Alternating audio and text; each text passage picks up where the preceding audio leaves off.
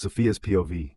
Wake up, Sophie. I told you last night that Alpha is out of the pack. I have to go to the pack house early today. I was sleeping soundly when I heard a loud knock on my door. I tried to sleep once more, this time with my pillow over my ear. My brother, Abraham, was banging on the door. He was 3 years older than me. He had recently been promoted to Gamma of our Nightshade pack. As a result, his responsibilities increased day by day. If you don't come out right now, I will kill your boyfriend. He threatened me. I opened my eyes instantly and sat up. Tsk. Why are you doing this to me? I am coming. Wait for me. Good girl. I rolled my eyes. He was well aware of my weakness, which was my boyfriend, Bryan Morrison. It was a blessing to have a man like him in my life. He loved me. I had complete faith in him. He was the younger brother of our alpha, Bryan Morrison. Despite sharing the same blood, they were totally different in nature. Bruce was a calm, collected person. He could get along with everyone. On the other hand, his big brother, Bryan, was a really cold-hearted man. Everyone in our pack was frightened of him. They said that with a gaze as sharp as a dagger, he exuded an air of danger that sent shivers down the spines of those who dared to cross his path. His every move was calculated, and his every action was deliberate in the realms of wolves. His deadly demeanor had the ability to kill any alpha at any time. He was not only the strongest alpha, but also a business tycoon who catapulted our pack to the top of the world's richest packs. Well, that's what I had heard about him. I had seen him once. On Bruce's last birthday, I caught a glimpse of him. I was relieved that Bruce was not cold like him. Bruce was a gentleman, and most importantly, he cared about me. I went to have a shower, dressed in a simple blue long dress, and put on a pair of sneakers. I quickly grabbed my phone and bag, then dashed downstairs. See, she is seldom on time. I overheard my brother complaining about me to my mother. Mom, don't listen to him. He and his alpha are both just getting on my nerves. He informed me last night that we would be leaving early. But at what time? He never said that. I can't even get a proper sleep because of him. My mother laughed. She was used to this bickering. Abraham and I said our goodbyes to our mother and left our house. We got into his car, and he began driving. Mom assigned me the duty of sending you to your university every day. Otherwise, you would have gone there by foot. Okay, you don't have to drop me then. I will tell Brew. Don't even think about it. I'll drop you off every day. I don't like that guy. Of course you can't like him, because he is not your boyfriend but mine. I know him better than anyone. He loves me. In fact, he promised me that he would come to have a conversation with Mom about us after my 18th birthday. I replied in a mocking tone. When every pack member reached the age of 18, they found their mates. A lot of people today would rather have the person they chose than their fated mate, so they could reject their mate if they wanted. However, there was a different law that only applied to the head alpha. Our pack's head alpha could not reject his fated mate. If he did, his mate would die. Additionally, other alphas would degrade his position as the leader of the Nightshade pack, which was worse than death. Which is tomorrow. It's your birthday tomorrow, Sophia. My brother reminded me. Then he will come the day after tomorrow. I will keep an eye on him first, then I will let you be his mate. Bruce was the same age as my brother. I did not know why, but my brother was not fond of him at all. However, he assumed Bruce might be my mate, so he had to accept us together. Okay, my brother, as you wish, I remarked sarcastically. He lightly hit my head with his knuckles, which made me laugh. He dropped me off at the main entrance of my university, University of Nightshade. It was my ideal university. I had to put in a lot of effort to get here. I was in my freshman year. After attending a few classes, I was feeling bored. My best friend, Louisa, was not with me. She did not show up today. Where is she? I thought about it and dialed her number. She did not answer my call. I was missing Bruce as well. He did not come either. I dialed his phone number. He received the phone call after 2 rings. Hello, where are you, Bruce? Baby, I told you. Brother went to the Moon Valley Pack to bring my sister-in-law here. He is returning today. Their engagement is tomorrow, so I am at the pack house right now. Oh yes, how did I forget about big brother-in-law's engagement ceremony? I think because of this, my brother went there early today. He also informed me that we were invited to the ceremony. Don't worry, baby. If you had forgotten, I would have reminded you. So there is no need to worry. I'm currently quite busy. I wish you were here. But it's okay. You should be in your class. I will call you later. Okay, bye.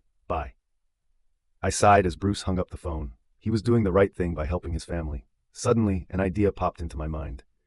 I should go to the pack house to surprise him. I will lend him a hand at work. He will be overjoyed. I exited my university and hailed a cab. I got to the pack house area in 20 minutes. I paid the cab driver and then proceeded to the pack house. Guards halted me at the entrance at first, but when I told them I was Gamma Abraham's sister, they let me in. As I stepped into the house, a wave of fragrance enveloped me, filling the air with the sweet scent of blooming flowers. Every corner was adorned with an abundance of vibrant petals, creating a rainbow of colors that danced before my eyes. The walls were adorned with delicate bouquets, their petals gently cascading down like a waterfall of nature's beauty. The whole pack house looked like a bride. I laughed at the thought of referring to a house as a bride. Why would they not decorate the house?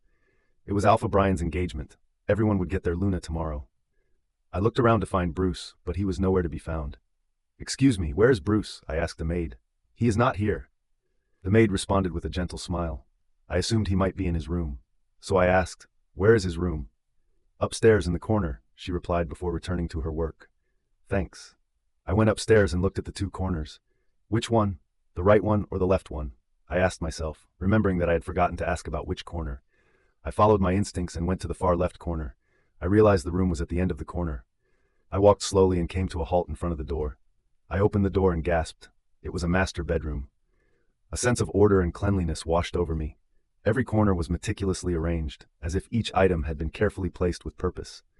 A king-sized bed stood proudly at the center, its regal presence commanding attention.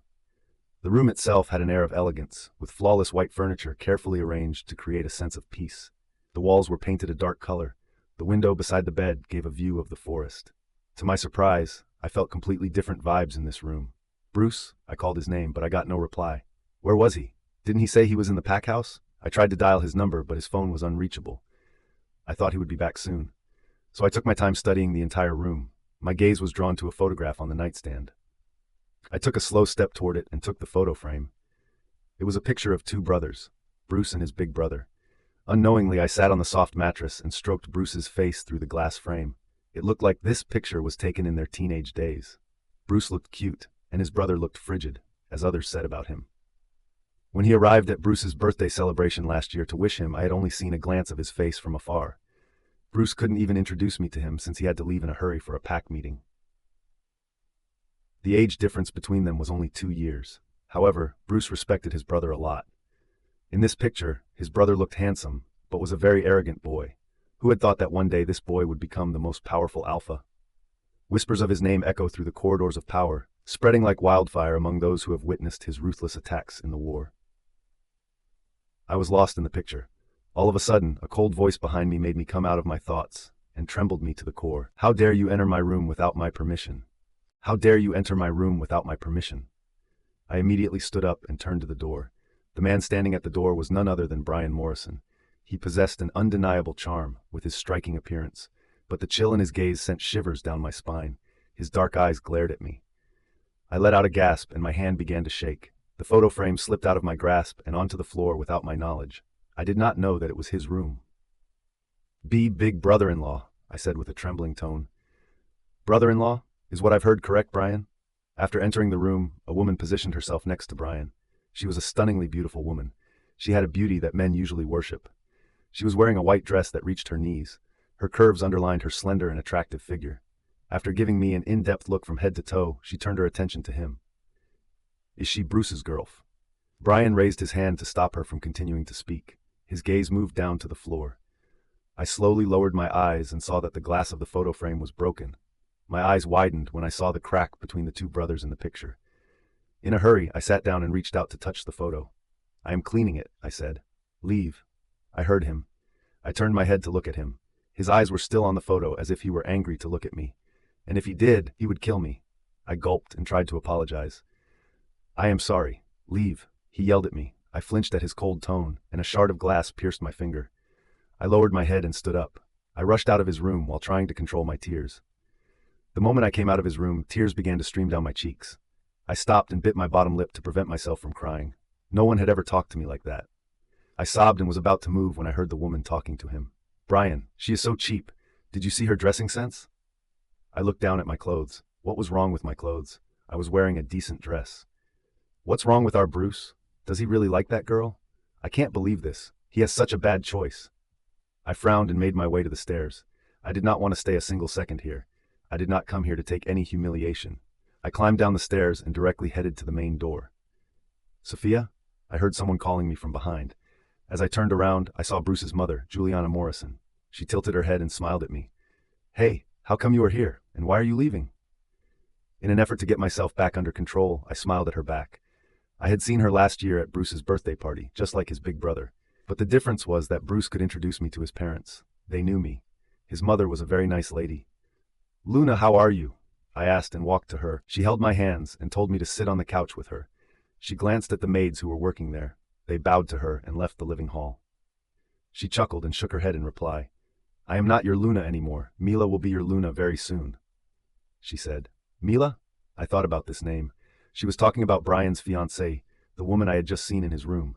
Considering that his brother was going to marry her in the near future, Bruce always referred to her as his sister-in-law. In fact, it was Bruce who told me to call Bryan brother-in-law. He said calling him Alpha would sound awkward since we would become a family soon. "Yeah," I said while recalling the humiliations.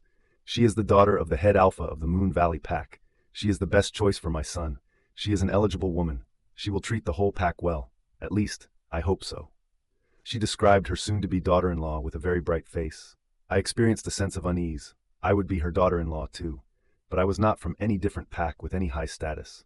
I belonged to a very average family. My father was not an alpha of any pack, but a fighter wolf. He died in an accident, leaving my mother and us alone. To raise my brother and me, my mother had to work very hard. For the sake of achieving the rank of Gamma, my brother worked with his blood, sweat, and tears. For the purpose of getting into the best university so that I could graduate and make my mother proud, I studied hard. That was what we had. We had self-respect but no higher reputation. As if she understood my thoughts, she placed her hand on my head. "Don't think that I am not happy with you just because I am talking about my big daughter-in-law.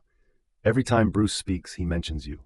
When I met you at the party, I felt that he had made a wise decision. You are a pretty girl. Does he behave well with you?" I looked at her. The anxiety that had been nagging at my head vanished swiftly.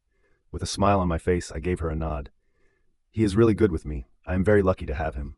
I received a nod from her. Her smile never left her face. She was happy that both of her sons were settling down with good women. A few maids arrived with snacks and arranged them on the tea table. "Where is Bruce, Auntie?" "I heard him having a conversation with a girl named Louisa. Maybe he has some work outside." "Oh. Louisa? What was Bruce talking about with her?" Then it hit my mind. Tomorrow was my birthday, so were they planning something for me? I stood up and said, "Auntie, give me permission to leave now. I have some work." She raised her brows. "You didn't eat anything." "Next time, Auntie. I am in a hurry right now." "You are coming tomorrow with Abraham, right?" "Yeah. Bring your mother with you." I lowered my head shyly and nodded my head. I left the pack house. I dialed Louisa's number.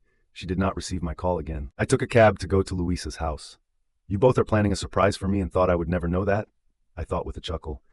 But in my mind, I did not want to ruin their surprise. I was just going to her house to see if she was okay because she did not come to the university today. I had no idea where Bruce was, but since he lied to me, he was really up to something. I reached Louisa's house. It was her maid who opened the door. "Hello, where is Louisa?" "She is in her bedroom." "Okay, I am going there." I told her and made my way upstairs to Louisa's bedroom. I was pleased today. Why not? I had the opportunity to listen to compliments from my future mother-in-law. I stood in front of Louisa's door. I was surprised when I opened the door. She was using her phone. Didn't I call her many times? What caused her not to receive mine? Nevertheless, my eyes fell on her body, which was covered with a blanket. I entered the room and asked, "Louisa, do you have a fever?" She looked shocked when she saw me, as if she were looking at a ghost. Why are you here?" she asked and immediately tried to cover her neck and arms with the blanket. I was unable to understand her reaction. But suddenly I heard the sound of someone opening a door. I turned my head toward the bathroom. There, I saw a man coming out with wet hair, wearing a white bathrobe. I could not believe my eyes. I felt a pang in my heart. My eyes began to well up with tears as I uttered his name. "Bruce?" I felt as if the ground had slipped beneath my feet. It would have been better if I had buried myself before seeing this. "So, Sophia?" Bruce looked stunned when he saw me. What would he think? He would keep cheating on me, and I could not get to know about it. How could you? I took a step back.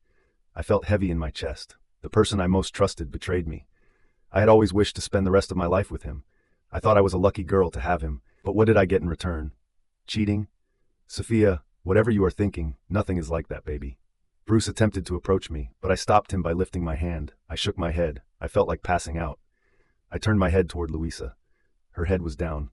How could she have done that? Wasn't she my best friend? "And you," I muttered to her. She looked at me and shook her head. She forgot she was wrapped in a blanket. Her blanket had fallen from her chest. A few marks on her naked body became visible in front of my eyes. When I saw that, I almost fell to the floor. I was speechless. How could they play dirty with me? "Sophia, I'm sorry. Please forgive me, baby." Bruce came close and held my hand. I felt disgusted when he touched me. I yanked my hand out of his grasp and slapped him. How long? I asked. He was silent. Why? Why was he so quiet right now? It had been 2 years since we had been in a relationship. He promised me to be a loyal man. He vowed to me that he would mark me and make me his mate. A few years ago, I went to the pack house with my brother when he wasn't yet the Gamma. That time I met Bruce. He began to show up at my school to meet me. We began dating a few months later. He had already rejected his mate at that time. He told me that he had rejected his mate because she had cheated on him. But what exactly was he doing now? I asked how long. I yelled at him. He remained silent, not even making eye contact. I went to Louisa. You, tell me, how long have you been doing this behind my back with him? I wanted to hear for myself how long they had made a fool out of me. Oh, 1 year, she replied as she turned away from me. I bit my lips, almost bleeding. I could not take more stabs in my heart. I didn't want to do that, Sophia. I only love you, I heard Bruce. Did he still have the courage to speak? I scoffed at him. After what he did, he had the audacity to say that? Why did you cheat on me? You never let me touch you. I am an alpha. I have some desires that I need to fulfill. So I had to go another route. I was waiting to turn 18. I wanted to become your mate and wife. Before doing anything, I wanted to give our relationship a name. I have never considered another man. I was saving myself just for you. But couldn't you wait for me? Not even another year? You started cheating on me after only 1 year of our relationship? I tightened my fists to stop crying. I took a deep breath. Everything is over. The relationship between us is over, I told Bruce. I looked at Louisa, whom I used to call my best friend. Don't come in front of me again.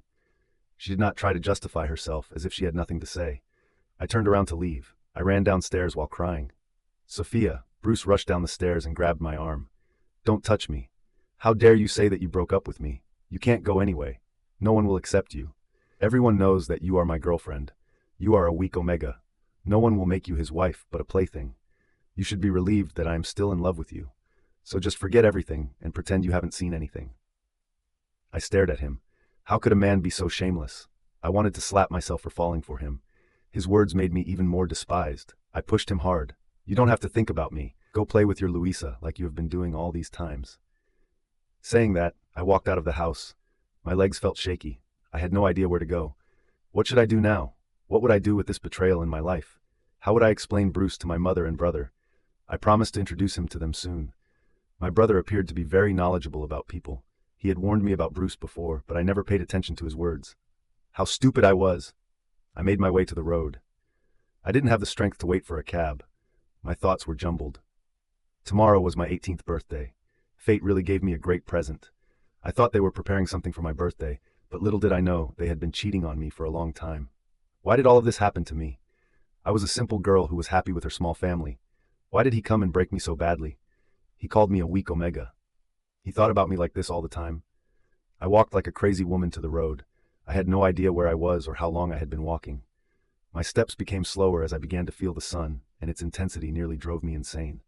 I was sweating, crying, and depressed. I could hear horns behind me. Hey girl, go die somewhere else. Get out of our path. Our alpha is getting late. I was so occupied in my messed up mind that I could not hear the driver clearly. When I turned around, I was astounded to see a long line of black cars behind me. A bulky man emerged from a car that was in the middle of the other cars. Then he opened the back door for someone.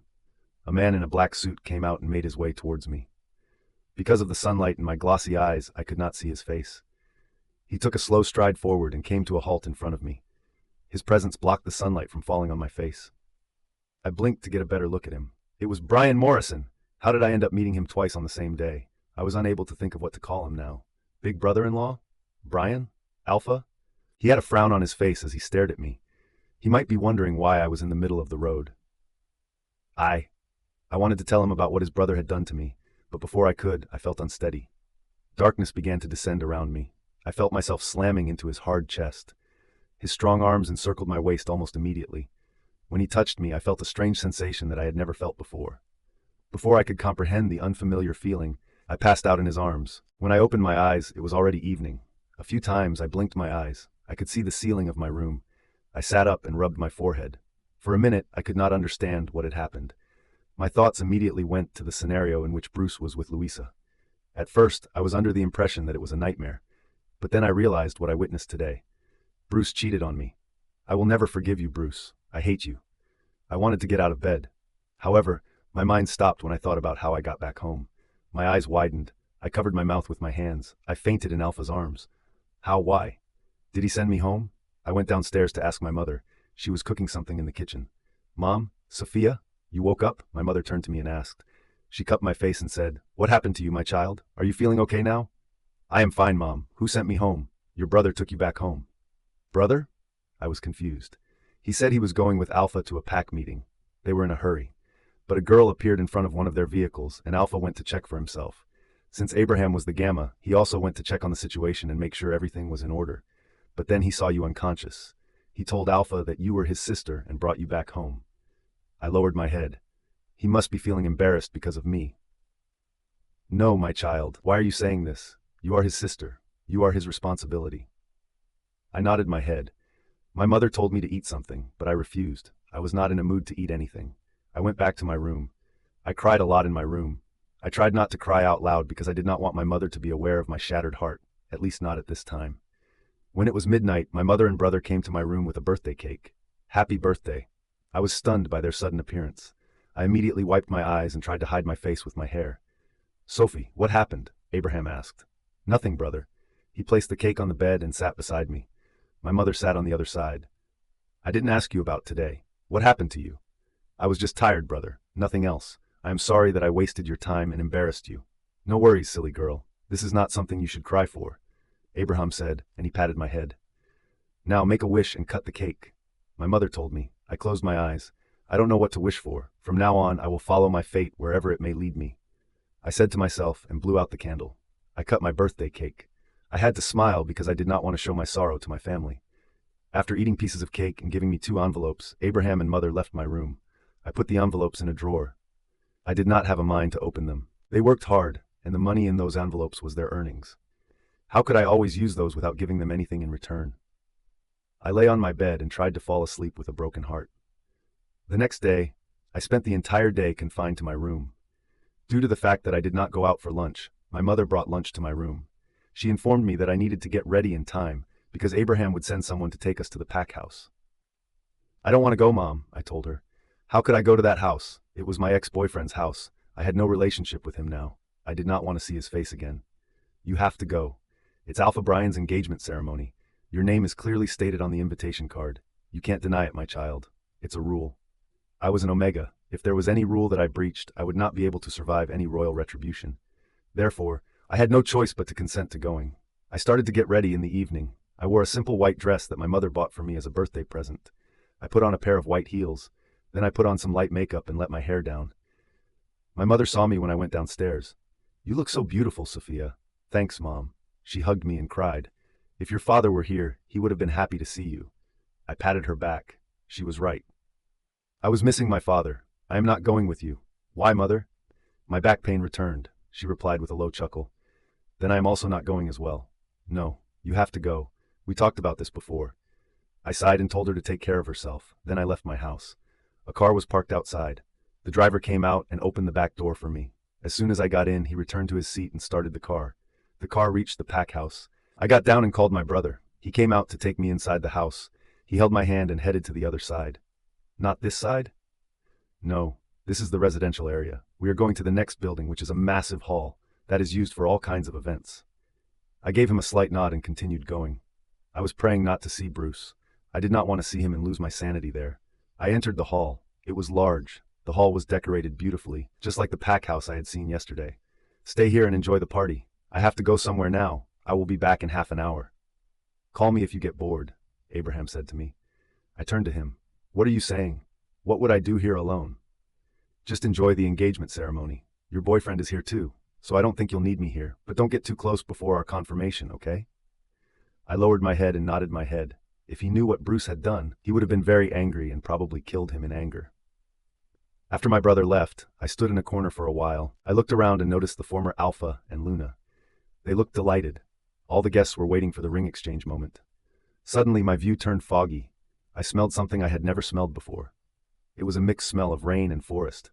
It was a very addictive scent. I turned my head left and right, then sniffed the air to smell the scent more and more. My legs began to step forward without my approval. People started to gather around someone or a family. They said now Alpha and the future Luna would exchange rings.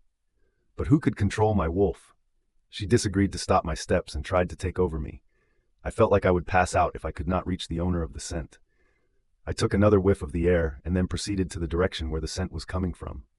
I pushed the crowd and took long strides in front of the royal family. They turned their heads toward me. I could sense Bruce's eyes on me. However, my eyes were not on him, but on someone else. Someone that I could not believe it was his scent that pulled me here. I was unable to think of anything. I moved closer and stopped in front of him. Everyone started to whisper about why I suddenly went to the couple at the moment of their engagement. My wolf started to chant, "Mate, mate, mate." I was shocked that I found my mate. It was the scent of my mate. But the owner of the scent was none other than Bryan Morrison, the head alpha of the Nightshade Pack. His eyes turned red when they darted at me. He glared at me, showing that he was not pleased to see me or to learn that I was his mate. My wolf could not take his cold look. I felt my knees tremble upon seeing his fierce eyes. I fell on my knees in front of him. I raised my head and looked at him. My eyes turned ocean blue. Tears streamed out of my eyes. I could not stop myself from calling him in front of everyone. Mate. The moment I called him mate, I was greeted by a loud growl that caused my heart to quiver. It sounded like an enraged growl. The only way I could stop myself from moving was to close my eyes. Many members of the pack who did not hold a very powerful rank began to fall to their knees. They could not take Alpha's growl. It was not something that they were able to withstand with their strength. It was Bryan's cold voice that prompted me to open my eyes when he said, "Raise." I thought he was talking to me, so I opened my eyes slowly, but I was wrong. He was looking at other people, because when he growled, every pack member submitted to him. My fear prevented me from getting to my feet. I had no idea what to do as I was lost in my situation. As soon as they heard his command, everyone stood straight. They were so afraid to let out a word. I always heard about Alpha Bryan's dominance over other alphas, but today, I actually was witnessing it. Bryan, his fiancée Mila, murmured as she grabbed his arm. What this crazy girl is saying? She is lying, right? I could tell that her eyes were filled with desperation. I hunched my head down and bit my bottom lip. I was able to comprehend the fear that she was experiencing at the possibility of losing her beloved person. Bryan's beta looked at everyone and announced, "Ladies and gentlemen, there is a confusion here. We may have faith that Alpha will be able to solve the confusion. We regret to inform you that the engagement ceremony can't proceed from this point forward. In the future, we will provide you with information regarding it. The royal family will handle the situation from here on out, so you can all leave now." Every guest except Mila's parents left the pack house. When Bryan's mother saw everyone had left, she spoke out. "Sophia, what are you saying? Tell us that you are just kidding, right?" I raised my head and looked at her. I slowly shook my head in response. It was impossible for me to stop the tears from falling from my eyes. Her pupils drew together. Bruce took a step back when he heard me. "What nonsense!" I heard another angry growl coming from Harry Morrison, who had previously held the position of head alpha. In a furious tone, he said to his son, "Bryan, say something." In a state of helplessness, I looked at Bryan. I was the focus of his attention as his eyes turned back to black. "Bruce," he called out to his brother, pausing for a moment, as if he were communicating with him through their mind link. "Yes, brother." Bruce let out a shaky tone. He walked to me and grabbed my arm. I frowned at him. "What are you doing?" "Let's go from here." He pulled me up and started to drag me somewhere. I was powerless. I was at a loss for what course of action to take in that circumstance. I twisted my head to look at Bryan as Bruce was continuing to drag me. Bryan appeared to be in a state of rage as he gave me a glare. I knew he was angry. He did not want me as his mate. In fact, we were not even familiar with one another. Only twice did we meet, and both times it was in an awkward position. Furthermore, he was in a relationship with a woman whom he was planning to marry in the near future. But I was his mate, and he could not deny that. Was he still planning to continue the engagement? I could see a middle-aged couple, which I assumed was Mila's parents. They were shooting gazes at me. I tried to ignore them. "Where are you taking me?" I asked Bruce. He did not answer me. I was having a hard time releasing his firm hold on me. He took me to the residential area. He pulled me to the pack house and headed upstairs. Upon seeing us, the maids were taken aback. "Where are you going? Leave me." He took me to the last room on the left corner. "It is my brother's room," he replied and shoved me inside. I recognized that this was the room I had entered yesterday. Bruce closed the door behind me and did not lock it, which relieved me. "Why did you take me here?" I asked him. "My brother told me to do that." "He did?" I asked in a lower voice. Bruce rushed near me and grabbed my arms. He held on with a firm grasp. He was hurting me. "Is he really your mate? You were lying, right? You just want to destroy my family's reputation to get revenge on me, isn't it?" I pushed him. "What are you saying?" "What you said in the hall was not true," he said to me with a confused face. "Of course it was true. Do you think I am like you? I can't step down so low like you." "No," he yelled at me. "This is impossible. You are lying. How can my brother be your mate?" "I don't know," I mumbled. I looked around as if I was trying to find the answer within myself. He grabbed me again. This is not true. You are mine. That time, my mind came back to its senses. I looked at him. In this bewilderment, I almost forgot about his betrayal. What he did to me was unforgettable. How could I forget about it in just a moment? He was a vicious man. Let me go. I tried to push him again, but he was an alpha. Not every time I could push him on my own. I did not have that strength. Suddenly, the door burst open, and I heard a deep voice. Leave her. Bruce's hands froze at the voice. I slowly turned my head to look at the door. Here was my mate, Alpha Bryan Morrison, standing at the door. I had never considered any other man to be my mate, since I had always believed that Bruce would be my mate. The fact that his brother, whom I had always referred to as my brother-in-law, would end up becoming my mate, was something I never imagined in my life. With a single glance, my heart began to race fast. Due to the fact that her mate was there, my wolf was delighted. Having to only look at him was enough to ignite my emotions. I closed my eyes to take a deep breath. I knew I was feeling like that because of the mate bond. I could not help but feel a twinge of guilt for feeling like this towards him. Bruce. When I heard his voice again, I felt a chill run down my spine. Almost instantly, Bruce left my arms and turned to his brother. At that time, their parents also entered the room. Aunt Juliana closed the door. She looked worried about the situation. Meanwhile, Alpha Harry looked furious. In such a short amount of time, my reputation has been completely ruined. I can't believe it. Did I work hard all of my life to see this day? Harry Morrison yelled out to express his rage. Harry, just calm down. Let Bryan handle it. But how? Have you forgotten who he is? As our leader, he is our head alpha. It is impossible to violate the law of mates. I lowered my head while listening to them. Brother, I don't believe in this type of mate thing. You know about me. She is my girlfriend. I can't allow this to play out. Bruce reminded Bryan. As soon as I heard that, I shook my head. How could he say that? Did he forget I had him caught red-handed? Or was he trying to maintain a squeaky clean image in his brother's eyes? Fear may have gripped his heart, as he thought the wrath his brother would unleash upon him for what he had done. He is lying. I am not his girlfriend. Not any longer, I spoke out. Bruce glared at me, telling me to shut my mouth with his eyes. What are you saying, my child? Aunt Juliana asked me and walked to me. I nodded at her. I felt it was important to let them know what Bruce had done to me. He cheated on me with my best friend. Slap! I touched my cheek. Aunt Juliana had just slapped me hard. I turned my face slowly toward her. Why did she slap me? What was my fault? She should have slapped her younger son. How can you become so cheap? You told me yesterday that you are happy with Bruce. Upon discovering that you were Bryan's mate, you immediately began tossing accusations that my other son had cheated on you. He always talked about you. He told me that he loved you. You, on the other hand, turned out to be a gold digger. After seeing the head alpha, you decided to change your preference instead. I was startled by her words. Don't misunderstand me. Up until yesterday, I was completely oblivious to everything. He was unfaithful to me. Because I cannot be with a man who has cheated me, I decided to end my relationship with him. I am not lying. You can ask your son. I tried to explain things to her because she had the impression that I was a horrible girl. I could not blame their mother for not trusting me because I had spoken with her yesterday. I was dumb, believing that Bruce was the knight of my life. What are you saying? When did I cheat on you? Bruce directly denied the fact. When I saw how plainly Bruce had lied, my eyes widened. Had he been a liar from the very beginning? He was, without a doubt. He always fooled me in that way. I looked at him with disbelief. How can you? Everyone, leave. Bryan's voice echoed in the room as he interrupted Bruce. I turned my head to Bryan, then glanced at the door. I was the first one to move my leg, but he stopped me. Not you. His voice made my legs freeze where they were.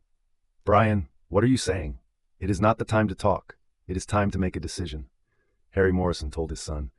Though he was angry that he had lost his face in front of the guests, he was concerned about his son's position too. Leave, Dad. His voice was still cold. It seemed like he did not obey his father either. It came as a complete surprise to me that he did not even have any fear of his father.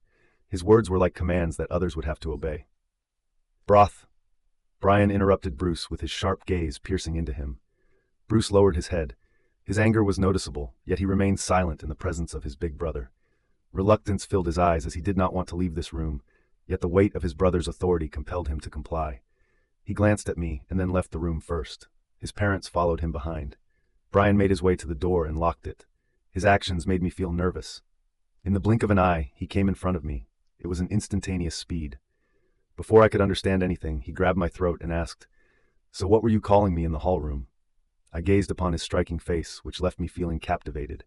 However, I felt almost breathless in his firm grip around my neck.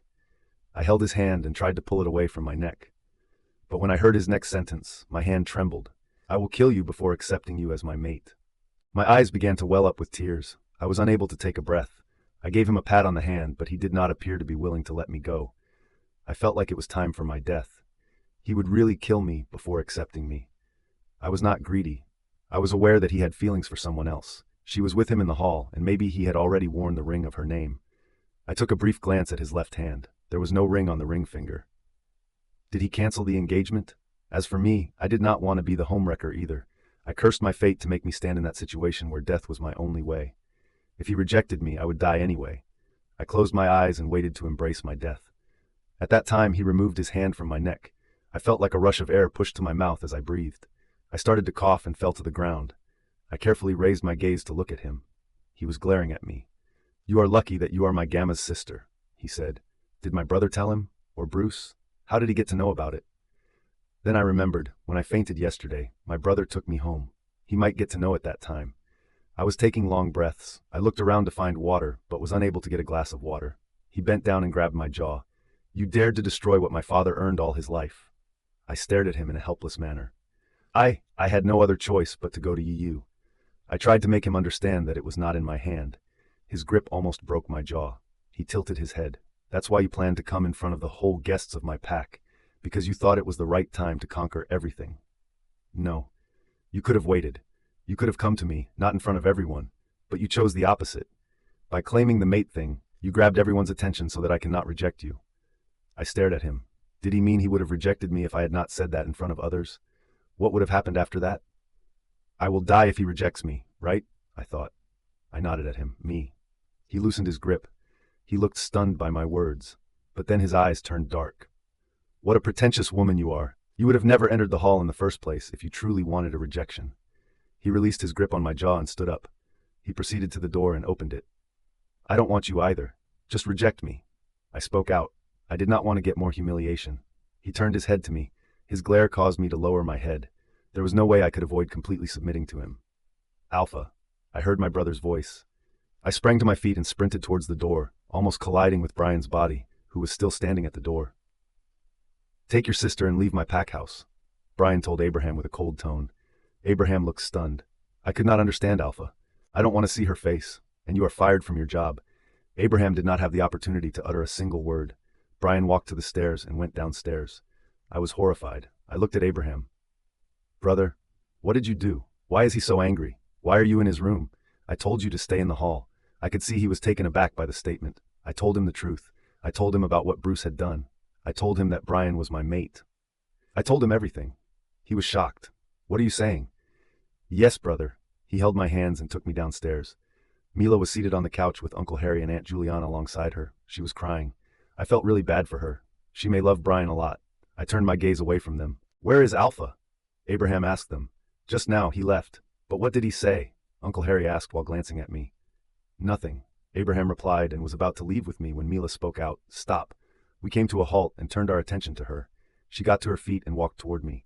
"You can't have him. He is mine. He loves me. I don't care about the rules. Only I can be Alpha Bryan's Luna. Cheap girls like you can't be his Luna. Control your tongue before speaking. She is my sister." Abraham warned as he looked at her. I was not surprised. To protect me, he could argue with anyone. He dragged me outside and left my hand. He ran his fingers through his hair. It showed that he was worried and anxious. I did not know what to say to him. Because of me, he lost his position. When we returned home, my brother told my mother about his losing position. We could not say anything to her about my mate thing. It would be more difficult for us to handle. My mother was shocked after hearing about my brother. It was my brother's dream. He had worked hard for so long just to become the Gamma of this pack. "Mom." My mother fell to the ground as she clutched her clothes in her chest. We rushed to the pack hospital. She got admitted. She had a mild stroke. Please don't tell her about any problem. Her health is critical. She was already having heart problems. Now, it attacked her heart mildly, but she cannot endure anything again. I looked at my brother. Did I hear right? My mother was having heart problems? When? Why didn't she inform us of it? The doctor said, "You can meet her, but only one person at a time," and walked away. I told my brother to go first. I was outside. I was able to hear them. I sobbed as I observed them conversing. "Why did he fire you? It was your dream. You worked so hard for it. I think there must be a misunderstanding, Abraham." It was not just his position but his dream. It was his prestige in the pack. He lowered his head. "I will try to talk to him, Mom." "You are his Gamma. I heard officials are like friends to Alpha. Try to settle the things with him. My brother did not tell her about me. My mother would die if she heard that. I turned around, wiping away the tears. I could not allow this to occur. It was all my fault that things were going wrong. After leaving the pack hospital, I took a cab to go to the pack house. When I reached the pack house, it was late at night. The whole pack house area was empty, as if all the guests had left. I tried to enter the house, but the guards stopped me. I need to talk to Alpha. We can't let you enter. I am Gamma Abraham's sister. Tell him I need to talk to him. After going inside for a minute, one of them returned outside. He said Gamma Abraham and his family are not allowed in the pack house. You can go back. I refused to go. I stood outside, I requested the guards, and I almost begged them, but they said it was Alpha's order, so I would have to leave. Tell him that I will not leave until he talks to me. I decided to stand outside the pack house. A lot of time passed, but there was no sight of Alpha Bryan. I felt my legs wobble. I forgot to take my phone with me. Mother and Abraham must be worried for me. 4 hours had passed since I had stood there. I could not feel my legs anymore. They were numb. The sun was rising at the moment. From outside, my gaze went to the second story. I gasped when I saw Bryan standing at the window. He was staring at me. At that time, a guard hurried over to me and said, Alpha is calling you inside. Third POV. At the moment that Sophia entered the pack house, Bryan diverted his gaze away from her. The look in his eyes was deadly. He was calm. It was silent before the storm. There was no doubt in his mind that she was plotting something. If that was not the case, how did she manage to get in front of his cars? She even acted as if she were going to pass out in front of him. If her brother had not come to take her, he would have thrown her somewhere in the road. He knew these types of girls really well. Whenever he walked past girls, they only wanted to grab his attention, just like she tried to do yesterday. He was angry about how she accused his brother just because she saw she became the head Alpha's mate. He assumed she was up to Luna's position now. Bryan, what are you thinking? His father, Harry Morrison, asked. He was walking back and forth in the room. Dad, relax. Relax. How can I relax? You brought the daughter of Moon Valley's Alpha here. What should we do now? What do you plan to do to deal with the situation? He frowned at his father. Do you think I am afraid of the Alpha of the Moon Valley pack? What? I never said that. Dad, maybe you can be afraid of these types of things, but I don't. Brya, I am a businessman. I only know the business. He was the one who proposed the marriage 1 year ago. In order to fulfill the terms of the alliance contract, I agreed to marry his daughter. So now you will cancel the deal? Never. Harry was about to say something, but a knock on the door interrupted him. Come in, Bryan ordered. A few maids entered the room. They were holding Sophia. What happened to her? With a grimace on his face, Harry questioned. She was standing outside the whole night, so her legs became numb. One of the maids replied. Sophia told them so. The maids bowed their heads and left the room. Sophia leaned against the wall for support so that she could stand up straight. She lowered her head in response to the realization that Harry was also present there. She did not want to face anyone. Bryan, what do you want to do now? Harry asked his son. Dad, I will let you know. You should go and take a rest now. It's already morning. Harry wanted to stay and see what his son would do, but his son was very stubborn. However, he was mature enough to do anything, so Harry left the room, leaving Bryan and Sophia alone. Sophia glanced at the closed door and then at Bryan. After turning around from her, Bryan went to the nightstand and grabbed a packet of cigarettes along with a lighter. He took out a cigarette and lit it up. Then he walked to the window. Sophia looked at his strong back. Even from behind, he looked powerful. There was no doubt that he was the head Alpha. Bryan puffed on the cigarette and said, You have 5 minutes. Sophia blinked a few times. 5 minutes? Was I supposed to give a presentation at a meeting? She asked herself, but then shoved the thoughts away. Then she could not afford to waste her time. She cleared her throat. Bry. Alpha, he reminded her with a chilly tone. Alpha, I came here for my brother. What about him? You fired him from his job. It's not an office, but a pack. He is your Gamma. Taking away his position from him was not fair. He turned around to interrupt her. So now you will tell me what is fair and unfair. Sophia tightened her fists. She had no choice but to speak up for her brother. She could not remain silent. He is innocent. Your problem should be with me. I am your mate. He scoffed at her. Looks like you are over the moon. She shook her head. I am not pleased either. You have your own life. I am no one to destroy it. If you want, you can reject me and live your life with your girlfriend. He nodded his head. You are stupid, like your words. He turned around and let out. The head Alpha of the Nightshade Pack can't reject his mate. It will take away his position. Then what can I do now? Just take the punishment for being someone's mate whom you are not worthy of. It was a terrible feeling for her when she heard him. Unexpectedly, it caused her heart to hurt. She did not know why she started to feel that way toward him. But because of the mate bond, she started to feel strange around him. At least her wolf felt it. I am sorry that the engagement ceremony that you had planned did not go as planned. I can apologize to anyone you want. Nevertheless, I beg you not to remove my brother from his position. He worked hard for that. And why would I do that? What will I get? You can make me do anything. With a raised eyebrow, he turned his head to look at her. Anything you said. She had no other choice but to comply with his demand, even though she had no idea what he would want her to do. Consequently, she slowly nodded her head. They did not even know each other well. Who could have thought that he would end up being her mate? His dark eyes were intently fixed on her. On the other hand, she was unable to maintain her gaze on him for so long, so she averted her eyes away from him. He nodded his head and went over to the couch. He sat on the couch with one leg on top of the other. His marvelous fingers took hold of the cigarette, making him look like a Greek god in that sitting posture. He spoke out with his deep voice. The head alpha of the Nightshade Pack can't reject his mate. It's the main law here. I can't change the law that was established by my ancestors a very long time ago. Sophia looked at him. What did he mean by that? Did that mean he would accept her? Her heart began to beat unexpectedly, just looking at the mighty man. What do you mean, Alpha? She asked with a low voice. After staring at her for a while, he finally spoke up. Since you can do anything, I will take my order back, but you should be ready for reimbursement. Sophia waited for his demand. Because of what she had done during his engagement ceremony, she thought he would punish her, but he replied with a cold tone. Wait for my next command. Until then, stay away from my family, especially my brother. Hearing him, she started to think about their mate bond. How could she hide it? He was her mate. As if he could read her mind, he stated, It is the law that I can't reject, but there is no law that I must accept. I will never accept you as my mate. 6 months later, Sophia's POV. Fog hung over the sky, making the day a gloomy one. I chose to put on a white overcoat so that I would not have to struggle against the chilly weather. I was not a fan of the winter season. While I was looking at myself in the mirror, I gave myself a little smile. Calm down. Everything will be okay. After taking a deep breath, I whispered this to myself as I tried to look confident. Today was a presentation day at my university, and I had been working hard for it all month. The result of the freshman year had been published, and I topped the score.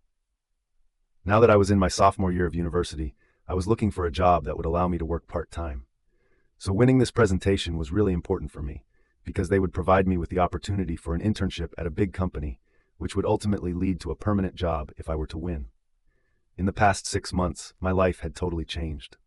That day, as I was leaving the pack house after having a conversation with Alpha Bryan, my brother received a phone call from the officials, who informed him that he may return to Gamma's position. However, he would have to stay 1 year in the training quarter under the pack house. Since that day, my mother and I had been living by ourselves. We missed Abraham a lot. He sometimes called us to ask if we were okay. I never failed to reassure him that we were doing perfectly well and that he did not need to be concerned about us. I knew Bryan hated me a lot. That was why he made the decision for my brother to keep his distance from me. Sophia, are you going for an interview again? As soon as I descended the stairs, my mother spoke up with a tone that conveyed her disappointment. My mother always told me not to apply for a job. She advised me to enjoy my life right now, have friends, and study hard. But I was aware of the reality. Considering the fact that I was an Omega and the pack was bombarded with ravenous wolves, she was worried about my safety. Mom, please relax. I'm only going to my university. Today, a chief guest is coming. According to our dean, he is trying his best to bring someone important to this event. Oh, who? Her mother asked with a curious tone. We don't know. He said he approached the fairest businessman who could give us direction. Not only that, if that man likes any of our projects, he will give us an opportunity to get an internship in his company. Sophia, you shh. Mom, trust me, I will always be fine. Everyone knows who my brother is. No one will dare disturb Gamma's sister, I said and chuckled. In order to alleviate her anxiety, I gave her a hug while smiling confidently. But I lied to my mother. Due to the fact that I was in a relationship with Bruce, I never disclosed the fact that my brother was the Gamma of this pack. In that case, people might fall into the trap of believing that Bruce was the one who assisted my brother in obtaining the position, which is not true. It was my brother's abilities and the amount of effort he put in. This is the reason he was able to get the position, which he had nearly lost because of me. When I arrived at the university, I noticed my friends were outside. They were my new friends. The day I caught Louisa cheating with Bruce, I never spoke to her again. To me, she was nothing but a betrayer of my trust. But Bruce always tried to talk to me. He had been asking for forgiveness for what he had done. He even cut off all the connections with Louisa. As a result of this, Louisa became really angry with me. She was under the impression that I was the one who had compelled Bruce to avoid her. Even after trying so hard to convince Bruce to be with her, Bruce never got back to her. It seemed like Bruce had slipped out of Louisa's hand. So she started to bully me for that. It was a really terrible experience for me to find that the girl, whom I had previously considered to be my best friend, turned into my bully. She always picked on me by spreading lies about me. She told the whole university that I was a gold digger, which was why I was in a relationship with Bruce. After that, everyone started to hate me. Sophia. My friends smiled at me when I stopped in front of them. "Did you check the presentation?" Sarah asked. I nodded my head. "Yeah, I am going to submit the pen drive and the file to Professor Wilson." "Okay, you go ahead," Sarah replied, and I walked ahead. After taking a left turn, I made my way to the cabin of Professor Wilson, who was in charge of today's event. When I knocked on the door, no one replied. To my surprise, there was no one inside when I opened the door. I left the cabin and walked to the shadow teachers, who were kind of volunteers for today. They informed me that Professor Wilson was very busy, which meant that I could hand over everything to them. I did what they said and went back to my friends. I worked really hard on my project. During each academic year, a chosen group of students were given the opportunity to exhibit projects that were intended to showcase their capabilities. After observing all of the presentations, the chief guest would select the one that made the most impression. "Done submitting?" My other friend Nolan asked. "Yeah." "Best of luck," Sarah said. Nolan nodded his head in agreement. I thanked them. When I started to think about what I would say during the presentation, my mind started to wander. There was only 1 hour left before the event was scheduled to begin. Right then, this was my life. I studied hard so that I could have a happy future with my mother. When it was time for the exhibition, everyone started to go to the auditorium. It was a place that was approximately 50 square meters across. There was enough for close to 500 students to sit there. The auditorium had a superb layout and decor. The stage was connected to the light bridge, and the light bridge was connected to the rear wall. Ceiling and wall treatments reflect this. The huge stage was present, along with a sound box of superior quality and a well-functioning projector. I sat down with my friends in the section on the left side. The first few seats in the front row were vacant, and I couldn't help but feel anxious as I looked at them. However, to my surprise, my wolf started to howl for no reason. I frowned. What happened to my wolf? It brought back memories of the last time my wolf reacted in such a manner, which was when I found my mate. Suddenly, my mind began to jumble together recollections from old memories. In these 6 months, Alpha Bryan had never contacted me. I also did not tell anyone about our mate bond.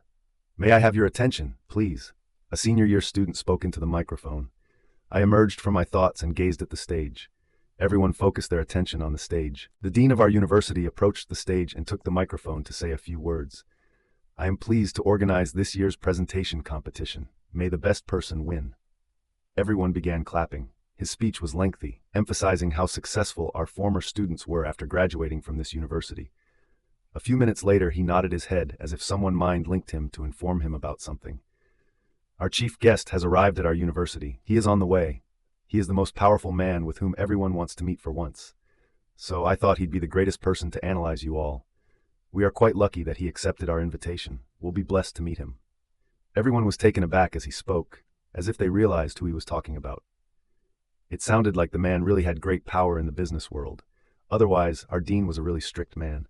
He did not even care about Bruce's status and sometimes tried to discipline him, although he was from the royal family. "Here he is. Please give a round of applause." I turned around to see who the successful businessman was that our dean was nonchalantly praising. But the moment my eyes fell on the person, I was stunned. Our dean spoke out once again, but this time with a shaky tone. "Welcome to the Nightshade University, Alpha Bryan." My heart almost stopped beating. The aura this man had was something else. With his well-built body, he was displaying a strong sense of authority. The black suit he was in fitted his body really well.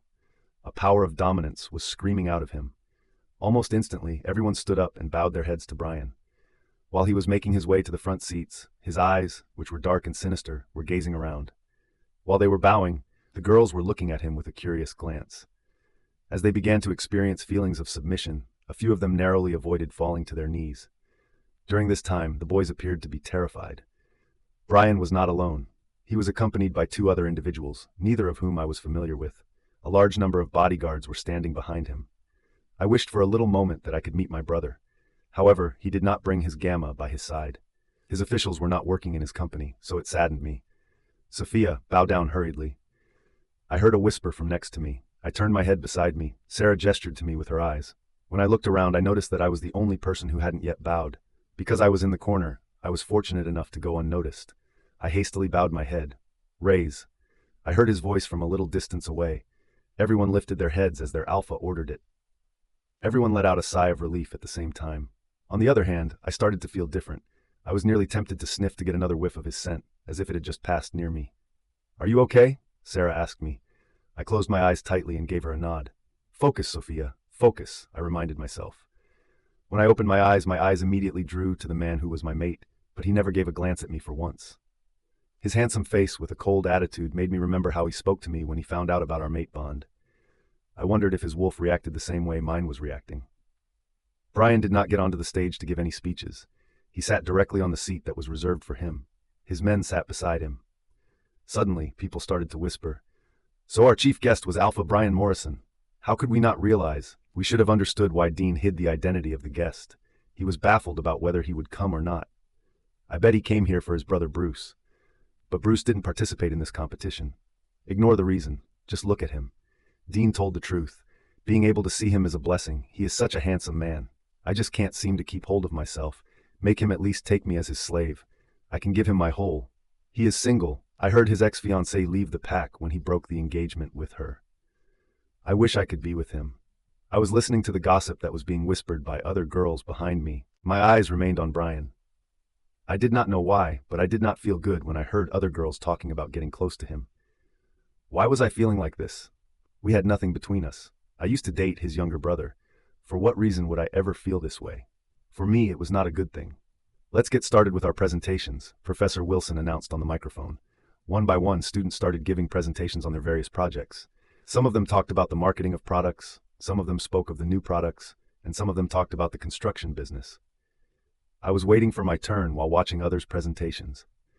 Even though several of them had good projects, they were unable to maintain their self-confidence while they were in front of Bryan Morrison. I was also filled with stress when I looked at them. In front of him, what would happen if I lost it? There were so many CEOs in our pack. Why did Dean convince this man to come? I knew he was someone prominent in every spot, yet how could I make others understand my situation? Louisa Clark. As soon as Louisa's name was spoken on stage, everyone began to look around to find her. I also did the same. She was missing. I remembered that she also participated in today's event. "Where is she?" Professor Wilson asked us as he came down from the stage with an aggrieved look. "We cannot afford to keep our guest waiting. He is not an ordinary businessman but the head alpha of our pack," he muttered angrily. I glanced at Bryan, who was currently using his phone. Professor Wilson was right. We could not make him wait. He was a very busy person. That was why he could not even stay calm for a minute and started to use his phone while talking with one of his men. "Here I am," we heard Louisa's voice. Louisa came running to our side as we turned to face her. "Sorry, Professor." "Shut up. Is everything a joke to you?" "I'm really sorry. I still had some work left. Because I was so preoccupied with getting my project ready, I seemed to lose sight of time," Louisa said to the professor while casting a glance in my direction. I turned my gaze away from her. I had absolutely no interest in making contact with her in any way. "Go fast if you still want to be in this competition," Professor Wilson said as he kept peeking at Bryan. Louisa nodded her head and went to the boys who were controlling the projector. She signed her name, went on to the stage, and then halted in the middle of the stage. She looked at Bryan and smiled at him. Everyone felt that she was a foolish girl. They knew that Alpha Bryan was not someone who believed in luring. His face was indifferent. He was only looking at the projector, ignoring her completely. Louisa started to speak. "Today I'm going to discuss the cash cows, a precise sales rate at which we are able to generate a profit that is more than the amount we utilize funds." I was confused when I heard her. I tried to focus on her presentation. "Here is my project," Louisa said, switching her attention to the projector. Everyone looked at the slides that were playing in front of them. However, my eyes widened when I saw the slides. I immediately stood up as my whole body shook in anger, and tears shuffled in my eyes. I mumbled under my breath, "That's my project! She stole my hard work!" My gaze was fixed on the stage. Louisa was talking about my project without any shame. I now comprehend the reason for her late arrival, because she was preparing speeches for my project. But how did she do that? Who supported her? Nolan pulled my hand to make me sit down. "Hey, what's wrong?" he asked. "That's my project," I replied with an angry tone. "What the hell?" Sarah muttered. "We should complain about it," Nolan said to me as he was about to stand up. But I stopped him by grabbing his wrist. "We can't do anything now." "No one will believe us," I told him while looking at the floor to hide my emotion. What could I do now? I worked with my blood, sweat, and tears. Although I never entertained the idea of winning the competition, I did want to demonstrate that I am capable of doing it. I took a glance at the volunteers to whom I had given my pen drive and everything else that I had brought with me. Out of nowhere, one of their eyes locked with mine. Without delay, he avoided making eye contact. That time, I realized that he helped Louisa. I clenched my hands and stood up from my seat. "Where are you going?" Sarah asked me. "I'm coming in a minute," I replied, and I approached the volunteer who was looking at the stage. "How can you do that to me, sir?" I asked him in a tone that was filled with rage. After turning his head in my direction, he frowned at me. "What are you talking about?" "What am I talking about? You are the one to whom I submitted my things. How could you give them to Louisa? Why did you help her?" "I don't know what you are trying to say. Stop talking with me and go back to your seat," he said to me, then went away from the spot where he had been sitting. It was just as I was going to follow him, but I stopped when I heard my name. "Sophia, please come on the stage." Professor Wilson spoke out. I was confused. If Louisa had stolen my work, then what would I present there? Why was my name still there? Attempting to keep my tears from falling, I made my way to the stage. In preparation for my appearance on stage, I signed my name. My goal was to avoid making eye contact with the man who was sitting in front of me. When I heard the music coming from behind me, I took a deep breath. I thought Louisa exchanged her project with me. There were a few occasions when I saw her in order to discuss her project with her new friends. So I tried to control myself and thought, "Sophia, it's okay. You can't bluff at this moment. You can just see the project and try to discuss it. At least it will save you from the humiliation of doing nothing." I just tried to convince myself. However, my eyes fell on the other people. They appeared to be in a state of shock, as if something was wrong. My gaze drew to the man in front of me. His eyes darkened as he continued to look at the screen. I felt breathless because of his fierce look. What could happen if he behaved like this? I slowly turned around to look at the screen. With a loud gasp, I took a step back. There were some texts displayed with bold characters. "I love you, Bruce. I can't live without you. Please come back to me." Following the delivery of the sentence, Bruce and my photographs began to slide with gradual momentum. The shocked look on people's faces changed, and it turned into a mockery. Suddenly, they started laughing at me. "Such a loser. Didn't I tell you?"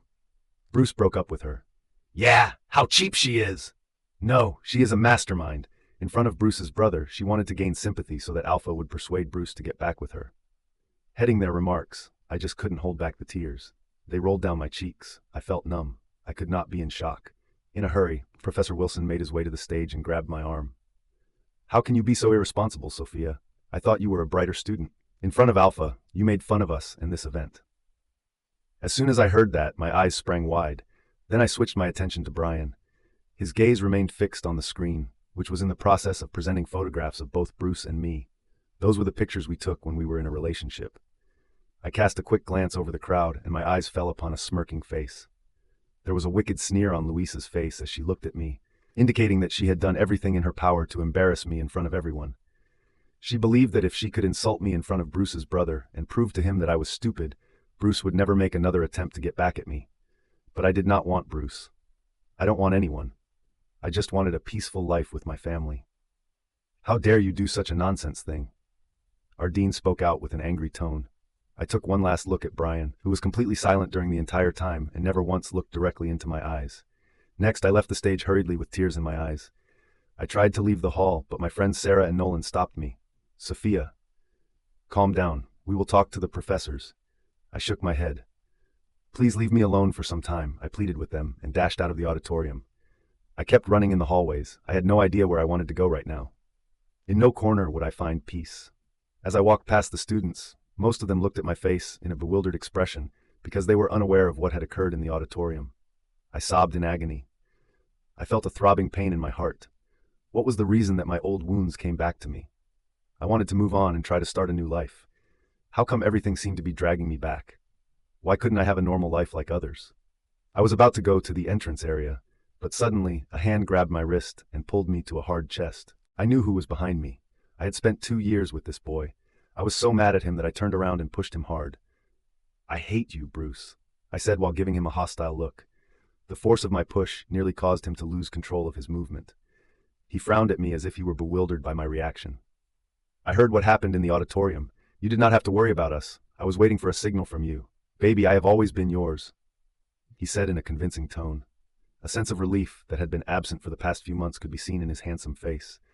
As if he had finally obtained something that he had been seeking, his eyes lit up with excitement. I scoffed at him while wiping my tears. "If you think I was the one who did something like that, then you are mistaken. Am I a fool in your eyes?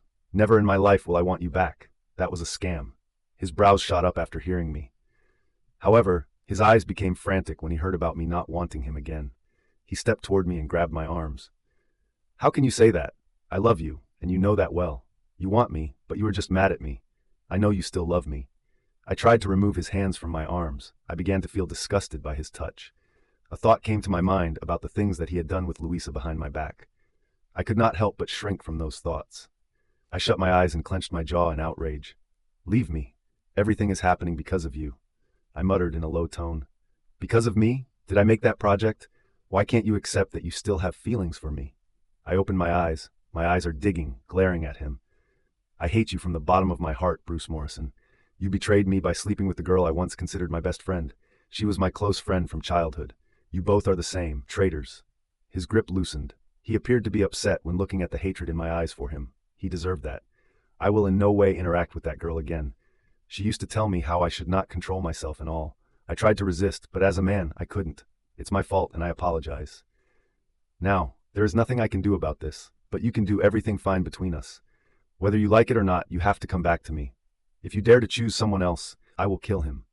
His words were bitter. Why would he choose to destroy my life in such a manner? He could cheat on me, but after the breakup, I could not be with someone else? Why? Your Louisa is doing everything to humiliate me every day. Go and ask her why she stole my project and did all these things. Didn't I set you free for her? Bruce let out an angry growl. I am not a thing that you can give anyone. If she dares to hurt you, I will hurt her back. But you can't hate me. Always remember that.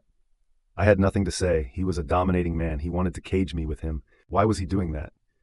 Girls were head over heels for him. Why could he not go to them? I did not believe that he loved me. Because if he had loved me, he would have never cheated on me. He was about to leave but stopped and turned his head to me. Stay away from my big brother. He hates you more than anything. I am not bothered by it because I am aware that there is no possibility of anything happening between the two of you. I never believed in mate bonds, and you know it too. So if you want to stay alive, keep your distance from him. As if it were a warning from his side, he alerted me and left. I stared at his back for a while until his back was not visible in my sight. Why is my life so complicated? I was on the verge of falling as I tried to move, but I managed to get my hand on a wall next to me to take support. I stood straight and thought about going home. As I made my way to the entrance, I saw people cheering for Louisa. Congratulations, Queen. You won the competition. I can't believe that you are going to start your internship at Morrison Company. A friend of Louisa said to her. My steps halted as I watched her smiley face. How cheap this girl is, I spoke out and walked to her. I wonder how you got such an idea so suddenly, I asked, folding my arms across my chest. She turned to me and raised a brow. Fool like you can't understand hard work. Like you dare to steal my project. Who gave you the audacity to say such nonsense about Louisa? What about you, gold digger? You are nothing but a laughingstock. We saw your love for Bruce, but you will never get him again. Louisa's other friends said to me with a loud tone so that they could gather a crowd to humiliate me again. I saw how others were looking at me with judgmental eyes. They started to laugh at me, which broke me from the inside. At that time, I had no choice but to leave. I will prove that it was my project. Keep celebrating your fake success. After saying that, I ignored the crowd and walked out. I went outside and decided to leave right now. Everything was too much for me. I walked past people and they glanced at me as if I had become the hot topic. I bet Louisa uploaded a video to our university's group. That was the reason everyone was aware of what had taken place in the auditorium. I lowered my head and walked ahead. I was so busy with my thoughts that I did not realize where I was going. While walking without looking forward, I bumped into someone. I rubbed my forehead as it collided with a firm chest. I'm so sorry, I didn't see. I was ready to apologize to the person who was standing in front of me, but my words paused as I raised my head to look at him. My expression changed just by looking at his indifferent face. His dark eyes were fixed on mine, which made me flinch in response. Bryan! I could not move my gaze from Bryan. I was unable to believe what I was experiencing at that very moment. The scent of him captivated my heart and twisted it in a cruel manner. It was like I was being pulled toward him without even being aware of it, or it was like I was addicted to him. I was under his control. He looked more handsome in this close-up. I could see his face clearly. He had a sharp jaw that might cut anyone's skin if they were to caress it. His thick brows, when they were brought together in a frown, gave him an intimidating appearance. Any woman would go crazy for his sharp nose and perfectly formed lips. The way in which he brushed his hair, exposing his fair forehead, gave the impression that he was a Greek god who had stepped out of myth and landed in the present world. I was almost lost in his majestic appearance. Why? Why did I have to feel this for a stranger? I knew he was my mate, but nothing could happen between us. I could not even imagine something like that, and neither did he. Alpha, he muttered in a low tone to remind me of his position. His voice was so icy that it had the ability to cause me to freeze to death. I could detect the smell of cigarettes emanating from his mouth when he spoke out. For a moment I thought he was a chain smoker, because 6 months ago when I last met him, he was smoking while talking to me. Thinking about that day, I remembered his every word. It brought my senses back to me. I took a step back from him. I averted my gaze and apologized. I'm sorry, Alpha. I cursed myself for stammering in front of him. He thought of me as a weak omega, so it would only make him give closure that he was right. I glanced around and was stunned. People around us stopped what they were doing and stared at us. I felt embarrassed. Suddenly, I realized that Bryan had seen the fake project that I had never created. I should tell him the truth, I thought, and cleared my throat. Alpha, the thing you saw in the hall. I paused and looked at him. I didn't create that project. It was. He moved his gaze away from me and walked past me as if my words had no value to him. Or was he thinking I overstepped his demands? A feeling of dread began to develop within me. What if he fires my brother again? This caused me to turn my head in his direction. He was walking in the direction of a luxurious black car. His driver came out of the car and opened the back door for him. He was greeted with a bow from the two men who accompanied him. After giving them a nod, he climbed into the vehicle. I rushed to the car and knocked on the window. Alpha, listen to me. The window rolled down and his face came into my view. He was not looking at me. He was looking at the front of the car, focusing on the road. Meanwhile, the driver looked scared by his enraged face. I gulped and gripped the window glass. I lowered my head to the window. I tried to explain it to him. It was Luisa's plan to humiliate me in front of others. The project she presented was mine. I waited for him to say something, but he was silent. The atmosphere in the car turned chilly. I began to feel frightened. His silence was more dangerous than his harsh words. Please, believe me, don't do anything to my brother. His profession has nothing to do with me. I stared at the man's side profile. Why was he so cold? What did I do wrong to him? Was I not able to act on what he wanted? Why could he not believe me for once? Driver, start the car. His icy voice reached my ear. The driver gave me a sideways glance, which was an understated hint that I should move back so that I would not get hurt. My grip on the window loosened. I backed away from the car while looking at Bryan. He did not give me a glance. He disregarded me as if I were dust. His behavior hurt me. How could someone hurt me so much who I didn't even know personally? I saw his car driving out of the university area. Sophia? Upon turning around, I noticed that Nolan and Sarah were approaching me. We saw what you were doing. What are you hiding? Sarah asked. We were friends for more than 5 months. They never cheated on me or tried to embarrass me like Luisa, so I felt that they deserved to know the truth. However, it was not the right time. Maybe when I got a solution, I could tell them the bitter truth of my fate. I will tell you another day. I just want to leave right now, I said to them with a broken look. They empathized with me. They nodded at me. I made my way to the bus stop on foot in order to catch a bus and go back to my house as quickly as I could. In the whole way, I was only thinking about the direction that my life was taking. I thought I had started a new and fresh life. How wrong I was. Fate did not take much time to ruin my life again. When I returned home, I cried in my room alone. I could not say anything to my mother because I was worried about her health. She had heart problems. As the doctor said, I could not give her any tension. My pain turned into anger.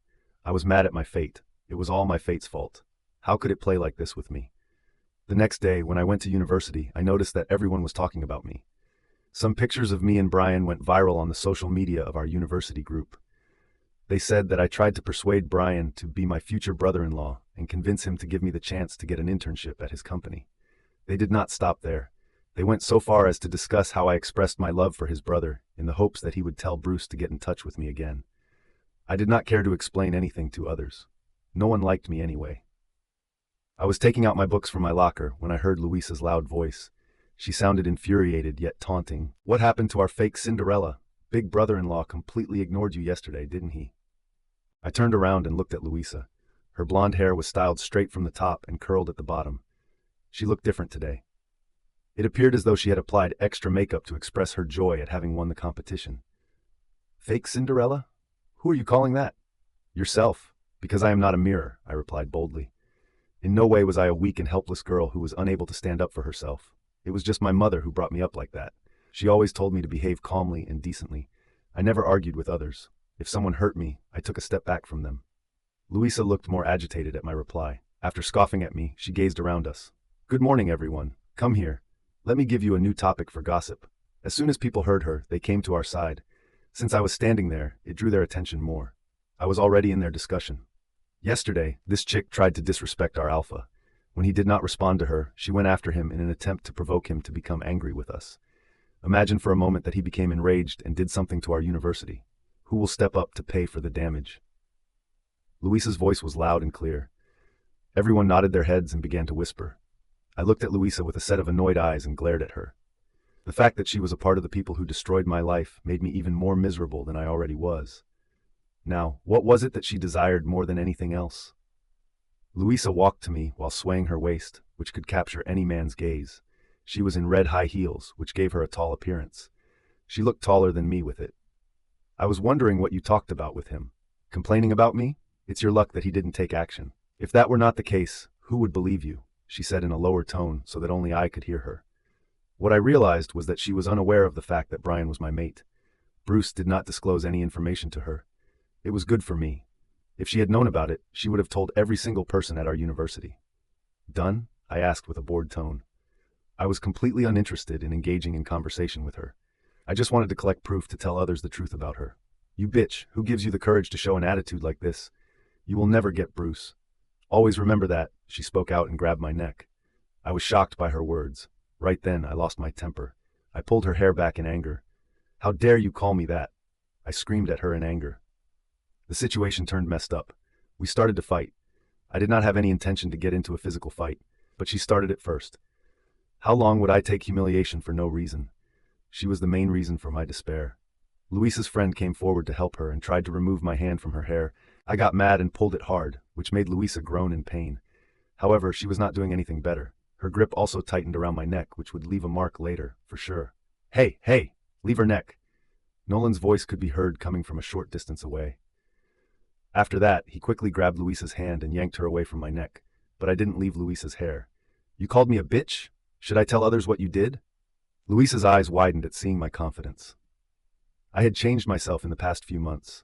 I made a commitment to myself that I would never again allow other people to break me. I looked at everyone who had made a gathering around us. Hello, everyone. This is your gold digger, Sophia. Isn't that what you all call me? Everyone looked stunned by my words. They turned silent. I laughed madly and spoke again. This girl is not a saint. If you all remember, she used to be my best friend. Then how did our friendship break? She cheated on me with your charming Bruce. From then on, I broke up with both of them. Just like before, she betrayed me yesterday. It was my project, and she stole it. Everyone was shocked after hearing that. As soon as Luisa noticed that other people's eyes were evaluating her, she turned anxious. Nolan tugged at me a little, and I left Luisa's hair. I felt satisfied by others' reactions. I smirked at Luisa and said, see how it feels when someone humiliates you. Keep happy with your fake achievement. Don't come after me again. I will destroy you. I warned her while glaring at her. At that time, one of her friends raised a question about me. Do you know what you are saying? You are making allegations against Professor Wilson. He had all the projects submitted to him. Are you saying that he helped Luisa? You are clearly lying. I was about to go to her when Nolan grabbed my waist to stop me. Don't do anything. It will only create chaos, he whispered to me, trying to make me understand. I halted myself and gave him a slight nod. Taking a look at Nolan, I expressed my gratitude to him for coming to help me. At that moment, a hand snatched Nolan's hand from my waist. It was Bruce. He looked angry at Nolan. He growled at Nolan and grabbed his collar. How dare you touch her? My eyes widened. Leave him. Bruce ignored me and glared at Nolan. I was just helping her, Nolan replied to Bruce. Bruce shook his head. Don't dare you touch what's mine. You are her friend and you should know your limits. His remarks caused everyone to shake. It was obvious to everyone what Bruce was striving to convey. They guessed that Bruce still had feelings for me. Bruce, leave him, I yelled at him while pulling his hand away from Nolan's collar. As he moved away from Nolan, he turned his head to look at me. I did not let anything turn against me. It was the right time to expose Luisa in front of others. I caught a glimpse of Luisa, who was looking at Bruce with hope in her eyes. I withdrew my gaze from her and refocused on Bruce. Tell your lover to stay away from me. Bruce shook his head. She is not my lover. Why? Didn't I catch you cheating with her? This caused everyone to let out a gasp when they saw me asking Bruce this question. In response to my question, Bruce looked at Luisa and said to me, I have never liked her. It was always you who was in my mind. His gaze went back to me, pleading with me to give me another chance. I remembered what he told me yesterday. It reminded me of his brother's words, too. They both wanted me to stay away from each other. Because of these Morrison brothers, I found myself in a trap. They were the kings of their lives, and I became a side character who could act in any manner they chose, so I decided to move on from them. However, I would have to push Bruce away from me. I did not want him to affect my life. Therefore, I said what came to my mind at that time. I don't care. You are not my mate, so keep your distance from me. Bruce looked stunned. His desperate look turned hazy. Did you just talk about mate? He asked me and tried to come to charge at me. But Nolan held my hand and pulled me behind him. Bruce, you have lost your mind. In one moment, you declare that you love her, and in the next moment, you behave rudely toward her. You can't win her heart like that. Be a gentleman, and let her live her life on her own. The bravery that Nolan showed amazed me. At our university, Bruce had a reputation. He was popular and admired throughout our campus. No one could talk over him. Bruce stared at me without replying to Nolan. He did not look happy with my words. Is he thinking that I was talking about his brother? I was just making an excuse. Why can't he just do what he was doing behind my back when we were in a relationship? I set him free. Why can't he just go to another girl? I thought. I walked past Bruce. Nolan followed me. I caught a glimpse of Louisa, who seemed upset about how Bruce talked about her in front of others. You deserve it. I said it in my head and walked through the crowd with Nolan. I could not attend the class for which I went to take our books from the locker. Bruce and Louisa ruined my mood. I sat on a bench outside my faculty building. The beauty of the plants that were next to the bench caught my attention. In spite of the fact that my eyes were focused on the smaller flowers, my mind was elsewhere. Sophia, you said what was on your mind. Now stop thinking too much about it, Nolan advised me. He sat down next to me and put his hand on my shoulder. I turned my head to him and smiled. Thank you, Nolan. Today you helped me. Are you crazy? What are we friends for? Friends should always stand by each other. If you see me in danger, are you not going to do the same thing? I nodded my head. Of course, I will do the same. You and Sarah are precious to me. I am blessed to have such sweet friends in my life. Sarah was in her class, so she was not with me, but I did not want her to know about it either. Tomorrow was her birthday, so I wanted to be happy, though I knew she would hear the gossip from others. After talking with Nolan, I tried to set my mind to studying and went to attend my classes. When it was time for a break, I spoke with Sarah. Today, she appeared to be in a very good mood. It brought a smile to my face. Advance happy birthday to you, Sarah. I said that and hugged her, because it was not possible for me to meet and wish her later tonight. She embraced me back. Tomorrow was her 18th birthday. The day was filled with joy for each and every werewolf's life. But not everyone's life will prosper after this time. I was an example of them. Tell me what it is that you want, I asked her. Yesterday, I was so stressed that I could not make a choice about what to get her for her birthday. On the other hand, I considered giving her a good present. Jewelry would be a good idea. There is nothing more than a promise that you will never leave my side. This is all I ask for. I know that after Louisa, it's hard to trust your friends. But believe me, I am not like her. Her words captivated my heart. It made me emotional. I hugged her tightly. Thank you, Sarah. Sarah patted my back and whispered, I am not that good. You are obligated to fulfill my one demand because you have asked what it is that I want. I pulled away from the hug and cupped her cheeks. Just tell me what your demand is. I am throwing a birthday party in a club tonight. You have to come. I slowly moved my hand from her cheeks. My mother would never agree. She would never allow me to go to a club. In fact, I had never before visited a club in my entire life. All of my life, I was under my brother's restrictions. When Bruce and I were in a relationship, he asked me so many times to accompany him to a club, but I could never go with him. I was always afraid that my brother would see me.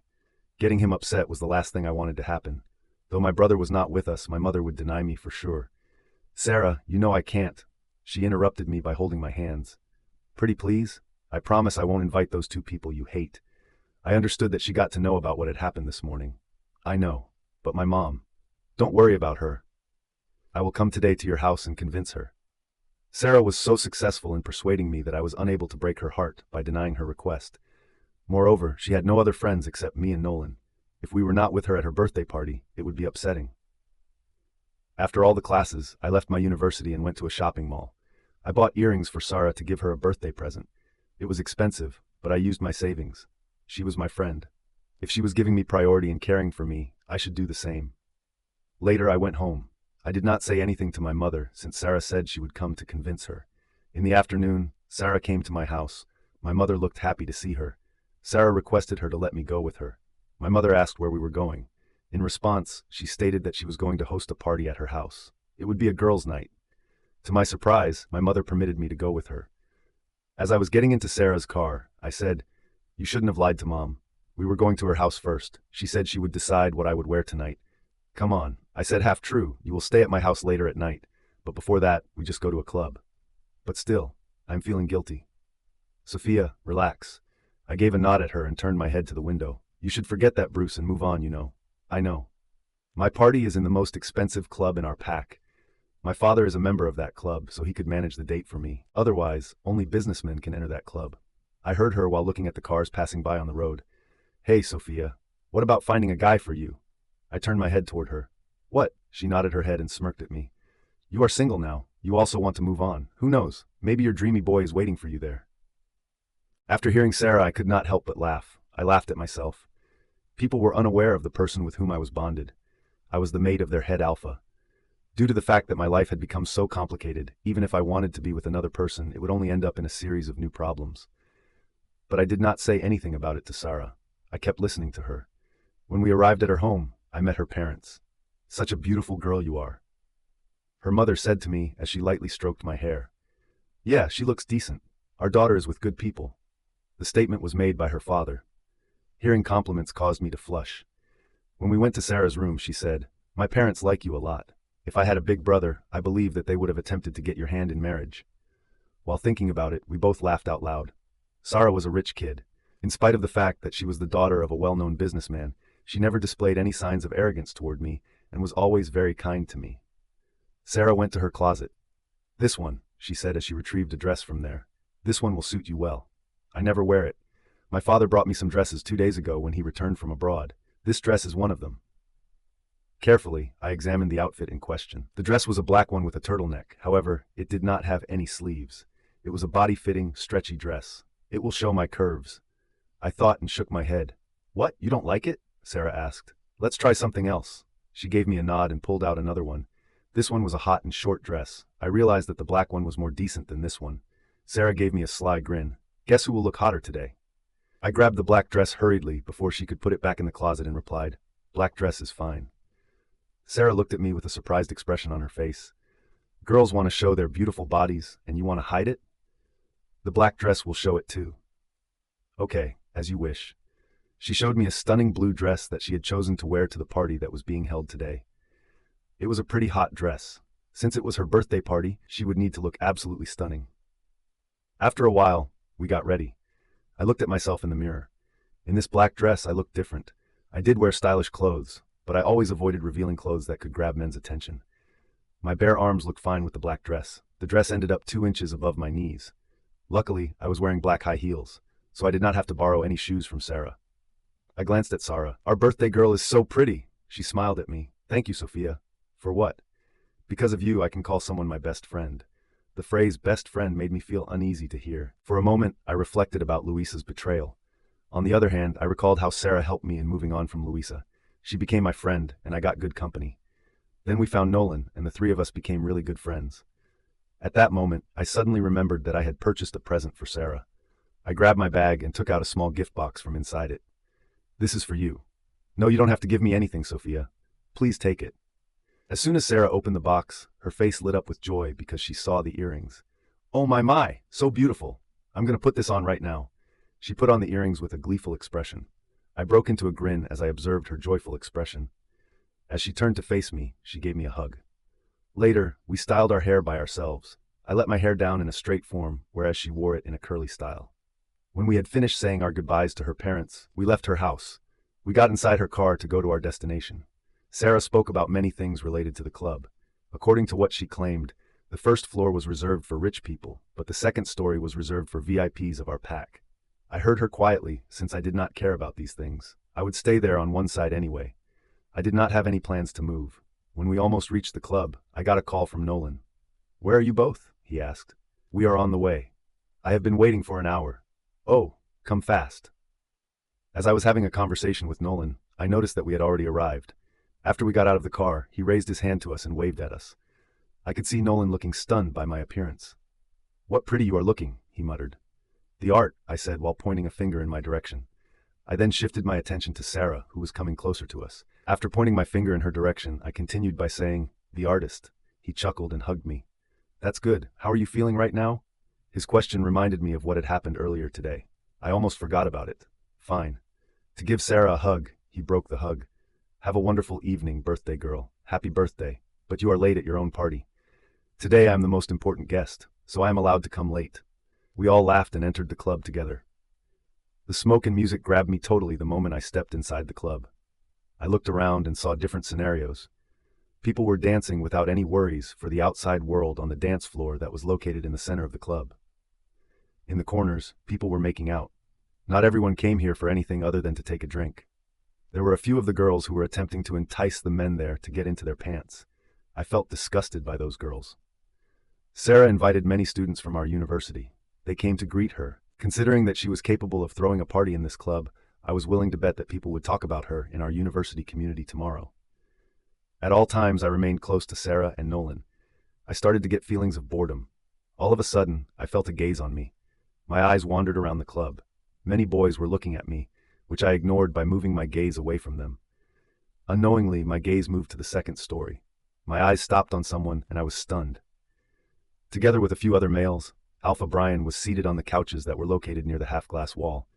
He could easily see the view of the lower level from upstairs. However, it was not the only thing that made me almost stop breathing. Bryan was staring at me. "What would you like to have, miss?" the bartender asked me. It broke my eye contact with the mighty man who was looking at me from upstairs. I ought to express my gratitude to the bartender for it. Because Alpha Bryan had such a strong hatred for me, I should avoid looking at him. Since my brother was still his gamma, I did not have to think about anything. I would stay away from him as much as possible. I would make every effort to avoid coming into contact with him. I glanced across at the bartender, who appeared to be flirtatious with me. I could see him grinning at me. "Water would be fine," I responded to him. "Water? I think it would be a good idea for you to have some drinks today," Sarah said. Both she and Nolan were standing right next to me, engaging in conversation with other people. "But I don't drink," I said to Sarah. "You are an adult now. You can have fun in your life. Put all of your suffering behind you and take pleasure in the night. Let's have something to drink, shall we? Then we will dance," Sarah declared with a delighted face. Nolan nodded his head. "I will drop you off at home. Don't worry," he assured me. "No, I got Auntie's permission. We will go to my house directly," Sarah said it with a proud face. "Not bad," Nolan gave a thumbs up to Sarah.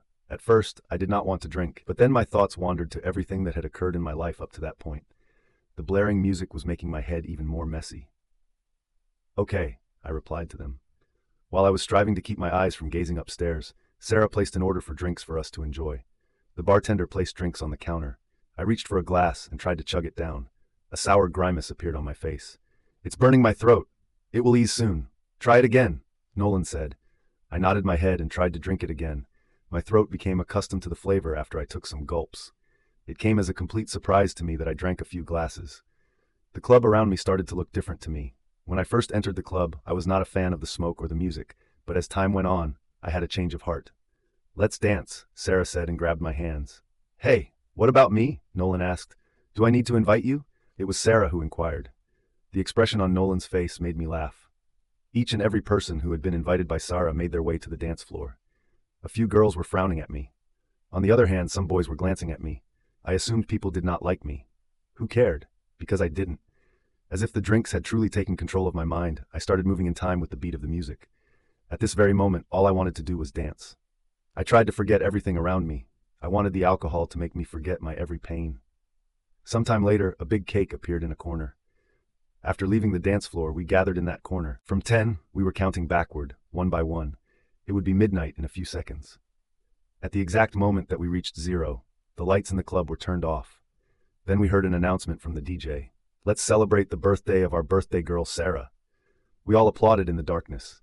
As the lights came back on, everyone turned their attention to Sarah. Her expression was one of disbelief, as if she had witnessed a ghost. I shifted my sight to the direction in which she was staring. She was looking at Nolan. Her gaze brought back memories of my birthday. I understood what was happening to Sarah. She found her mate. There was a slight blurriness in my eyes as I clapped for Sarah. I gave her a hug. "Congratulations." "Huh?" She looked stunned. Nolan shifted his gaze from Sarah to me. My expression was one of bewilderment. It seemed as though he was trying to communicate with me in some way. I reached out and took his hand, and then I gently pushed him towards Sarah. After looking at him for a moment, Sarah whispered, "Mate." Nolan then gave her a hug, and she responded by giving him a hug in return. Who could resist the majestic mate bond? Not everyone was as vicious as the Morrison brothers. One of the brothers rejected his mate, and the other brother was feeling regret that he was unable to do the same. Sarah cut the cake. After she had fed me the first slice, she then fed Nolan. Because my new friends had been so kind to me, I was experiencing a range of emotions. I went to the bar, leaving them to spend alone time. They had just recently come to the realization that they were mates, so they deserved some time to themselves. The bartender continued to offer me drinks even after I had placed an order for one. Without allowing myself to be distracted by anything else, I consumed them one by one. My eyes were on Sarah and Nolan, who were now kissing each other. I forced myself to avert my eyes from them. It reminded me of the times when Bruce and I were in a relationship. Everyone referred to us as lovebirds. I was so happy with him that I wanted him to meet my mother. He had also proved to me that he was serious about me by introducing me to his parents. Then, how did things go like that? Why? What if he had never cheated on me? I was lost in thought. I stood up to go out of the club.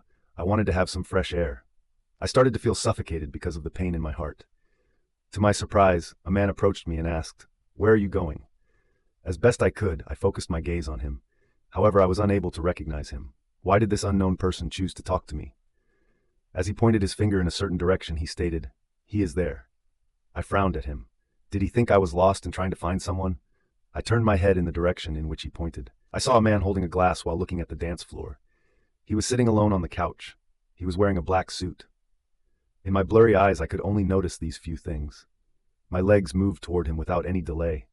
As if the alcohol began to have an increasing impact on me, I felt that my vision grew increasingly hazy. When I stood in front of the man, he raised his head to look at me. My knees trembled, and I ended up falling onto the couch next to him. I felt his strong arm tighten its grip around my waist. I tilted my head to look at his side profile. When I sat alongside him in a sluggish manner, he looked familiar to me, but I could not see him clearly. It seemed as though he was someone who was very close to me. My wolf began to react strangely, which I could not understand properly.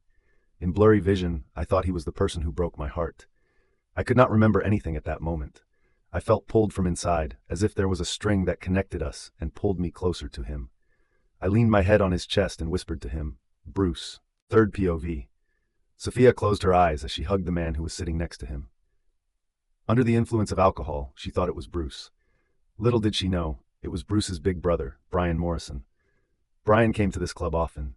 Whenever he appeared here, the second floor was always cleared out for him because he was the leader of this pack. Exactly like today, he was in a meeting with a group of men for business purposes. While everything was going on, one of the males took note of Sophia and began talking about her. At that moment, his gaze was drawn to her. It was her attractive body that was drawing the attention of other men, and she was wearing a black dress that highlighted her shape. When Sophia was looking around, his eyes met hers.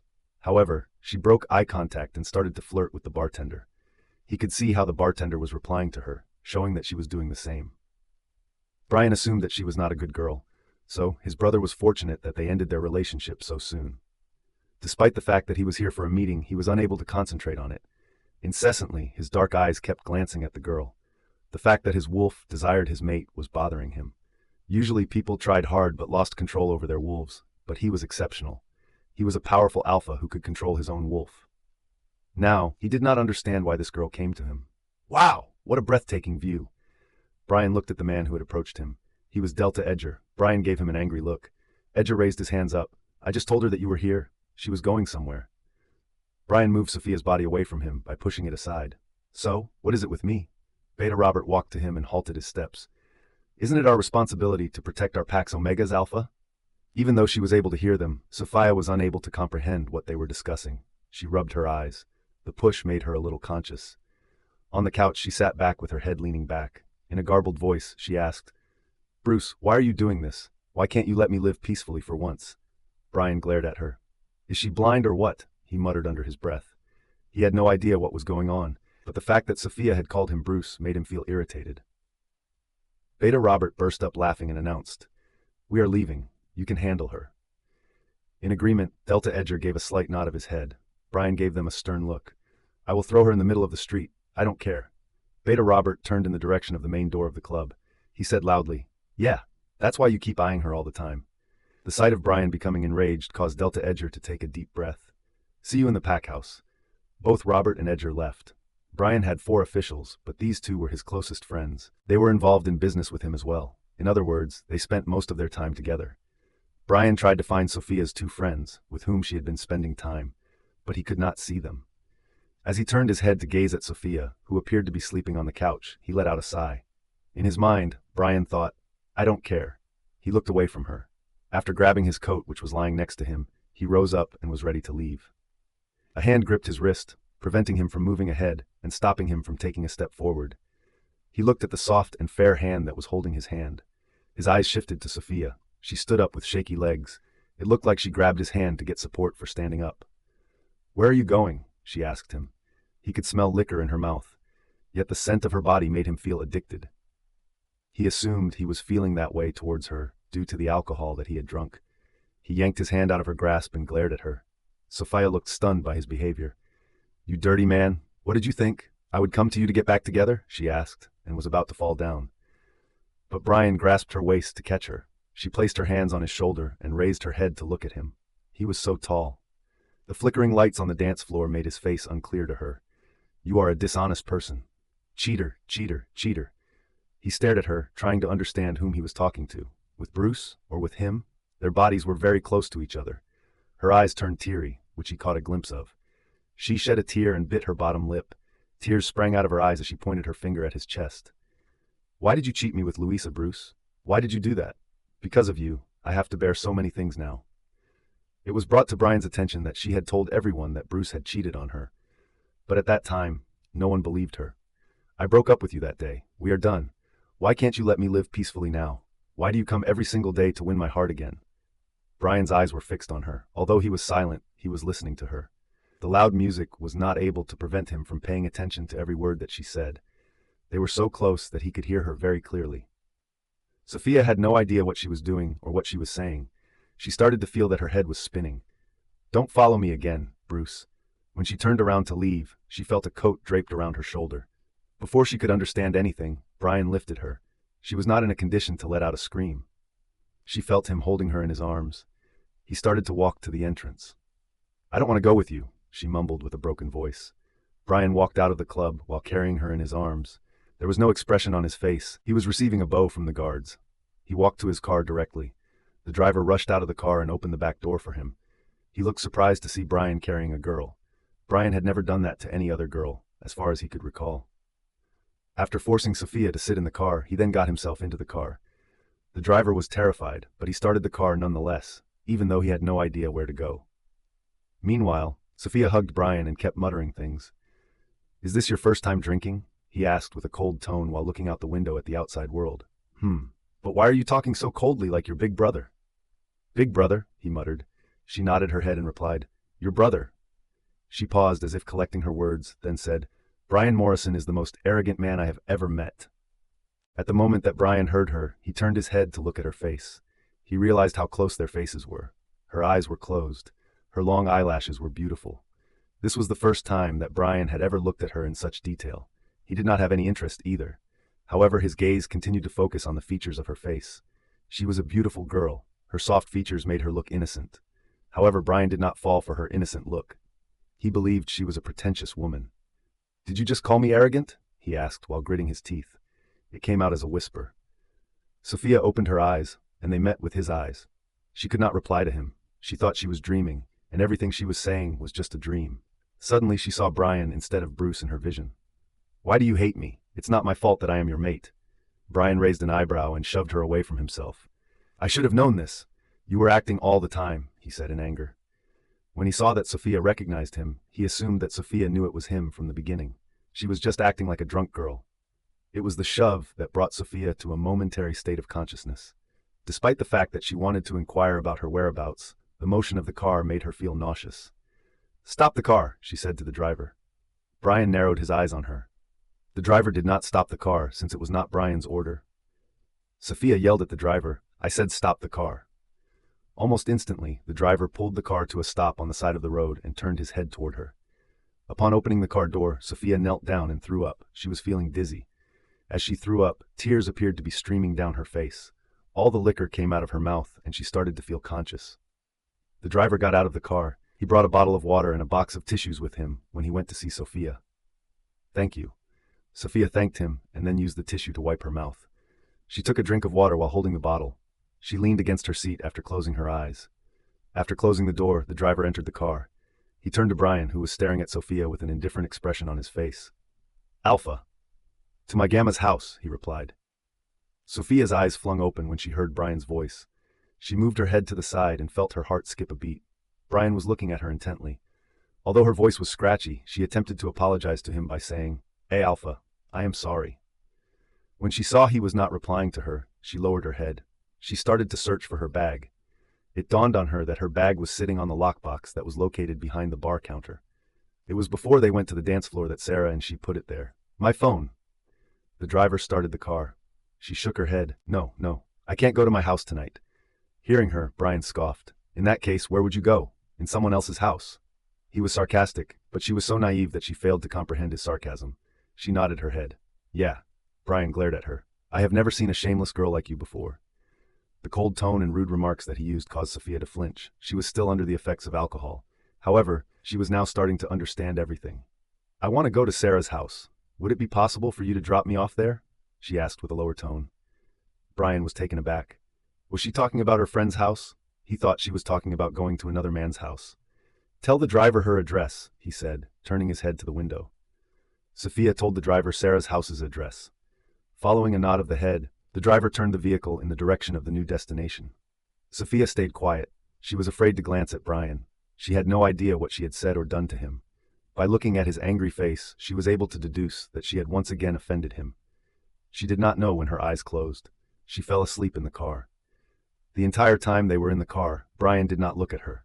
Suddenly, his eyes fell on the young boy and girl, who appeared to be worried. Stop there, he ordered his driver. As the car got closer to Sarah's residence, the driver pulled it over. Sarah and Nolan were worried for Sophia. They looked for her throughout the club when they could not find her in the bar area. After grabbing her bag, they went back to Sarah's house to check on her. Over and over again, they searched the roadways for her. After they had finally arrived at Sarah's residence, they waited outside in the hope that Sophia would return with a cab.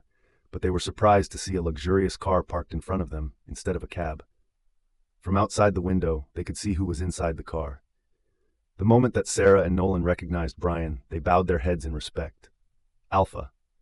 After turning to face them, Bryan gave them a nod of his head. As soon as Nolan took a quick look inside the car, his lips parted. Sarah followed his gaze and exclaimed, Sophia! She ran to the other door and opened it. With a stroke on the shoulder, she asked, Sophia? Is she okay? She asked Bryan. Bryan looked at her and replied, Get her out of my car as fast as you can. Sarah gulped in fear. At that moment, Nolan, who was now Sarah's mate, stared at Sophia. He had feelings for her, but it was fate's plan that Sarah became his mate. He was not the kind of person who could resist his mate. So he decided to accept his mate and put an end to his feelings for Sophia. Nolan, help me, Sarah said to him. He nodded and carried Sophia in his arms. Sarah bowed to Bryan again and said, Thanks, Alpha.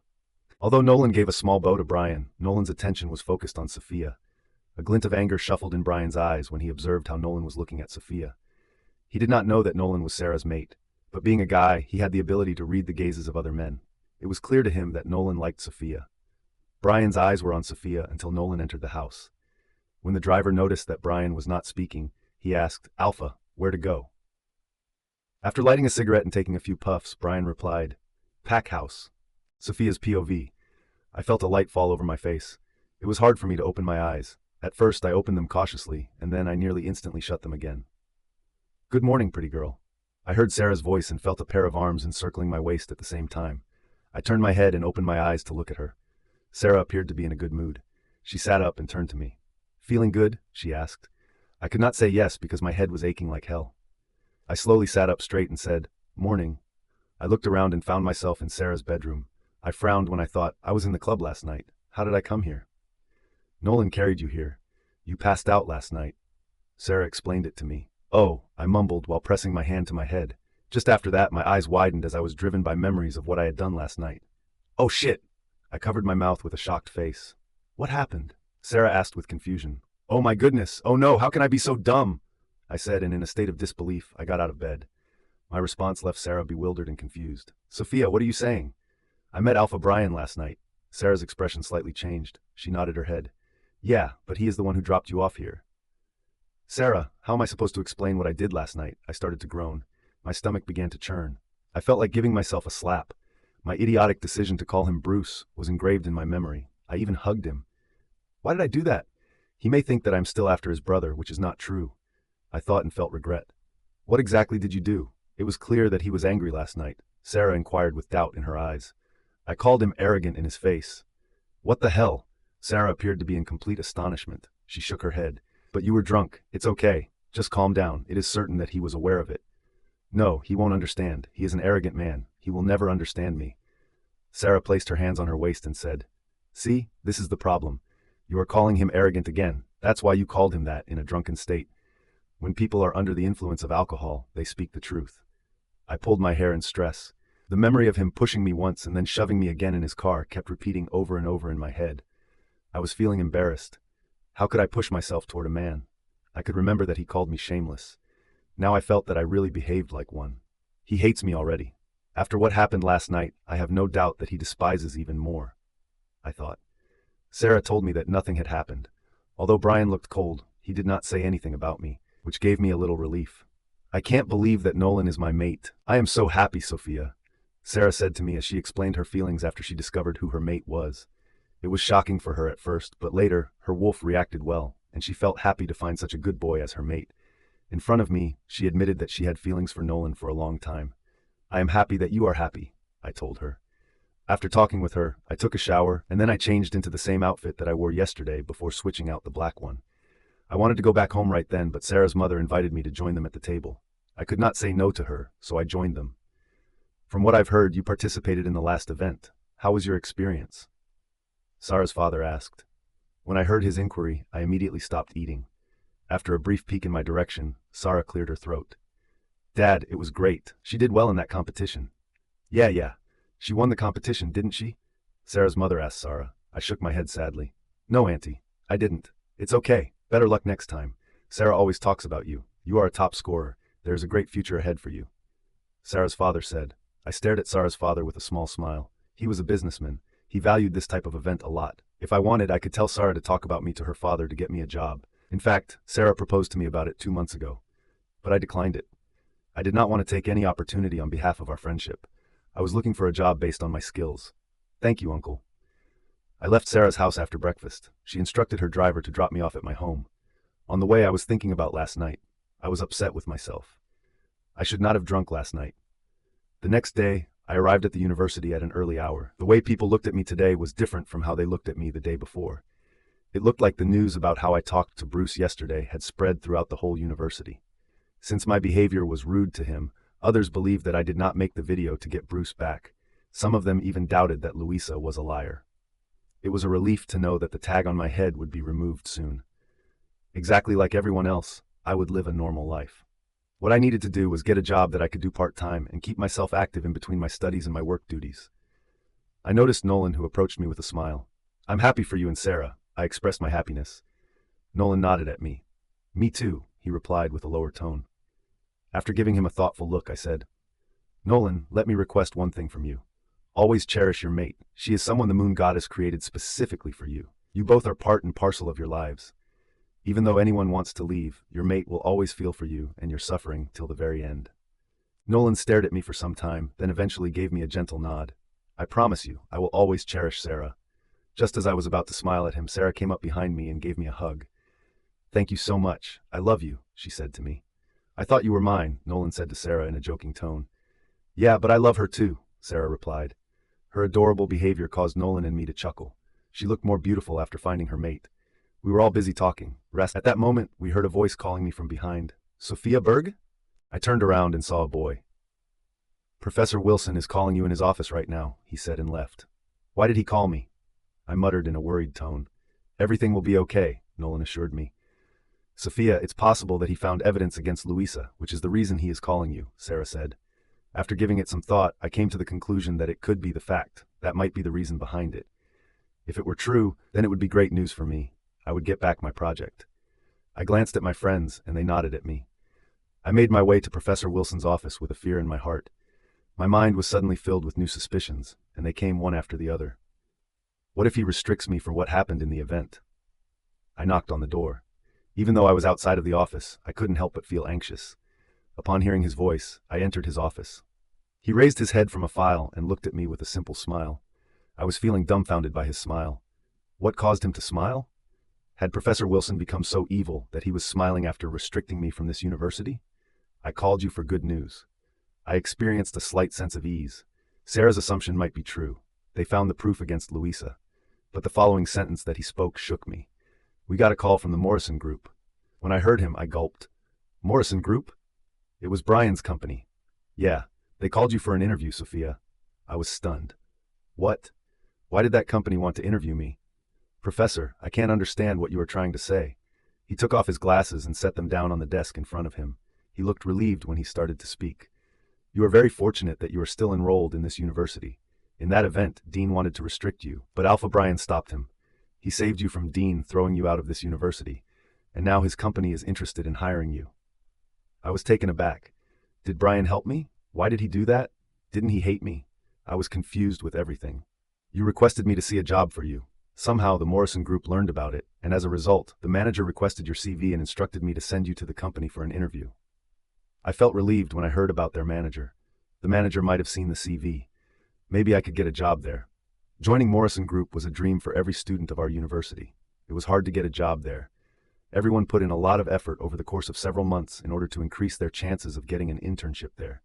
So, getting a job there was a shock for me. Are you okay? Yes, sir, I am totally okay. When am I scheduled to go for the interview? I asked with a smile.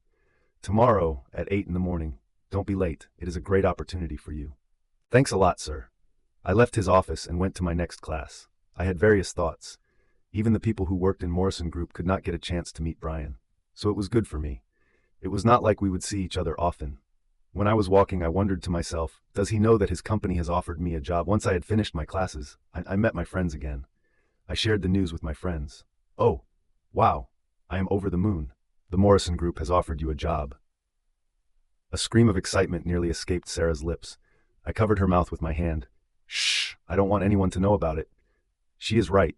If Bruce gets to know about it, he will do something to make her lose the job before getting it.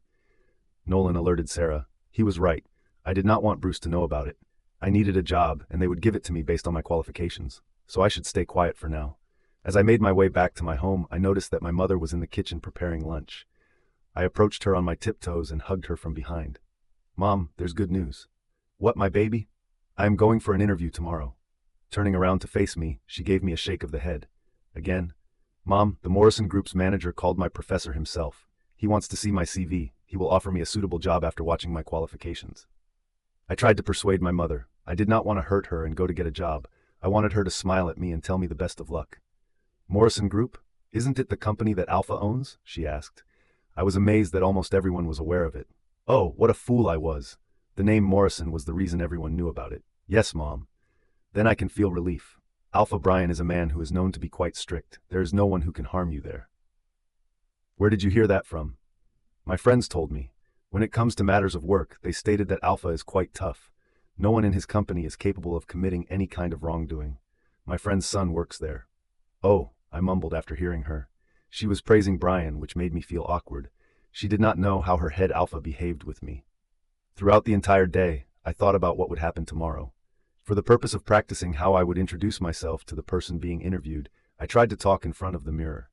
After getting into my bed, I tried to sleep, but the excitement and anxiousness prevented me from falling asleep. Suddenly, a thought came to my mind. What if I come across Alpha Bryan tomorrow? How will I face him? Taking a glance at myself in the mirror that was attached to my dressing table, I was evaluating my appearance. I wore a black skirt that reached my knees and a white silk top. I did a high ponytail and removed 2 strands of hair from each side of my head, then curled them from the lower side. I used light makeup. I didn't look like a pancake. I intended to give myself a pleasant look. I would have to go to my university after the interview. I could not roam around there in what I was wearing right now. The dress was too professional for a university. After getting out of my room, I went downstairs. To locate my mother, I looked around the living room. I took a quick look at the door to her bedroom. Today, I woke up in the early morning, so I assumed that my mother had not yet awoken. I mumbled to myself under my breath, I should not disturb her, and then I left my house. As I stepped out of my home, I was greeted by a brisk breeze that brushed against my body. I should have taken a jacket with me. To get to the bus stop, I started walking on foot. In order to wait for a bus, I sat down on a bench. I was feeling sleepy. I could not get proper sleep last night. Only that one person was on my mind throughout the entire night. I had no idea why our fates were bound together. but I believed that he was a formidable alpha and that very soon he would find a way to break this bond in a way that would not be harmful to any of us. But when? What if I died in the process? I yawned as I was thinking about a great deal of different things. I noticed that a bus was coming to a stop at the stand. People who had been waiting on the benches stood up and hurried to the bus. Unhurriedly, I boarded the bus. I still had 1 hour in my hand. I took a seat beside a window. The ever-shifting landscape gave me a positive feeling. It would take half an hour to reach the Morrison group. When I saw young children going to school with their fathers, I could not help but smile sadly. I could not even remember my father's face because I had never seen him in my life. He died when I was still in my mother's womb. His death was startling to others because he had died in a car accident. The bus stopped in front of another bus stop. I got off the bus and started to stroll to my destination. I had to walk for 2 minutes to reach the most famous and successful company in our pack, the Morrison Group. I raised my head to look at the building. It was a very tall building. The sun was reflecting on its blue shielded glass. From the outside, the decoration appeared to be of absolutely extraordinary quality. As I entered the building, I noticed a large number of business people, both men and women, with branded clothes, shoes, and bags. They appeared to be wealthy. It was due to the magnitude of their salary. In truth, the Morrison Group provided their workers with a pay rate that was considerably higher than the industry standard. Then, after taking a few deep breaths, I made my way to the checking area. It was as if I had arrived at an airport. Security personnel were inspecting me and my belongings before allowing me to enter the building.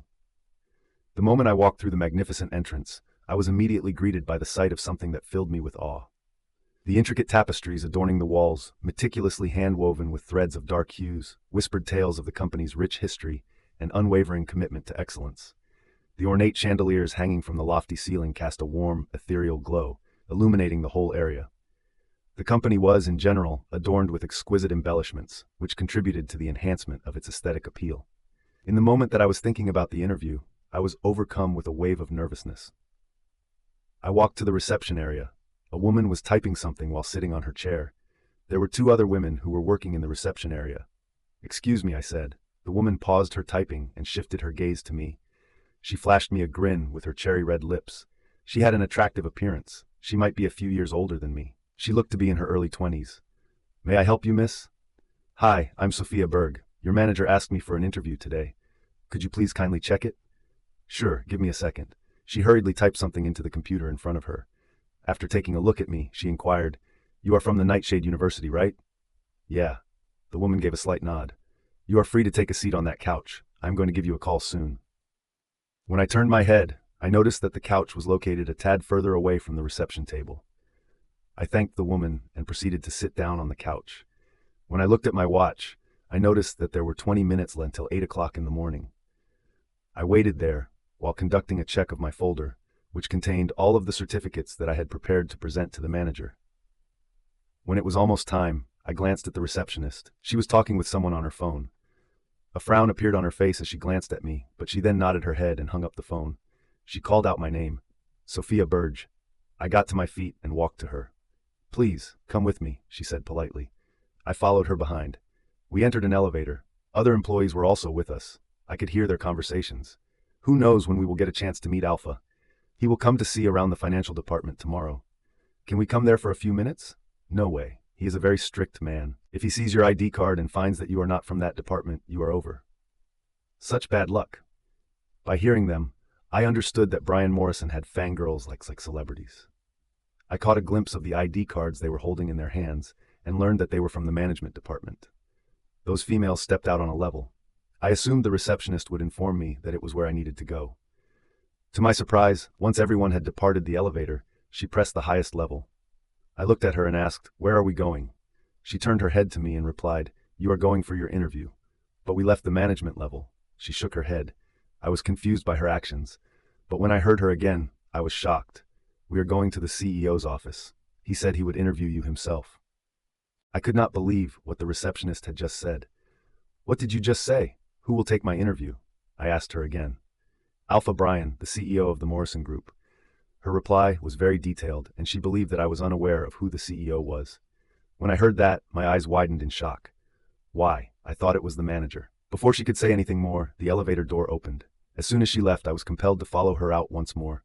On the other hand, I was more than nervous this time. When I was walking behind the receptionist, I turned my head to look at the office. It appeared to be completely different from the other levels. Almost as if they were robots, people were concentrating intently on their computers. Why were they so serious? Perhaps the reason was that they were afraid of Alpha Bryan. That man undoubtedly turned his employees into zombies due to the amount of work they had to do. I caught the attention of a few young women. I had no doubt about it. Because they saw a new face, they were perplexed about me. The receptionist stopped by a man for the purpose of checking. I stood beside her.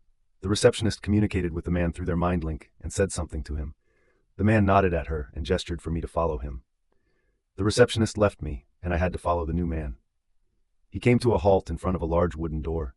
I felt that the decoration was very elegant. It came to my attention that there was a nameplate hanging on the wall next to the door, CEO's office. All these times I tried to keep my emotions under control. Nevertheless, at this very moment, my heart began to beat as fast as a marathon. I had no desire to confront that man. The man knocked on the door and waited for a few seconds. As if he were talking with someone in mind link, he nodded his head and opened the door. He gestured his hand to me to go inside. I took a deep breath and stepped inside the room. The moment I entered the room, I heard the door close behind me. After turning my head, I realized that the man had not entered the room with me. My eyes started to roam around the room. Its walls were embellished with a pristine coat of white paint that seemed to radiate a sense of purity. Against this backdrop, the furniture stood in stark contrast, cloaked in a deep, velvety black. The interplay between these opposing shades created a captivating visual harmony, a yin and yang of light and darkness that lent an intriguing aura to the space. The entire room was illuminated by sunlight that came in through a large window. This light gave the room an air of simplicity, which could be seen throughout the entire space. When I turned my attention to the window, my eyes immediately went to the desk that was located close to it. A large and ornate desk stood proudly in the middle of the room. The surface of the desk was made of dark mahogany. Behind the desk, a figure sat with an air of dominance and elegance. Dressed in a perfectly tailored black suit, the man commanded attention with his sharp features and piercing gaze. His faint scent of musky cologne lingered in the air, adding an air of mystery to the atmosphere. His dark hair was neatly styled, adding to his allure. Because of his presence, the room seemed to come to life, as if it were acknowledging the undeniable charm that he possessed. His gaze remained fixed on the file that was laid out in front of him. As he delved deeper into the pages, each one being a secret, it seemed as though the entire world was resting on his shoulders. His brow was furrowed in concentration as he appeared to be completely absorbed in his work. As if I were invisible, he ignored me totally. I cleared my throat and let out a lower tone. Alpha. I did everything in my power to avoid stuttering in front of this powerful man. He raised his head from the file and looked at me. With a pounding heart, I summoned every ounce of courage within me, determined to maintain composure in the presence of this formidable figure. In an effort to exert control over the disorganized rhythm of my speech, I made an effort to suppress the anxious tremors that threatened to reveal the distress that I was experiencing on the inside. "You asked me to come here for an interview," I said, averting my gaze from his dark eyes. I could not stay in eye contact with him for more than a few seconds. He had the ability to send shivers down my spine each and every time I looked into his eyes. He moved the file to the side he was holding on the desk and said, "Sit." I gulped and walked to the two chairs that were arranged at the desk opposite him. I sat on a chair and looked at him once again. My thoughts immediately went to the night of Sarah's birthday. I could not help but feel fear in my heart. I said too many things to him that night. What if he asked me to come so that he could humiliate me in front of everyone? "Your professor mentioned that you were looking for a job." His deep voice reached my ear. I nodded as I lowered my head. "Yeah, since I am now living with my mother, I am looking for a part-time job." I thought he would appreciate that I wanted to stand up for myself. However, I was completely wrong. He let out a deep chuckle and said in a sarcastic tone, "It looks like after breaking up with my little brother, you are out of money." I looked at him with wide eyes. I could not believe my ears. Why did he say that? Did he mean that I ever took money from his brother? I felt really hurt thinking that he thought about me like this. "I think you have a misunderstanding about me," I said while gazing at him. While he was sitting there like a king, he narrowed his eyes on me. I never made any mistakes while understanding people. My gaze was filled with hostility. My wolf was compelled to whimper inside due to his icy gaze. He grabbed another folder that was placed in front of him. "Sophia Burge," he let out in a sharp tone. I understood that he was holding my CV. Professor Wilson told me yesterday that the manager wanted my CV, so he might have sent it to him. "You topped the score. How?" he asked in disbelief. By studying hard, of course, I replied in a mocking tone, but I immediately shut my mouth when he lifted his gaze at me. The first year is easy, he muttered. After staring at the folder for a while, I finally turned my attention to the file that I was keeping a firm grip on. Today, I came here with preparations for the interview. I almost forgot that Professor Wilson had sent my CV already. In addition, I printed out a few certificates of my schooling in the hopes that they would increase my chances of being hired for a position that was suitable for me. How could he say that year was easy? In all my years, I had never been discouraged in such a manner. Frustration began to form inside of me. He turned all of my hard work into a joke. I bit my lip to control myself. Considering that he was the head alpha, I was not the one to express my rage toward him. I worked really hard to gain those marks, I said to him in a mumbling way. He looked at me for a long time before asking a question that was completely out of place. Didn't I tell you to stay away from my brother? Why did you again try to win him over? I was taken aback by his inquiry. The darkness that appeared in his eyes was a clear indication that he did not want me to be in any way connected with his brother. That day at the event, it was not my project. I tried to tell you that day too, but you didn't listen to me. So are you saying that someone else has your pictures with Bruce, and they made an effort to help you get you two back together? I could understand that no one would believe me. The actions that Louisa took to smear my reputation were truly heinous. I don't want to discuss it again. All I can tell you is that you can ask your brother if I have anything to do with him now. I clearly told him to keep his distance from me. He was quiet for some time. I assumed that he would ask me any questions about the night at the club. I wanted to thank him for dropping me off at Sarah's house safely. I felt the need to apologize for the ridiculous things that I had said to him.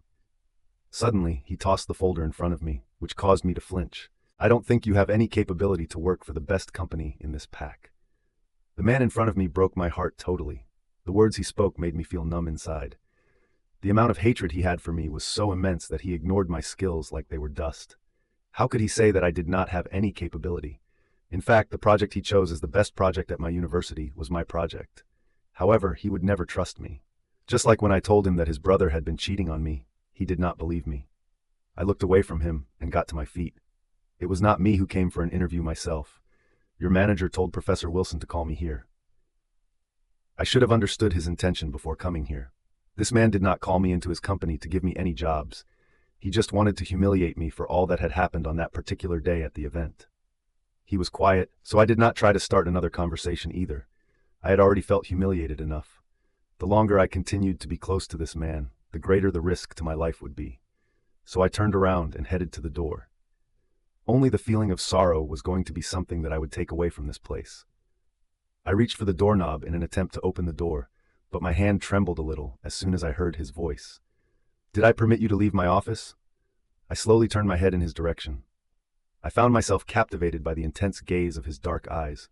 They seemed to hold a depth of mystery and intrigue, drawing me in like a moth to a flame.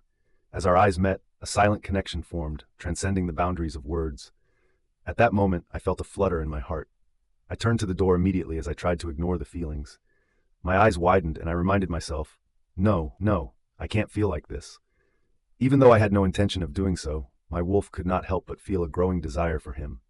I came to the conclusion that it would be better for me to leave at this very moment. As I opened the door, something occurred to me, like a flashback in my mind.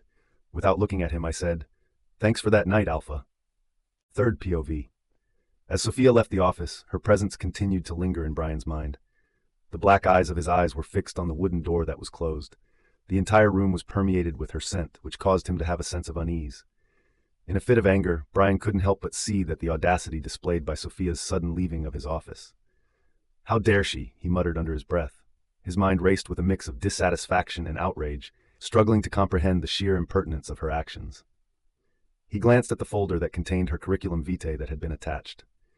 His anger was building up to the point that it was about to boil over as the minutes passed. It was Sophia who ignited this fire with her stupid words and careless actions. He remembered the day when he saw her pictures with Bruce at the event at the Nightshade University. He had no idea why, but he did not like that.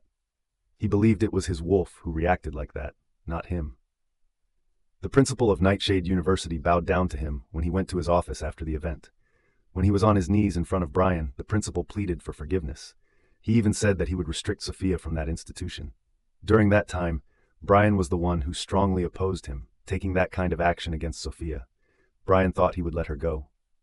Though she tried to come and tell him fake stories, he chose to ignore her and ended up leaving the university. However, when he ran into her again at the club on a different day, she pretended to be drunk and tried to make a fool of him by calling him Bruce. She thought he was stupid and would believe in her acting. Today, what she did was something that had never been done before by anyone else. It was Bryan's company. In fact, the whole pack was his. The entire pack was under his control. Without his permission, no one could enter or leave anywhere. Then how did she leave his office even after he reminded her about it? Bryan's train of thought was disrupted when he heard a knock. "Come in," he said in a chilly tone for a response. The man who escorted Sophia to the office room a while ago entered the cabin. He bowed to Bryan. "Alpha, you have a meeting today. Cancel it." Even though he was taken aback, the man needed to keep his cool. "Okay, Alpha. Why are you here? Where is Lily? Does she have any intention of resigning because she is more engaged with other things than she is with her job?" The man gulped in fear and replied with a shaken tone, "I'm sending her inside, Alpha." The man bowed to him again and left the office room. After a few seconds, a stunning young lady entered the office. She was Lily Jane, the personal secretary of the CEO. She handled all the schedules for Bryan Morrison. She joined the company 6 months ago. "Alpha, you called me." Bryan gave her a stern look. "Where were you?" "My apologies, Alpha. Earlier, I was preparing coffee for you." After responding, Lily walked to the desk. Bryan's eyes shifted in her hand. She indeed went to make coffee for him. She placed the cup of coffee in front of him on the desk and then stood straight. "Alpha, I heard you interviewed a student. I couldn't meet her. Should I mention her to the Human Resources and Management Department?" Bryan held the handle of the cup and sipped on his perfect espresso. The caffeine made his mind calm. His mind was immediately brought back to Sophia's scent as he smelled the dark chocolate flavor in the espresso. Because the thought made him feel irritated, he put the cup in its place on the desk. "What happened, Alpha? You didn't like it?" Lily asked with a curious tone. She believed only she could make the perfect coffee for him. Bryan paid no attention to her question and instead looked at her. "Lily, you have a lot of work to do in your role as my secretary. I think it's time to relieve some of the pressure on your shoulder." Sophia was feeling really upset.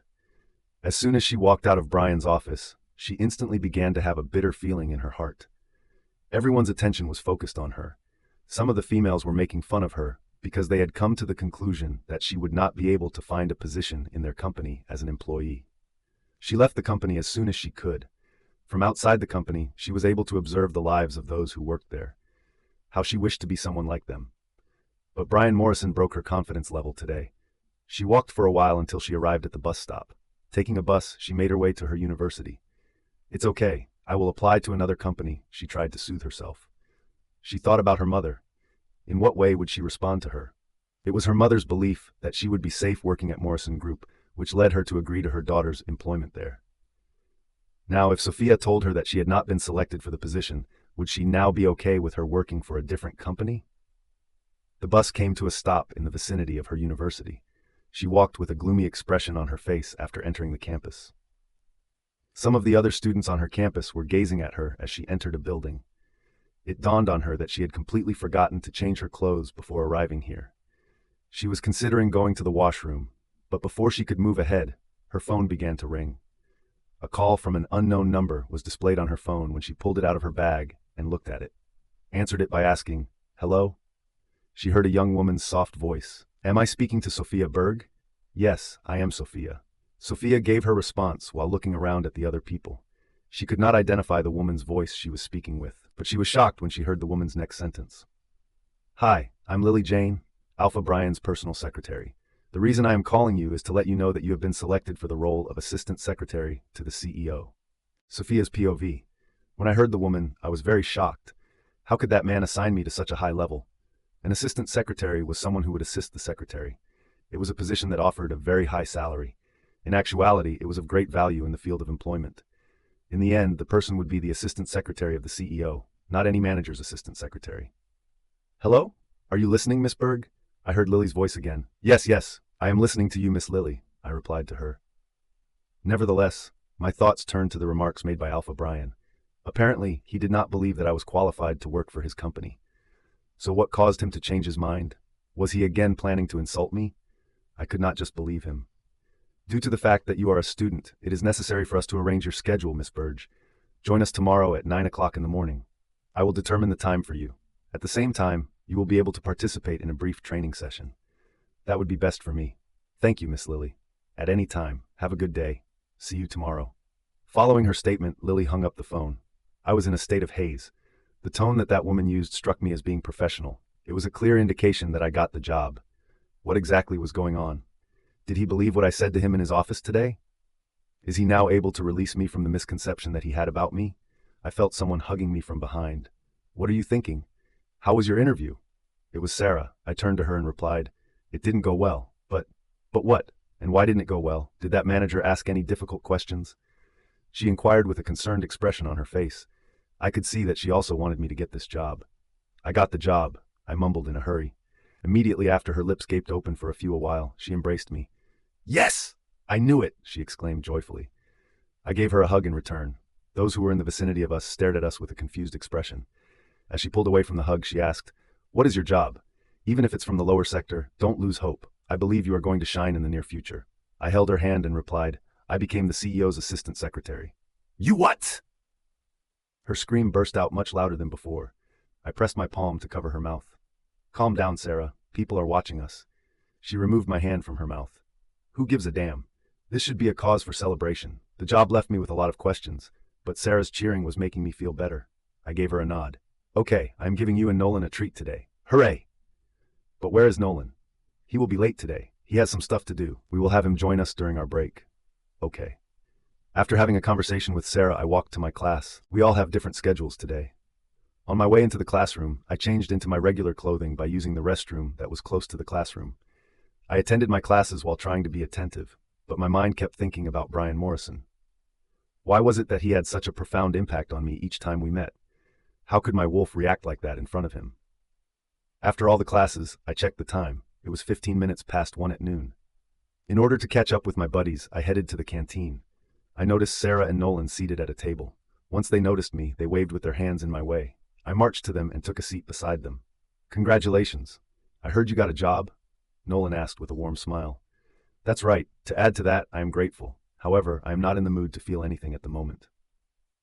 After giving each other a brief glance, Sarah and Nolan switched their attention to me. Why? Nolan asked. I rubbed my forehead in distress. Today Alpha Bryan took my interview and I left his office without his permission. All of my friends were taken aback. It was impossible for them to believe what they were hearing. That's disrespectful, Sarah mumbled. I lowered my head and nodded. I know. At the moment, I was unable to come up with a more efficient way to deal with him. Wait a minute. Why would you deal with him? Nolan asked. Putting my face on the table, I hid it by placing my elbows on it. I was baffled and unsure of how to respond. I did not have someone to talk to about my suffering or my thoughts. What kind of life could a person lead if they kept grave secrets? If I tell them about everything, will they judge me? But there is nothing to judge. It is not my fault, rather, it is the fault of my fate. I thought as so many things were running in my head. Sarah leaned in close to my head and placed her hand on my head before bending down. She said, Sophia. I raised my head and looked at Sarah and Nolan. The expressions of curiosity could be seen in both of their eyes. After taking a few deep breaths and sitting up, I then proceeded to say, Look, you both are aware of how my best friend cheated on me. Following her, I began to have trust issues with both her and other people. On the other hand, after spending so many days with you two, I came to the conclusion that you are my closest friends and that you will never betray me, so I can share my secret with you. My statements appeared to fill them with amazement. With a smile on their faces, they gave a confident nod of their heads. I felt relaxed and let out a lower tone. I am Alpha Bryan's mate. Their eyes widened, and their smiles began to fade away. Sarah could not help but stutter. You are the Luna of this pack? Luna? I scoffed when I heard Sarah. They had not yet recovered from their state of shock. They could not believe that they were sitting with the mate of their head Alpha. It was a blessing from the perspective of the outer world. Regarding me, however, it was a nightmare. Because of this mate bond, I was forced to endure a great deal of humiliation. My brother came dangerously close to losing his job. I had to live like this. Sophia, are you telling us the truth? Are you his mate? Do you know how big it is? Oh my goodness, it's hard for me to believe that he called off his engagement to his girlfriend because of you, Sarah said while shaking her head. I felt embarrassed. It was true that because of me, he had to cancel it. I assumed that Mila's parents might have been the ones who revoked their consent to this relationship. Hey, why are you looking upset? I'm not saying that he did something wrong. He did the right thing. Because of his mate, he rejected another woman. So kind of him to do that. In a jovial tone, Sarah expressed her thoughts. Nolan frowned as if he was thinking about something. He glanced at me and asked, If he canceled that because of you, then why are you both trying to hide the bond in front of other people? Have you made any plans to disclose it at a later time, when all of the rumors around his engagement will have died down? I shook my head. Never. Sarah held my hand. What do you mean by never? He doesn't want me, I mumbled. Hearing me caused Sarah to let out a gasp. What are you saying? Why does he not want you? Is it because of Bruce? I eventually came to the realization that I had almost forgotten that he was Bruce's older brother when I was talking about him to them. Maybe, but it will be impossible for me to be with him as well. How can I even think like that? It can't be a lie that he is my ex-boyfriend's big brother, whom I used to address as big brother-in-law. It sounds funny, but my fate betrayed me. I elaborated to them about what was going through my mind. Nolan got to his feet and drew the chair closer to mine so that he could sit next to me for the purpose of preventing other people from overhearing our chat. In order to better hear him, Sarah moved closer to me as well. Listen to me, Sophia. It is against the rules for the leader of our pack, the Alpha, to turn down his mate. You are destined to be together. It is impossible for him to resist the mate bond that exists between the two of you, even if he claims that he does not desire you and even if he wants another woman. I also have a mate. I know the feelings. There are two options, reject or accept. As the head alpha of this pack, he has no choice but to accept you, regardless of whether it is right now or in the future. As soon as I heard Nolan, a collection of peculiar feelings swept through my mind. Exactly what he was trying to convey was clear to me, but how could I really suppose that man would want to accept me? How could I keep up with him? That was why he dropped you at my home that night. It's clear that he cares for you. Otherwise, he could have left you anywhere, Sarah said while thinking about her birthday night. I turned to her. He cares for me? Do you even know what he said to me today? He said I was not capable of obtaining employment with his company in any way. He always behaves so arrogantly. Sarah chuckled at me. But still, he gives you a job that you have never thought of. His assistant secretary. Imagine one day you will get a promotion and become his personal secretary. Wow, what will happen after that? As Sarah began to think about Bryan and me, she placed her chin on her palm and began to daydream. Nolan hit her head lightly. Stop overthinking and try to understand her. That man does not treat her in a good manner. Oh, please, Nolan, what do you expect from him? Since Sophia was his brother's girlfriend, it is only natural that he would have experienced a sense of unease. But now she and Bruce are no longer involved with one another. So there is a bright future waiting for Sophia. I facepalmed myself. Sarah, nothing can be possible between us. Remember my words, he will try to stay close to you. Then you will tell me that I was right, Sarah said and stood up. Where are you going? Nolan asked her. I also looked at her to get the answer. She grinned at us as if something was going on in her head. I am coming back in a minute. I forgot something in the locker, she replied and left the canteen. Nolan looked at me and said, I didn't know that so many things were happening in your life. I tried to forget these things, but everything was coming back to me that I could not control and tell you both everything. As you should. I nodded my head and waited for Sarah. Sophia, if he treats you badly, tell me. I know I am nowhere close to his rank, but as your friend, I can at least confront him. I felt warm in my heart. I missed my brother after hearing him. Abraham reacted like that when he heard about my mate bond. He might be thinking that I was happy in my life since Bryan did not talk to him about me again. What if he gets to know about my job? Is he going to back me up, or will he oppose me? A brown paper bag appeared in front of my eyes. Sarah came with a brown clothing paper bag. I looked at her and asked, What is it? It's your man's thing. Look into it. Her words left me confused, so I looked into the bag to see what was inside. While I was bending my head to peek inside, I discovered a black suit jacket that was made of a soft material. Bryan's scent still lingered on it. I forgot to give it back to you when you left my house. The moment I laid eyes on it today, I grabbed it and brought it with me so that you might return it to him today. Who knows? You will be close to him from now on. That's nothing, Sarah interrupted me by saying, Oh, come on. This can be the beginning of a new chapter between the two of you. You've got the job. Congratulations, my dear. My mother hugged me. After talking with my friends, I went directly back to my home. So when I told my mother about the job, she appreciated me. I could not put into words how delighted I was. My mother was proud of me. I assumed she would warn me about others again, but because of Alpha Bryan, she was responding so calmly. She believed in the possession of the head alpha. No one could do anything to me. So, she did not have any worries about my safety. Does your brother know? Let me call him, she replied, going to grab her phone, but I grasped her hand. Mom, don't tell brother anything now. Why? I will tell him later. Why not now? He must be busy. I don't want him to know about it right now. He will surely speak with Alpha about it. I don't want anyone to treat me differently. She flashed me a proud smile. She cupped my face and said, I am grateful to have children like you and your brother. You both never let me do anything. You both are sensible children. My mother made my favorite foods for lunch and dinner to cheer me up. We missed my brother during our meals. It was about only 6 months. Because after that, he would return to us. I only prayed that the following 6 months would pass quickly. After dinner, I returned to my room to sleep. Even though I made it to my bed, I did not get any sleep. I set up some alarms on my phone and stared at the ceiling for a while. I turned my focus to the brown paper bag placed on the couch next to my bed. I shook my head, forcing myself to close my eyes. I had no idea when I fell asleep because when I awoke, it was early morning. An alarm went off, waking me up. I slipped my right hand out of the blanket and went for the nightstand. I grabbed my phone and turned off my alarm. I sat up and yawned. I looked outside the window. I could hear birds chirp from there. I grinned and told myself, let's start a new day. I took a shower before changing into a long green dress. It was simple, but it did not meet the standards of the office. However, I did not have many formal outfits to wear to the office. I would need to buy clothes shortly. I put my hair in a high ponytail and wore high heels. Yesterday, I observed other women wearing heels, so I decided to wear black heels today. I was about to leave my room when my gaze landed on the brown bag. I rushed over and grabbed it. How can I forget it? I left my bedroom and went downstairs. Inside the kitchen, I noticed my mother preparing food. Good morning, Mom. As I greeted her, I gave her a peck on the cheek. She turned to me and said, you can't leave without having breakfast.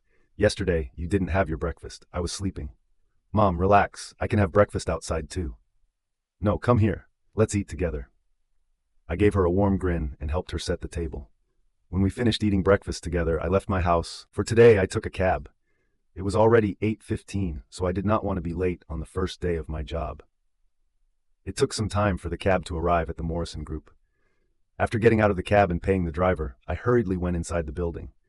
When I looked at the wall clock that was located inside the entrance area, I let out a breath of relief immediately. It was still 8 minutes before the end of the hour. I walked to the receptionist and asked, I'm Sophia Berg.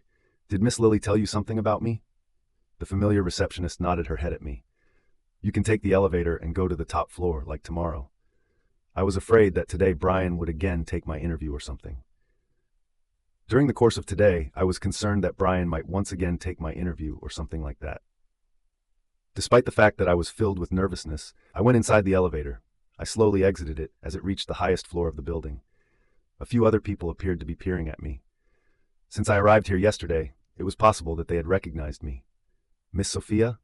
A voice called out my name. I cocked my head to the side in the direction directed by that voice. A young woman in her early 20s approached me with a smile on her face. Because of the initial encounter, her grin appeared to be professional, as if that were the only reason she smiled. Miss Lily? I asked. It was with a forceful tone that she said, yeah, follow me. And then she began to walk ahead of me. In the meantime, I followed her around the office and looked around. She went into a cabin and motioned for me to have a seat on one of the chairs inside. I followed the instructions that were given to me, and she sat down in the chair that was designated for the head. When I looked closer, I saw that it was her private cabin. This is your timetable. Organize travel, manage expenditure records, and make reservations, among other things. Develop a list of materials for meetings, and make sure you comprehend the specifics. These are the only things that you need to learn today. I was shocked after hearing her. There were so many things I had to learn today, and she was saying the only things. She spoke out again. Starting tomorrow, I will be sharing my work with you every day. You are going to work under me. The fact that I did not have to deal with Bryan in any way directly brought me a sense of relief. Thanks, Miss Lily. Oh yes, another thing. The next room will be your cabin. My personal cabin? Yeah, you can check it out now. At the time that you begin your training, I will send someone to you. Thanks a lot. After getting to my feet, I smiled as I exited the cabin. I was overjoyed to have my very own office space to work in. I turned my head to look at the door and noticed the nameplate that stated, Assistant Secretary. I entered the room and was immediately stunned. That man was not that cruel. He gave me such a cabin that was quite lovely. It was a warm and inviting space with white paint. There was a desk that was prepared for me to use. After making my way to the chair in charge, I sat down. I could not help but laugh as I swung around the chair. To me, it seemed like a dream that had finally come true. When my eyes landed on the wall next to me, I quickly stopped moving my chair. The half wall appeared to be a window with a dark glass coating. Suddenly, I had the impression that someone was making eye contact with me from the other side of the glass. As my mind wandered to the subject, I experienced a chill down my spine. Suddenly, I felt that someone was looking at me from the other side of the glass. When I thought about it, I felt a chill down my spine. In order to refocus my attention on my desk, I ignored my internal thoughts. Who would look at me? I was overthinking. It came to my attention that a few folders were being placed on the desk.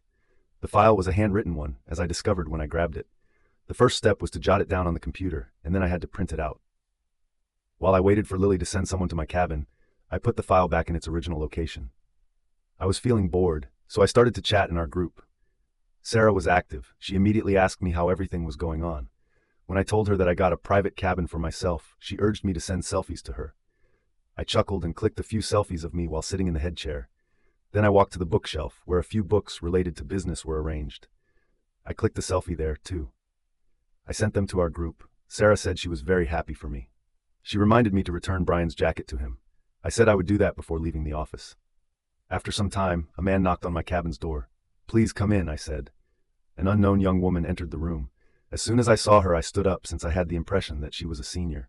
"Don't worry about it. Take a seat. I am Selena Parker. I came here to train you in some work," she said, walking to my desk. I sat down on my chair, and she stood behind my chair. She showed me many things on the computer. She told me the locations of Alpha's schedules and where to set up files. Basically, it was about remembering different things. But some of the folders were hidden, and only a few people knew about them. She was one of them. Because if anyone were to learn about Alpha's daily routine, they would immediately begin to sell it to other people so that they could profit from being able to use it. There were so many new things I learned from Selena. She looked to be in her late 30s. It seemed as though she had been working at this company for quite some time. After taking a 10-minute break, she resumed her training for me and continued to work on me. With our attention fixed on the screen, we both sat down on 2 chairs. "Thank you, miss." I showed my gratitude with a small smile after the training. She did not look like an extroverted person, but she smiled back at me and said, "You got a big position at a really young age. Don't disappoint anyone, and try your best. Means a lot." Selena nodded her head and left my cabin. I sighed in tiredness. I walked out of the cabin and set out on foot in the direction of the canteen. Everyone stared at me as if I were a new animal in a zoo. Avoiding their gazes, I proceeded to place an order for lunch and ordered something. It was impossible for me to attend my university today. I was forced to miss my classes because the training season lasted for such a long time. However, given that I would be able to return here tomorrow after my university time, I would be able to handle everything. "Are you the new girl that Alpha himself interviewed?" I turned around and saw a few women. I gave them a slight nod of my head. "What did he ask you?" "Nothing much," I replied, and turned to receive my order when I saw the waiter had placed my order on the counter. "Just because you got a higher position, don't be so arrogant. We have been working here for years," another woman told me. I frowned at her. "When did I say something like that?" "No, you did not. However, we decided to give you a heads up in advance." "Thank you for letting me know, sisters." I said it to them with a smile. My smile froze them. Their expectation was that I would argue with them. However, they were defeated before they could even begin combat. I sat at a table and had my lunch alone. I noticed Lily talking with some women while having lunch at her table. After eating, I went back to my cabin. I had just begun to look at my schedule when I received a call on the telephone that was located at the office desk. I received it. Lily's voice came from inside the phone. "I put some files on your desk. Work on it. As for your first day, I have no doubt that it will be a simple task." "Okay." I looked at the paperwork that was sitting on my desk once I had finished hanging up the phone. There were many. Maybe it would take me almost the whole time in the office. I glanced at the brown bag and stood up. I thought of giving him his jacket first, then returned here to start my work. I walked out of my office and made a left turn. I started to make my way towards the next door. It dawned on me that Bryan's cabin was practically next to mine. But it was so large that I had to walk for a while to reach his door. I knocked on the door and waited for his permission. "Come in." As soon as I heard him, I opened the door. I looked at the desk when I had finished closing the door behind me. There was no one there, which surprised me. Didn't I hear his voice from inside? Then where was he? Just as I was about to look around for Bryan, I heard his deep voice. "Who are you searching for here?" I turned my head and saw that he was smoking while seated on the couch. The sunlight of this winter could not illuminate the room. The lights over the side where he was sitting were off, so I could not realize that he was sitting there, even though I could feel his scent in the room. I avoided his gaze and walked to him. I did not want to see his appearance either. I was trying to avoid it totally. "This is your suit jacket. I came to return it to you." I uttered the words and extended my hand to hand over the bag to him. Before I could leave the grip on the bag, he grabbed the bag and pulled it to him. My heart skipped a beat as I stumbled, and my body lost its balance. My eyes widened when I directly fell on his lap. When my body collided with his, time appeared to slow down. I let out a gasp, and my senses were flooded with a mixture of surprise and shame. There was complete silence in the room. How was it possible for me to end up sitting on his lap? I stared at him in a slow manner. Immediately, as his penetrating black eyes latched into mine, I felt a shiver that ran down my spine. The world seemed to fade into the background, and the only people who were present at that moment were the two of us. It was as if time had stopped moving. His eyes were unwavering, and they pierced the very depths of my soul, unveiling the mysteries that were concealed deeply within me. When I was about to move my body from his lap, a surge of unexpected strength enveloped me.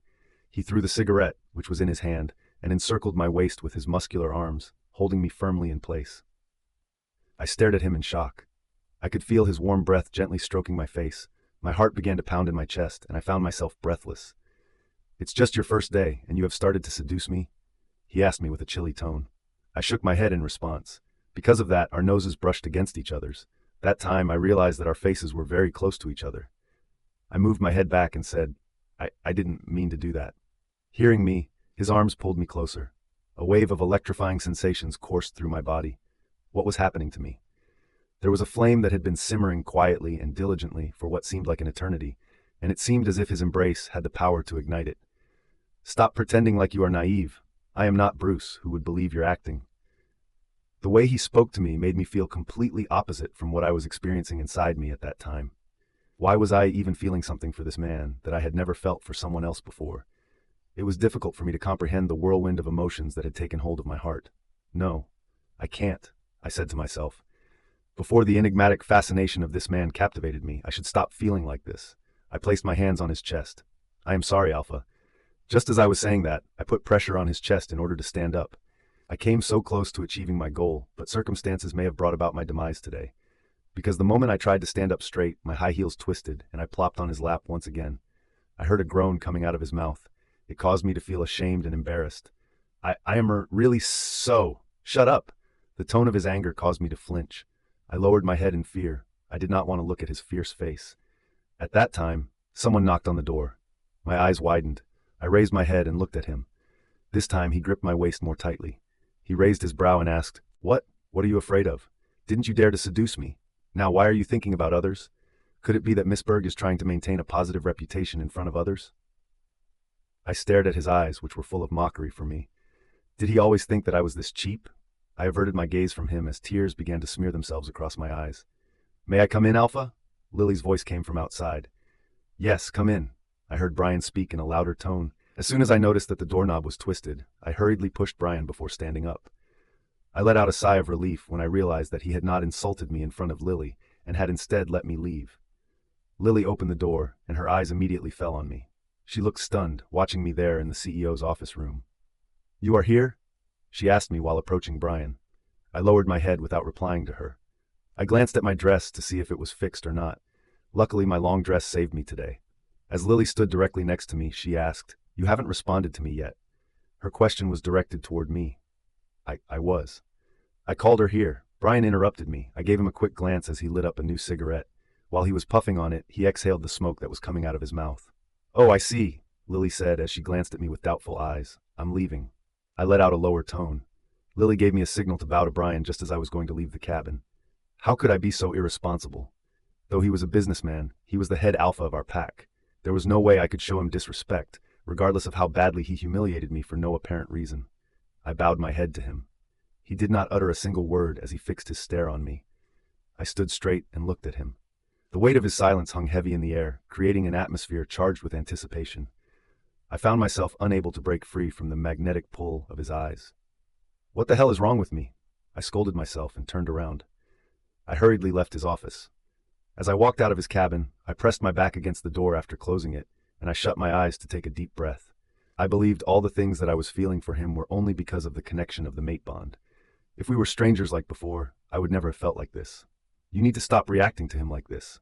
He doesn't want you," I told my wolf. When I opened my eyes, I was startled to see a young man grinning at me. "Hi." He greeted me, and I immediately moved from the door. "Hello." I was feeling so embarrassed that I wanted to hide myself right now. I was not feeling well, so I tried to make an excuse to hide my embarrassment. "I can understand," he responded. I lightly smiled at him.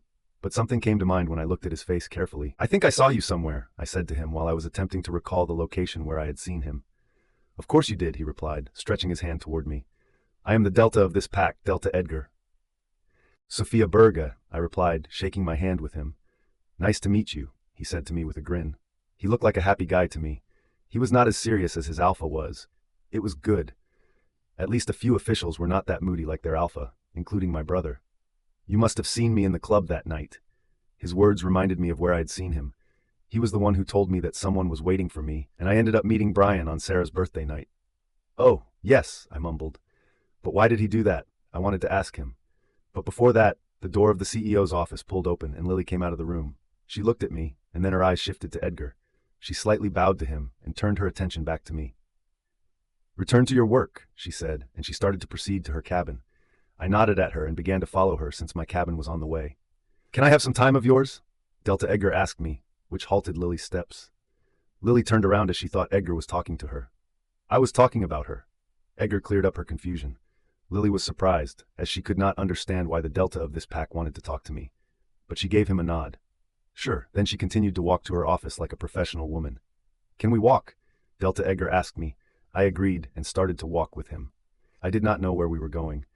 As usual, others were looking at me. "Why did you do that?" I asked him. "I did what?" "I had to bear meeting your alpha. He misunderstood me that night." "Oh, come on, you were the one who was calling him Bruce. Have you not gotten over your ex-boyfriend yet?" I stopped walking and turned my head toward him. "How do you know about it?" "I'm Bryan's close friend. It's obvious I know what's happening in his family. Bruce is like my younger brother." I looked away from him when I heard about Bruce. I believed Edgar also thought that I was a liar, since he was Bryan's friend. "I was drunk that night. It was my first time drinking," I explained as I started to stroll again. "By the way, I wanted to tell you about your brother." It halted my steps and I asked, "Do you know about him? How is he?" He frowned at me. "Does he not call you?" "He does, but I know him. He will never tell me about his problems. Is he okay there?" "It looks like you are a good sister," he said, smiling at me. Then he continued, "He is a very hard-working man. He is our Gamma for a reason. He is the main warrior, and Bryan is trying to train him in the best way possible." I was surprised to hear him. What I thought was that he was punishing me and making my brother stay away from me. So that means it was for his own good? Of course. What did you think? You are not the reason behind it.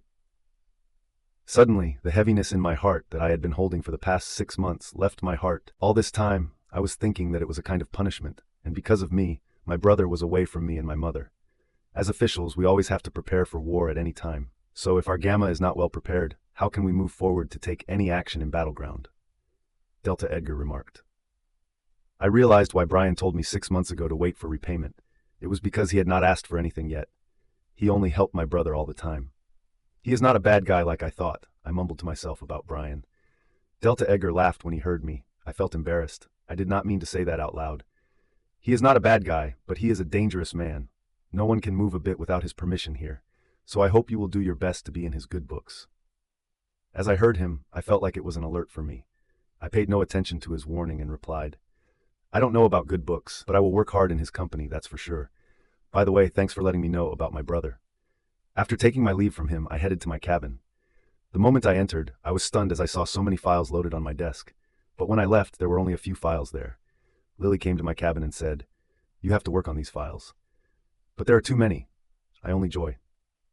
"Do you want to stay here or not? Is there any rule to give you less work just because it's your first day?" Her harsh tone made me upset. Why was she being rude to me? Did I somehow offend her? "Sorry," I murmured, then sat on my chair. I started to walk when she left my cabin. I was not a lazy person, but it looked like she gave me all of her work. It was late afternoon when my mother called me. I told her that I would come late today. I focused on my work. I was shocked that Lily even gave me some work that employees of the accounting department should do. It did not take me more time to understand who made Lily do that. I remembered that Lily was in Bryan's cabin. He might be the one who told her to give me as much work as she could. It's just my first day, and he is doing this to me. How will I survive in the future? 1 month has passed since I started to work at the Morrison Group. This 1 month was like hell for me. I had never thought working for the best company would devour my life. Ever since I got the job as the CEO's assistant secretary, Lily, the CEO's so-called personal secretary, put all of her work on my shoulders and began to live her life peacefully. But I was not blaming her. She was only doing what her boss, Bryan Morrison, had told her to do. I had a feeling that he had no other work except pestering me with work. Just a few days ago, I asked for a leave because I had a fever. But what did I get as a reply? A clear-cut no. Lily said Alpha Bryan did not like excuses at work. He believed that everyone was lazy and always tried to find reasons to skip work days. I had to come to the office with a red face and a high temperature that day. I was so sick that my mom also felt worried about my health at that time. On another day, I worked the whole night on a project that Bryan had told Lily to handle. Since I was her assistant, she had ordered me to do it for her. I was so occupied with work that I fell asleep in the office. However, when I woke up the following morning, I saw my desk was empty. Lily took away all of my hard work and got credit from Bryan by claiming that she had done everything herself. My condition was so bad that I could only curse my fate to get a chance to work for this company. I knew not everyone was dealing with the condition that I was dealing with. It was because not everyone was Alpha Bryan's mate like me. All this month, I had to travel back and forth from work to study. I started my day by going to the university, and then I had to make my way to the office for the rest of the day. Due to the fact that I had to concentrate on my studies as well, I could not get proper sleep this entire month. Sophia, I invited Troy and Sabrina to our home tonight. As I was ready to leave my house, I heard my mom speaking from behind. I looked at the open door, which would lead me outside, then turned my head to peek at my mom, who was cleaning the table since we had just finished our breakfast. "Why, Mom?" I asked her with a curious tone. Sabrina was my mother's close friend, and Troy was her son. Surprisingly, he worked for the Morrison Group as well. He had a reputation in our company. He was our financial manager. In fact, he was the one who my mom had told me about when I got the job. "Just for a little get-together. Since we have been friends for years, we want our children to be friends too," she remarked with a smile on her face. I stared at her bright face. I loved my mom so much that I could never describe it to anyone. To see a smile on this beautiful woman's face, I could do anything. "Sure, Mom," I replied, stepping out of the house. "So, try to come early," my mom said as she strolled to the door. I turned to her and nodded my head. "I'll try. Bye, Mom." She waved at me as she leaned against the door. I waved at her back and headed to the bus stop to go to my university. When I arrived at the office after attending my classes at the university, it was already noon. As I walked to my cabin, I did not have to face different gazes like I used to face a month ago. Now people gave me one look, and that was a look of sympathy. Everyone in my company knew how I was passing my days here. Those employees who were envious of my position before felt relaxed now that they were not in my shoes. How lucky I am! I mocked myself and entered my office room. As soon as I sat on my chair, my body leaned back against it. I closed my eyes for a while and took deep breaths. While sitting like that, I almost feel sleepy. Before I could go to sleep during work hours, a ring on my phone jolted me up from my chair. I sat straight and rubbed my forehead. I was under too much pressure.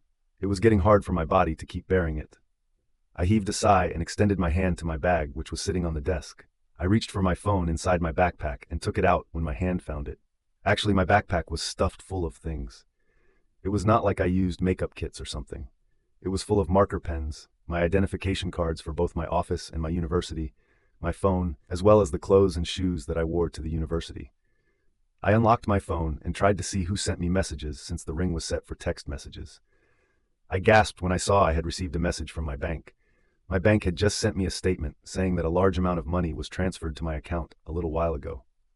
"It's too much," I mumbled as I stared at my phone screen. I rechecked the sender's information, and it was from the Morrison Company. It said that the money was the monthly salary of the assistant secretary. My salary was not fixed since I had to start work on the very first day without any questions and do a lot of different tasks that a personal secretary should normally do. But I knew I would get a good sum of money since it's a big company. However, I had no idea that it would be this much. If I had worked for another company as a full-timer, I would have had to work for 3 months to get this salary. I was surprised as I remembered all the times that I devoted myself to at work, and now I got more than what I deserved. Suddenly, I felt someone's gaze on me. I turned my chair to look at the window, which had the black glass. I immediately averted my gaze from it. I knew who was gazing at me. It was a see-through glass that connected directly to Alpha Bryan's office. Though I was unable to see anything from here, the person behind it could see me clearly. I was busy working on a file that Miss Lily had handed me yesterday. I moved my attention from the file when I heard a knock on the door. "Please, come in." A man opened the door. I recognized him. He was our directing manager. He was quite old. It was my assumption that he was an employee when Bryan's father, Alpha Harry Morrison, was running the company. Bryan did not hire all the new workers for the new start. He had just continued to raise what his father handed him. Why did a person in such a high position come to meet me in my cabin? I got to my feet. "Sir, how may I help you?" I asked in the most polite way I could. "Sophia, Alpha Bryan called you into his office. Today, Lily could not make it here." My brows raised as I inquired, "What happened to her?" "That's all I know. Since she is absent today, you will have to cope with her role. Go to Alpha's office and see what he wants you to do." "Oh, okay," I muttered. The man left the room the moment he had finished conveying Alpha Bryan's message to me. I slumped in my chair. I did not want to go to that man's office. In this 1 month, we did not come across much. We only saw each other in the conference room. Unexpectedly, the telephone over my desk began to ring. I instantly picked it up. "Hello?" "Miss Berg, I think the financial department has already sent you your salary today. Then what makes you so demotivated in your work?" I heard Bryan's cold voice. Almost immediately, I jumped up from my chair. "I coming to your cabin." I hung up the phone without letting him say anything and dashed over to his office room. As I walked to his cabin, people around me frowned at me. I paid no attention to them. It was because, hearing Bryan's voice after so long, my wolf started to leap inside. I shook my head and exhaled from my mouth. I stood in front of the CEO's office and knocked on the door. "Come in," I heard him say, permitting me to enter his office. I opened the door and glanced at him. The man was sitting behind the desk. He looked swamped with work. I slowly closed the door and walked toward the desk. "Alpha, you called me." He averted his eyes from the computer in front of him and looked at me. I felt my knees almost shake at his gaze. He was not looking angry, but there was something in his eyes that could not let me remain sane. I lowered my head and waited for his order. "In Lily's absence, you are going to do her duties." "Yeah, I got that." "Really?" I raised my head to look at him. "Yes." He gave me a nod and said, "Go and make a cup of coffee for me." "Sure, Alpha," I replied, turning to leave the room. He did not stop me, and I walked out of the office room. I rushed to the coffee maker, which was not close to Bryan's office. I wondered why it was not near his office. Then I realized that it was because, if the coffee maker was established in the middle of the floor, it would be helpful for every employee. When I reached there, I tried to brew the best coffee I had ever made in my life. With all hope that I had made good coffee, I went back to Bryan's office. "What did you make?" Bryan asked as he looked at the cup. "Did you not like the coffee? Should I add a little more milk?" I asked him. I said in my head, "Did he like more milk in coffee? But I think it's fine. He hasn't tasted it yet." As I reached out for the cup, he stopped me by grabbing the cup. My fingers brushed against his. In an instant, I felt electricity jolt inside me. I moved my hand back in shock. He gazed at me. I tried to ignore his gaze. Did he also feel the same? It was the mate bond between us that made me feel like that. It was hard for me to work around this man. "Call Lily and ask her about it." His voice was calm, much milder than before. I realized that I did not take my phone with me from my cabin. I was about to tell him about it, but my eyes froze when they fell on the window glass. My heart started to beat faster. My office room was clearly visible. I could see everything that was happening there. I felt a little conscious of myself. He could see me all the time. I knew about it, but still, it was kind of awkward. "If you are done with scanning my office, you can go for your job," he said, and he started to work again.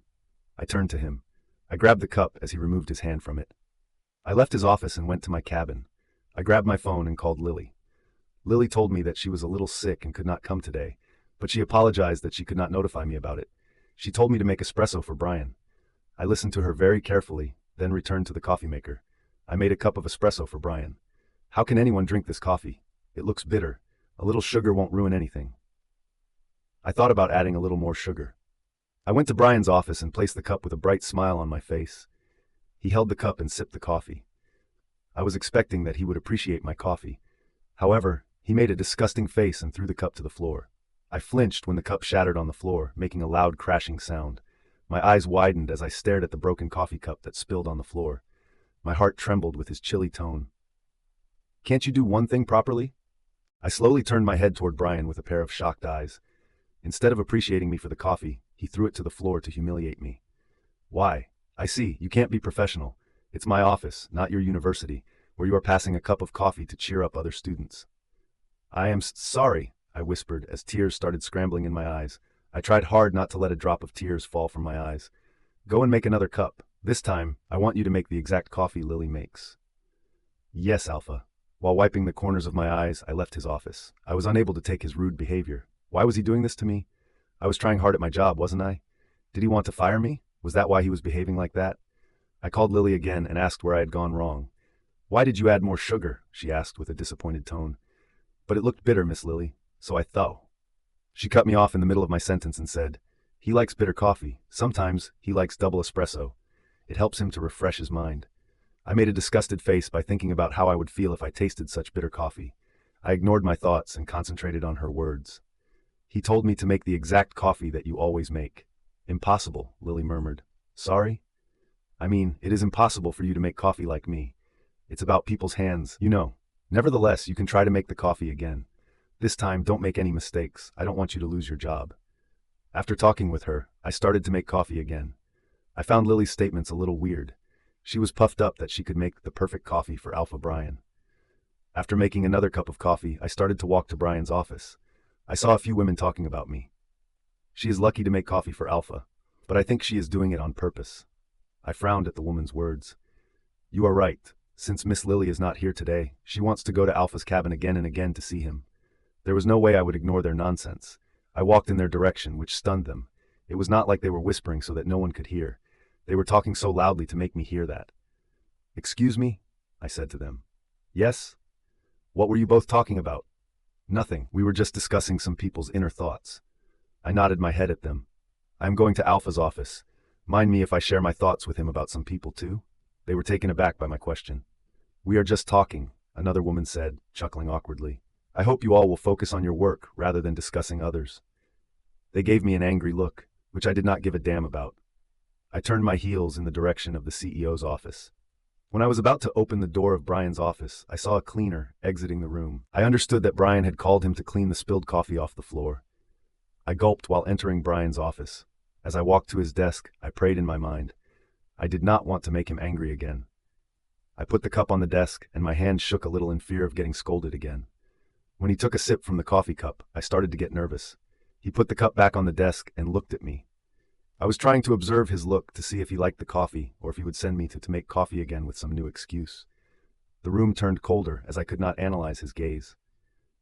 No matter how much you try, you can't make it, he said. I tightened my fists. It had been more than half an hour since this man made me round the whole floor, and now he was saying I could not make it. If that were the case, then why did he even order me to make it for him in the first place? If you knew it, why didn't you ask anyone else? I asked him after taking a deep breath. He leaned back against his chair, his gaze never leaving mine. I felt that the pair of mysterious eyes were always examining me, my every expression, my ability to think, and everything. It was like he could see my soul. Because here no one is my servant but my employees who have specific jobs. This is my secretary's duty. Since she isn't here, it's your responsibility now. I lowered my head and quietly listened to him. I did not want him to get mad at me. Go back to your work. I exhaled after hearing him. I was about to hold the cup to take it away from the desk, but his voice stopped me. Leave it here. I was stunned to hear that. Didn't he say I could never make it? Then why did he want to keep it here? Anyway, I left his office and headed back to my cabin. In a way, I bumped into someone. I raised my head to look at the person. I was surprised to see the young man. He smiled at me and said, Hey, Sophia. Troy. Hi. He was my mom's friend, Sabrina's son. He joined the company last year after his graduation. How are you? He asked. I'm good. What about you? Just fine. I nodded at him and wanted to take my leave since I had to go back to my cabin. Alpha Bryan might be looking at my office through his window to see if I went back to work or not. See you later, I told him, then walked past him. Just before I could enter my office room, Troy spoke out. My mom said your mother invited us to your home tonight. If you don't mind, let's go together. I turned around and looked at Troy. Together? He smiled at me and replied politely, Don't misunderstand me. I will go to your home directly from the company. So I thought to ask you if you were okay with it. I thought for a second, then inquired, What about Aunt Sabrina? How would she go there? Don't you think you should pick her up and go with her? He shook his head in response. She has her own car. Her driver will drop her there. Oh, I mumbled. It was not like I had any problem going with him, but we did not know each other much, so the ride would be awkward. You know my position. Alpha's personal secretary hasn't come today. Because of that, I have to work more today. So, I tried to make an excuse. It's okay. I also have some work. If you're concerned that I would have to wait, then it's fine with me. I will wait for you outside. I sighed as I was defeated to say no to him. Okay, see you later, I said to him. Then opened my cabin's door. As I entered my cabin, I started to work. There was a schedule for Bryan that Lily had to set, but since she was not here, I would have to take care of it. The telephone began to ring an hour later when I was working. I grabbed the phone and heard Bryan's voice. In my office right now. Yes, Alpha. I rushed to his office. He asked me about his schedule. Luckily, I had already worked on it. You have a meeting in the next hour. I stood there, looking at him. Go to the management department and ask for the file that the manager has to submit to me. Sure. I left his cabin and walked to the elevator. As I entered the elevator, I pressed the button on the floor, which was for the management department. When I reached that floor, I looked around for the manager's office. I saw so many people working while a few people were talking with each other. There was a friendly atmosphere on that floor. I walked to a desk and asked an employee, "Excuse me, where's the manager's office?" She turned her head toward me. Her eyes shifted to my dress, and then they scanned me from head to toe. As though she did not like my dress, she narrowed her eyes and asked, "Who are you?" I felt annoyed by her look. "Alpha Bryan sent me to get a file, so it would be helpful if you told me." Her eyes widened at the name of Bryan. She immediately got to her feet and gestured with her hand. "This way. Let me show you the office." I almost rolled my eyes at her. Why didn't she behave like this earlier? If I had not told her about Bryan, she would have given me another judgmental look. I knocked on the manager's office door and entered the room. Meanwhile, the woman left from behind. "Miss Sophia, why are you here?" the manager asked when he saw me. In truth, every high-positioned employee had known me since I attended the meetings with Lily. However, other people who were under managers did not know me, since they did not go to board meetings. "Alpha wants a file from you." "Which file?" "The file that you were supposed to submit today." "But Miss Lily should be the one who came to take it," he said as he looked at me with doubtful eyes. I could understand his suspicion. I was a new worker, so he could not just give anyone an important file. "If you have any doubt, you can call Alpha and ask him about it," I said to him so that he could believe me. To my surprise, he actually called Bryan to inquire about it. When Bryan told him that he sent me to him, the manager nodded his head and handed me the file. I left the cabin and headed to the elevator hurriedly. As I waited for the elevator to come, my eyes wandered around. Something caught my eye at the moment. I was stunned when I saw Louisa. She was walking to a desk while talking with a few ladies. She looked pompous with so much makeup on her face. Her attire gave the impression that she was a rich kid. At a glance, it was clear that she was far younger than the other ladies. However, based on the manner in which they were conversing with her, it appeared as though they were pampering her. I saw Louisa turn his head in my direction. At that time, the gate of the elevator opened. I stepped on it immediately so that she could not notice me. As the gate closed, I let out a deep breath. Louisa might be here for her internship. I remembered that the internship was set to begin 1 month after the winner's announcement. I should avoid coming to this floor in the future, I thought. Later, I gave the file to Bryan. He reviewed the file while glancing at me. I frowned after looking away from him. Why was he making me nervous like that? It was not like I was the one who worked on this project. I just went to bring it here. Bryan put the file on the desk and said, "Today you will attend the meeting beside me, in Lily's place." My eyes widened. Though I always went to meetings, I did not have to talk or say anything but just look at others with a blank face. On the other hand, Lily always conversed with Bryan during the meetings, as she knew many things about his timetable to set the next meeting. "What's wrong?" he asked with a cold face. I shook my head immediately and replied, "Nothing. Let me take my phone with me. It's in my cabin." "Why do you need your phone in a meeting?" "Maybe I will be in need of Miss Lily, so I can message her to ask something." As if my reply were baseless, he stared at me. Before he could say anything, I walked to the door. "I'm coming in a second." After saying that, I ran to my cabin. I looked for my phone, which was over the desk. I exhaled and drank a glass of water. I wiped my mouth with my sleeve and opened the door. I thought Bryan would get angry at me if I wasted another minute. However, I was in such a hurry that I forgot to look ahead. My body bumped into someone. I was about to lose my balance. I shut my eyes in fear of falling, but a powerful arm encircled my waist, sending shivers down my spine. My eyes were closed. My wolf and I both felt instantly at ease when we smelled the scent. There was a warmth in the embrace. It almost made me forget the world around me. All I wanted was to be wrapped in this strong arm for a long time. "Can't you see while walking?" I heard a chilly voice that trembled my body. My eyes flung open, and my gaze met a pair of dark eyes. I did not know why, but my body felt numb. My wolf shouted inside me, "Mine." But I knew he was not mine. He would never be mine. His handsome face was so magnetic that it could pull any woman toward him. His cold aura would never let others rule over him. With his striking appearance and his aloof demeanor, he ruled over the hearts of women.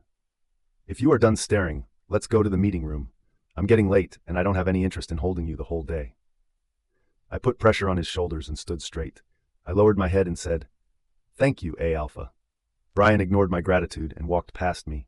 I looked at his back while following him. His words hurt me, which caused me to feel upset. His every word began to make an impact on my mind more and more. I did not know what would happen to me in the future if it kept happening. I believed I did not like him, but the mate bond brought in this new phenomenon inside me unnecessarily. I should talk to him about the mate bond. We have to do something about it, I thought. As we entered the meeting room, everyone who was sitting on chairs stood up and bowed to Bryan. There was enough space in the meeting room to set up a large table, which had 30 seats, along with 2 head chairs. Alpha's seat was positioned across from a large projector, which was set up to provide him with a clear vision for every presentation. Bryan motioned his hand to tell them to raise. When he sat on the head chair, everyone sat back in their seats.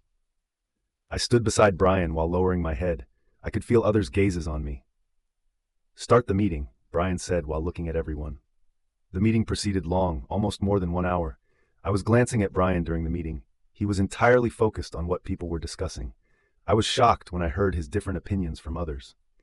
In the business world, he was indeed the king. His ability to think was different from others. His thoughts started where other people's ended. I was lost in his face when I heard my name. "Miss Sophia? Huh?" I looked at the man who was sitting a little distant from Bryan. "Alpha has called you 2 times. Where are you lost?" I slowly shifted my attention back to Bryan, and I saw him turning his head toward me. I gulped and bowed to him. "Sorry, Alpha, I paused as I had no words. What would I say? That I lost myself while observing you? No way. It looks like Secretary Sophia has a crush on our Alpha. I heard a man saying that."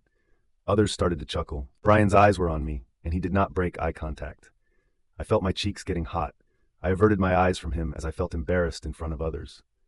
"Stop it. Focus on your work, not on my secretary." Bryan let out a cold voice. I was surprised by his tone when he said, "my secretary." It felt like he put a little pressure on his voice when he said that. Almost immediately, everyone lowered their heads and started to turn the pages of the files in front of them to avoid his cold gaze. I was relieved that those people's gazes were diverted from me. "Thanks," I whispered. I knew it reached Bryan's ears. Just as I thought my embarrassment was over for the day, a phone started to ring. The ringtone echoed loudly throughout the silent meeting room. I bit my tongue when I realized it was my phone. I saw it was my mother's call. I muted the ringtone and glanced at Bryan. He glared at me. I moved my gaze away from him and cursed myself for bringing the phone with me. Today was the worst day of my life. Why was fate up to humiliate me? "Pick up the call," Bryan said to me. "What?"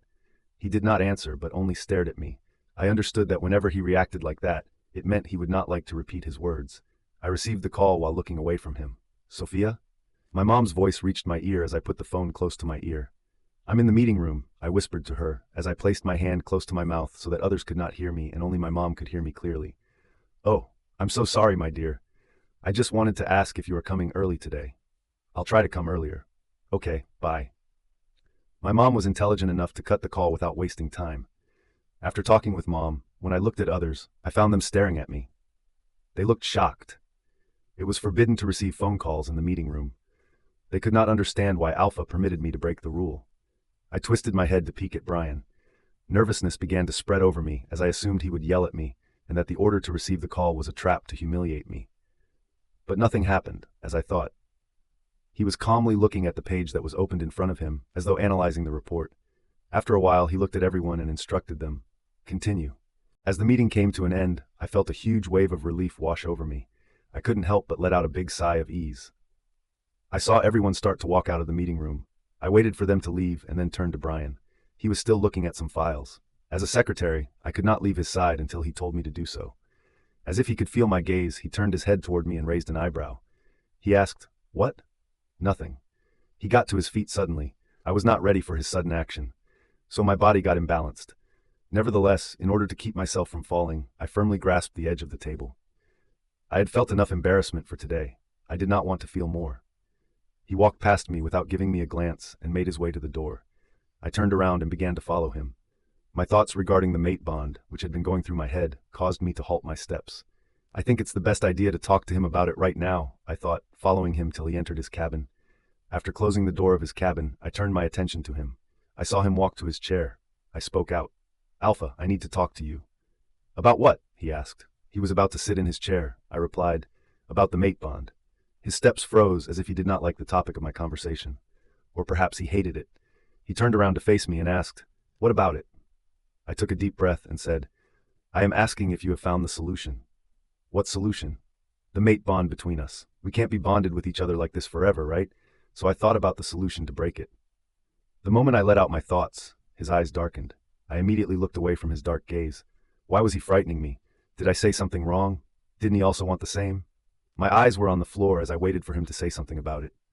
Instead of his voice, I heard his shoes tapping on the floor, indicating that he had started to walk.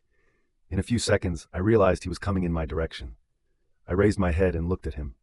He looked somehow angry. Why? As soon as I noticed that he was getting closer, I took a step back. The door was not far away from me. As a result, my back was pressed against the door the moment I took a step backward. I gasped when he rested his right hand on the door next to my head. He lowered his head to reach my level and asked, "What did you just say? You want to break it?" His hot breath touched my face as he spoke out. His scent touched my nostrils, making me crazy, as if, in no time, my body would press against his without my permission. "Stop it, Sophia. Focus," I told myself and raised my head to look at him. I was shocked when I found him too close to my face. Our faces were inches apart from one another. Yes, I mumbled, while trying my best to let out the word. A frown formed on his face as he asked, "Where was your this concern when you came to ruin my engagement in front of my guests and my fiancé's family?" His fierce face trembled my heart. Though he had just asked a simple question, when he said, "my fiancée," I did not feel well. I averted my gaze from his attractive face and turned my head to my right side. That time, my wolf took over me. If I were in my sanity, I would have never done that. "Oh, really?" I heard his mocking tone. I immediately turned my head to face him. Shockingly, my nose brushed against his. I clutched my dress tightly in an effort to bring my pulse rate under control, which had begun to quicken. Did every single person feel the same for their mate? Then how did they resist the feelings and reject them? To my surprise, he did not move back. Instead of doing that, he shifted his nose to my cheeks and moved to my ear. The touch of his nose on my skin felt blissful. I shut my eyes tightly. No, I am not supposed to feel this way. I reminded myself once again. "No matter how much you pretend, you can't resist this bond," he muttered close to my ear. It was almost as if he was saying it to himself. I bit my lower lip as I began to feel a sensation in my body. "Stop acting as if you really want to break it. I know your inner thoughts. You want to get the Luna's position." I froze because of his words. Just listening to his harsh remark was enough to wash away all of the sensations that had been building up inside of me. I opened my eyes and took a deep breath. I attempted to push him by placing my hands on his chest. I did not want to listen to him anymore, but my push did not move him even a little bit. It appeared as though the push had caused him to get enraged, as he then placed his other hand on my left side and caged me between his arms. My eyes widened. He moved his head to gaze at me. I looked into his eyes.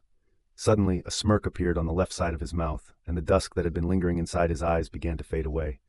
"There is no way to break the mate bond except by rejecting you as my mate, which I will never do."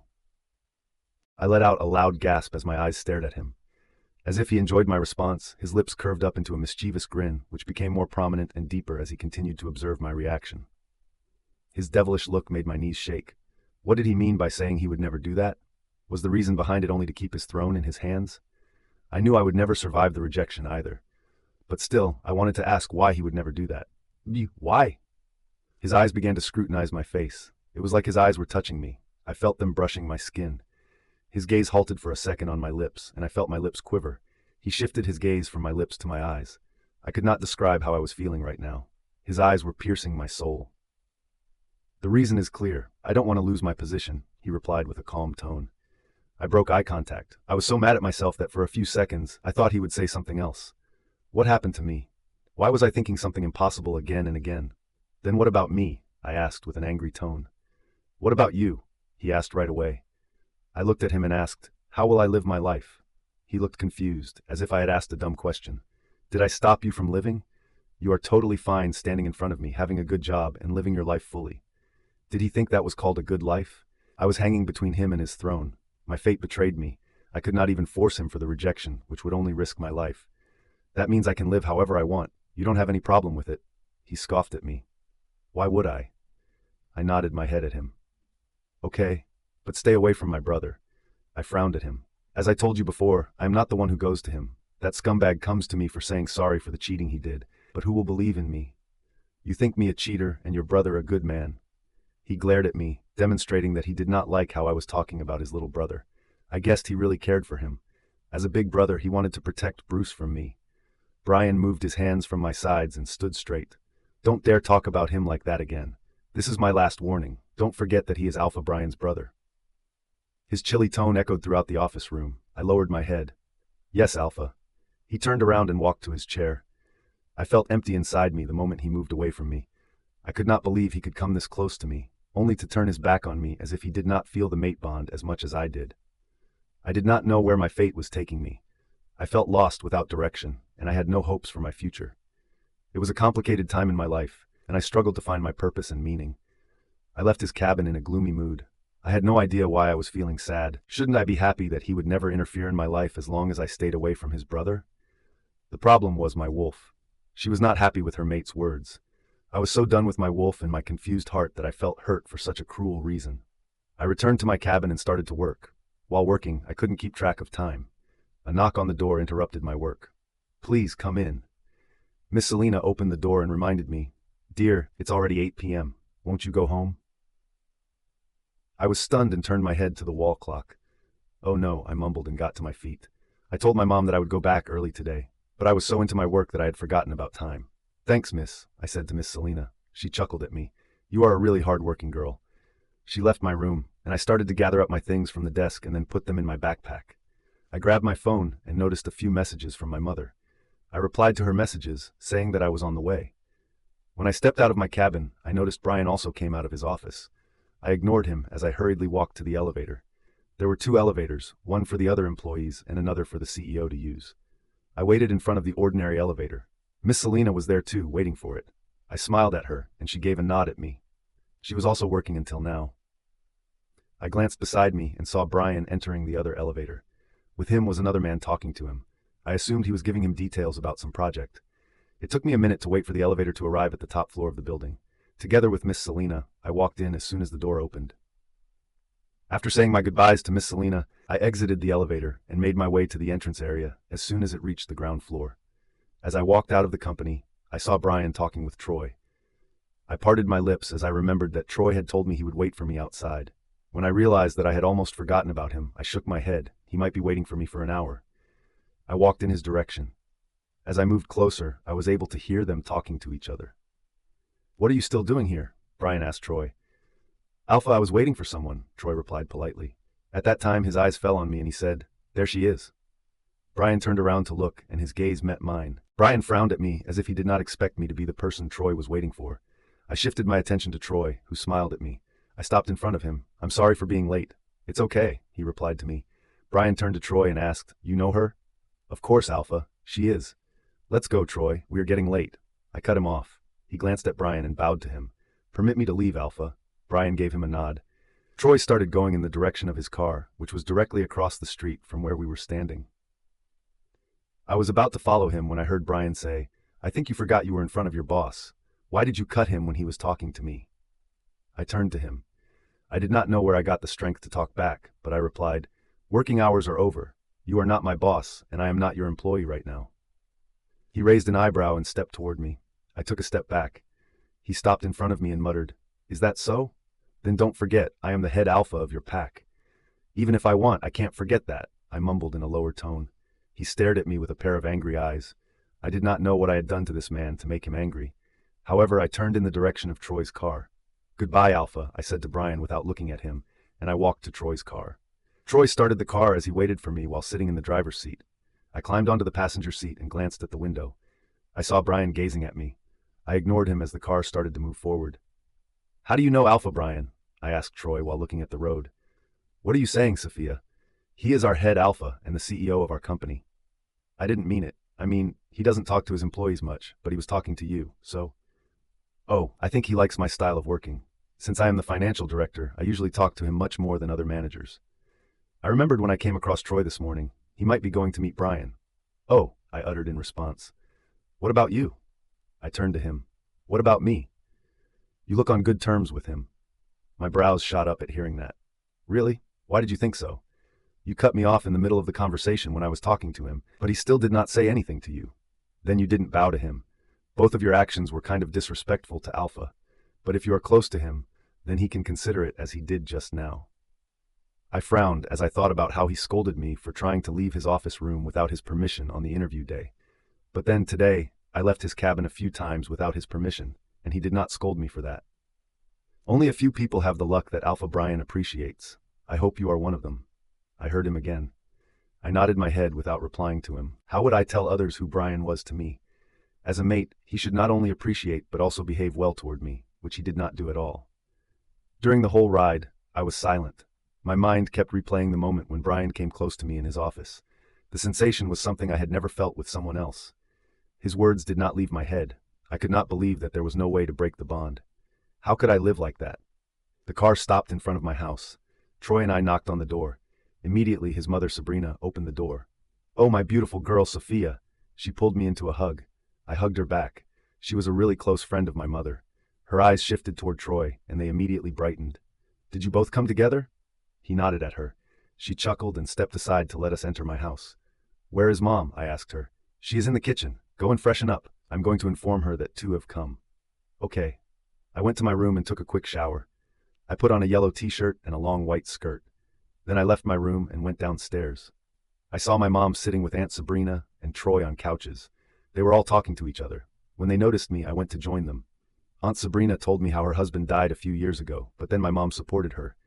She said my mom was like her sister, so she cared for my mom a lot. I felt happy that my mom had good friends. During the dinner, Aunt Sabrin asked me, "You are 18 now. Have you not found your mate yet?" I bit my lower lip and shook my head. No. Though I had a mate, I was forbidden to reveal it to others. Aunt Sabrina glanced at her son and said, "Troy also hasn't found his mate." I could understand where the conversation was going. I finished my food hurriedly and stood up, then said, "Mom, I am going to wash my plate." When I walked to the kitchen, I heard Troy's voice behind me. "I am also done. I think I should help her." I entered the kitchen with Troy following me. The situation was awkward. We were washing our dishes silently. We could hear our mother's laughter and conversations coming from the dining room. Troy broke the silence as he spoke out. "Please don't mind her. My mom is just worried about my future. But I don't have that kind of intention to come here." I looked at him and felt relieved after hearing him. "That's good for me." He extended his hand and said, "But we can be friends, right?" I glanced at his hand and nodded my head. "Yeah." I accepted his hand and replied, "Friends." The following day I woke up early, as usual. I went to my university in time to attend my classes. During the break, Sarah and I strolled around our campus while talking to each other. "So he said he would never reject you?" Sarah asked me. Why?" "He said he doesn't want to lose his position," I replied while looking at a few girls who were roaming around Louisa. Everyone was giving her too much attention because she had just started the internship at the Morrison group. Louisa did not fail to grab more attention as she told everyone how the first day was and how everyone was so nice to her. She even lied, saying that Bryan himself congratulated her for winning the competition. "I think he lied to you." I heard Sarah. I turned my head to her and asked, "What did he lie to me about?" Sarah chuckled as she thought about something and walked to the benches close to the basketball court. We sat on a bench to have some relaxing conversation. "If my guess is not wrong, then he did not want to reject you for himself." "What?" "Yeah. Can you resist the mate bond?" "No, right? Then he is not different from you. He surely feels it too, so I think he also doesn't want to break it." Looking at the boys who were playing basketball, I shook my head. "Not at all. Have you forgotten who you're talking about?" "Yup, the alpha Bryan Morrison. But at the end of the day, he is a wolf who wants his mate." I closed my eyes and felt the sunlight over me. I took in the fresh air inside me as I deeply breathed in. I don't like him, nor did he. I always thought there must be a solution since both of us don't want the bond. But when he said that there was no hope, I felt broken. I mean, what now? Will I be alone forever? Sarah wrapped her hands around me and hugged me tightly. "Don't worry, baby. He will be your boyfriend soon." I pulled away from the embrace and looked at her. "What? No way." She cleared her throat and wiggled her brows. "What about getting another boyfriend and showing your arrogant mate that you have a boy who wants you?" I rolled my eyes and laughed at her words. That man can never feel jealous. In fact, talking about him, I feel like I am desperate for him. I am not. It's just my wolf. I paused when my eyes fell on Louisa coming in our direction. My eyes shifted to the man she was following. "Why is Bruce coming here?" Sarah mumbled with a scowl on her face. I looked away when Bruce's eyes met mine. "Bruce, please, listen to me. Why are you doing this to me?" Louisa shouted at him when he ignored her. Everyone around them was stunned. Sarah and I glanced at each other and then got to our feet. The atmosphere did not stay calm as Bruce's steps halted. He slowly turned to Louisa, giving her a furious glare. Louisa realized what she had just done. No one had the audacity to talk to Bruce like that on our campus. Louisa strode to him and started to tear up. "Bruce, I am so sorry. I did not want to do something like that. I just want to say, why are you behaving like this? Why are you still angry with me? Didn't you say that I knew your desire really well? Then why are you not coming to me?" Bruce glanced at me when Louisa had just said that. I scoffed and rolled my eyes intentionally. "Both of them are cheaper," I uttered under my breath. I grabbed Sarah's hand and said, "Let's go from here." She held my hand and muttered, "Wait, let's see that fake princess's downfall." I think Bruce did not want her to say such a thing in public. That shameless girl is going to get scolded for her nasty desire. I was about to say to her that I did not want to, but I stopped when I saw Bruce push Louisa in front of everyone. Louisa almost fell to the ground, but her friends saved her from falling. "How dare you come to me?" Bruce yelled at her. I was shocked by his yell. He was a calm guy. I had seen him only a few times this angry. The last time I talked about my mate, he got angry like that. In the last month, he did not come across to me much, as I never wasted my time on campus and went to my job after attending my classes. "Bruce, shut up." Louisa jerked at another yell. She started to cry. I could see she was not faking it. For a moment I assumed she was really in love with him. "Stay out of my sight. If I see you around me again, the internship that you flew for, you will lose it in no time." Louisa's eyes widened. She immediately shook her head and tried to reach his hand. "Don't do this. I got that with my hard work." I almost laughed at her words, but I frowned when I heard Bruce say, "Yeah, I know how hard you work on that project. Stealing someone else's work is really called working hard." Louisa's eyes could not be wider. Everyone around her let out gasps. I was surprised that Bruce believed me that day when I told him about it. On the other hand, Louisa shook her head. "Who told you this?" She turned her head and looked at me. She pointed her finger at me and said, "She told you that, am I right? She is a liar, Bruce. She wants to keep you away from me." I got mad at her. Why did she drag me into their private conversation? I walked to her and looked around everyone. "Did you all hear what Bruce Morrison has just said?" Everyone was silent. Many of them were not sophomore year students, so they did not know Louisa much. They were just aware of the fact that she had won the competition and received the first prize. As soon as they found out that she had cheated on it, they started giving her a look that was filled with disdain. "You are lying," Louisa said with an angry tone. "But I didn't say anything today. You are the one who dragged me," I replied. "You bitch!" She rushed to me as if she were attacking me.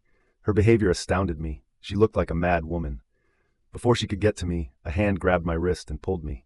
Bruce pulled me behind him and gave Louisa a stern look. Louisa was startled by his action. "Bruce, if you dare to touch her or even think to harm her, no one will be worse than me." I glanced at Bruce, who looked infuriated, then shifted my gaze to Louisa, who looked in disbelief. "Why do you still care for her? She broke up with you." Bruce released my hand, went to grab her jaw, then muttered, "It's all because of you. I was a fool. That's why it all happened." Sarah approached me and whispered, "Perfect. She has just spilled up everything with her own mouth." I noticed the crowd around me. It was getting more prominent than before. Students started to capture whatever was happening there on their cameras as they recorded video on their phones. Looking at how Bruce grabbed Louisa's jaw, it reminded me of his big brother. Bryan also grabbed my jaw and hurt me the day we realized our mate bond. I pushed my thoughts aside and grabbed Bruce's hand. "Bruce, leave her." "No, I will break her jaw today." I pulled him away from her.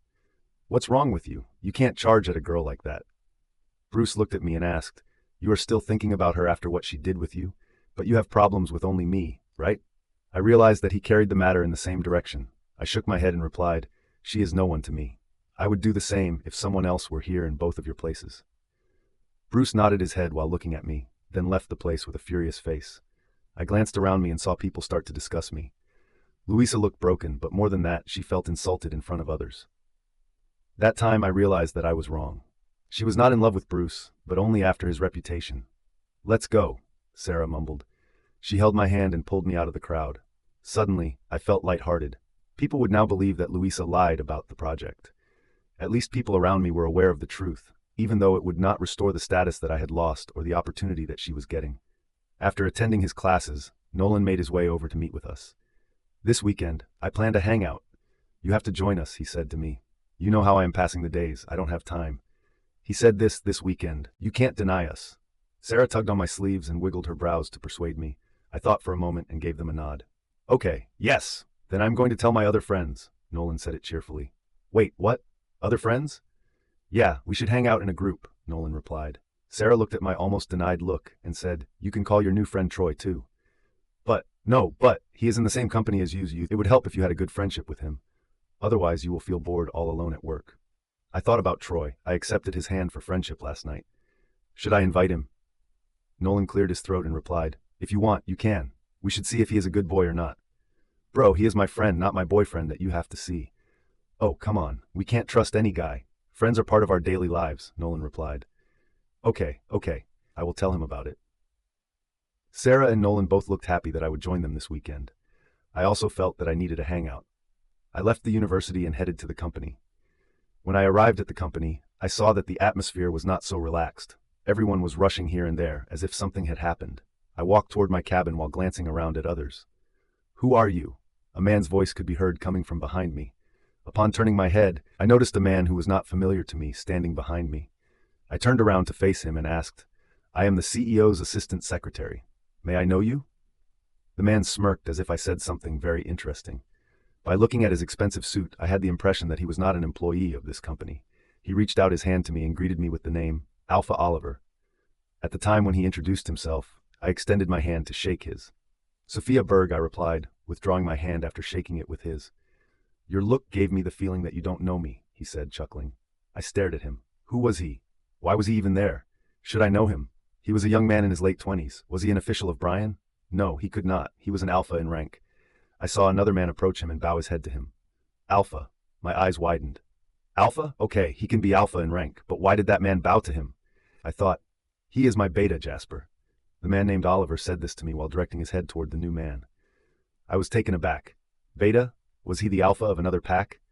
I slowly turned my head and saw other employees looking at me, whispering about something. They might be talking about this alpha. "Are you an alpha of any pack?" I asked Oliver. His beta frowned at me and replied, "He is the head alpha of the Mountain Howl pack." Mountain Howl pack? I mumbled as I tried to remember something about that pack. "See you again, beauty," Alpha Oliver said to me. I watched him and his beta leave. I was so confused and shocked that I forgot that I was standing there for a while. "Sophia," I heard my name and turned around. "Oh, Miss Lily." I was relieved that I did not have to go to Bryan today since Lily was back at work. "How are you feeling today?" I asked her about her health. "I am fine. I was waiting for you. But you seem to be busy without talking with someone special," Lily muttered as she glanced in the direction where Alpha Oliver left. To clear up her misunderstanding, I shook my head. "No, that's Alpha Oliver. I did not Eve." She cut me off and said, "It's okay. It's your personal matter how you know him." I was about to object to that, but before I could say something, she spoke out again. "Alpha wants you to make coffee for him." "He what?" Should I repeat my words again? "Miss Sophia, where's your attention today?" "Miss Lily, you are here. Why did he want me to make coffee for him?" I asked, thinking that he would humiliate me again, just like yesterday. She felt offended by my question. "Everyone knows that he liked my coffee, but still, he wants you to make it for him. I think just for today," she said while clearing her throat. "Oh, okay." I turned my heels in the direction of where the coffee maker was. "Bring it to my cabin." I heard her from behind. I turned my head toward him. "Do you also want to drink coffee?" "No, he wants me to bring the coffee to his cabin." "Oh, I see. Sure." I walked to the coffee machine and tried to remember how I made the coffee last time. After making a cup of coffee, I walked to Lily's cabin.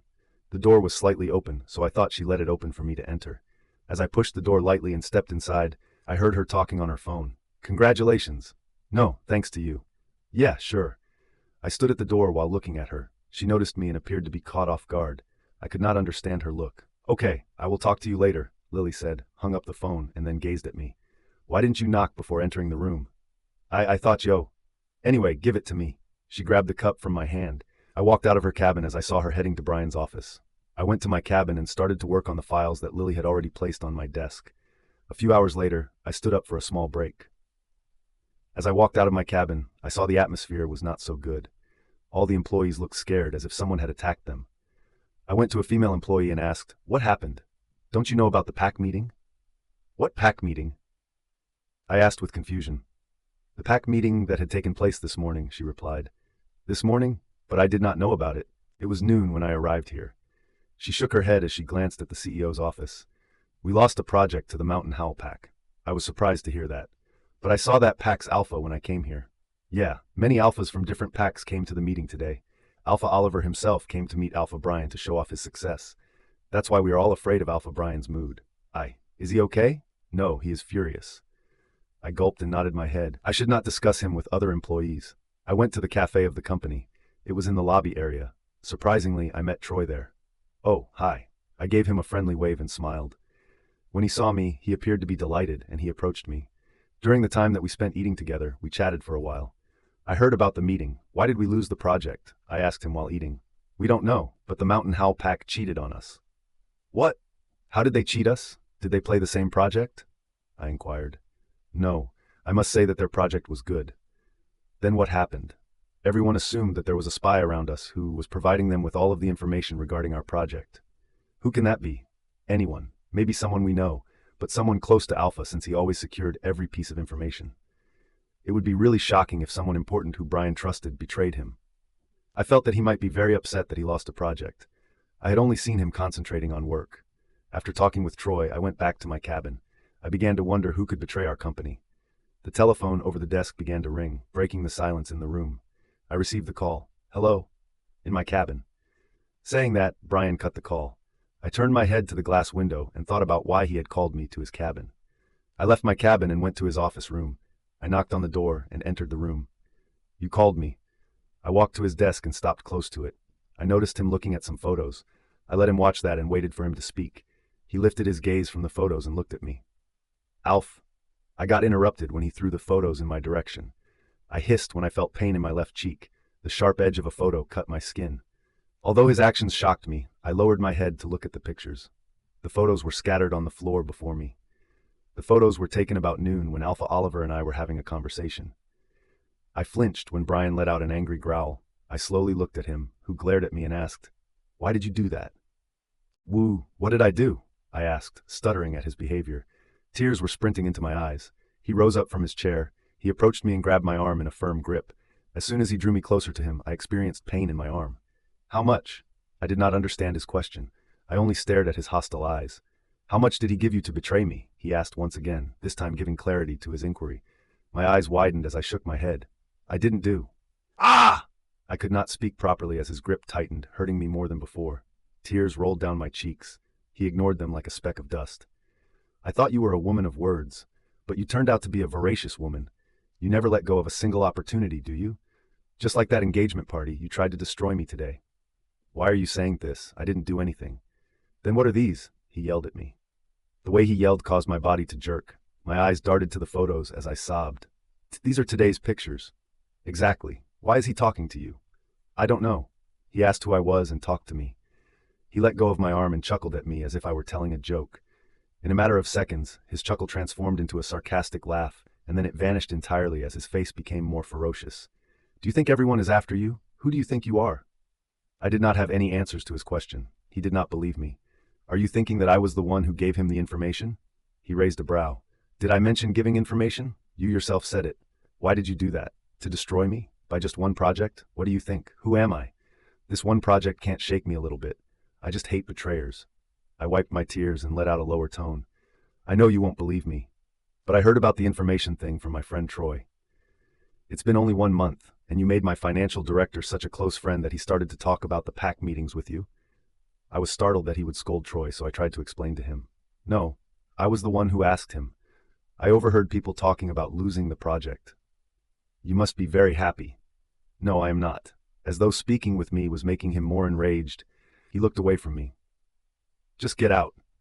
I tightened my fists and lowered my head. I walked to the door while sobbing. The moment I grabbed the doorknob, I heard him. If Lily had not overheard your conversation with that man, I would have been completely unaware of the identity of the traitor. My hand froze as I turned to him and asked, "What did Miss Lily hear?" He glared at me. "The way you cheated my company and helped another PAX Alpha get the project," he replied, gritting his teeth. "I swear, I didn't. Just leave my company right now. Never come here again. I don't want to see your face here. Just because of my gamma, I am letting you go this time. But if I see you here again, I will be the person you see before your death." My wolf howled inside me. I bit my lower lip and surged out of his cabin. Everyone was staring at me as I emerged from his cabin. It appeared as though someone had informed them of the accusations in the photos. I felt so humiliated that I wanted the ground to move underneath me and bury me inside it. Tearfully, I hurried to my cabin. No matter how much I wiped my tears, they streamed out of my eyes again. After grabbing my phone and backpack, I left my cabin. I sobbed as I tried to walk past others. When I went to the lobby area, people began to gather around me. "She is a traitor." I heard people talking about me. It hurt me. How would I make them believe that I did not do anything? I noticed Lily looking at me in the crowd. My legs froze. "Why did you do that to me?" I asked her in front of everyone. She was taken aback and she asked, "What are you saying? Why did you lie to Alpha? I didn't talk about anything with Alpha Oliver regarding any project." Lily pretended like I was lying. She looked at everyone and asked, "Why would I lie? I have been working for Alpha for so long." Yes. Why would Miss Lily lie? You are the one who disclosed our information to another pack." I saw Lily sneering at me. I remembered that I heard her talking with someone in her cabin. Could it be that she was the one? I was frightened by how other workers were accusing me and pointing fingers at me. My lips began to quiver as I found everything blurred around me. I blinked my eyes and tried to look clearly as tears filled them entirely. I tried to go outside, but the employees did not let me go as they started to humiliate me. I had never done anything in my life to bear this humiliation. What is happening here? Everyone heard a deep voice. They immediately moved away from me. I saw Bryan coming in my direction. He took one look around and understood what was going on. "Why are you still here?" he asked me, making his voice loud so that others could hear him. I just stared at him without replying. This man did not believe me and let others humiliate me like this. Why did he hate me so much? I turned around and walked to the gate of the company to leave. She did not even bow to Alpha. I heard whispers behind me. With tears in my eyes and a shattered heart, I left the company. Third POV. It had been 3 days since Bryan fired Sophia from his company. He was mad at her. He had observed her for a whole month through the window and was very impressed by her work skills. However, what she had done to his company with Alpha Oliver was something he could not take. Why did she do that? He even paid her more than enough. How much money did she want that she had to shake hands with another Pax Alpha? A knock disturbed his thought, and he permitted the person to enter the cabin. "Come in." The door opened and Troy, his company's financial director, entered the cabin. "Alpha," he said and bowed his head. Bryan gazed at him. By looking at him, he remembered the night when he saw Sophia going with him. Troy had told him that he was waiting for her. "What happened?" Bryan asked him, inquiring to know why he came here. "Alpha, I wanted to give you this file you asked for." Troy walked to his desk and handed him a file. Bryan grabbed it and started to review the information inside the file. As Troy watched Bryan checking the file carefully, he gulped in nervousness. Recently, Bryan's mood was terrible, so every employee of the company was afraid of him. Last night, Troy was going back to his home when he got a call from Bryan. He asked him to check on every employee's bank account. "Alpha, may I know why did you check on our accounts?" he asked in a lower tone, praying in head that his question would not offend his Alpha. Instead of answering his question, Bryan shifted his gaze from the file and looked at him.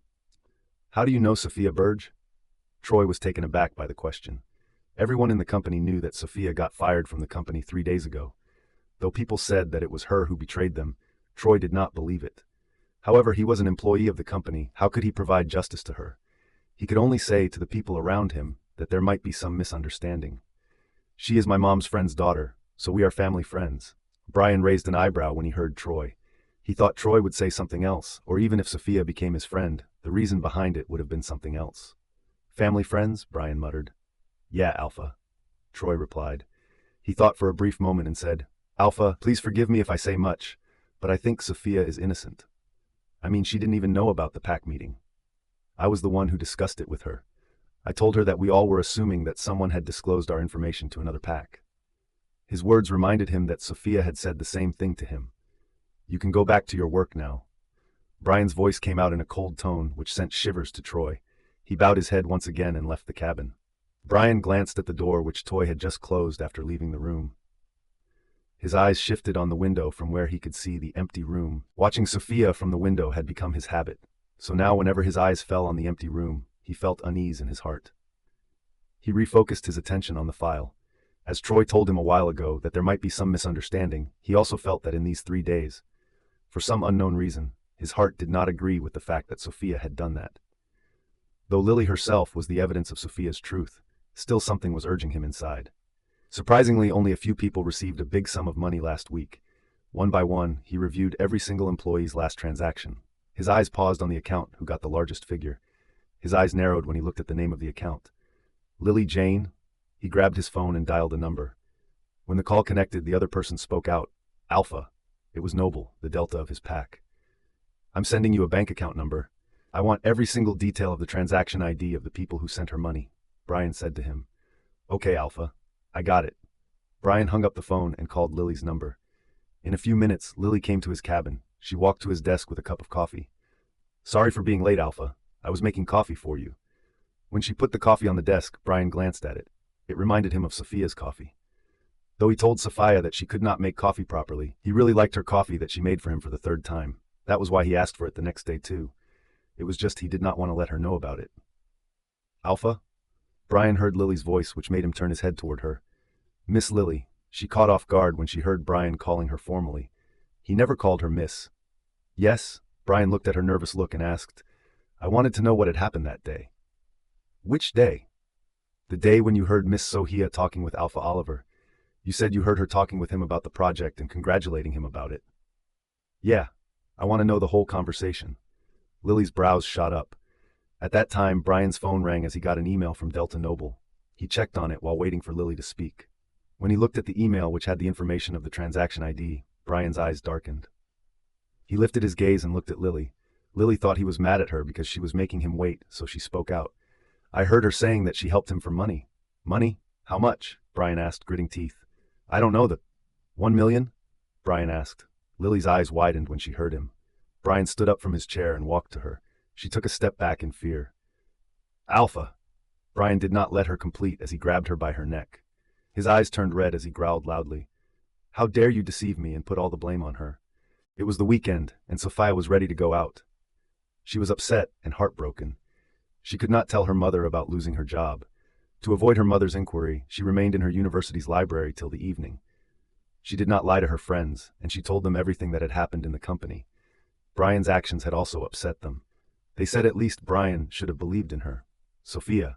She heard her mother calling her from downstairs. She went out of her room and noticed that Sarah had come to her house. She was talking to her mother. Sarah? Sophia went downstairs and walked to them. You didn't tell me that you were going out today, Hannah, Sophia's mother, said to her. Sophia glanced at Sarah, who looked at her with pleading eyes. Sarah and Nolan had been trying to persuade her to go out with them since she had agreed to hang out earlier. But later, Sophia's mood was not okay, so she did not want to go anywhere. Now Sarah came to take her directly from her house so that she could not say no to her.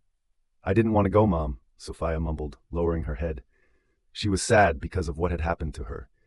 It was her fortune that Troy had become her friend, so he did not inform her mother anything about it. Sophia, my dear, you work so hard, it would be best if you went out with friends on the weekend. It will refresh your mind, Hannah said as she caressed her daughter's hair. Sophia was quiet for some time. She glanced at Sarah, who looked upset. Sophia did not want to break her heart, so she nodded her head and replied, okay. Sarah happily hugged Hannah and thanked her for making Sophia agree to go out with her. Hannah told Sarah that she would have to drop Sophia off before late at night, which Sarah was in accord with. Sophia went to her bedroom with Sarah. Sarah told her to wear something good, but Sophia said she was not in the mood. Their conversation was interrupted when Sophia's phone began to ring. When Sophia received the call, she heard Troy's delighted voice. Hi, Sophia, how are you? I'm fine. What about you? Sophia asked, trying to talk not in a broken voice. More than good. I have great news for you. Hearing him, Sophia arched her brows. What news? The main culprit who betrayed us got caught. It was Lily, Alpha's personal assistant. Sophia felt a burden move from her heart. She did not let out anything but only listened to him. I could not believe it, but she herself accepted it yesterday.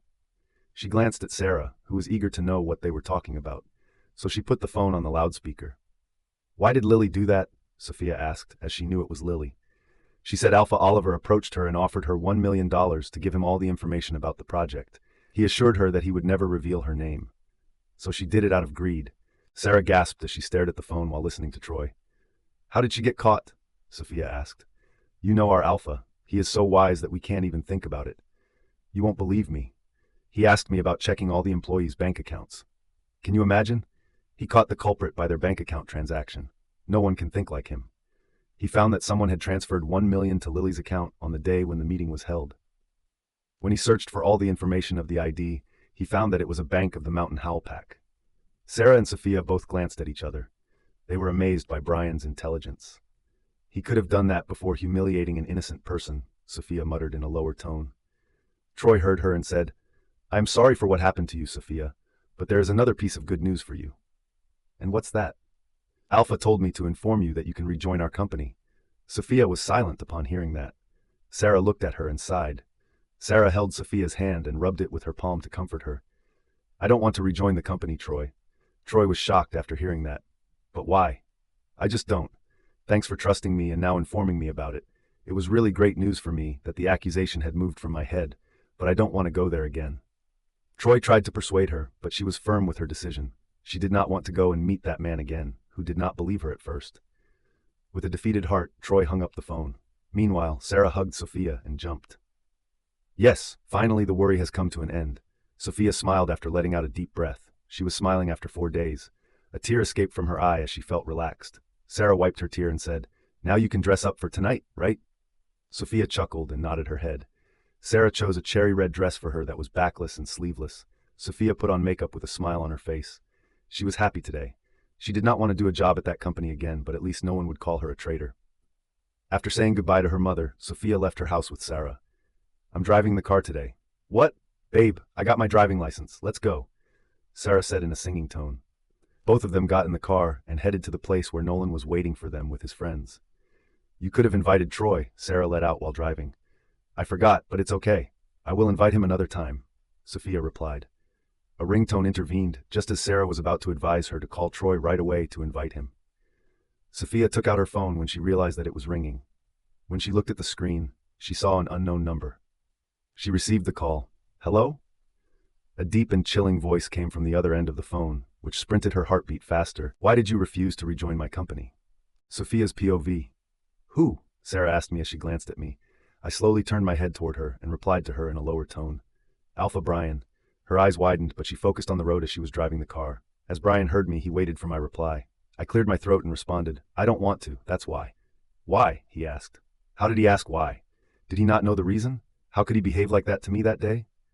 My hand moved a little as my phone pressed harshly on my left cheek. I hissed in pain. The cut on my skin had not healed yet. I always tried to hide it by putting on makeup. Alpha, thanks for giving me the opportunity to work for your company, but since I was fired from my job, I don't want to continue my work there. The reason? I took a deep breath and said, You know the reason. I should stay away from you. In case something else happens again, you will blame me after listening to someone else's words. I can't work there where no one trusts me. He was quiet after hearing me. I thought he would cut the call, but he spoke out again. Come back. It was not your fault. I will hand over an apology letter from my company. Sarah glanced at me. When I looked at her, she raised her brows to know what Bryan was saying. I turned my head to look outside the window. I know you think of me as a shameless person, but I have some self-respect. I can't go back there. After saying that, I did not let him talk and cut the call. What did he say? Sarah asked the moment I hung up the phone. Same thing. He wants me to go back to his company. Did he say sorry to you? I scoffed at her words. He and sorry? It's an impossible thing. I think he has never said sorry to anyone in his life. Then how did he ask you to go back? He was talking about an apology letter that his company would give me. Is he even serious? No, I can't believe it. How could he be so unromantic? I looked at her. She was still thinking about our mate bond. I only told her about Bryan's firing me from my job. I did not tell her how he behaved with me. If I had told her, she would have understood that I and Bryan had nothing like mates should have. During the whole ride, Sarah consoled me, telling me that I should teach Bryan a lesson and make him come after me. I only laughed in my head. That arrogant man could never come after me. He did not care if I went to his company or not. I was sure that he only called me to fulfill his duty as CEO. He had no regrets about how he behaved with me that day. Sarah stopped the car in front of a fun factory center. Let's go. We will play a lot of games today. We entered the building and found Nolan with his friends. He waved at us. We went to them. Hello guys, Sarah said to those boys. I assumed she had known Nolan's friends since she was his mate. She is our friend Sophia, Nolan said, introducing me to his friends. I smiled at the boys. There were 2 boys, and I found them familiar. I realized I had seen them in a few classes. We know her, one of them said. You look so pretty, the other boy said. Thank you, I replied to him. We went bowling together. One by one, everyone tried to hit as many pins as they could. Nolan hit all 10 pins, and we cheered up for him. I was not good at it, so I could not hit many. After playing some more games, Sarah suggested we go to a 5-star hotel. I had money, which I got from my salary, so I agreed with her. All of us headed to the restaurant close to the center. As soon as we arrived at the location, I took a look at the restaurant. With its vibrant lights, the structure appeared to be really stunning. The exterior was decorated with a charming appearance, featuring a small fountain and a variety of plants. As I entered the restaurant with my friends, I felt a powerful aura coming from inside. I looked around and understood that many alphas were there. Since it was a 5-star restaurant, only high-class people could come here. Nolan asked for a table for us when we went to the reception area. Would you like to take a cabin? The receptionist asked. Nolan glanced at us. Sarah and I exchanged a glance. Then we looked around the whole restaurant. We saw that all the tables there were booked since it was the weekend. I nodded at Sarah, and she replied to the receptionist. Sure. We received a nod from the receptionist, who then called for a waiter. The waiter made a motion with his hand and instructed us to follow him. When he led us to a particular area, we observed that there were a few private cabins there. That's your cabin. The waiter opened the door and said to Nolan. My eyes went to a cabin just as I was going to pass it on my way to ours. My brows shot up when I saw who was inside the cabin. He was not alone there. There were a few other men around, and it appeared as though he had come here to have a meeting with them. "Bryan?" I mumbled under my breath. As if he heard my whisper, he turned his head toward the door. I immediately moved my gaze away from him and walked to our cabin. I tried to ignore Bryan's thoughts in my head. I was perplexed as to why we always crossed paths with each other. I concentrated on my friends and began to engage in conversation with them. In the middle of discussing our next plans, we each placed an order for our preferred food. After we had finished our meal, Nolan decided to take the bottle of champagne that had been presented to us as a gift by the restaurant. After shaking the bottle, he removed the cap and opened it. I felt the liquid shooting across my face and clothes as it spilled from the bottle and overflowed onto the ground. We all started to laugh. After cleaning my dress, I got to my feet. "I am coming from the washroom," I said while chuckling. One of Nolan's friends stood up and said, "I also want to use the washroom. Let's go together. Both of the washrooms are in the same way." I nodded at him, and we left the cabin. While passing Bryan's cabin, I noticed the cabin was empty. I felt relieved that he had left. Nolan's friend showed me the ladies' washroom, and then he went to the men's washroom.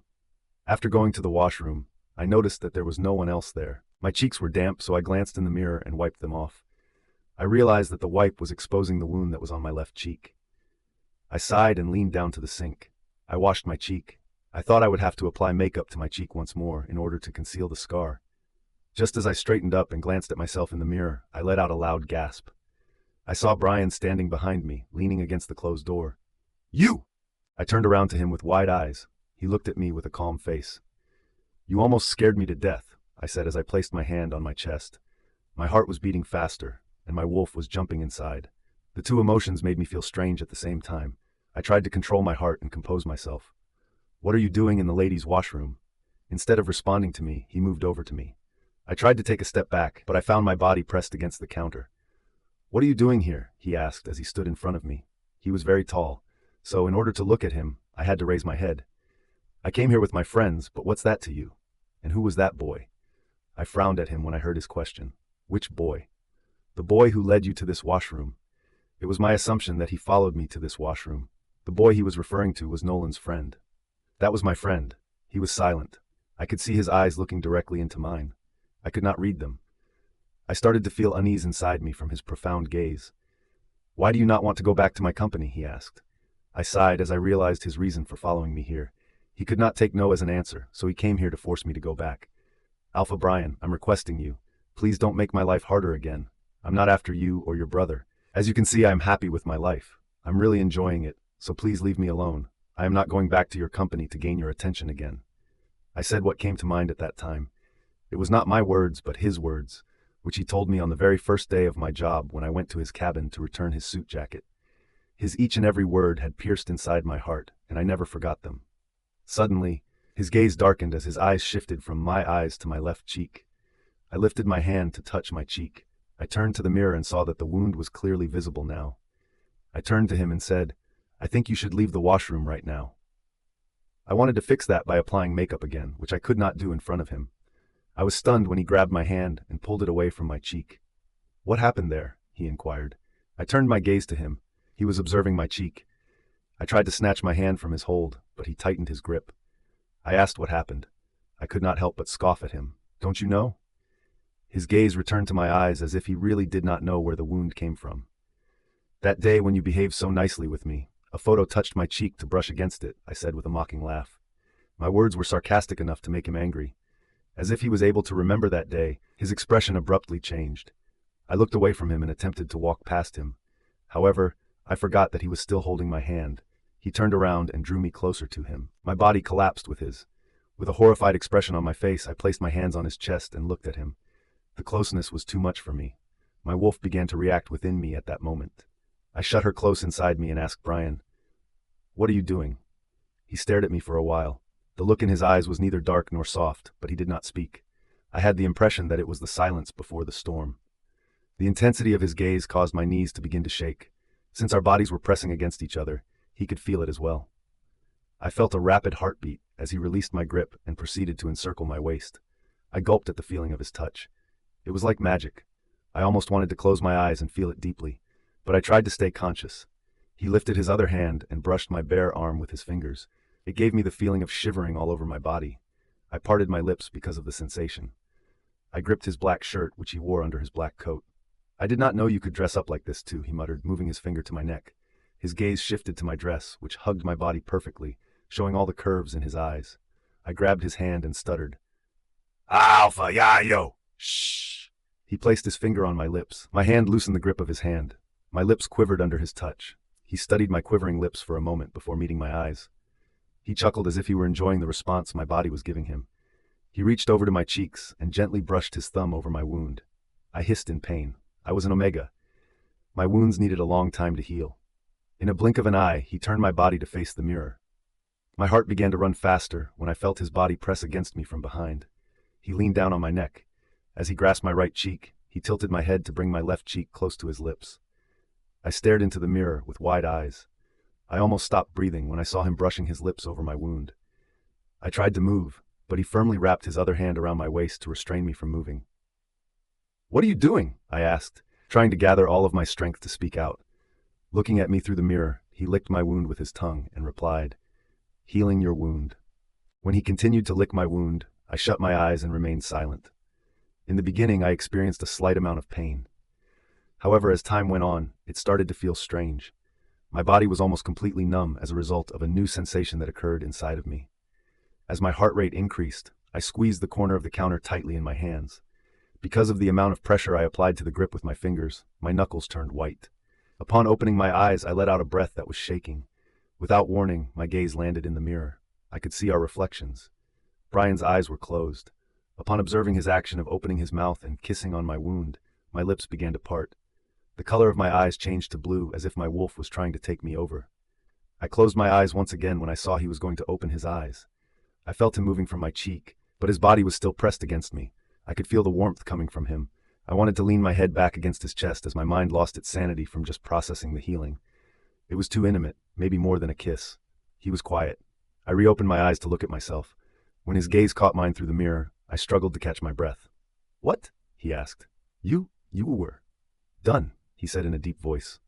I turned my head to look at my cheek in the mirror. To my surprise, my wound was healed. My eyes widened in shock. How powerful was he that he healed my wound in a minute? When he saw my surprised look, he chuckled and shook his head. His warm breath brushed against my bare neck.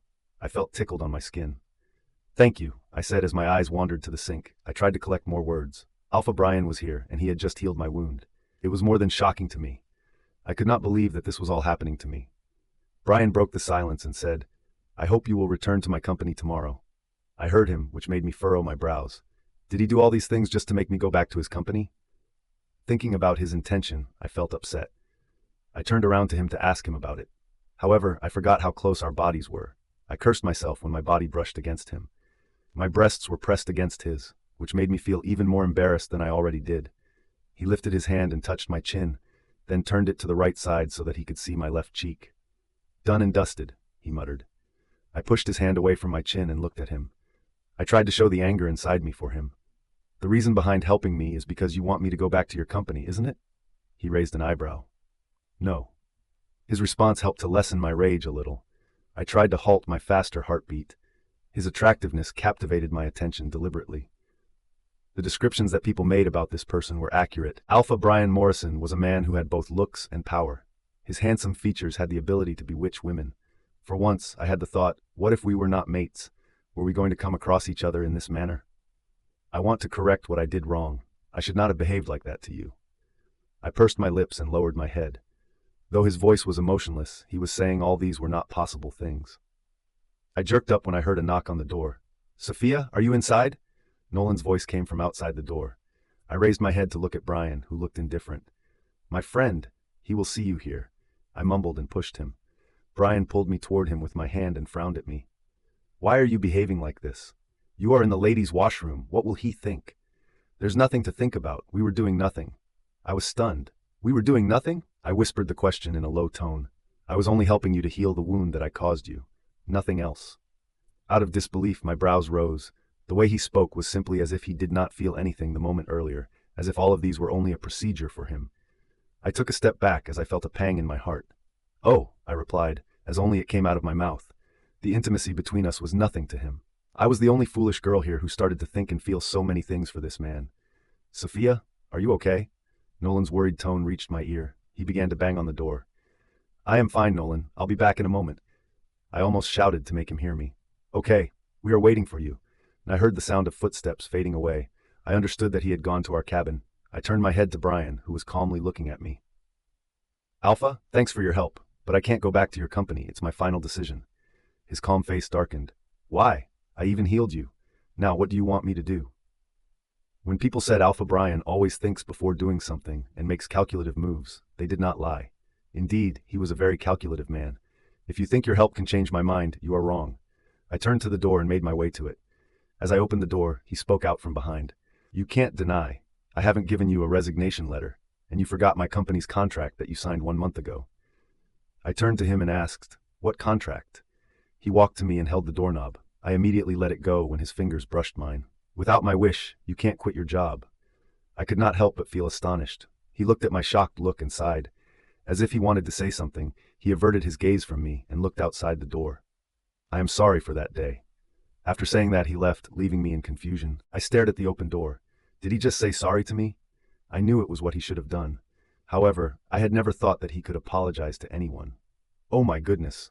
Sarah's loud voice echoed in the washroom as she entered. Did I just see right? Alpha Bryan was here? With you?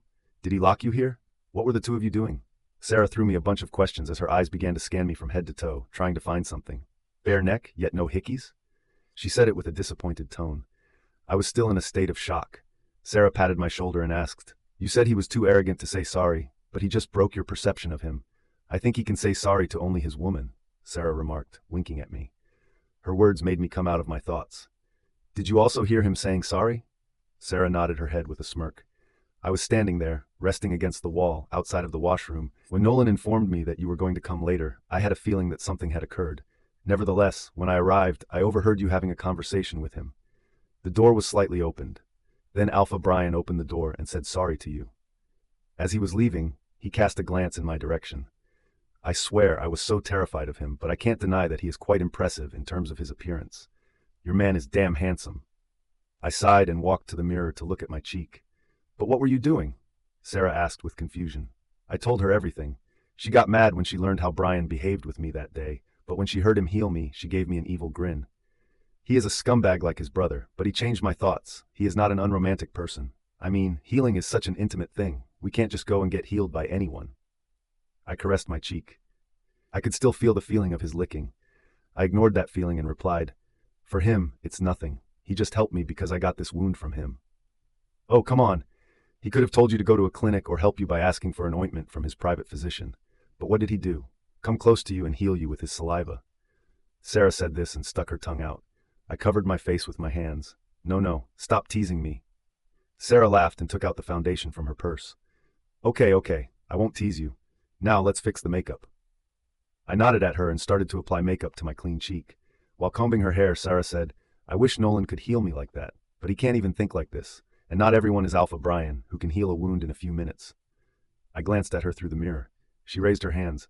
Okay, fine, I'm not saying anything again. Now tell me, what will you do?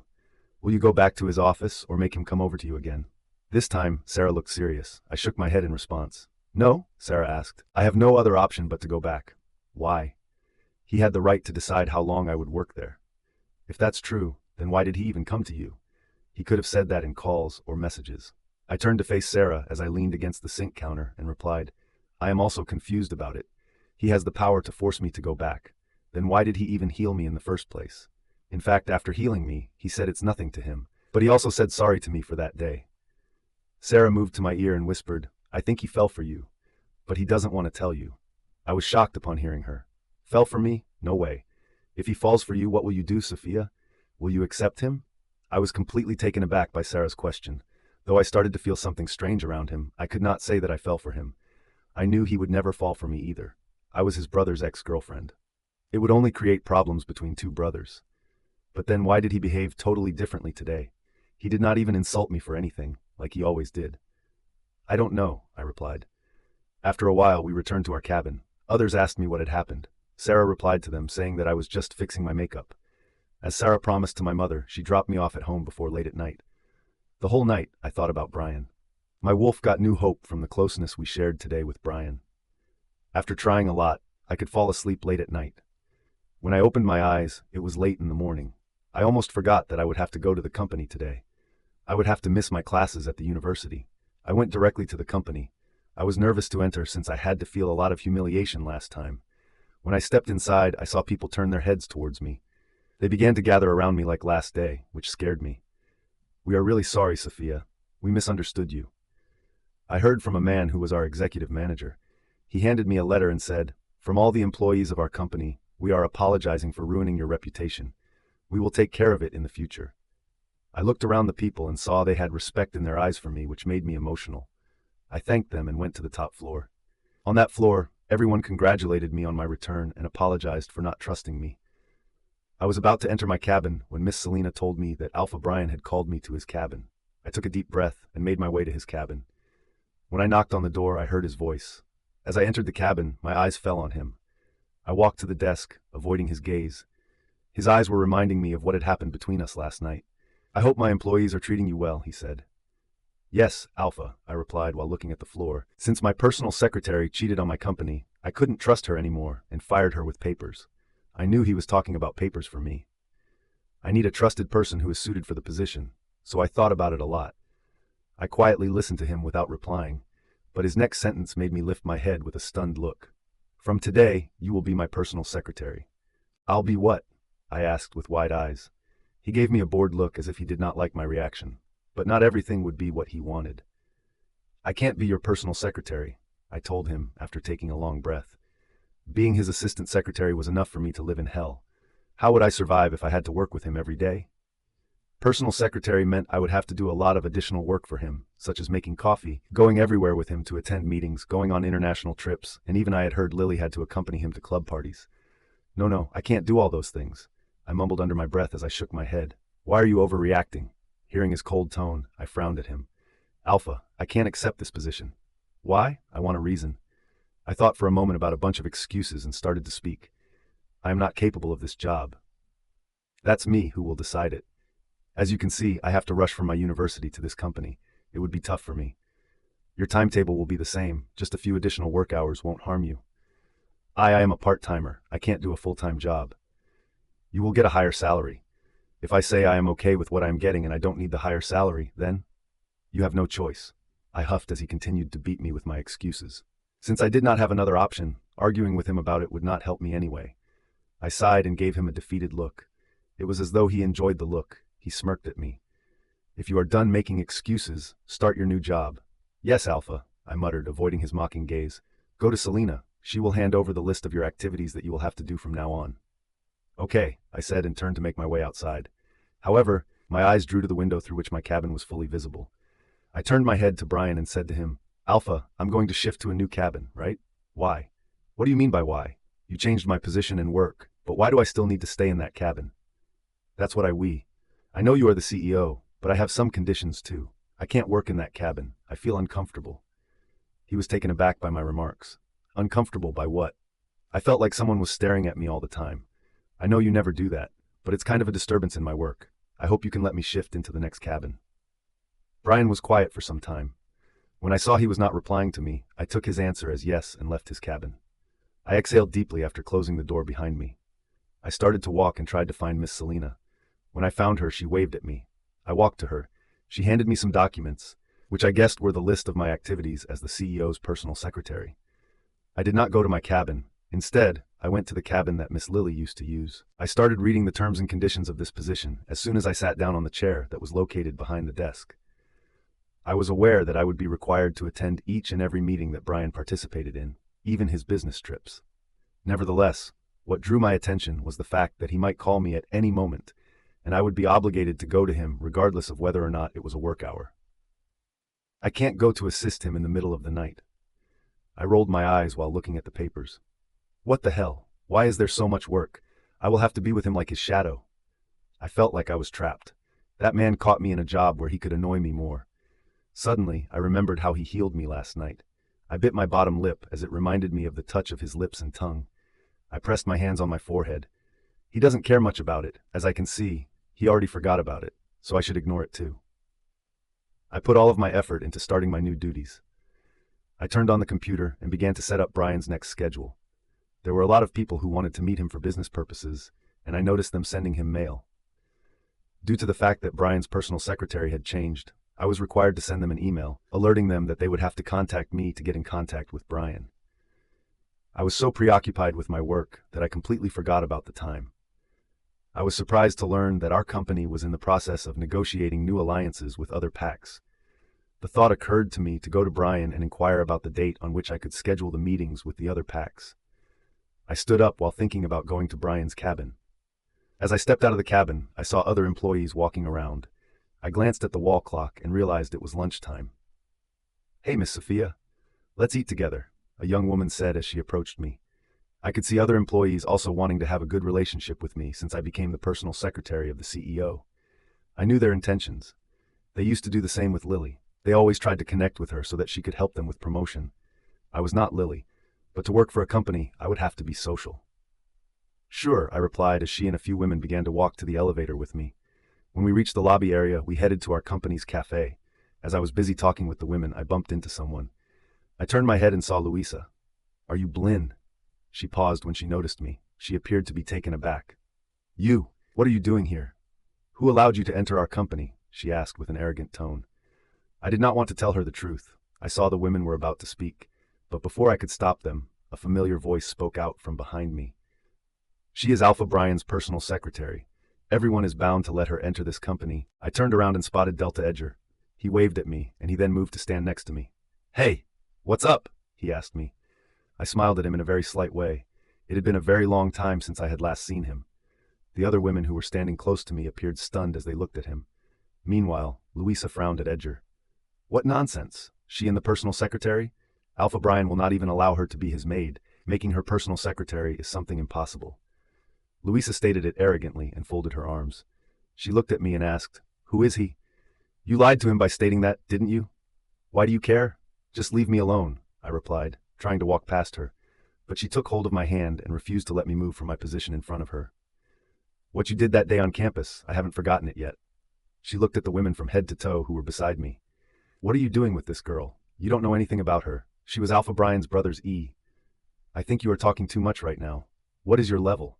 She was interrupted by Edger, who then grabbed my hand and pulled it away from her grasp. The actions that he took infuriated Louisa. "Who the hell are you?" "The Delta of your pack," Edger replied, glaring at her. Within a split second, Louisa's pupils drew together. She gave the woman, who was standing close to me, a quick glance.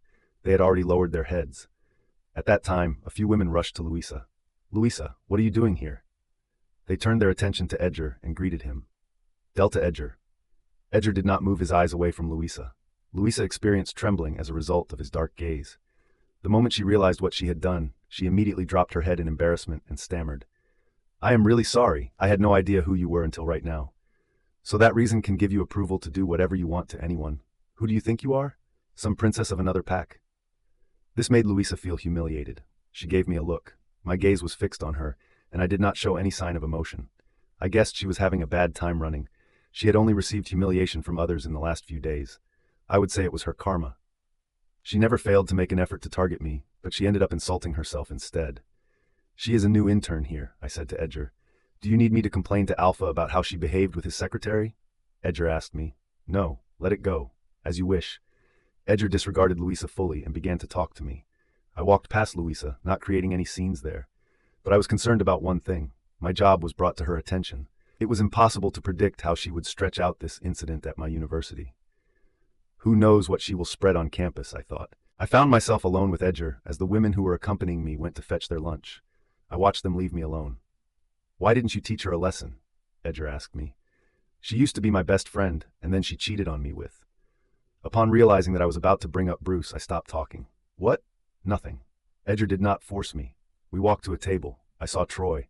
With an earnest grin written all over his face, he was on the verge of approaching my table. However, he was taken aback when he laid eyes on Edger. He greeted him. "Delta Edger."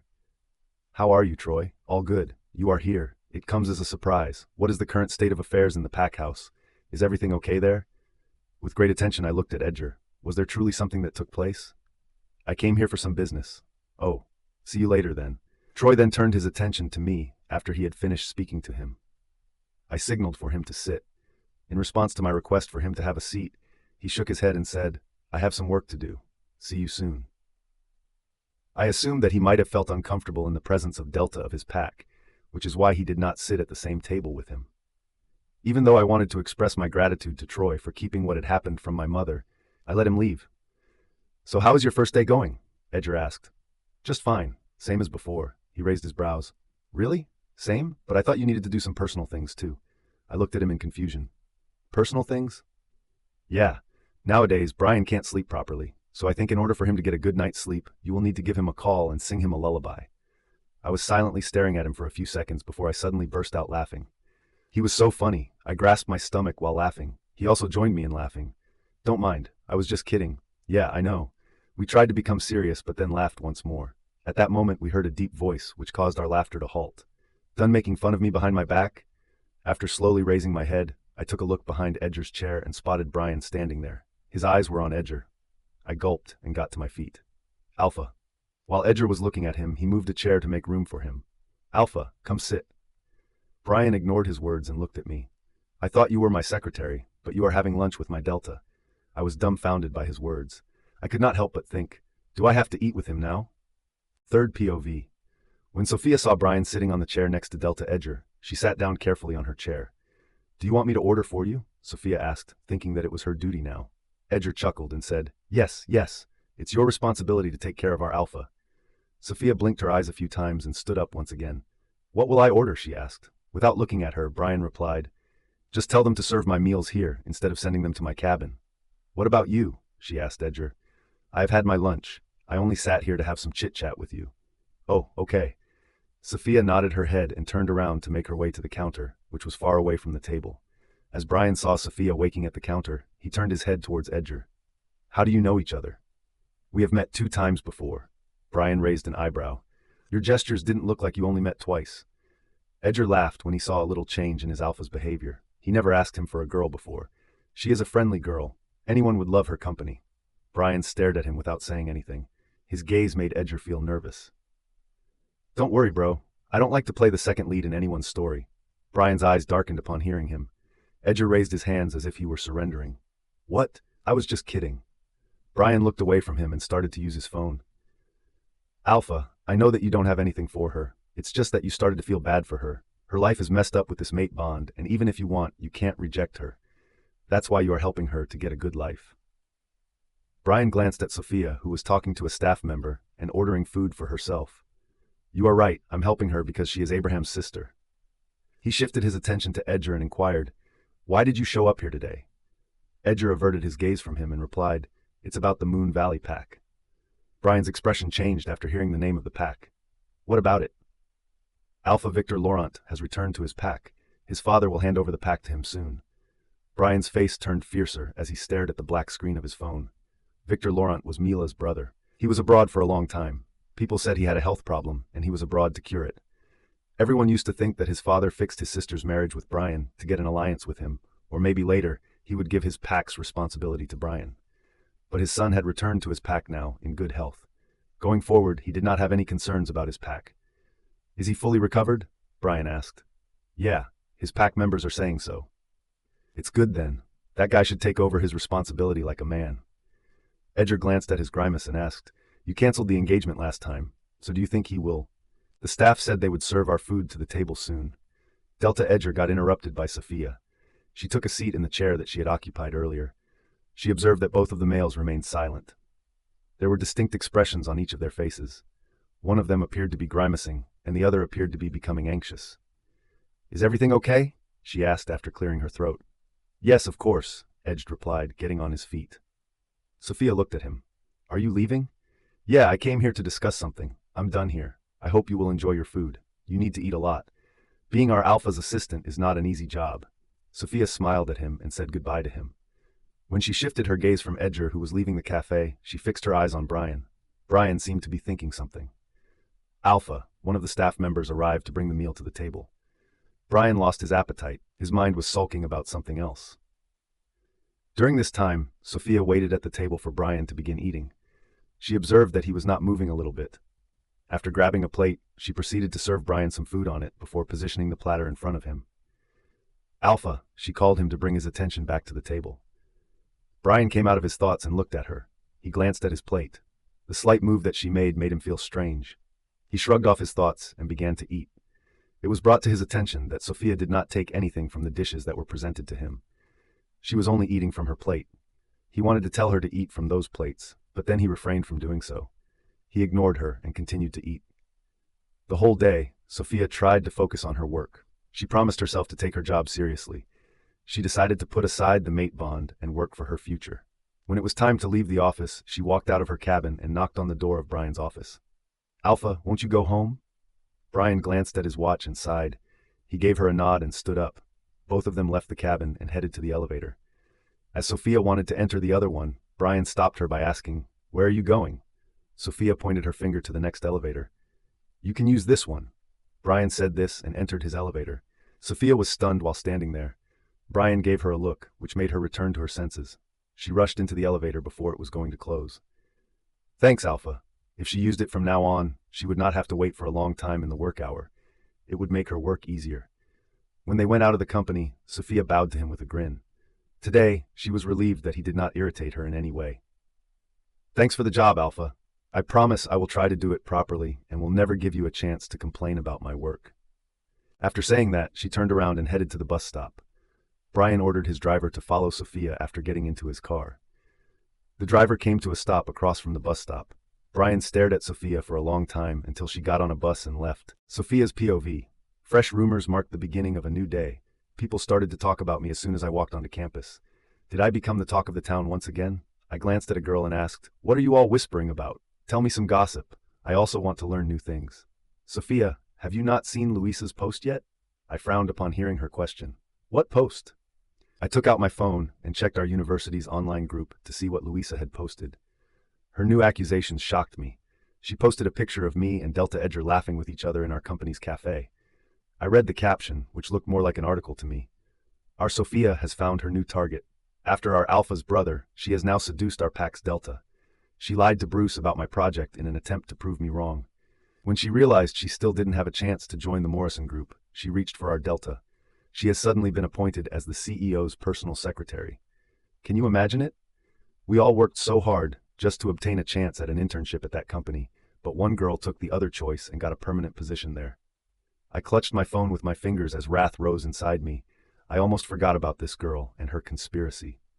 What did I do wrong to this girl? She was the one who destroyed my life. She was the one who seduced my boyfriend behind my back. I always let her faults slide away, but now I had enough of her. I entered my department's building and began to search for her. I could see that others were looking at me. "Where is she? Where is Luisa?" I asked them in rage. They pointed their fingers outside. I walked out and searched for her. I saw her laughing with her friends as if she were enjoying her day. "How dare you spread such nonsense?" I yelled at her. She turned to me and smirked at me. "Oh hi, Miss Sophia. No sorry, Alpha Bryan's new secretary." I walked up to her and did not wait for her to say anything else. I slapped her hard. Everyone around us looked shocked by my action. "How dare you?" Luisa asked, holding her cheek where I had just slapped her. "How dare I? How can you post something like that? How can you become so cheap? Should I have done the same? Clicking photos of you and posting them online when I caught you red-handed with my boyfriend?" Luisa glanced at others who were looking at us. She lost her reputation when Bruce insulted her that day, so she tried to get it back today by throwing me under the bus. I said what I had seen yesterday. How can you become the CEO's personal secretary without graduating? What is your ability to obtain such a high-paying position? If you want to know the answer, go to Alpha Bryan and ask him yourself. Don't try to disgrace me like that ever again. Luisa sneered at me. I don't need to go to Alpha to learn his thoughts. A man like him can never give you a chance like this. I bet he feels disgusted when you stay beside him. But you seduced his Delta, so he did that for him. The reason is that you are a bitch. I raised my hand to slap her once more. However, a wrist stopped my hand in the middle of the air. I turned my head and saw Bruce. He looked fierce. His eyes were scouring me as he tightened his grip around my wrist. Before I could say anything, he pulled me toward him and began dragging me somewhere. "Leave my hand," I shouted at him. People stepped aside to give Bruce a way to leave. I tried to let go of my hand from his grip, but the more I struggled, the more he gripped it firmly. No one came to help me. Sarah and Nolan both did not come to the university today, so there was no one who could rescue me from him. After bringing me to a corner in the middle of two buildings, he slammed me against the wall harshly. I felt pain in my back as I rubbed the back of my shoulder. "What's wrong with you, Bruce?" He caged me between his arms and growled at me. I shut my eyes after hearing the growl. Had he lost his mind? What was that? What were you doing with Delta Edger? I opened my eyes and looked at him. Why do you care? It has nothing to do with you. Because my back was pressed against the wall behind me, I was unable to even take a step back when he leaned towards me. Can't you see what I'm feeling right now? I was struck by the trembling in his voice, which caused my heart to ache. My gaze was fixed on him. The look of distress in his eyes was clear to me. Our past reflected in my mind as I looked away from his eyes. Eventually, memories of the times we had spent together began to flood my head. I thought you were alone. Just like you wanted, I let you remain. On top of that, I did not come to bother you in any way. But seeing you with another man, I am feeling hurt, Sophia. I am regretting everything I did behind your back. Everyone got a second chance. Why can't you give me one? Stop talking about this. I have nothing to do with Edgar. He is just a friend. That Louisa is lying. I paused and turned my head to look at him, then continued. And you believe her again. Such a loser you are. He moved his hand and cupped my cheek. I realized he touched my left cheek. He slowly stroked it with his thumb. It made me widen my eyes. His brother's face reflected my mind while I was looking at him. Right away, I shoved him away from me. Stay away, Bruce. I turned to leave, but he took hold of my hand and pulled me back. He leaned his head on my neck and hugged me from behind. I will do whatever you want. Please don't abandon me. I promise not to be unfaithful to you ever again. I love you, Sophia. Please come back to me. His actions shocked me. I tried to free myself from his grasp. Bruce, let go. He tightened his grip around my waist. He shook his head as his chin kept brushing against my neck. I can't. The first time I saw you, I said it in my mind that you were mine. How can I let you go? You know how much I love you, baby. You know me. With a blank expression on my face, I stared in front of me. How could he say I know him? I don't know you. I used to love you and give you everything. But you hurt me and broke my heart. Even if you want, you can't mend my heart. As soon as he heard me, he turned me around to face him. Our bodies rubbed against each other by the turn. The closeness caused me to take a deep breath. He was my ex-boyfriend. We had broken up only a few months ago. I had not come over the fact yet. Why was he doing this to me? I promise I will mend it. Just give me a chance, okay? I shook my head, but he cupped my face and lowered his head to look at me. Do you remember what you said on our first anniversary? You promised me that you would never leave me. When I asked you, even if I did anything wrong, what would you do? You replied that you would give me a chance since you believed that I loved you. I blinked my eyes as I recalled the memories. Even though I did not want to remember those days, it made my eyes blurry. How stupid I was, I muttered. I was so in love with him that my brother used to call him my weakness. I looked into his eyes and saw a glint of hope. I shut my eyes and took a few deep breaths in order to better deal with this situation. But as soon as I closed my eyes, I was hunted by a pair of dark eyes. Immediately after opening my eyes, I experienced a sensation of being suffocated. I felt as though my wolf kept reminding me of the person I belonged to. I bit my bottom lip and pushed him away from me. He looked at me with disbelief. Why? His question was simple, but I had no answer. I turned around but was stopped from leaving by his question. What if I make you fall for me again? The cold air that was all around me gushed in my direction to engulf me. His question gave me a chill inside. It's not possible, I replied to him. The situation is different now, I told myself in my head. I turned my head to him and said, Bruce, you cheated on me. We broke up and you realized your fault. But that doesn't mean I will return to you. There is no excuse for cheating. I was pure from my side when I was with you. So if I give you a chance, it will be unfair to that, Sophia. He was silently looking at me. I got my chance and left him there alone. As I made my way to my class, my heart pounded because I couldn't stop thinking about Bruce's defeated look. Was there still a place for him in my heart? Why could I not react viciously, just like he did to me at Louisa's house? If I had been in his position, would he have been able to forgive me? My mind suddenly flashed back to the warning that his older brother had given me. I experienced a tremor within my body. I am someone else's mate now. If I still think about another man, will it not count as cheating too? I shoved Bruce's thoughts from my mind and tried to focus on my classes. I got messages from Sarah. She was asking about the post that Louisa had uploaded. I told her everything. She became enraged at Louisa and uttered more than a few curses at her. She said she went out with Nolan somewhere, so they did not come to the university today. I wished for them to have a good time while they were together. After the classes, I left my university and went to the company. People smiled at me when they greeted me, which was something that I really appreciated. It was almost as if my position increased the amount of respect I received. The last incident gave other employees a closer look at my image. I went to my new cabin and put my backpack on my desk. I thought about my first job, which was making a cup of coffee for Alpha Bryan. As soon as I got to the coffee machine, I started working on my task. When I was done and ready to leave, I heard some women's laughing voices. I took a little stroll and then stood against the pillar that was next to me in order to hear them clearly. This is the third time Alpha has asked about Sophia. Yeah, I heard he even allowed her to use the VIP elevator yesterday. What do you think? Maybe he is feeling interested in the girl. No way. What about us? We can't even think of that. He is our head alpha, but we never saw him get mad like that before. Didn't you all see how he treated Miss Lily? Of course, she was so scared that she accepted her fault herself. I wonder what he had done to her to make her do that. There are so many employees who got fired from our company, but Alpha never cared to instigate their matters as he did for Sophia. I kept listening to their conversations. They did not know I was there. The way he had lunch with her in the cafe was something impossible to believe. He had never done it before. At least I had never heard of it. I stared at the cup of coffee that I was holding in my hand. Their chuckles made me realize that the coffee would turn cold if I kept standing there for any longer. Just as I was about to walk to Bryan's cabin, I heard one of the women. I think Alpha likes his young secretary. People do these things when they are in love, you know. I froze on my way as soon as I heard it. I slowly raised my head from the coffee and glanced at the door of Bryan's office, which was a little far from there. My eyes widened as I thought about it. Does he really like me? Third POV. Sophia entered Bryan's office. After making her way to the desk, she observed Bryan working with a large number of files. Bryan lifted his head and asked, "Why are you late? I was asking other employees about you." Sophia was stunned. She recalled those women's conversations and lowered her head. "I had an extra class today, so I came here after attending it." Although Sophia made an effort to place the cup on the desk, she was unable to do so since there were so many files on the desk. "I want you to set up all the files and work on a few of them," Bryan said as he stood up from his seat. Was this the reason he was asking for me from other people? Sophia thought to herself as she gazed at him. Bryan walked to her. She did not take her eyes off of him. She had developed a familiarity with him over time. It was a struggle for her to adjust to being in his presence. Bryan stretched out his hand and touched the cup.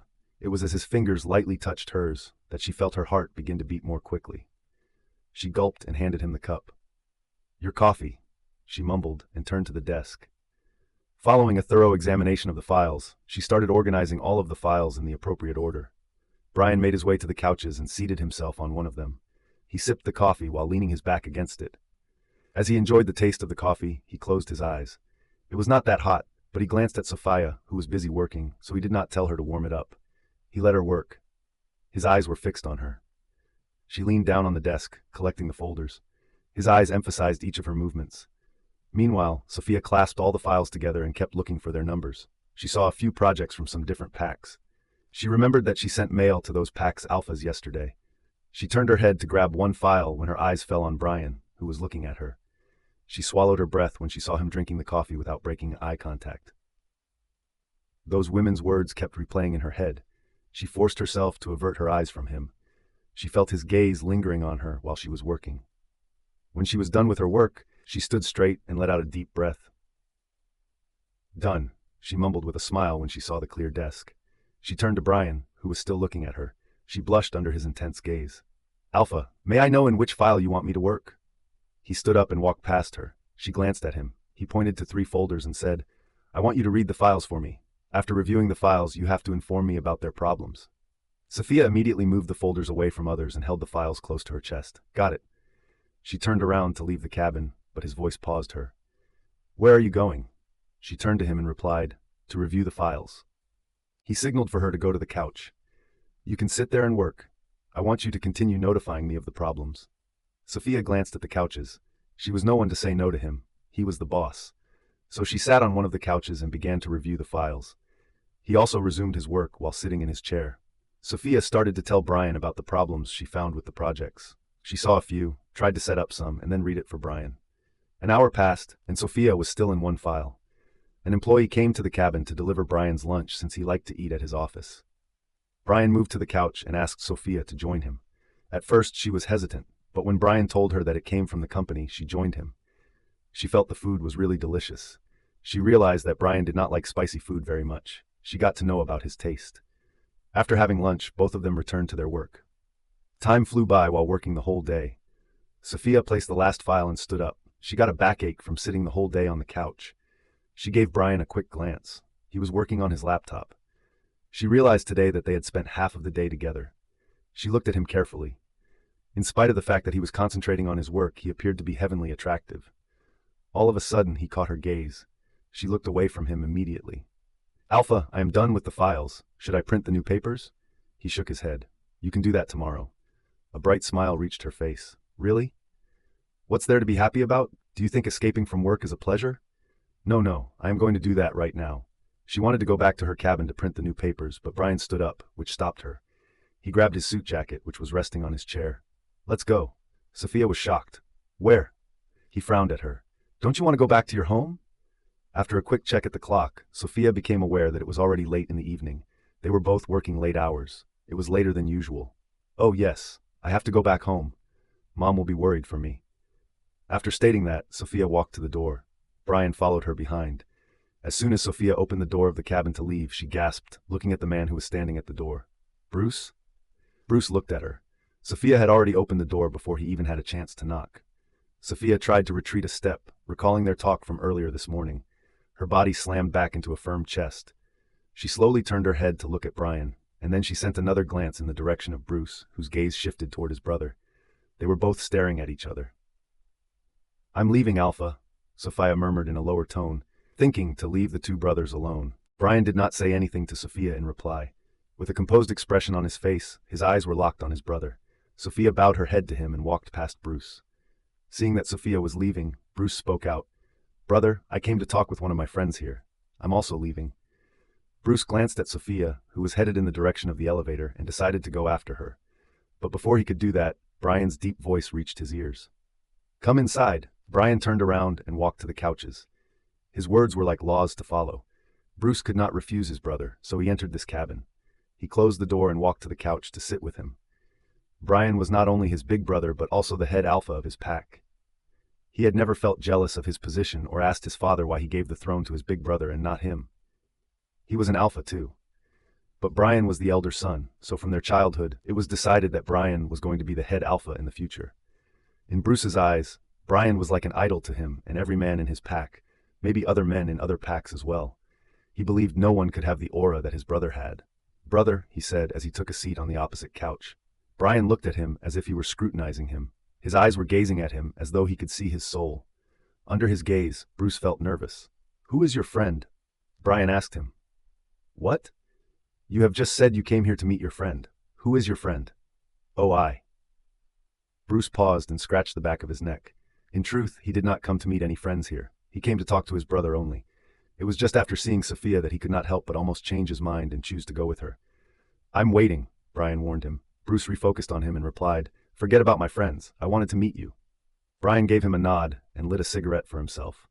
He glanced at Bruce and signaled him to continue. Brother, it's been a while. You usually don't come to the pack house now. Bryan had his own house, and he liked to stay there since it was close to the company. But their mother took a promise from him that he would have to stay in the pack house when he got married. Both of their parents wanted them to be with their children in old age. So you came to meet me? Yeah, brother, how are you? Bryan puffed on the smoke. Good. Bruce was quiet for a while after that. He was losing his words in front of him. Even their father could not talk to Bryan with a strong head, so how could he just come and talk to him with a strong heart? Don't be nervous. Spill the beans that you are holding inside, Bryan said, looking at his nervous face. Bruce cleared his throat and started to speak. Brother, why did you make her your secretary? Bryan raised a brow. What's it with you? Bruce gulped and answered back. Of course I would care about it. She is my girlfriend. Ex-girlfriend, Bryan reminded him. Bruce shook his head. No, brother. We had just broken up a little while ago, but I believe we will get back together soon. Bryan frowned at his younger brother. There was a clear indication that he did not enjoy hearing it. The things that Bruce had said to him did not sit well with him. He realized it was his wolf who did not want to share his mate with anyone else. Not even with his brother. Didn't you say she cheated on you? Bruce was taken aback by the question. That day, on engagement night, he was scared that his family would get to know the truth. Therefore, in his rage, he placed all of the blame on Sophia because she had stated that she would never come back to him. However, today, he would not lie to his brother. Though he knew it would harm his image in front of his brother, he would say what was on his mind. Brother, I lied that day. When Bruce noticed that Bryan's eyes were becoming darker, he averted his gaze from Bryan. Why? Bryan's voice became more icy, which caused him to feel a tremor on the inside. While avoiding gaze with Bryan, he replied, My mind was messed up that night. The way she called you her mate, and then when I asked her to return to me, she refused. I was mad at her, so. So you lied and let the girl get humiliated in front of your family? What about the slap Mom gave her? You were silent that time, too. Bruce's eyes widened as he recalled that night. He could not believe that Bryan still remembered each of the details of it. Brother, I was wrong. I was in my route, and her friend came to seduce me. I had no other option but to accept her proposal. But when the next day I realized what I had done, I felt guilty. However, I was unable to suppress my desire as she persisted in her attempts to entice me. My wolf always wanted to have someone close to him. Bryan scoffed at him. Do you have more desire than your head alpha, who is always stressed at work and runs your whole pack without making a scandal with women? Bruce lifted his head to look at Bryan. Brother, I am sorry. I should not have lied to you all. Bryan did not look calm anymore. He was giving him the cold shoulder, which made Bruce shudder inside. Putting all the blame on your wolf is not something a real man does. Be a man and accept your faults. I swear I am regretting it, brother. I asked for forgiveness countless times, but she is adamant about forgiving me. So do something and help me. There was a grimace on Bryan's face. What do you want me to do? I was not the one who cheated on his girlfriend. Bruce took a deep breath and requested it. Brother, help me get back with her. I know she still loves me. In an instant, Bryan's eyes flashed red, then turned back to black again. Don't forget that she is someone else's mate.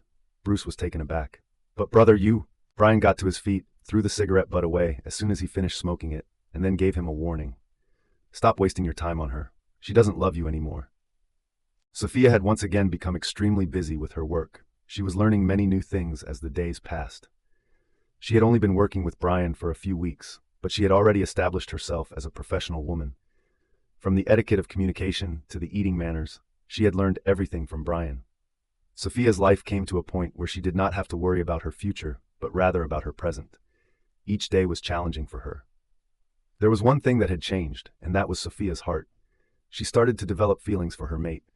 She had no idea how it happened, but whenever she thought about him, she ended up losing her mind. The fact that Bryan had seen her staring at him caused her to feel embarrassed a few times. It was just a few days ago that she came to the realization that she had fallen for him. She used to deny her heart until one day she decided to acknowledge her feelings for him to herself. But something had happened to Bryan. He started to behave coldly toward her once again. She was completely unaware of what had transpired. If she recalled everything, Bryan was being kind to her up until the time that Bruce arrived at his office. Sophia always wondered what had happened to the two brothers. Did Bruce say something to Bryan about her? On the other hand, Bruce did not stop pestering her. In fact, he began to come across more as if he had a new hope or something. Every time Sophia entered the campus, she heard others talking about how Bruce was in love with her and that he could do anything for her. Bruce had turned into a lover boy who was running after her. Sophia always ignored him on campus and spent her time with her friends. Nowadays, Louisa looked gloomy, as if she had to take on a lot of workload. Sophia was shocked that Louisa had to work just like other employees. She could not understand the reason behind it. Because she knew it was an internship, which meant that she would undergo training from more skilled people and acquire new knowledge. However, Louisa had to do many different things. At the moment that she walked into the office, Sophia was beaming with delight. A slight nod was given to her by the receptionist as a way of greeting her. As a result of the fact that everyone was aware that she was Alpha's personal secretary, every single employee who was walking by her greeted her. Sophia went to the top floor and walked to her cabin. She grabbed the notepad and began to look after Bryan's schedule. She noticed today Bryan had a pack meeting outside. She thought to inform him. However, she went to make coffee for him first. When she went to Bryan's cabin, she saw him talking on his phone. "Keep an eye on him," Bryan said, losing his tie. Sophia was confused. Who was he talking with? As Bryan turned his chair, he became aware of her presence. He made a gesture with his hand, instructing her to bring the coffee to him. She nodded her head and went to give it to him. Sophia stood next to him, and she was about to give him the cup, but she trembled when she heard his words. "Then kill him. I don't have time to waste." Sophia was too shocked to control her reaction. As soon as her hand shook, the coffee spilled on Bryan's white shirt. Bryan stood up immediately as the hot liquor touched his chest through the shirt. Sophia's eyes widened. I am so sorry." "Do whatever I'm saying," Bryan ordered the person on the phone before he hung up. He glared at Sophia, who looked horrified. "Alpha, allow me to clean it." Sophia hurried to the tissue box, which was placed on the desk, and returned to him after grabbing a tissue. She started to wipe his shirt with the tissue. She was very scared by his words, so she could not stop her trembling hands.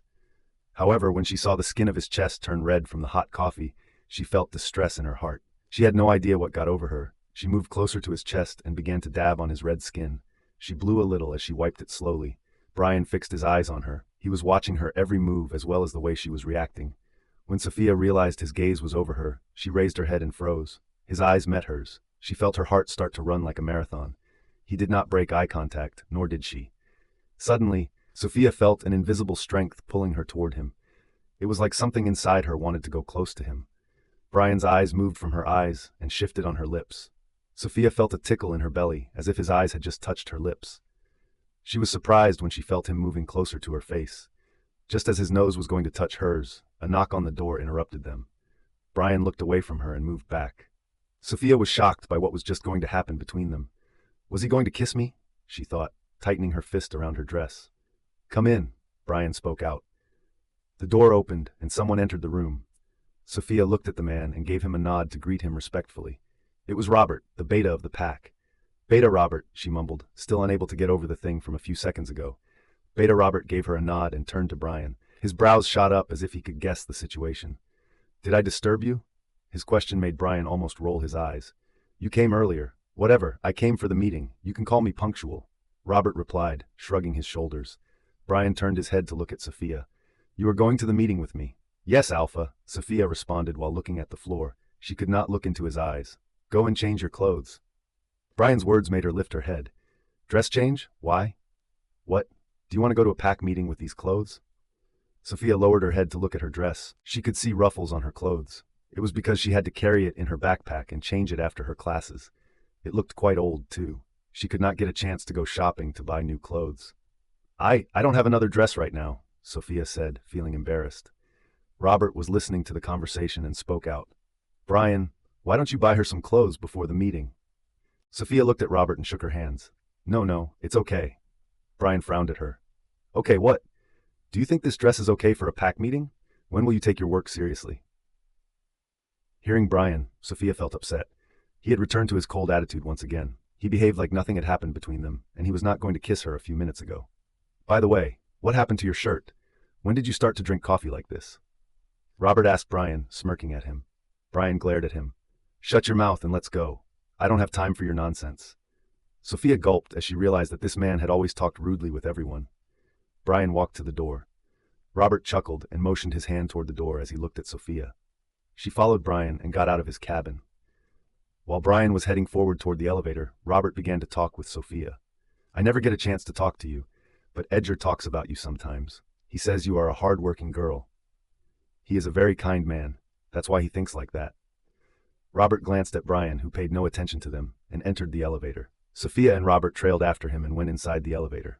Abraham is scheduled to be released from the warrior camp in 4 months. Robert reminded her about her brother.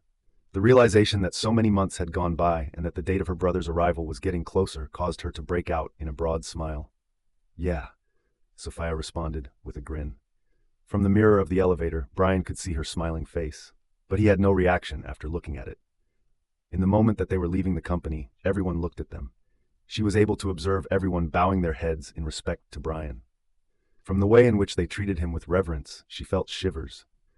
Bryan appeared to be a king as he walked past the people who lived in his domain. How can I forget? Alphas are the kings of their packs. Sophia said to herself and almost gave her a facepalm. In this modern time, people did not have a palace or a courthouse where the king would have to sit in order to administer additional punishments or manage the kingdom from that location. Even though they lived in pack houses, alphas in this digital world also had their own homes of their own. They had companies to run a pack business. Not only did they have girlfriends or mistresses, but they also had the ability to reject their mates. Sophia admitted that Bryan was a really strong man. She had never seen him with women.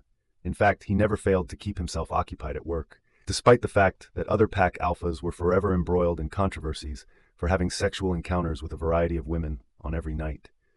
Because of the presence of illegitimate offspring, several of them were forced to step down. When Sophia saw Bryan getting in the back seat of his car, she thought to let Beta Robert sit beside him.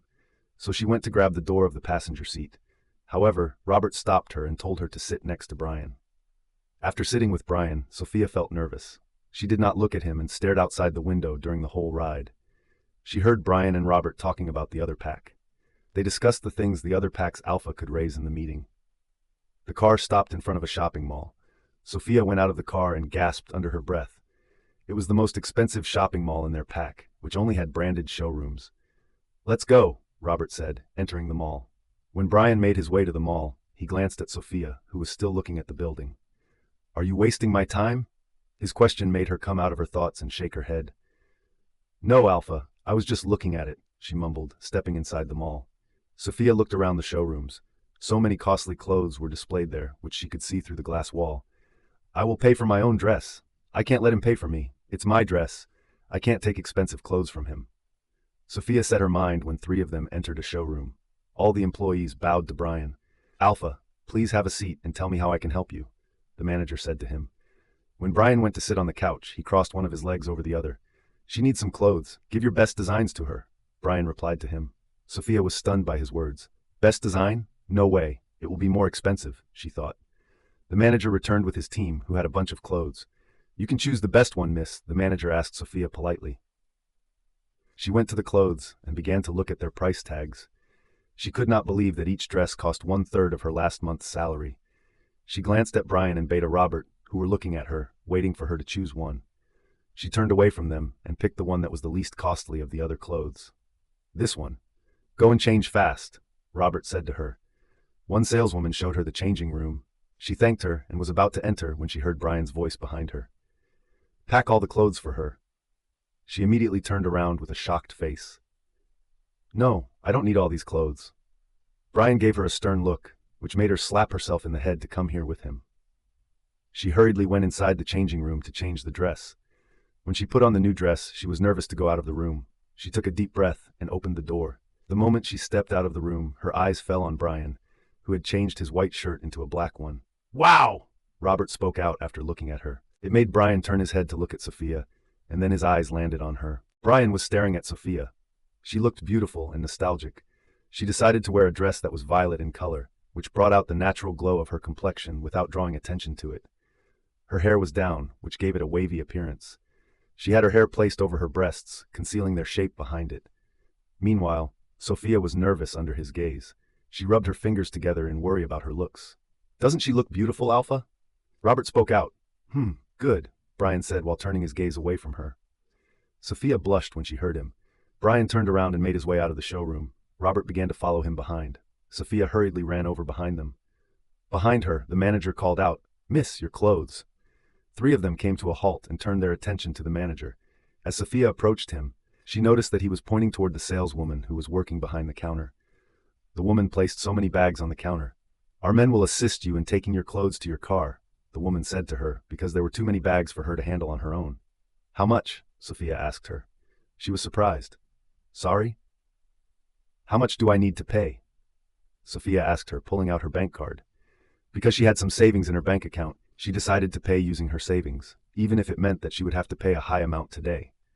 Nevertheless, she had no intention of taking anything from Bryan. There was complete silence from the woman as she looked behind Sophia. In the moment when Sophia turned her head, she noticed Bryan and Robert standing there together. Instead of paying attention to their expressions, Sophia began searching through the bags for the bill. As soon as she discovered the bill, her jaw fell in disbelief, and her eyes almost bulged out of their sockets. The total cost was 3 times greater than her savings. Sophia showed a look of utter disbelief as she gazed at the price. Miss, the woman called her. No, I can't buy all of these. Just billed for this dress only, Sophia said while pointing to the dress that she was wearing. The manager walked to her and said, Miss, you don't have to pay. Alpha has already paid the bill. Sophia switched her attention to Bryan, who gave her a look that indicated he was annoyed. Alpha, I can't take these clothes. You don't have to pay. I don't need so many clothes. Miss, Alpha is the owner of this brand. You are not required to make a payment. It is credited directly from his account on the invoice. Sophia's eyes widened. She turned to look at Bryan. He raised an eyebrow at her. This is his showroom? His brand? She thought. Sophia, there is no need to pay. It's from your boss. Let's go, Robert told her, leaving the showroom. Bryan did not move. Sophia lowered her head and walked to him. Right at that moment, he started to walk again. Why didn't you tell me that it's your own company? Her voice was hushed as she inquired. Do I need to inform you of everything? As a personal secretary, you don't even know how many companies are under me. Such a shame. He uttered those words in a chilly tone. During the time that she was walking next to him, Sophia dropped her head. I can't take those dresses from you. It's very expensive. I will pay you back soon. He stopped his pace and turned his head toward her. Oh, really? And how will you do that? Sophia glanced at him and felt dumbfounded. He was right. How would she manage to make so much money overnight? Only rich people could buy these branded clothes, and here Bryan bought so many for her. I will merge my salaries and then pay you back, she replied proudly. As a personal secretary, she would get a much higher salary than before. So, if she were to save them, she would be able to repay him. Bryan stared at her for a while. She blinked her eyes a few times. I am waiting for you two, Robert said to them when he turned his head and observed the two people looking at each other. Bryan averted his gaze from Sophia and replied, There is no need for you to pay me back. Just work hard. Saying that, he walked to Robert. Sophia stared at his back. His words touched her heart. It was not because he stated that she would not have to pay it back. Rather, it was because he wanted to give her something and did not want her to return the price. With a smile on her face, Sophia gently stroked her dress. This is the first thing he gave me. I will treasure my clothes, she said while biting her bottom lip. As three of them left the shopping mall, Robert handed Sophia a bag. Put it on before we reach the restaurant. They were heading to a restaurant to have a meeting with another Pax Alpha. Sophia opened the bag and looked into it when she got inside the car. She noticed a pair of high heels. When did you buy it? She asked Robert. When you were changing your clothes, he replied. Eventually, Sophia came to the realization that she could no longer argue with it. She took off her sneakers and put on the high heels. Bryan, who was sitting next to her, caught her attention with a glance. His gaze was fixed on her legs for a moment. As she sat up straight and tugged her dress down a little bit, her cheeks began to flush at the same time. She saw Bryan turn his head to the window without saying anything. When they arrived at the restaurant, Sophia recognized that it was the same place that she had visited with her friends when she was upset over getting fired from her job. In a stealthy manner, she followed Bryan and Robert around the restaurant while she peered around. All of the people bowed to Bryan. The manager himself came to him and led them to the private cabin that had been reserved for the meeting. As soon as they reached the cabin, Sophia gulped. She noticed that there were 3 men inside the cabin, so that meant she would be the only woman there. She realized that being Alpha's secretary was not an easy job. The Alpha of the other pack stood up to shake hands with Bryan as a way of greeting him, a gesture of respect between two leaders. Bryan sat with an air of authority. Sophia stood beside him and began to organize the documents with great attention to detail. Her hands paused when she heard the other Alpha's voice.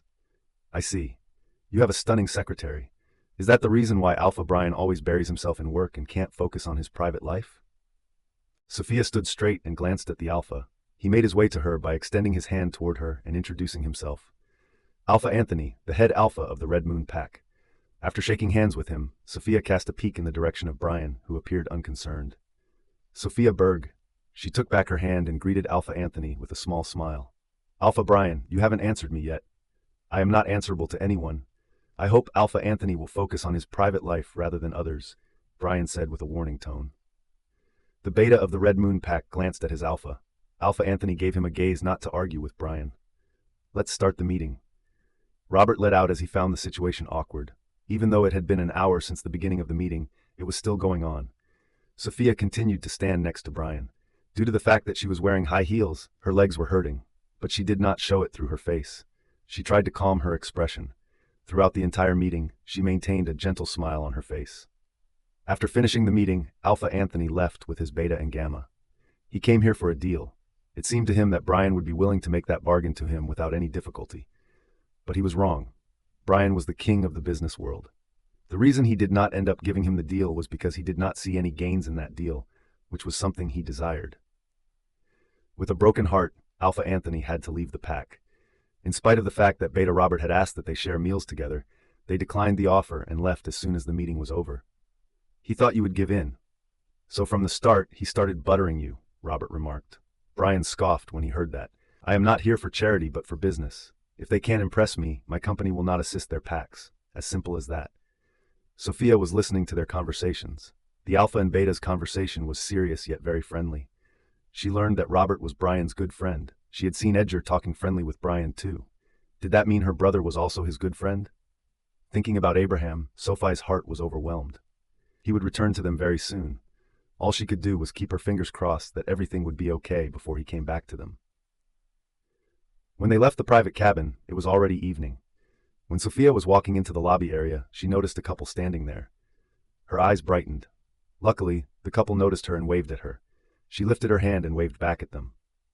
Bryan and Robert halted their steps and turned their heads toward Sophia. The couple approached her. She smiled at them and said, Sarah Nolan, you two are here. Sophia, my baby. Sarah rushed to hug her. Robert exchanged a glance with Bryan. Nolan noticed the presence of two powerful men beside Sophia and bowed his head immediately. Alpha, he said to Bryan. Sarah also did the same and greeted Bryan with a bow. Raise, Bryan said, looking at them. He recognized them. When he went to drop Sophia off at one of their houses, he had seen them in the club, and he had spotted them in the club with her earlier too. What are you doing here? Nolan asked Sophia as soon as he raised his head. I came here with Alpha for a pack meeting. What are you doing here?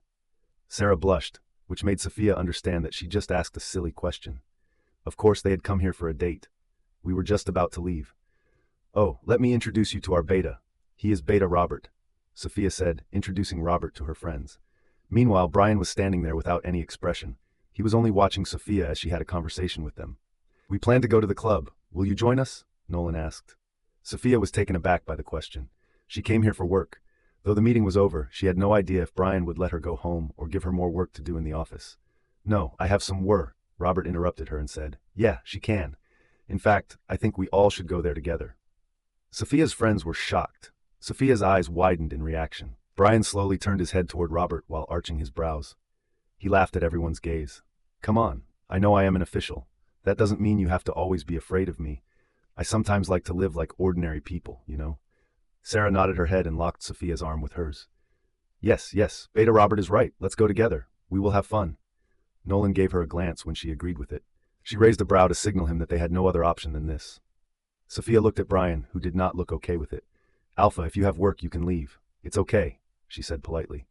Bryan gazed at her, and then his eyes roamed around the other three people. No problem. Let's go. Saying that, he headed to the exit. Yes! Sarah cheered out but paused when he realized Robert was also there. Robert put his hand around Nolan's neck, who felt uncomfortable. A sense of fear rushed inside him. Don't worry, young boy. I won't eat you or your girlfriend. He was stunned. How do you know that she is my girlfriend? Robert chuckled and started to walk with him. He shifted his gaze to Bryan and muttered, It's been a while since I became a beta. I have eyes to notice around me. Sarah told Sophia to go to the club with Bryan since she would have to go there on Nolan's bike. Every one of them made their way to the club. Sophia continued to cast her gaze in Bryan's direction. He did not seem to like the idea. She presumed that the only reason he was going was because of Robert. At the time that they arrived at the club, all five of them went in together. Sarah and Nolan were the first ones to enter the club. Robert followed them. Meanwhile, Sophia and Bryan walked behind them. They dispersed as they made their way to the launch area, moving through the crowd on their way there. Sophia looked around and noticed that the boys she was passing looked at her with lustful eyes. She lowered her head as she began to feel uncomfortable. A boy approached her and came dangerously close to touching her face. At that time, a palm pressed on his face as she heard a deep voice speak out from behind her. She is with me, so fuck off. The boy took a step back when he realized who was in front of him. The aura that the man in front of him was holding was really powerful. It was impossible for him to avoid experiencing fear. Upon turning her head, Sophia noticed that Bryan was giving the boy a stern look. He looked angry, as if the boy had offended him. The moment Bryan removed his hand from the boy's face, he fled from the dread that he was feeling. On the other hand, Sophia was staring at Bryan. She felt a shove from the side, which made her body press against Bryan. He looked at her with narrowed eyes. She looked away and tried to move. But Bryan grabbed her waist and began to pull her along with him to the area where her friends were headed. Her mind was completely blown by his touch. The combination of the loud music and his touch caused her body to start feeling strange. She continued to look at him until he brought her to the lounge area in a more secure manner. As soon as Bryan removed his hand from her waist, she discovered herself there. She averted her gaze and walked to sit next to Sarah on the couch. Bryan made his way to get a seat next to Robert. When Sophia was talking with her friends, she couldn't help but glance over at him. Sarah raised her glass and said, "Let's have a drink." "No, I can't." "Have you forgotten what happened to me last time?" Sophia asked her. "That time Alpha sent you to my home, and this time he is here with us. So why not?" Sarah asked. Her voice was loud enough to reach Bryan's ears. Sophia bit her bottom lip when she noticed Bryan chugging down his drink in one go. It was like he was not drinking alcohol, but a glass of water. Robert began to talk to him about something, and both of them went busy with their own conversation. Sophia started to feel bored and thought that one drink would not hurt her. She reached for one of the glasses and sipped from it. Sarah and Nolan went to the dance floor to enjoy themselves. They asked Sophia to go with them, but she rejected them. She could not dance when Bryan was there. Her mind began to feel dull as she started to drink more glasses. Robert got a call and said to Bryan, "I have to leave right now. Take care of her." Bryan glared at him. He knew the reason for Robert's decision to come here. He was doing the same thing he had done months ago. "Bye, Sophia," Robert said to her. She smiled at him. Alcohol was slowly lifting up in her head. "Bye-bye, Beta Robert. Take care of yourself. You can't believe in anyone you know. I mean anyone," he said to her, then winked at Bryan. Bryan rolled his eyes as he did not like the conspiracy his best friend was trying to do against him. "But why are you leaving? You are so handsome. You can have any company here," Sophia said. She had no idea what she was saying. As soon as she realized what she had just uttered, her eyes widened in surprise. After turning her head, she noticed that Bryan was looking at her. She covered her mouth with her palm and murmured behind it, "I'm sorry." Robert laughed at her reaction. "You are right. But right now, someone else needs company. Will you accompany him?" he asked her while pointing his finger at Bryan. Sophia nodded her head and stood up. She moved to Bryan's couch and sat beside him. Robert gave Sophia a thumbs up and left the club. Bryan was glaring at Robert's back until he exited the club.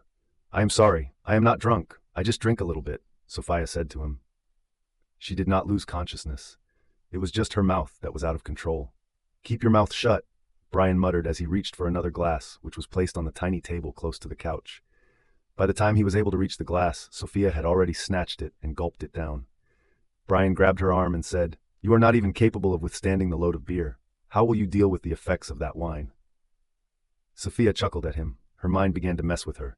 It swirled around, just like the DJ light was moving on the dance floor. "Sophia, come, dance with us." Sarah came to her and started to pull her hand. Then she glanced at Bryan and felt frightened to ask him to dance with Sophia. Sophia gave Sarah a nod and turned her head to Bryan. "Give me 5 minutes. I will return to accompany you again." Bryan did not stop her and let her do what she wanted. Sarah led Sophia to the dance floor. Sophia began to dance on the floor, but the smell of her mate made her mentality go crazy. Under the influence of alcohol, she started to dance like a crazy woman. As if there were no one around her, she moved her hips carelessly. A boy came to dance with her. She did not oppose it and began to dance with him. She realized that it was one of Nolan's friends. The fact that Bryan's dark eyes were fixated on them was something that she was completely unaware of. While watching her on the dance floor, Bryan continued to drink a few more glasses of alcohol. His eyes moved to the boy's hand. He was touching Sophia's waist and moving his hand up and down. Bryan's blood boiled as he got to his feet and walked to her. He grabbed her hand and pulled her toward him. His sudden action astounded her. But the drunken state did not let her think sensibly. She gave him a warm grin and wrapped her hands around his neck. "Will you dance with me, Alpha?" Bryan held Sophia's hands to move them from his neck. But Sophia tightened her hands and asked, "Why are you so arrogant? What will hurt you if you dance with me?" The smell of alcohol came out of her mouth. Bryan looked into her eyes and saw they had turned cloudy. He turned to the boy who was dancing with Sophia earlier. Sarah pulled the boy's hand while he was asking her what was going on. "Sorry, Alpha. Please keep going," Sarah said, moving towards the other side of the dance floor with Nolan and his friend. Nolan frowned at her. "What are you doing?" he asked Sarah. "Can't you see? Alpha Bryan is with Sophia right now. We should give them some space." Nolan's friend was confused about what was going on and why Bryan came to Sophia suddenly. Sarah made an excuse and managed to get another girl to dance with Nolan's friend. Nolan glanced at Sophia and Bryan. Sarah pulled him close to her and pecked his lips. "Baby, I know you care for her. Believe me, I care for her more than you. But her mate is with her. We don't need to worry about her anymore. We should not go to them. Just let them spend some time together." "What if he hurt her?" "No mate can hurt their mate. He won't." After Sarah's assurance, Nolan gave her a nod and went away from the couple.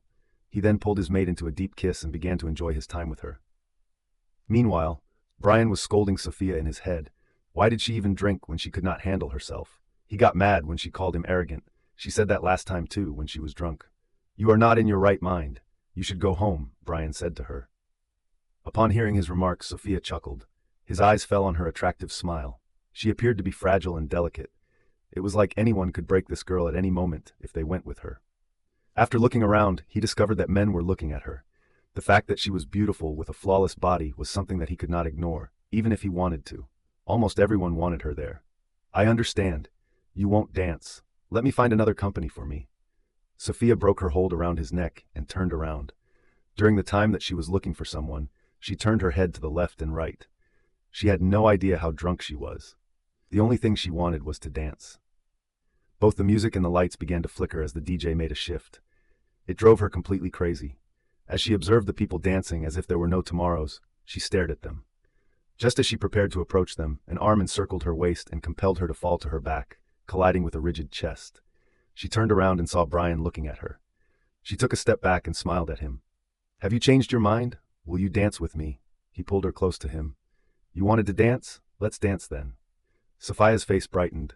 She wrapped her hands around his neck once more. She began to jump with the loud music and beats. She thought she was dreaming. Alpha Bryan was dancing with her. He turned her around and drew her body against his front. As he placed his chin on her neck, she shut her eyes. At that moment, his nostrils were flooded with her scent. He found himself uncontrollable.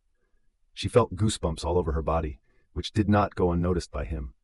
When she was moving her hips, his hands ran on her body under the flickering lights, where no one could see what other people were doing.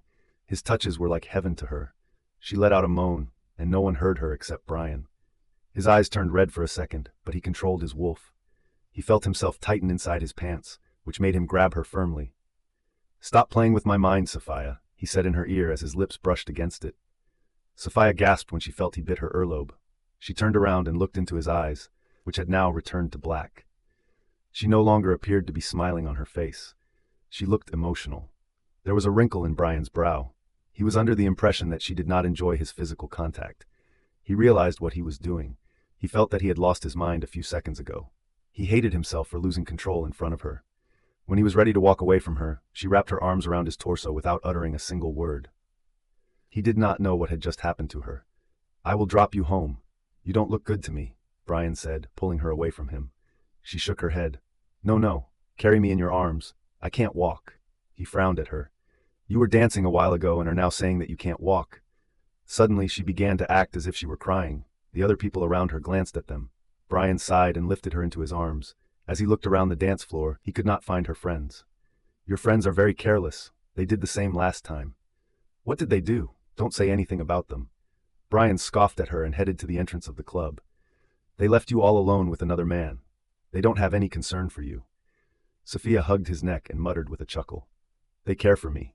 They didn't leave me with another man, but with my mate." Once Bryan emerged from the club, his steps came to a complete standstill. He looked at her and asked, "Did you tell them about it?" She nodded her head and smiled at him while closing her eyes. "They know who you are to me. You are my man, my alpha." Bryan stared at Sophia's face for a while. As soon as his driver saw his alpha walking out of the club, he drove his car in the direction of him. The fact that Alpha Bryan was holding a girl who was hugging him around the neck surprised him. He immediately opened the back door for Bryan. First, Bryan positioned Sophia on the back seat, and then he moved to sit next to her. The driver started the car and asked Bryan, "Alpha, where do you want to go?" Bryan gave Sophia a brief glance. Despite the fact that her eyes were closed, she was able to hear them. "Please don't take me home. I'm going to get in trouble with my mother for drinking," she mumbled while shaking her head. The driver cocked his head to the side in order to glance at Sophia. It was obvious to him that she was not sober. After having a clear view of her, he was able to recognize that she was Bryan's personal secretary. "To my house," Bryan said to him. The driver appeared to be in a state of shock.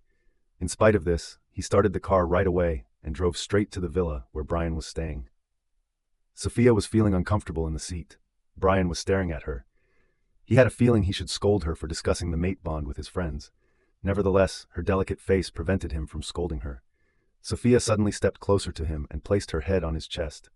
She did this without any indication. Her eyes were closed as she hugged him. "I want to sleep here. You are so warm. You smell so nice. My wolf likes everything about you," she mumbled in a lower tone. Bryan looked at her face. As his gaze traveled to her hands, which were embracing him in a protective manner, it seemed as though if he were to remove them, she would lose all hope of continuing to live. Neither did he give her a hug in return, nor did he attempt to pull her away from him. After turning around, he looked out the window at the outside world. No one was able to understand what was going on inside of his head. He was impossible to read. Every single stride that he took was unpredictable. After 1.5 hours, the car came to a halt in front of a lavish villa. The driver got out of the car and opened the door to assist him.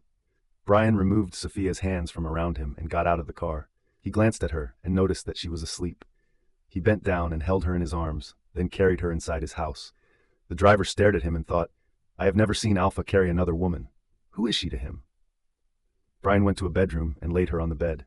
He saw her clothes being lifted up, and his eyes were able to see her bare legs as well as her thighs that were exposed. Taking his gaze away from her, he drew the blanket closer to her body to cover her. When he decided to leave her side, leaving her alone in the room, she grabbed his wrist and pulled him down. The abruptness of her move left him speechless. It made him bend over her. She mumbled something. He sat on the edge and attempted to comprehend what she was saying. Bryan, why are you so rude? Can't you see how much I want to be with you? When Sophia opened her eyes, she saw that she was lying on a bed in a room that she had never been in before. She sat up and looked around. Despite her best efforts, she was unable to identify the room in which she was sitting. The bedroom was so enormous that it was 3 times larger than her own bedroom. Her eyes immediately went to her body inside the blanket. Upon discovering that she was dressed in full clothes, she had a sense of relief. Why did I drink last night? Who brought me here? She pulled her hair in anger. She was mad at herself. Did someone kidnap me? She took a deep breath and proceeded to the closed door. At the very instant that she made contact with the doorknob, someone from the outside opened it. She was startled. She took a step back. A lady of middle age entered the room with a soft smile. Good morning to you. I brought your dress with me, she said as she handed her a bag. Sophia looked inside the bag and recognized it. The dress was one of the clothes that Bryan bought for her while they were in the showroom. Where am I? She asked the lady. You are Alpha Bryan's house, she responded with a courteous smile. The look of surprise spread across Sophia's eyes, but the realization that she had not been kidnapped last night brought her a sense of calm and relief. So am I in the pack house right now? Not at all. It is Alpha's own residence. He stays here and only goes to the pack house on occasion. Sophia was surprised to hear that. He did not live in the pack house. He has his own house. She recalled Bryan's words. She indeed did not know much about him. Thank you for the dress. It's okay. It was inside Alpha's car. Not from among those. I have merely selected one to bring to you. Where is he? I asked her about Bryan. He is in the dining room. He ordered me to wake you up. Since you are already awake, please take a moment to refresh yourself and make your way to the dining room. Alpha is waiting for you. After informing her of that, she left the room. Sophia did not move for a while as she tried to remember everything about last night. She pushed her thoughts out of her mind and entered the bathroom to take a quick shower. She put on the lemon-colored dress that the lady had brought for her. She wiped her hair and thought about letting it dry in the air. She could not afford to make Bryan wait for her, so she hurriedly left the room and went downstairs. She asked another maid about the dining room. While making her way to the dining room, she noticed the gloriousness of the house. It was not an ancient palace like the pack house, but it was a dream house in modern times. She stepped into the dining room. Her legs froze the moment her eyes landed on the man in a black suit, reading news on a tab. A maid was serving coffee to him and bowed to him, then left the room. Bryan lifted his gaze from the tab and shifted it to Sophia. He gave her a signal to sit down on the chair that was located to his right. Sophia nodded her head and walked to the chair close to him. She slowly sat on the chair with a nervous look. She had no idea what had happened last night. She tried to recall but was unable to remember much. Bryan moved a platter closer to her and said, "Eat." Sophia gave the table a quick glance. It appeared to be stuffed with a variety of foods for breakfast. There were already 2 platters arranged with food on them. Bryan gave one of them to her. What happened to him today? Why is he behaving so well with me? With a look of bewilderment on her face, she thought and then touched the knife and the fork. She froze when he spoke out. What's causing your confusion? Didn't you express last night that I always behave rudely towards you? Sophia was shocked. Did she tell him that last night? Her jaw dropped in surprise when she recalled a few moments. How did she enter this house? Did he carry her to this house? Bryan placed his finger under her chin and closed her mouth. Your jaw will drop to the floor. His touch made Sophia realize what they had done on the dance floor. She almost let out a loud gasp, but since he had not moved his finger from her chin, she froze. Bryan moved his finger away from her chin and said, Eat. You didn't have dinner last night. Sophia lowered her head. She blinked her eyes a few times to understand the reality. Am I still dreaming? She asked herself. When she heard the sound of cutlery brushing against a plate, she glanced at Bryan. He started to eat. Seeing that, she immediately started eating. She did not want to offend him in any way. While eating, she kept glancing at him. The way he moved the knife with his long and attractive fingers, the way he lifted the fork and put it inside his mouth, she was lost in his charms. Bryan caught her gaze. She looked away from him and tried to concentrate on eating. However, the memories of last night were reflected in her head. She cursed herself for remembering everything in front of him. It was hard to control her expression.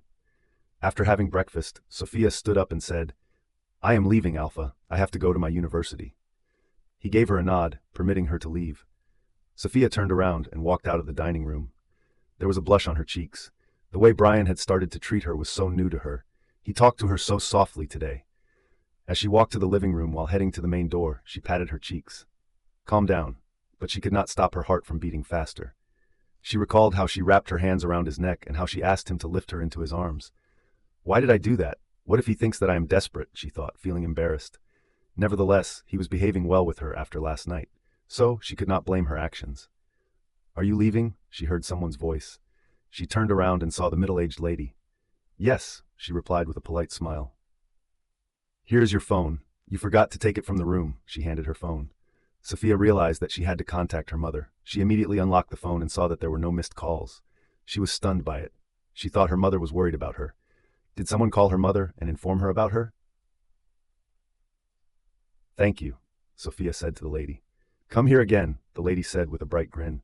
Sophia could not understand the reason behind her grin, but she nodded her head and left Bryan's house. She walked past Bryan's car, which was parked outside the house. The driver glanced at her. She noticed that he was giving her a strange look.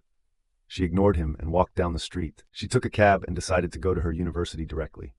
On the way, she called her mother. Mom, good morning, my baby. Sophia was surprised. Her mother was talking so well to her.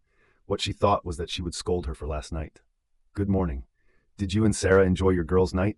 Sophia realized that Sarah had saved her. Yes, Mom. Where are you? Aren't you coming home? No, Mom. I'm going to the university directly. I will return at night. I am sorry for last night. I should not have. It's okay, my baby. You have to enjoy your life with your friends besides your studies and work. At your age, you are doing so many things. You also have the right to live like a cheerful girl. Thank you, Mom. After talking with her mother, Sophia felt relaxed. When she arrived at the university, everyone was glancing at her. She tried to understand their gazes. Then she realized that they were looking at her branded clothes and shoes. Sophia shook her head to discard their gazes and walked to the campus. She met her friends, and they looked delighted. How was last night? Sarah whispered while hugging her when the two friends were alone. Sophia got the meaning of her question. She broke the hug and blushed. Nothing happened last night. It was just that I was too drunk. That's it. What? How can that man have such great control over himself? If it were my mate, he would have. She paused and turned red as if a memory came to her mind. Something caught Sophia's attention. She noticed Sarah's dress shifted a little from her neck and it was showing a few red marks. They were hickeys. Sophia fixed Sarah's dress and cleared her throat. I understand. Sarah hit her arm lightly. Both of them laughed together. You know my relationship with my mate is not the same as yours, Sophia said. Sarah shook her head. Yeah, we all saw that last night. We saw how he pulled you closer to him to move the other boy away from you. You looked crazy in his love. I can assure you, he feels the same too. I saw the jealousy in his eyes, Sophia. Sophia reflected on last night once more. She began to memorize how his hands traced her body when she was dancing. Her heartbeat stopped when she recalled the feeling of his lips brushing against her ear and biting her earlobe. She felt a shiver around her spine. Did he tell you anything about his feelings? Sarah asked excitedly. No. Then make him. How? Sophia asked with confusion. Make him more jealous. It will help you without any doubt. Mates are very protective of their mates. He will not like it if you go close to anyone. He will make sure to draw you closer to him. No. I can't take a chance. I don't even know what he feels about me right now. Sarah sighed in disappointment. Will you listen to me for once? Sophia gave it some thought. What if Sarah was right? What if her and Bryan's feelings were mutual? Would he tell her about it? Sophia accepted her idea and replied, Okay, I will think about it. After attending all the classes, Sophia wanted to go to her office. On the other hand, her friends requested that she join them for lunch. As a result, she agreed and joined them for lunch. During their meal, they discussed the presentations that they were going to give very soon. A notification appeared on Sophia's phone at that very moment. She saw a message pop up on the screen of her phone. Are you busy? She read the text. Sophia could not recognize the number. It was an unknown number. She looked around and found no one looking at her. Who are you? She asked in reply. Someone who likes you a lot. Sophia stared at her phone. Nolan noticed it and asked her about it. She showed the messages to Sarah and Nolan both. Call him, Sarah said. Sarah assumed that it was Bryan who messaged Sophia with an unknown number, but she did not say that to Sophia. Sophia dialed the number, but no one received the call. She took her leave from her friends and left the university. When she walked to the bus stop, she got another message from that number. Where are you? I won't tell you. I don't talk with strangers, Sophia replied. But I am not a stranger to you. Sophia scoffed as she thought it was any random guy who texted her to gain her attention. She did not reply again and continued to wait for a bus. When she reached the company, everyone greeted her like usual. Their eyes landed on her clothes, and they looked amazed. Sophia felt that branding clothes were influencing people a lot. Some of them even recognized the brand and thought the CEO's secretary really got a high payment. That was why she could afford these clothes and shoes. Sophia made a cup of coffee and knocked on Bryan's office door. She was feeling nervous. She assumed Bryan would pretend like nothing happened between them last night. Those touches and words meant nothing to him, and he would again behave indifferently toward her. The moment she heard his voice, she opened the door and entered the office room. She saw Bryan standing toward the window. He was smoking. His strong back could give anyone the impression that he was a mighty man. She walked to the desk. The sound of her heels hitting the floor could be heard in the silent room. She made her way to where his chair was and placed the cup on the desk. She stood behind him a little far and spoke out. "Alpha, your coffee." He turned around, and her gaze met his. She averted his gaze and waited for him to say anything in response. Under his gaze, she was feeling shy. Despite the fact that he could act as if nothing special had occurred, she could not forget his touches. "Check out all the projects of the River Moon pack," he ordered, lifting his hand close to his mouth to breathe in the smoke of the cigarette. Sophia nodded her head and made her way to the door. "Where are you going?" Bryan asked her. "To my cabin. Didn't you tell me to check the information?" She saw him looking at his laptop. Her eyes widened. Did he mean to check with his own laptop? "Check it with my laptop." "Are you sure?" He gazed at her while exhaling the smoke from his mouth. "Do you have any problem with it?" She shook her head and replied, "No, but you can have a large number of hidden folders in which you store a great deal of information that no one should know about. If I hadn't trusted you, I would have never made you my personal secretary in the first place." Sophia parted her lips. Did he mean he let Lily check his laptop too? She could not stop herself and let out a lower tone. "Did you trust Lily like this?" He arched his brows, showing a dissatisfied look. "Are you and Lily the same?" She immediately looked away from him. She could not understand what he meant to say. Was he implying that he trusted her because she was his mate? Did he want to say that Lily did not have the place that she held? She shrugged her shoulders and strolled to the desk. She grabbed his laptop and went to sit on the opposite chair. It was unlocked, so she did not need to ask him for the passcode. She tried to find the folder for the River Moon pack.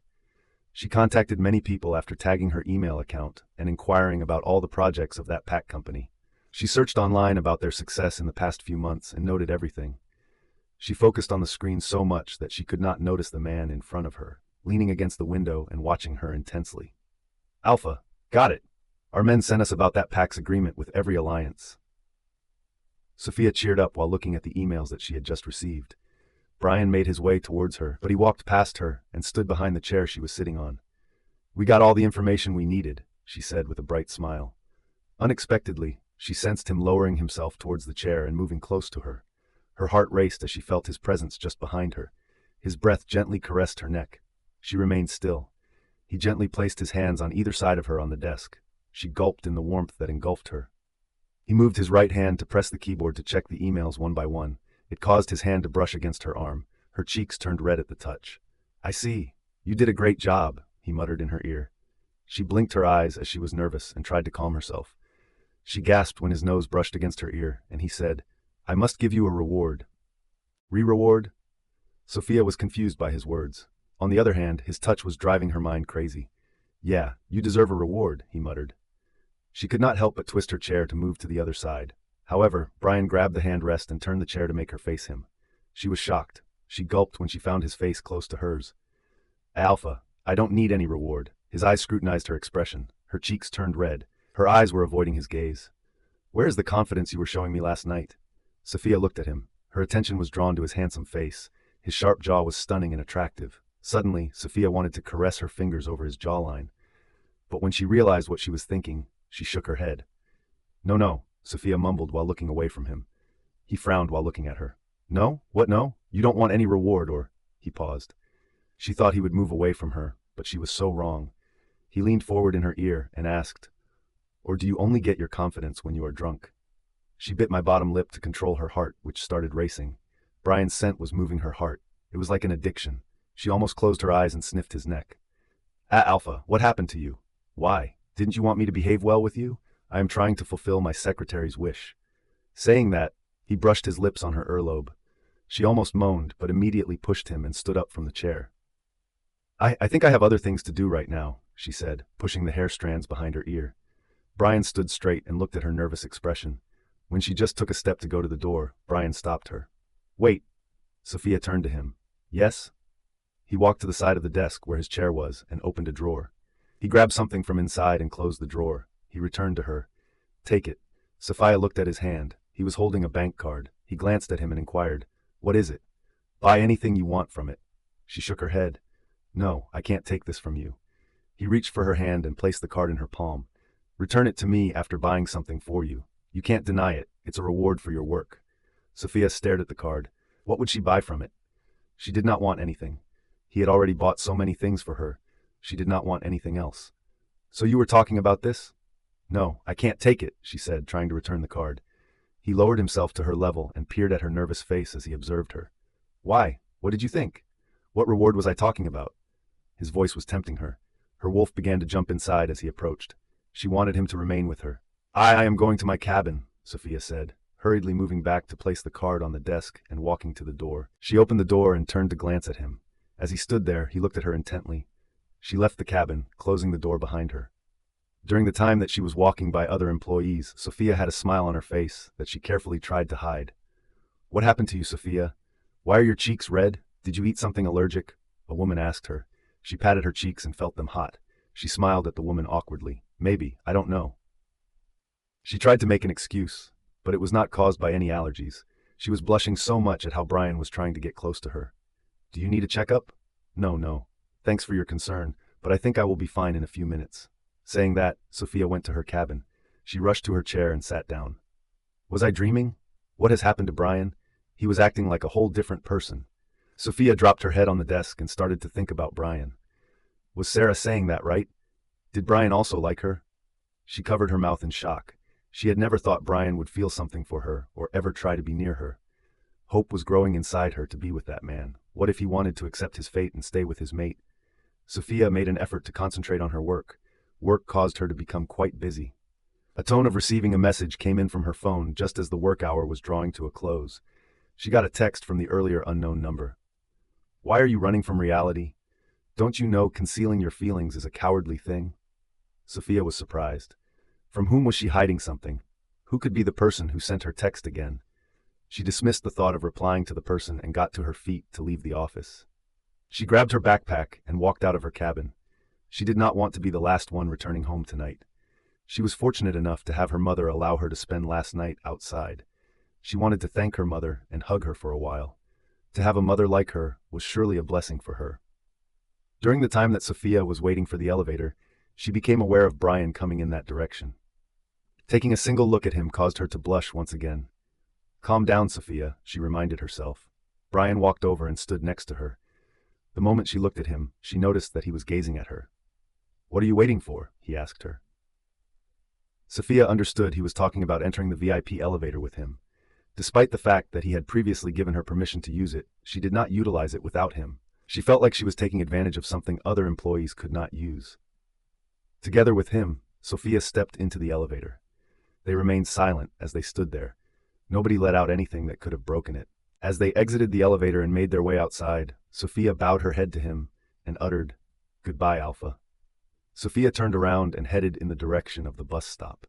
When she was getting close to the bus stop, a familiar car pulled up right next to her. She turned to the car and stopped her steps. It was then that Bryan came into her line of sight when the window in the back seat rolled down. He looked at her and said, "Get in the car." Sophia was taken aback. In an effort to comprehend what he was indicating, she blinked her eyes. Did he want to talk about some business? She walked around the car and opened the back door. She sat down next to Bryan and turned her attention to him. "Yes, Alpha?" His gaze was directed towards the driver, and he gave the order, "Start the car." When Sophia heard him, she frowned in response. "Where? Alpha, I need to go home. I am unable to put in extra hours today. Would it be possible for me to do the work tomorrow?" He looked at her. "Tell your address to him," he replied, pointing at his driver. As soon as she realized that he was going to drop her off at her house, her eyebrows went up in surprise. After giving the driver a look, she decided to give him her address. The driver turned the car to head in that direction. Neither Sophia nor Bryan spoke for the course of the ride. In response to the fact that she could feel Bryan's stare on her, Sophia bit her bottom lip. He did not make any kind of statement, and he did not take his gaze off of her. What on earth was going through his mind? A ringtone could be heard reverberating in the closed car. When Sophia realized that it was her phone, she opened her bag to take out her phone. When she saw that it was Troy who had called her, she received the call immediately. "Troy, how are you?" "Hi, Sophia. I am doing well. I was considering getting together with you today, but I was unable to make it to the upper level because I had too much work to do." "You wanted to meet me? You could have called me. Without a doubt, I would have made my way to your floor to meet you. With a chuckle, Troy remarked, "That is very kind of you. I wanted to have a conversation with you about something. Can we get together tomorrow if you are feeling okay?" "Of course, we can meet during the break time." "No, I want to meet after office hours. Can you spare some time?" After a little pause, Sophia inquired, "Of course, but is everything okay?" In her voice, there was a note of concern that could be heard. "Don't worry, everything is all right. See you tomorrow." "Okay, bye. See you tomorrow." As time went on, Sophia started to speculate about the reasons why Troy wanted to meet with her. It was not like he just wanted to hang out. It was clearly about something important to him. She let out a sigh as she prayed that everything was okay with him. Just as she turned her head, she froze. Bryan was staring at her. She gulped at his gaze. It was intense and unreadable. "You look close to Troy Reed," he murmured. She shook her head. "Not so close. But since our mothers are best friends, we became friends." "I see." When Sophia reflected on how Troy had trusted her despite the fact that everyone else had doubts about her, she smiled. "He is a highly admirable guy. I had never thought that he would be the one to put his faith in me when everyone else turned me down. He is really helpful and quite kind." The lines between Bryan's brows deepened as he started tapping his finger on his phone and turned his gaze away from her. "Good. He supported you in your bad time," he muttered in a cold tone. The abruptness and icy tone of his voice left Sophia bewildered. Did she say or do something that made him angry? She tried to think about what she had said to him, but she could not find any fault in her replies. Suddenly, the idea that Sarah had put out came to her mind.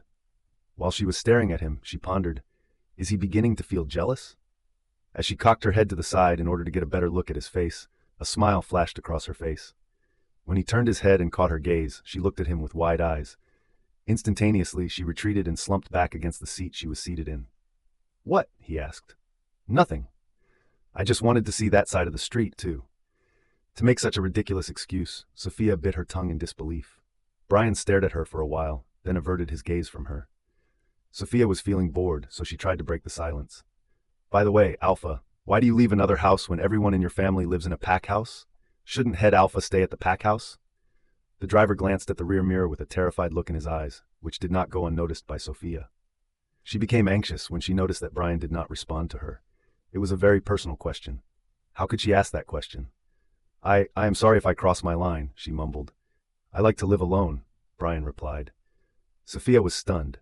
Did he just reply to her? The fact that he did not take offense at her was a source of relief for her. However, Sophia remained quiet for the next few minutes until the car reached her home. Sophia got out of the car and walked to the window on Bryan's side. It came to her attention that the driver had exited the car and opened the trunk. He took out all the bags from it and stood beside her. She realized that she could not take out her clothing from Bryan's car last night. "I can take this from here," Sophia said to the driver. "He will help you with it," Bryan replied. She expressed her gratitude to him by bowing her head and saying, "Thank you, Alpha, for everything." Bryan did not respond to her, which made her feel awkward.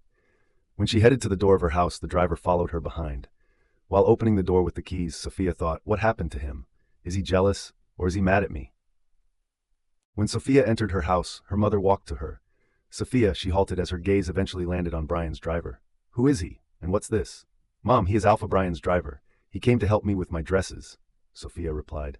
A frown appeared on her mother's face. "Dresses?" "Yeah. I had to buy some clothes. Because I was required to attend meetings with Alpha, I could not wear the clothing that I normally wear to meetings." Sophia did not tell her mother that those clothes were from Bryan. Her mother would ask so many questions if she learned about it, so she lied to her. The driver placed the bags on the couches in the living room and left the house. Sophia's mother peered out the window and inquired, "Is that Alpha's car?" "Yeah."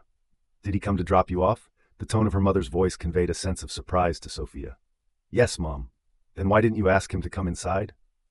She was really taken aback. She should have asked him. Was that the reason why Bryan did not reply to her? "You are such a fool, Sophia," she said to herself in her mind. "Sophia, Alpha is so thoughtful that he drove you back to your house. Why did you do that? It's not good manners. You should have asked him to come to our house." "I'll ask him if, someday, he drops me again." Sophie had her dinner with her mother. She said sorry to her mother for staying outside last night. Her mother said it was totally okay, and she knew how her daughter was. She could not do anything wrong. The next day, Sophia went to the university. During the time that she and Sarah were attending the same class together, she saw that she had received another message from an unknown number. "I don't understand why this person is messaging me," Sophia muttered while looking at the message. "I think it's your Bryan Morrison." He is saying things that he is unable to say in person, Sarah whispered to her. A blush appeared on Sophia's face, as she also suspected that. There was a connection between each and every word in the texts in her life. I also think so. Sarah was wiggling her brows and asking, how far have you two gone? What? Nowhere. Have you two kids? Miss Sarah and Miss Sophia, do you both want detention? Because the professor had observed them whispering to one another for a few minutes, he yelled at them. Sorry, Professor, they both murmured in unison as they concentrated on their notes. After all the classes, Sophia was making her way to the bus stop. At that moment, a car came to a stop next to her. While she was looking at the expensive car, she couldn't help but think of Bryan. Last night, he stopped the car beside her just like that. With a smile on her face, she shifted her attention to the rear glass. But instead of the back window, the window of the driver's seat rolled down. The sight of Bruce's face came into her line of sight. Just by glancing at him, her smile vanished completely. She looked away from him and started to walk ahead. Bruce got out of the car and walked to her. Sophia. She paid him no attention and continued walking. He grabbed her hand and turned her around to face him. What? She asked in anger. He released his grip on her hand and scratched the nape of his neck. I thought to drop you off at the company. I don't need it, thank you. Saying that, Sophie set out to walk once more. After noticing it, Bruce began to move closer to her. Wait. Sophia sighed and asked, now what? Why are you in such a hurry? Because I am the personal secretary of the CEO. If I can't reach the office soon, who will take care of the CEO's schedule? So please excuse me. No, wait. Sophia gave him a bored look. Bruce chuckled awkwardly. Listen, whatever you just said is right. That's why I want to drop you. By this, you can reach there as soon as possible. Sophia glanced at his car. She realized that he had bought a new car. Do you come here to show me that you bought a new and expensive car? Do you really think of me as a gold digger whose heart would melt by your car? What? No. What I really wanted was for you to be the first person to ride with me. It came as a surprise to Sophia. She then proceeded to clear her throat and said, Bruce, please stop coming after me. We can't be a thing anymore. I have moved on. In fact... She paused, then took a deep breath and continued, I have someone in my life now. I can't think about my past anymore. I wish you happiness in your life. Whatever happens in our lives, forget it. Just don't cheat your future partner. That's all I can say. All that Sophia could think about at this moment was Bryan. She had developed feelings for him. She had no choice but to forgive Bruce and release herself from the past, since she did not want to make the situation weirder than it already was. By doing so, everyone could be happy in their lives. Meanwhile, Bruce clenched his jaw and tightened his fists in anger. How was it possible for her to claim that she had moved on? Why was he unable to move on then? How could she say that she had someone else in her life? What about him? How could she leave him in this state? Didn't she make a promise to him that she would be by his side forever? His blood began to boil at the mere thought of her being with another person. He then yelled at her while looking at her back, which caused her to halt her steps. Who's that? My big brother? Sophia froze when she heard Bruce. Indeed, he was right. That person was his big brother. But Sophia decided to ignore his question and continued to walk. When she was waiting for a bus, she saw someone waving a hand at her out of the window of a car. She frowned and tried to look at the person. She was unable to determine who the person was because the car was parked on the opposite side of the street from where she was. She got a call. When she noticed it was Troy's call, she realized that the person who was waving at her was Troy. She received the call. Hey, Troy. Hi, Sophia. Come here. I'm going to the office. We can go together. Sure. Troy was her friend, so she had no problem going with him. She strolled across the street and made her way to Troy's car. The moment she sat down next to him in the passenger seat, she greeted him with a, Hi. What's up? Just good as usual. Troy started the car, and they headed to the company. Sophia thought about something and asked him, Troy, you wanted to talk about something. Yeah, I had the intention of meeting up with you after the office, but since we have met, let's talk about it. Yeah, sure. Actually, today is my mother's birthday. Sophia smiled when she heard that. Happy birthday to Aunt Sabrina. I need your help with it. What kind of help? Mom will be out with your mom today, so I thought of giving her a surprise at home. Will you come to help me with it? Of course I'm in.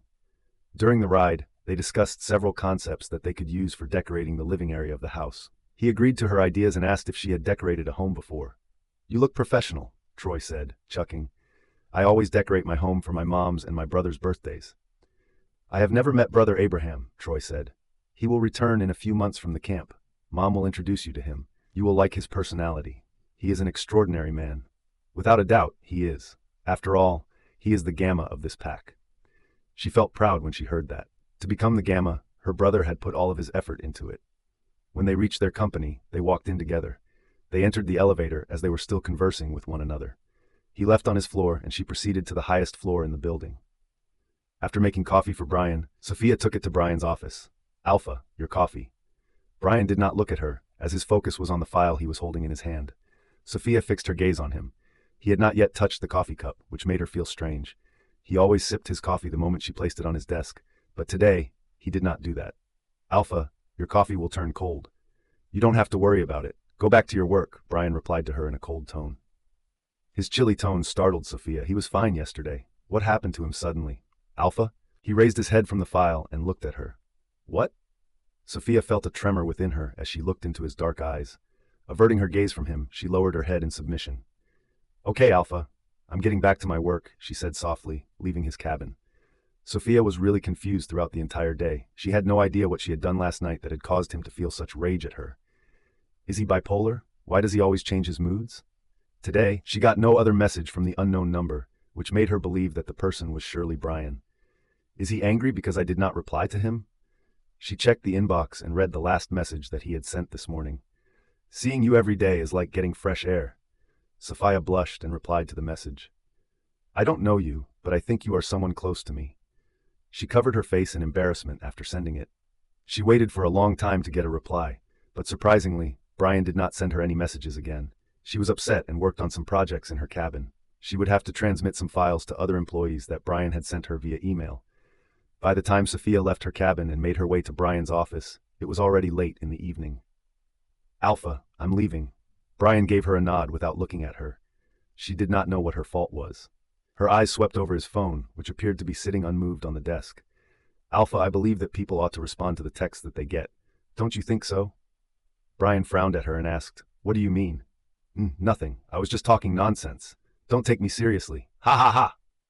Sophia chuckled while scratching her head. When she turned around to leave the cabin, his voice spoke out from behind. "Where were you today?" She turned to him. "What? I was in the cabin the whole day, Alpha." He gazed at her intensely, which caused her to gulp. "Before coming to the office, where were you?" His question astounded her. "I was at my university. Then I make my way straight to the company." "With whom?" "Oh, I came here with Troy." Bryan arched his brows. Sophia assumed that he might have seen them arriving together.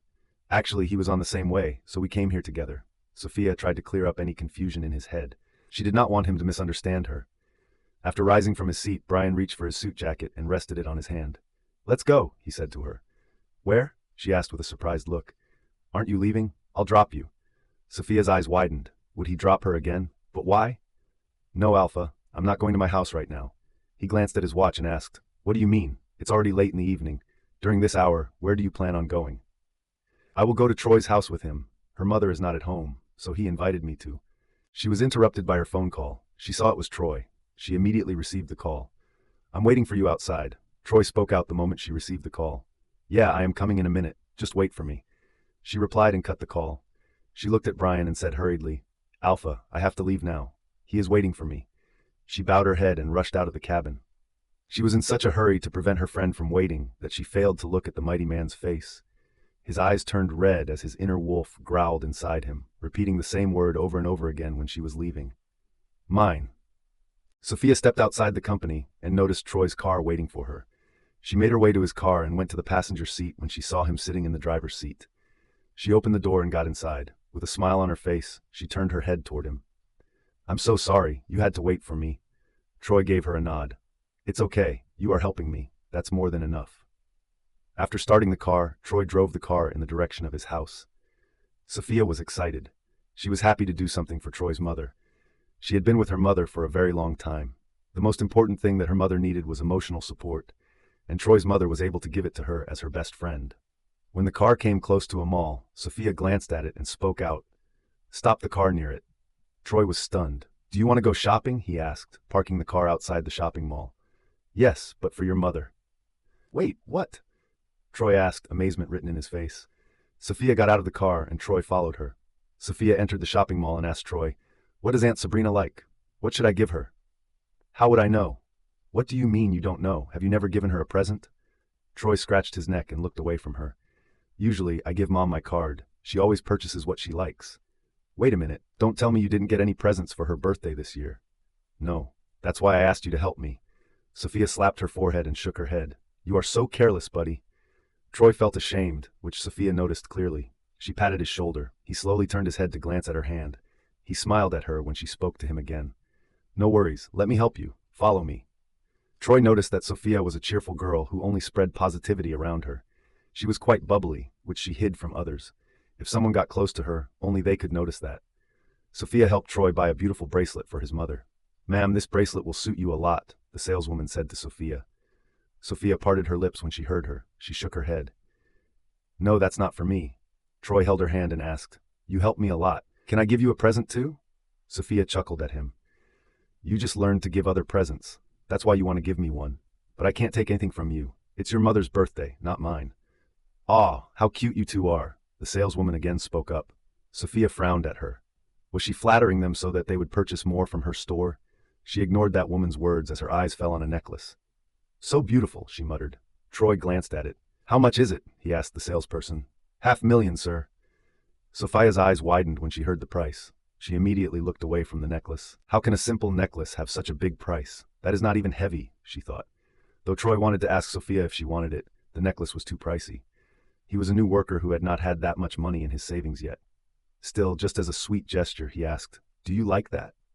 Sophia raised her brows and whispered to him, Are you crazy? How can I like it? Didn't you hear the price? It will be a loss for me.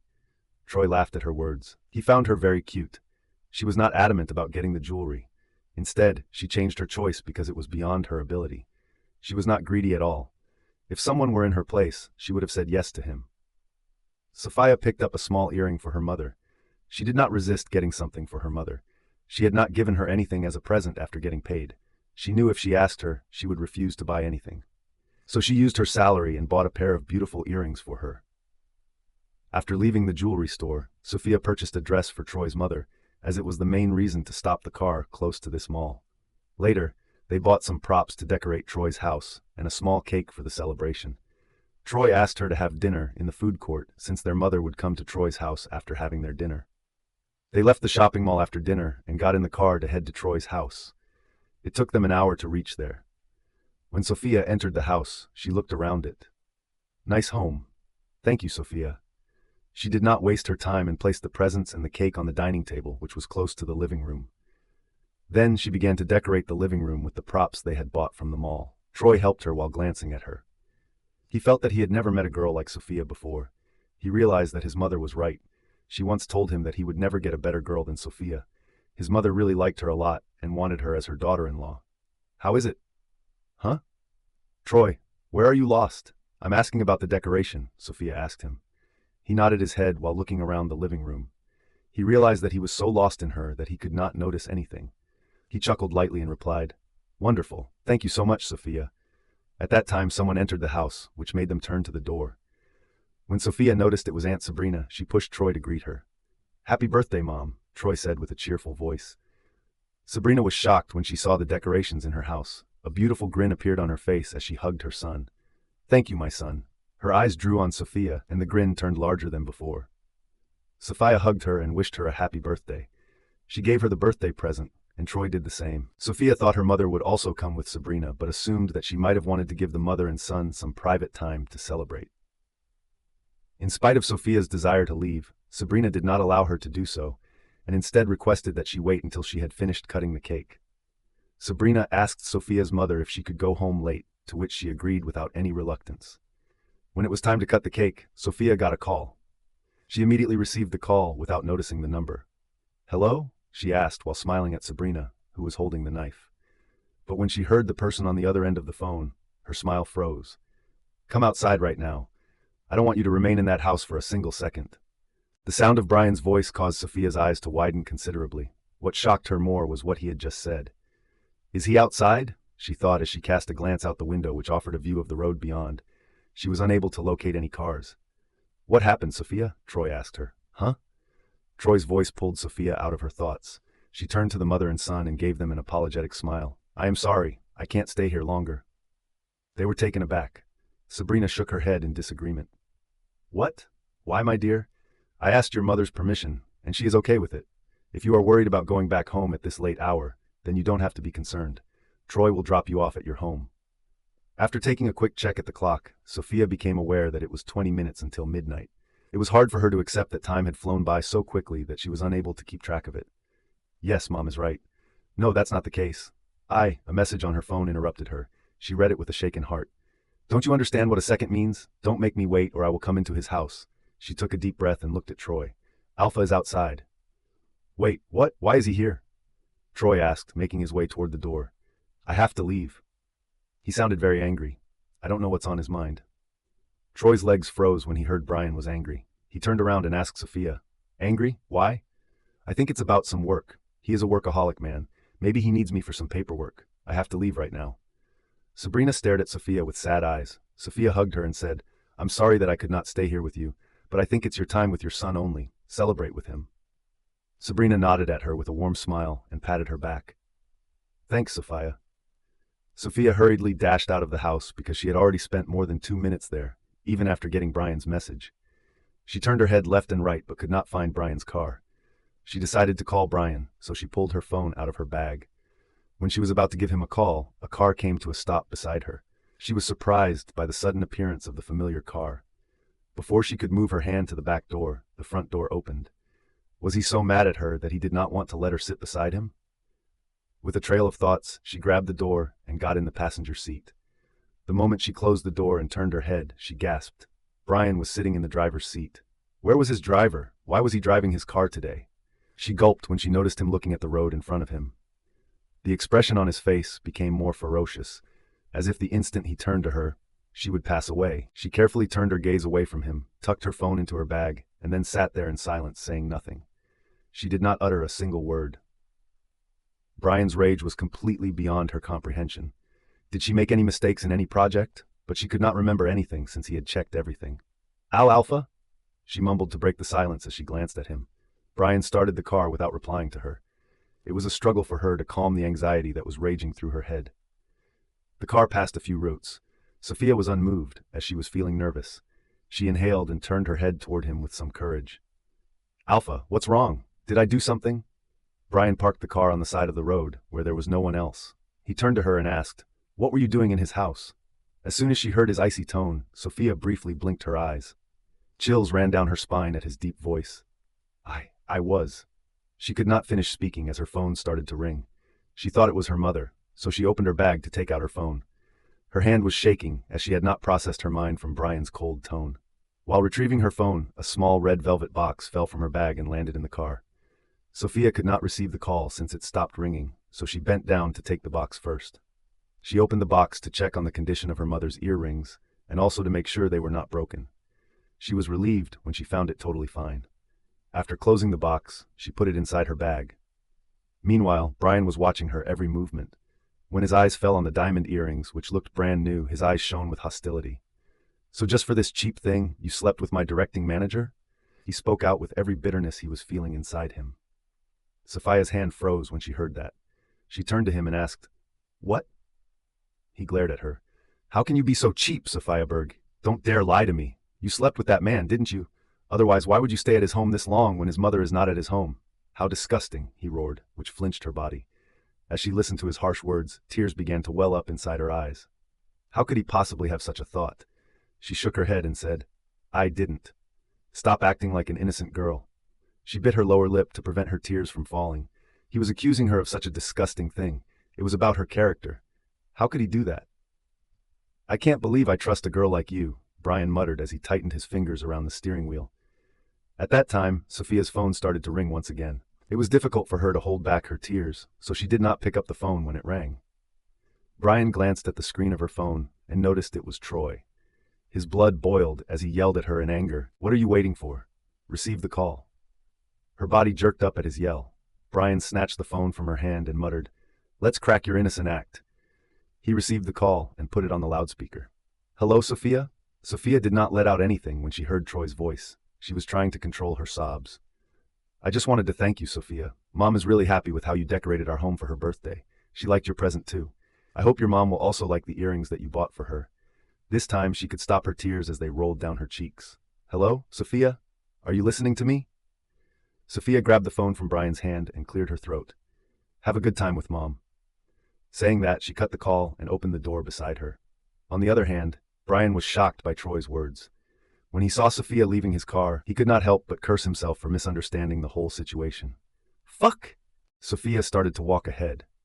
She was crying. She was unable to believe the fact that Bryan thought about her like that. It was clear that she had developed feelings for him, and she made every effort to improve her performance as a secretary for him. Last time, he accused her of revealing his project to another pack, and then he fired her to demonstrate her as a traitor in front of his whole company. But what did he do today? He made the accusation that she was a girl without any morals who could have slept with anyone over the course of something. Sophia. She heard Bryan's voice behind her. She turned her head and saw his car moving towards her and stopping beside her. Bryan rolled down the car's window and said, "Get in the car." She shook her head. I don't want to go with you." She turned her head and began to walk again. Brenna clenched his jaw. How could he say those things to her?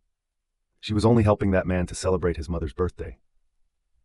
He came to the realization that both of them had told him that they were family, friends. Troy's mother was her mother's close friend. How could it not come to his mind?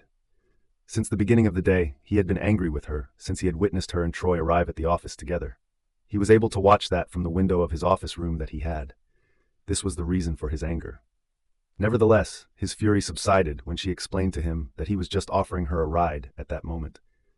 However, when she ignored him and left with Troy, he could not take it anymore. He assumed many things and sent his men to follow Sophia, which she could not notice. When his men told him that Sophia did not leave Troy's house even though it was so late, he was fuming in anger. He did not wait for anything and went to Troy's house directly. He called her and told her to come outside. When she did not come, he texted her in anger. "Sophia, don't be stubborn. Get in the car," he said when he heard her words. She completely ignored him and walked past his car. At this hour, Sophia knew she would not get a cab to go back home, but she would never take any help from Bryan. He hurt her. She was upset with him. Suddenly, she heard the sound of the door closing. She did not stop her steps as she kept walking. She felt a hand grab her wrist and make her turn around. Bryan was looking at her. She averted her gaze from him and pouted her lips in anger. "Where are you going?" he asked her. "Anywhere but not with you," she mumbled with an enraged tone. "Come with me. I'll drive you to your home." "No need," she said, yanking her hand out of his grip. When she began to walk again, he spoke out behind her. "If you won't come with me, I will make you do that." "Do whatever you want," Sophia replied, moving her steps forward. However, the next moment, her body lifted into the air. She gasped when Bryan held her in his arms. She immediately wrapped her arms around his neck in fear of falling down. She gazed at him. He did not look at her and turned around to head back to his car.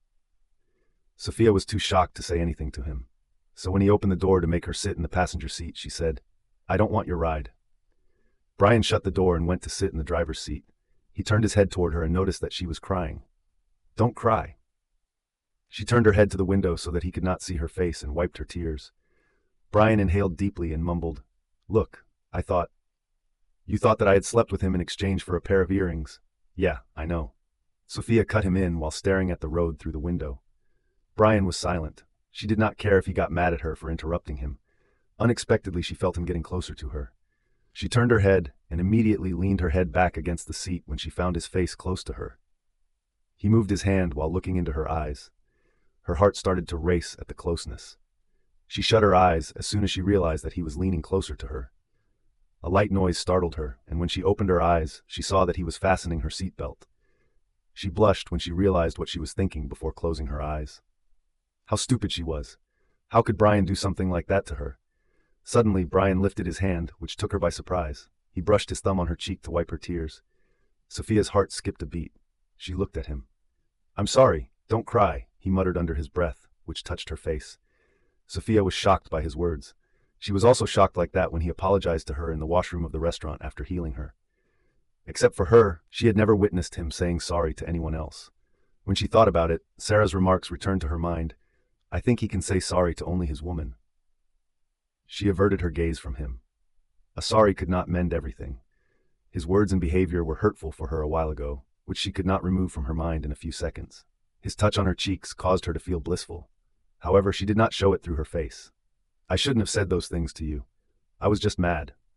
She glanced at him and said, "You don't have to explain anything, Alpha. I know what you think of me, a girl who cheated your brother, a girl who can betray your company anytime, a girl who can slee." Bryan pressed his lips into hers, stopping her from speaking further. Sophia was shocked as her eyes widened. Her heart raced as his lips met hers. Bryan was kissing her. As soon as he began to move his lips on hers, all of her anger vanished in an instant. She had never before experienced feelings like these. She appeared to be in heaven at that moment. She yearned for him to touch her from the bottom of her being. She saw him looking directly into her eyes while kissing her. She immediately closed her eyes and stayed unmoved. Bryan moved his hand from her cheek to behind her ear and grabbed the back of her neck. He tilted her head and kissed her deeply. With a passionate kiss, he savored her and seemed to cherish the moment as if time had stopped moving away from him. His lips gently brushed against hers and then began to suck on them. Their lips met in an electric movement. His kiss tasted like an unspoken confession. He tasted like moonlight and desire. Her heart was pounding in rhythm with his. Meanwhile, he was lost in kissing her. Her lips were soft, as if he were biting into cotton candy. For him, it was too sweet to bear. Sophia let out a moan when he nibbled her bottom lip. It was almost impossible for him to control the desire that had been locked inside him for a very long time. His inner beast groaned inside to come out and hover over her. Sophia started to feel breathless, but it did not stop him from continuing the kiss. She lifted her hands and patted his chest to break the kiss. He broke the kiss and looked at her intensely. She opened her eyes and gasped for air. She blushed hard when she saw him staring at her. After he had released her from her neck, he stroked his thumb to wipe her lips. She closed her eyes when she felt his thumb brushing over her wet lips. After a few seconds, she felt him move back to his seat. Sophia opened her eyes and turned her head to sheepishly look at him as soon as she felt the car begin to move. What has just happened? He kissed me. Bryan Morrison kissed me. My mate kissed me. She thought as her mind was swirling by thinking about the kiss. The fact that their mates were getting closer to them made her wolf extremely pleased. Sophia lacked the ability to suppress the sensations that were brewing inside of her. Bryan did not look at her during the whole ride. Sophia did not ask anything either. There was complete silence throughout the entire ride. The car stopped in front of Sophia's house. Instead of opening the door and getting out of the car, Sophia sat there quietly, thinking about the meaning of the kiss. Bryan turned his head toward her, which made her gulp. She lowered her head and began to play with her fingers. I'm sorry for what I said to you earlier, he said, as if making sure to break her anger. She looked at him, finding him looking at her calmly. Alpha, you kiss! She could let out any more in shyness. He looked away from her and replied, You were talking too much that time. If you talk like that again, then you know I can stop you again, he replied, then turned his gaze at her once again. His words were making her cheeks flush. What did he mean? Did he mean that he would kiss her again? Her lips parted, and her eyes widened at the thought. He licked his lips with his tongue as his gaze landed on her parted lips. Sophia averted her gaze from him shyly. She opened the door and said, Bye, Alpha. Bye. Hearing him, she wanted to turn around and hug him for once to see how she would feel. But she ignored her desire and got out of the car. When she closed the door, she recalled her mother's words. She walked to his side and bent down to the window, then knocked on it. Bryan rolled down the window and turned to look at her. Alpha, Mom said to ask you to come inside if you drop me again. Another time, he replied with his deep voice. She gave him a nod. Bye then. He responded without moving his gaze away from her. It was impossible for her to break eye contact as she kept staring at his mysterious eyes. Sophia? She heard her mother's voice coming from her house. Bryan raised his brow and signaled her behind her back. She stood up straight and cleared her throat. She turned around and rushed to the house in embarrassment. Mom. Her mother was standing at the door. Sophia noticed her peeking from there and trying to look at the person inside the car. But the moment she entered the house, the car drove away from there. Mom, Alpha dropped me off today, Sophia muttered as she walked inside. I know. She turned to her mother. How? Her mother closed the door and replied, Troy informed me not to worry.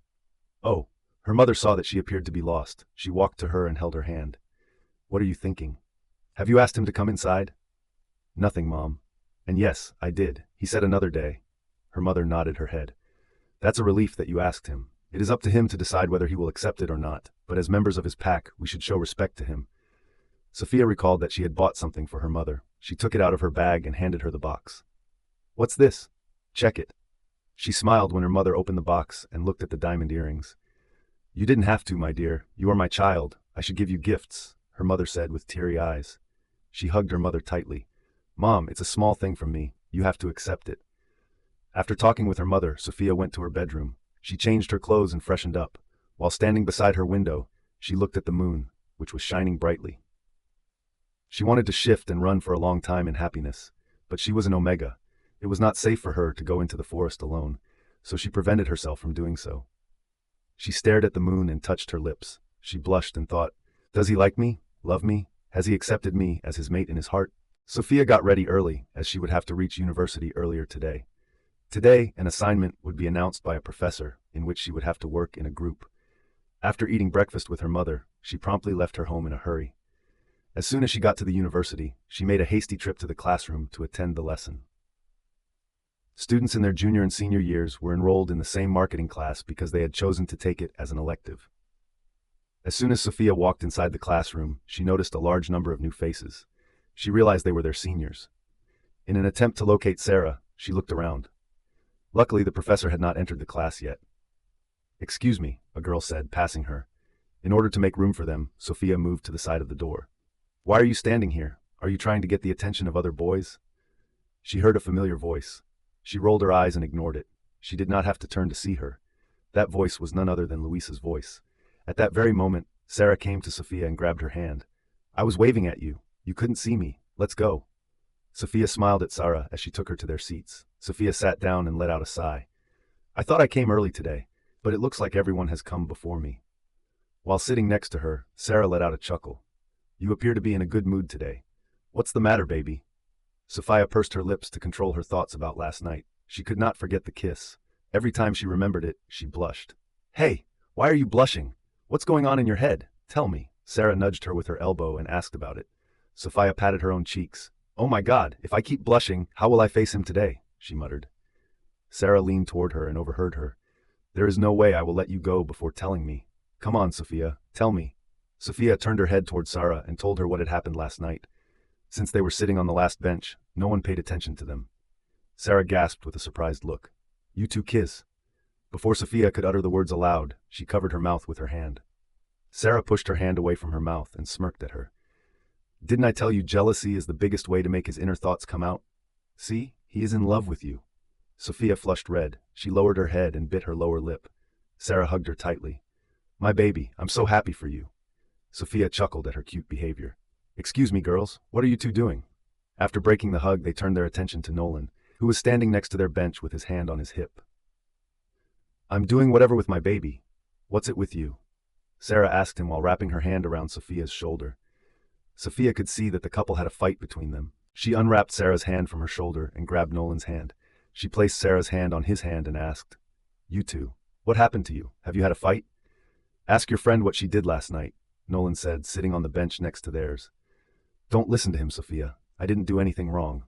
"Oh, please, who was flirting with the waiter?" Nolan inquired, rolling his eyes.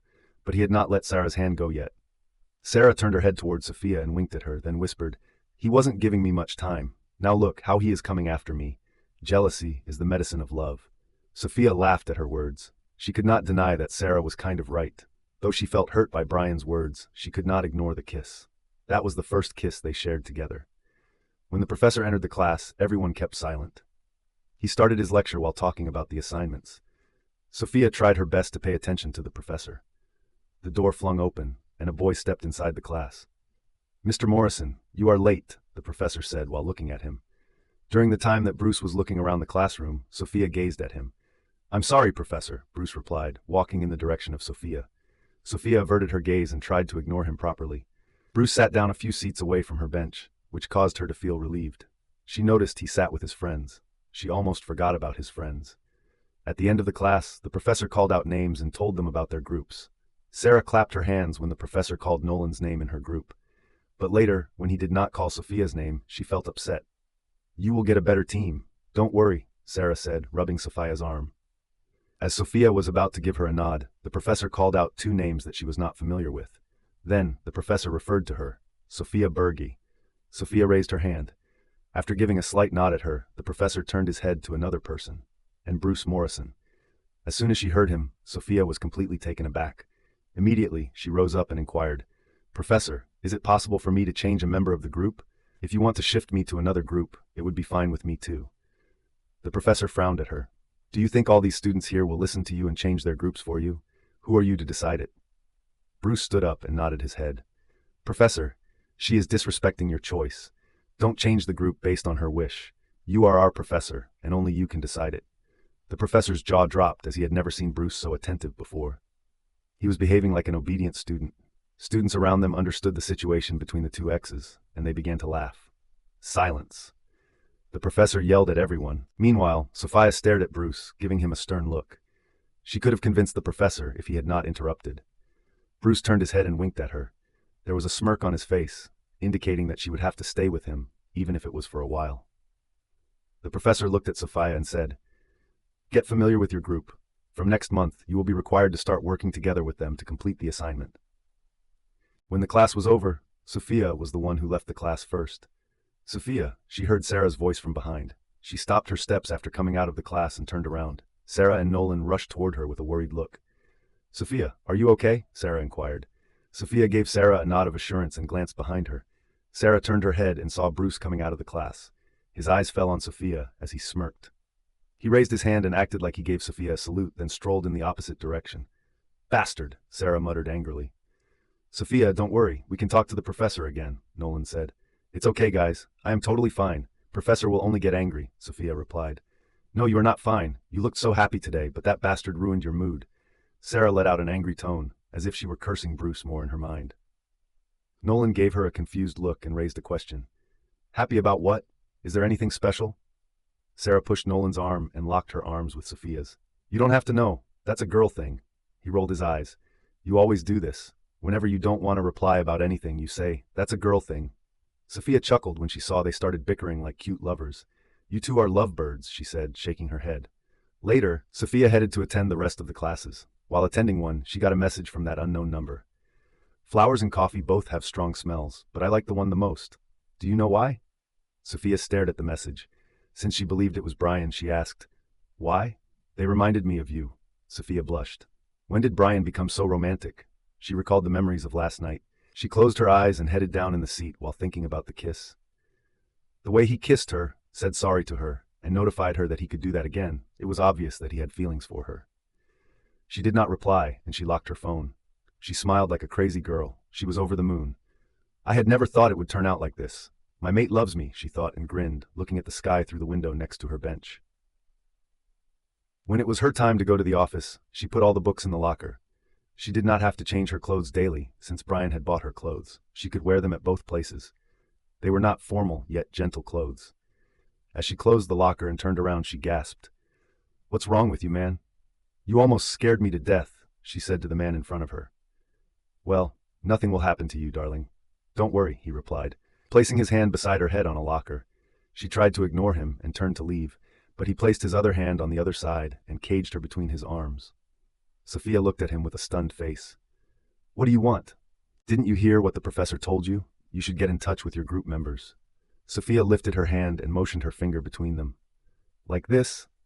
"No, not like this. But I know one of my group members is stubborn. She won't talk to me if I don't stop her like this." Sophia shoved his chest all of a sudden, which took him aback. He did not expect her to push him like that. He took a step back from the shove. "Don't come near me again." "I don't like that," Sophia warned him with a cold look. She then turned and walked to the entrance. Bruce clenched his jaw and followed her behind. "You did not reply to me yesterday." She did not let out a single word. She behaved as if she did not listen to him. He grabbed her wrist tightly. She turned to him and tried to yank it away. "Leave my hand. Answer me first." Sophia glanced around and found others looking at them. She found Louisa glaring at her. "Do you want to create a scene here?" she asked Bruce. He shook his head in reply. "No, but what is on your mind? I want to know that." "Why do you need to know?" "You know the answer. I love you." She stared at him. Why was he making everything tough for me? "Bruce, let her go." She heard Sarah's voice. She came to me and tried to break his grip. Bruce frowned at her. "Do you have the strength to break it?" Nolan held Sarah's hand and moved her away from us. "Nolan, smack him! How dare he touch Sophia!" Sarah shouted. "Bruce, let go of Sophia's hand," Nolan said to Bruce. Bruce glanced at Sarah and then moved his gaze to Nolan. "Tell your girlfriend to shut her mouth. Or what will you do?" "Don't you dare, Bruce. She is my mate." Bruce scoffed at him. It looks like nowadays everyone is after their mates. He turned his attention back to Sophia. She knew he had indicated his words to her. She saw Nolan and Bruce moving toward one another for a fight. So she grabbed Bruce's arm with her other hand and started pulling him outside. "Stop it, Bruce. Come with me." He obeyed her like an obedient child. He turned his head to Sarah and Nolan, then smirked at them. Sophia took him outside. "What do you want, Bruce?" "You. Shut up. I have no time for this nonsense." He let go of her wrist and stepped close to her. She did not move and glared at him. "Do you show this cold look to him too?" he asked, lifting his hand to touch her cheek. But before he could touch her, she pushed his hand away and stepped backward. She did not want to hide it anymore. It was clear that he knew the truth anyway. He is not like you. He is different. Even if I want to, I can't show him my this side. His eyes widened as if he did not expect me to accept it. His surprised face turned grim. You can't be with him, he muttered to her. As she remembered the kiss between her and Bryan, she replied, we are together now, so don't try to disturb me. What if I do? What will you do to me? His eyes were giving her challenges. She smiled at him and replied, I will complain to my mate that another man is disturbing me. Her response caused him to look frozen. She knew that he was afraid of his big brother. That was why she told him that. She turned around and headed to get out of campus. She thought he would stop approaching her after learning that she was with his big brother now. But he spoke out from behind, just like yesterday. However, this time, his words were different. You are right. He is not like me. He is not Bruce but Bryan. You only know CEO Bryan. If you think he has only this side, then you are wrong. You haven't seen the real Alpha Bryan yet. He will hurt you more than I ever hurt you. Mark my words. Sophia turned around and frowned at him. What did you say? Why are you talking like CEO Bryan and Alpha Bryan are both different people? Bruce walked to her and stopped in front of her. He looked into her eyes and muttered, You will understand when he breaks your heart. That's why I'm telling you to come back to me. She scoffed at her. You are aware that you are unable to prevail against him and his might. This is the reason you are trying to brainwash me. But let me tell you, I won't listen to you. Today I'm telling you directly that I fell for your brother. Do whatever you want. I don't care. Don't come between us. Bruce felt a pang in his heart. I can't even think of you with someone else, baby. Please don't do this with me. She was taken aback. She could see remorse in his eyes. She took a deep breath and averted her gaze from him. I am getting late. I hope you will take the group work seriously and won't trouble me. She turned around and continued to head to the bus stop. Behind her, Bruce was staring at her back. He tightened his fists as his eyes turned cloudy. I can't let this happen. I can't see you with my brother. I will make sure you can't be with him, Sophia. Meanwhile, Sophia took a bus and went to the company. Before stepping inside the company, she inhaled deeply. She smiled at everyone as they greeted her. She halted her steps when she heard the voice of the receptionist as she was passing the area. Miss Sophia. She turned to the woman and asked, Yes? She is Angelina Gulliver. Can you please take her to the CEO's office? She came here to meet him. Sophia turned her head in the direction of the elevator. She noticed a beautiful woman in a green dress. Are you talking about her? Yeah. May I know who she is, by the way? You don't know her? She is Alpha's clothing designer. We always have someone escort her to the CEO's office. But today, she said she could go alone. Since I saw you, I wondered if you would be able to accompany her. Sophia nodded her head as she walked toward the woman. She stood right next to her and asked, Miss Angelina? The woman turned to her and inquired, Sorry? May I know you? Sophia smiled at her lightly and pressed on the VIP elevator, which the woman noticed with her scanning eyes. I'm Sophia Berg, the CEO's personal assistant. She raised her brow. Really? Oh, okay. Nice to meet you. She then stretched her hand towards Sophia after she had finished saying that. The sweetness of her voice left Sophia speechless, and she extended her hand to shake hers. Please come with me in this elevator, Sophia invited her as she entered the elevator. With a nod, Angelina stepped inside with her. She looked at Sophia without blinking her eyes, which made Sophia feel awkward. However, she could only chuckle. Why is she looking at me like that? Sophia thought and tried to avoid her gaze. When the elevator door opened, they headed to the CEO's office. Sophia started to feel nervous. The more she went close to Bryan's cabin, the more memories of last night appeared in her mind. Sophia knocked on the door and waited outside with Angelina. When they heard Bryan's voice, they entered the room together. Sophia gulped when her eyes fell on Bryan's back. He was standing close to the window while smoking. Sophia was just about to tell him that his designer had just come to meet him. But before that could happen, Angelina intervened by raising her hand to stop her. Sophia observed her as Angelina made her way toward the desk. She was under the impression that she would take a seat on one of the chairs. Nevertheless, Angelia strolled past the desk and stood behind Bryan. Bryan was still looking outside. Angelina opened her bag and took out a cigarette, then put her bag down on the desk. Turning her attention to Bryan, she gave him a shoulder pat. Bryan turned around and looked at her. You are late, he muttered to Angelina. There was a chuckle coming from her as she bit the cigarette that she was holding. She moved toward Bryan's face and lit her cigarette from Bryan's cigarette. As she stood a considerable distance away, Sophia gazed at them with eyes filled with shock. She found the thing intimate and felt a twinge inside her heart. Angelina moved after igniting the cigarette and inhaling the smoke. Bryan stared at her with an indifferent face, but Sophia felt hurt that he did not say anything to Angelina about it. The day before yesterday, I went to the pack house. Your mom and dad have told me that you are not staying with them, Angelia said to him. Why did you go to the pack house? Bryan asked. Why can't I? I asked the reason. She chuckled and moved aside to look outside through the window. I was summoned by your dad. He had something special to talk about. She paused and turned her head toward him. I picked up a lot of fresh information. Do you want me to tell you? As she asked him, she gave him a wink. Sophia took a step back. While she was turning her back on them, she clenched her fists tightly. She did not wish to continue to listen to the conversations that they were having. They looked really close. The manner in which Angelina was describing her visit to the pack house, as well as the manner in which she was interacting with Bryan, gave the impression that they were very close. So many negative thoughts came to Sophia's mind. Bryan did not even care to glance at her. She made her way to the door and grabbed the doorknob to open it, but she heard Bryan's voice. Where are you going? She turned to him and gave him a quick glance before shifting her focus to Angelina. I don't want to interrupt you. Bryan frowned at her and replied, I haven't yet given you permission to leave. Sophia lowered her head and stood at the door after letting go of the doorknob. Is she the little birdie? Sophia heard Angelina's voice. She looked at her and saw her smirking at her. She had no idea what Angelina was talking about. She is my personal secretary, Bryan replied to her. With a raised eyebrow, Angelina shifted her gaze to Bryan. Personal? I see. Does she know her boss is a coward? Sophia's eyes widened, not by Angelina's question but by the way Bryan grabbed Angelia's neck. How dare you talk to your alpha like that? He growled at her. Sophia rushed to Bryan to stop him from killing the woman. Leave her. She will die, Sophia said, trying to remove Bryan's hand from Angelina's neck. Angelina gave her a courteous look before breaking out into laughter. Sophia was bewildered after seeing that. Her hands loosened when she saw Angelina's eyes turn black to emerald. Sophia parted her lips in shock as she thought, she is a witch. After raising her hand, Angelina reached out and gripped Bryan's wrist. He groaned as if her touch felt like an electric shock. Instead of removing his hand, he pressed on her neck tightly. Angelina patted his hand. I'm sorry, you are not a coward. Bryan scoffed at her and moved her hand away from her neck. By turning his head toward Sophia, who appeared to be disoriented, he gave her a warning. Don't ever try to stop me in any circumstance. It's not something I like. Sophia lowered her head. Yes, Alpha. Angelina coughed a little and shook her head.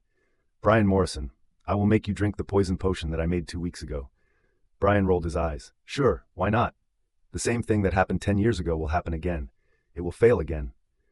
10 years ago? They had known one another for such a long time, Sophia thought. She shook her head and wanted to leave the room.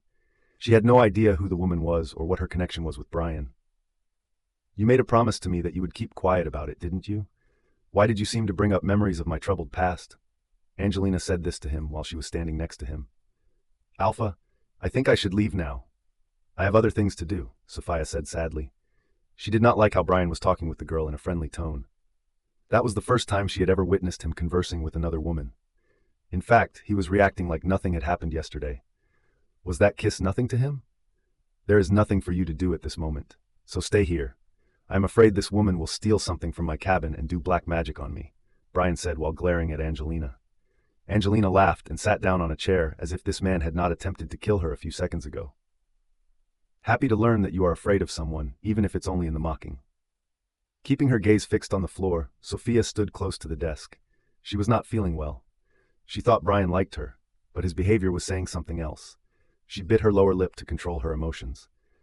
At that time, someone knocked on the door. Bryan permitted the person to come inside. A man entered the cabin. The moment Angelina looked at the man, she immediately stood up. This is my manager. Come here. Put it down here. Sophia observed that the man was holding a large black box and a bouquet. Angelina reached out and grabbed the bouquet just as the man was placing the box on the desk. Angelina handed it to Bryan. For you. Sophia took a quick glimpse at the flower and reflected on the message she had received from the unknown number. Bryan talked to her about the flowers. He said he liked it more than his coffee since it made him think about her. However, someone else was giving him flowers. She looked away from the bouquet and gazed at the box without any emotion. You can go now, Angelia said to her manager. The man nodded at her and left the cabin. After putting the bouquet to the side, Bryan turned his attention to the box. What do you have for me? Angelina opened the box. Sophia's eyes fell on the various ties. I have come up with a fresh collection for your upcoming party. How is it? Angelina asked with excitement. Bryan turned his attention to Sophia and asked, which one? Sophia turned to him with a stunned look. Huh? Select one. Sophia blinked her eyes a few times. Did he tell her to select? Why? Of course. She is your private secretary. She should do everything for you, Angelia said, turning the box in the direction where Sophia was standing. Sophia realized Angelina was saying it right. It could be the only reason he asked that. She went to the box and looked at the ties that were inside. When she saw that all of the ties were black, she could not help but be completely taken aback. Usually, Bryan did not wear ties most of the time. Perhaps he wore ties only at parties. She pointed her finger to a tie and said, "This one." As Angelia removed the tie from the box, she flashed a grin. "Let me try it on him." Letting out that, she was about to walk to Bryan, however he stopped her by saying, "I don't need to try it. I'm okay with whatever she chooses." Angelina smirked as if she found his words interesting. She turned her head toward Sophia and mumbled, "Not bad. What if she herself assists you in giving it a shot?" Sophia was shocked. She immediately looked at Angelina, who winked at her. She had no idea why Angelina had made such a statement. In fact, she thought Angelina liked Bryan, which was why she went closer to him. Angelina handed the tie to her and pushed her lightly toward Bryan. "Please, help this lazy man." Sophia glanced at Bryan, whose gaze met hers. She gulped and bent down toward him, avoiding his gaze. He did not stop her as he stared at her. Just when she touched his collar, Angelina spoke out. "I think it will look okay on you. You don't need to try anymore." Bryan turned to her and glared at her. She grinned at him and said, "Oh yes, I remember something to do right now. See you later," Angelina said to Bryan as she grabbed her bag hurriedly. It appeared as though she was scared that she had finally offended Alpha Bryan. Sophia was watching Angelina without moving. She saw her open the door and turned to her. "Bye, little birdie," she said, waving her hand at her, then leaving the cabin. Sophia did not know how to react. She sighed and stood straight to move away from Bryan. Bryan, on the other hand, grabbed her hand and tugged her toward him. Her eyes widened as she was on the verge of falling on Bryan. He looked into her eyes and asked, "Why are you running away from me?" She withdrew her gaze from his and moved away from him. "Since I am your secretary, I have work to do." He stood up without leaving her hand. Sophia realized how tall he was when he slowly got up from his chair. She tried to take a step back, but he pulled her closer to him and said, "Help me with the tie that you have chosen for me. I want to see how it will look on me." A stunned expression appeared on Sophia's face as she gazed at him. Bryan directed his gaze toward the tie she was holding in her hand. She lowered her head and moved her hand toward his shirt collar. She was blown away by just looking at his broad shoulder, which caught her attention. She had a difficult time concentrating on what she was doing. She was nearly drawn to him by the scent of his cologne. Her wolf began to react to her as if she wanted to go close to her mate. While she focused her attention on the tie, Sophia took several deep breaths.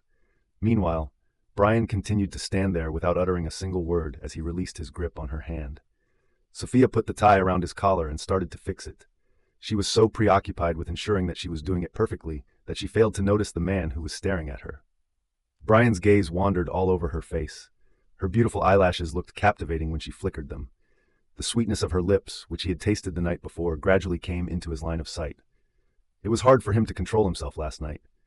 Whenever she was in his presence, his wolf started to act in a way that was completely out of control. "Done," Sophia let out with a smile on her face as she examined the tie. She looked at him to see his reaction, but was taken aback when she found him looking at her. She gulped as she simply gazed into his intriguing eyes. They appeared to be hooked on her as if they could see her soul. Alpha, I." She was unable to utter a single word before he abruptly turned around and started walking in the direction of the couches. It was brought to Sophia's attention that there was a mirror located near the couches next to the flower vase. He stood there and looked at himself. She walked toward him and stood behind him. She also glanced at the mirror and saw his reflection, then at his expression. He held the tie and loosened it a little, then said to her, "Not bad. You have a good choice." "Thank you, Alpha," she mumbled quietly. He turned around and returned to his desk. Her eyes were following his every movement without moving. He grabbed the bouquet of flowers and came back to her. She glanced at it to know why he took that to her. He handed the bouquet to her and muttered, "Take it." She was surprised as she held it. She looked at him and said, "It's your bouquet. I saw you glancing at it a while ago. I don't like flowers anyway." Sophia stared at him for a brief second. Didn't he say to her in the message that he liked flowers? Was he saying it so that he could give it to her? She shook her head and replied, "I can't take it." She was about to return it to him when he spoke out to stop her. "Why?" She cleared her throat while looking at the floor and replied, "That's not for me. It's your bouquet. I can't take the flowers that some other woman gifted you." Her voice was low, but he heard her clearly. She bent to the tea table near the couch and placed the bouquet on the table. "Thanks for offering, by the way." Saying that, she turned to leave the room. However, she paused when a strong hand wrapped around her waist. Bryan pulled her to him, and her back pressed against his chest. When she saw them together in the mirror, she came dangerously close to letting out a gasp. He was wrapping his arms around her waist from behind her, and it was a very intimate gesture indeed. When his eyes met hers in the mirror, she averted her glance shyly and turned her head away from the mirror. Alpha. Why are you so upset today? What is bothering you? He asked, enveloping his other hand around her waist to cage her totally. Nothing, she mumbled. After making a frowning expression, he turned her around so that she was facing him. With an air of solemnity, he inquired, "What happened?" Sophia slowly raised her head to look at him. She did not know if she should ask him the question. What if it made him mad? Despite the fact that she liked the closeness that developed between them, she did not like to give herself false hope. Who was she? She blurted out, then immediately moved her head away. He was silently gazing at her. She thought he would not answer her. If he could ask her about other boys, then why could she not ask him about other women? Did her question offend him? It's okay, I'm sorry for asking that personal question. She took a deep breath and held his hands to break the grip when she found him quiet. But Bryan's grip tightened as if he were adamant about letting her go. She is my childhood friend, he replied. She looked at him with a shocked face. She did not expect him to reply to her. As you saw, she is a witch. We were brought up together because her mother is my mom's friend. So she is just a close friend who likes to tease me. Oh, she mumbled while nodding her head.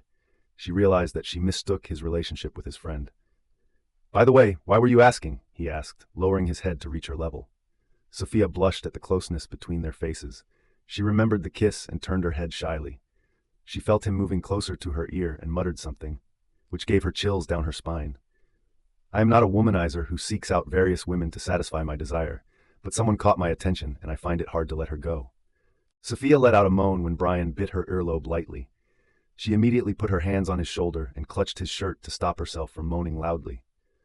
Her moan made Bryan tighten his hands around her waist. He tilted his face as his mouth let go of her neck and shifted to her neck. Just the moment his lips brushed on her neck, a ringtone began to echo throughout the room. Bryan arched his eyebrows when he realized it was his phone. Sophia's body jolted up in response to the ringtone, and she tried to move away immediately. His touches almost caused her to become lost and possessed. His touches were like magic, making her go insane. His grip loosened as she took a step back from him. She lowered her head and tucked the strands of her hair behind her ear. The fact that Bryan let out a long, deep breath was an indication that he was not happy with the unexpected phone call. He walked over to his desk and grabbed his phone. He wanted to cut the call to whoever had called him, but when he noticed the number, he glanced at her, and then he received the call. Abraham. Sophia looked at him the moment he heard him let out her brother's name. What happened? Give me a valid reason to disturb me, Bryan asked. His eyes never left Sophia. She looked away from him and walked to the door. Bryan stopped her as he asked her, Where are you going? Sophia glanced at him and replied in a low voice so that her brother could not listen to her from the other end of the phone. I need to check your schedule, she replied, opening the door. Bryan did not stop her this time. Sophia thought her brother had something important to talk about with Bryan, so she did not want to disturb them in their conversation. While she was leaving, she heard Bryan saying, Don't worry about it. I will train you myself. She smiled while closing the door after leaving his cabin. She was happy that he was treating his brother well. Train my brother himself, she thought, moving toward her cabin. The thought of what he would look like while training others made her cheeks flush. She shook her head and went to her cabin. She sat down and checked Bryan's schedule for today. He had no meeting today, but tomorrow he would have to attend a meeting in a hotel, which was really important. She went to get a cup of coffee for him and went to his cabin after an hour. She saw him talking with another alpha on his phone, so she did not disturb him, put the cup on his desk, and left the cabin quietly. As she returned to her cabin, she began to work on some projects. After a while, she heard a knock on the door. Please come in. A man entered the cabin with a small bouquet of red roses. Miss Sophia, this is for you, he said, handing the bouquet to her. For me? She asked with a surprised look as she got to her feet. Yes, who sent it? Don't know, someone left it for you. Sophia grabbed the bouquet and thanked the man. When the man left, she sat in her chair again. The thought of something surprised her. It was not the bouquet that Angelina gave Bryan, but a new bouquet of roses. Did Bryan send it to her because she refused to take that bouquet? She smiled and sniffed at the smell of the fresh roses. Suddenly, she heard a tone coming out of her phone. She grabbed her phone and checked the message that popped up on the screen in the notification bar. A bouquet of roses for a beauty. Sophia blinked her eyes as she stared at the message. She could not believe Bryan called her beautiful. Something caught her eye as she was stroking her fingers at the roses. She found a small card inside the bouquet. She opened it and saw what was written inside. A small apology to upset you, your admirer BM. Sophia chuckled as she gently stroked her thumb over the letter BM. Bryan Morrison, why do you suddenly start to behave so romantic? You kissed me last night. You tried to get close to me an hour ago, and now, when you saw that I refused to take someone else's bouquet, you sent this to me. You even realized that I was upset by overthinking about you and your friend, she said while looking at the card. But she did not include those in the message, because if Bryan wanted to flirt with her anonymously, she would like to continue it. Admirer was the name she chose to save the unknown number. She began to type to say something in reply. Thank you. I like roses. He replied in a few seconds as if he were waiting for me. I want you to place them in the flower vase on your desk so that it can give you refreshment when you work. Sophia raised her brows. He knew every detail of her cabin. Of course, he knew. After all, he was the CEO of this company. Okay. She waited for another message, but when she noticed she did not get any reply, she stood up and put the flower in the vase. Then she continued to work. She did not need to go to Bryan's cabin again. The whole day, she concentrated on her work without any disruption. When it was time to leave the office, she left her cabin and turned in the direction of Bryan's cabin. She noticed that Bryan was also coming out of his cabin. She gave him a nod and headed to the elevator together. She smiled sheepishly as she thought about the flowers he had sent for her today. His messages were killing her inside with devotion. As soon as they entered the elevator, she lowered her head and did not engage in any conversation with him. When he turned his head to face her, he asked, "What is my schedule for tomorrow?" She looked at him and replied, "You have a meeting tomorrow morning." "With whom?" "With Alpha Simon." He gave her a nod and switched his attention to the door as it opened. They exited the elevator and made their way to the entrance of the company.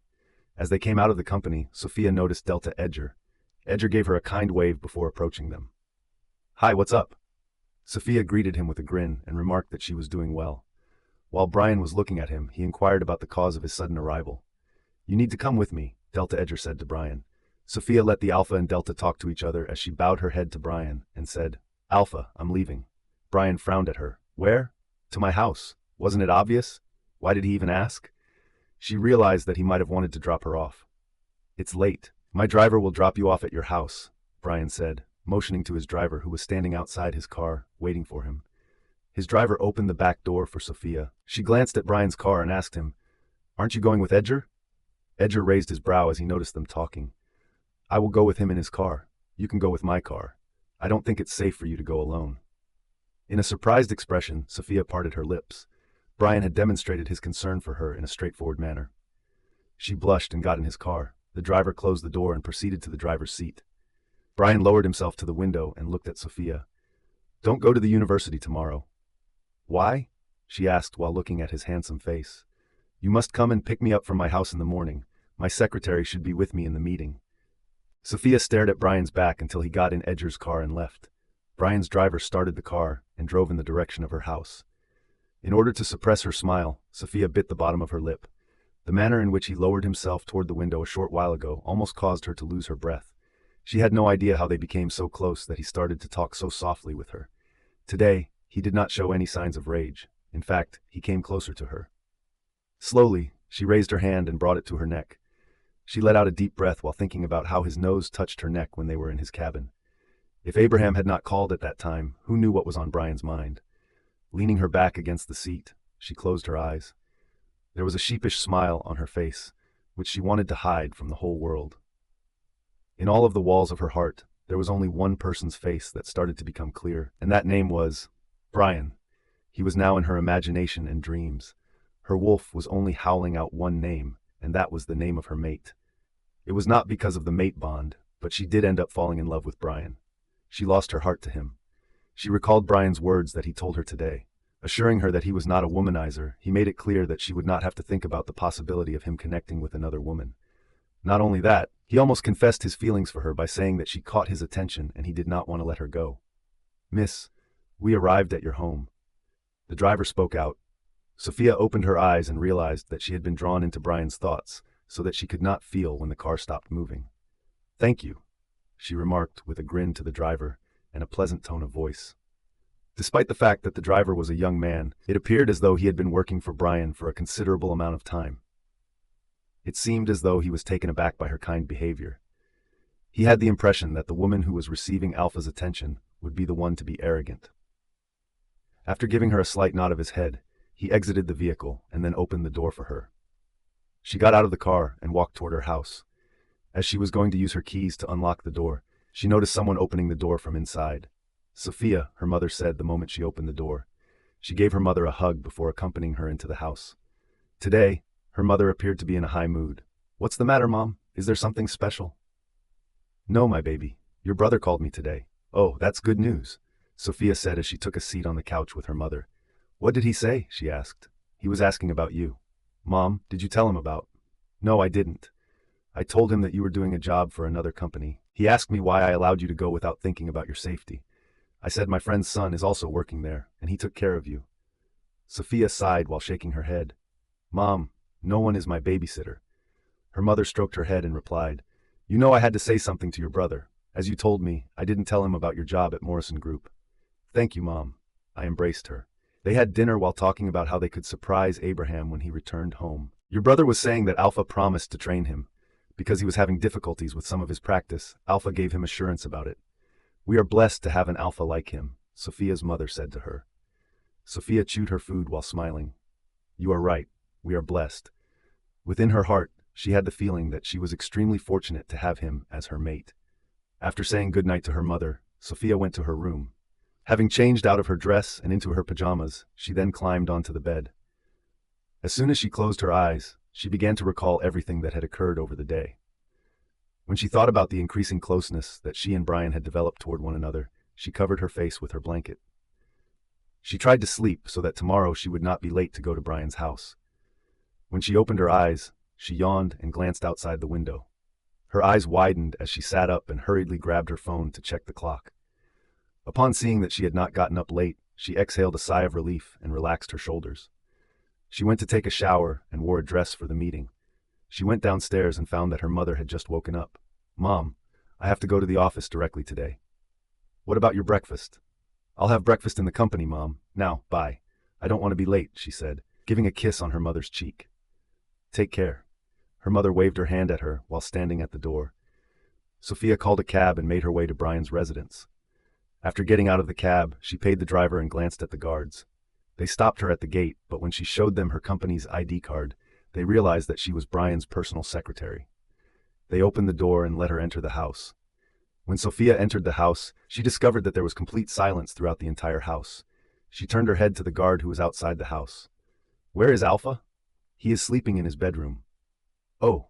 She glanced around and then asked again, "Where are the maids?" "Last night, Alpha's mother fell sick, so Alpha sent all of his maids to her."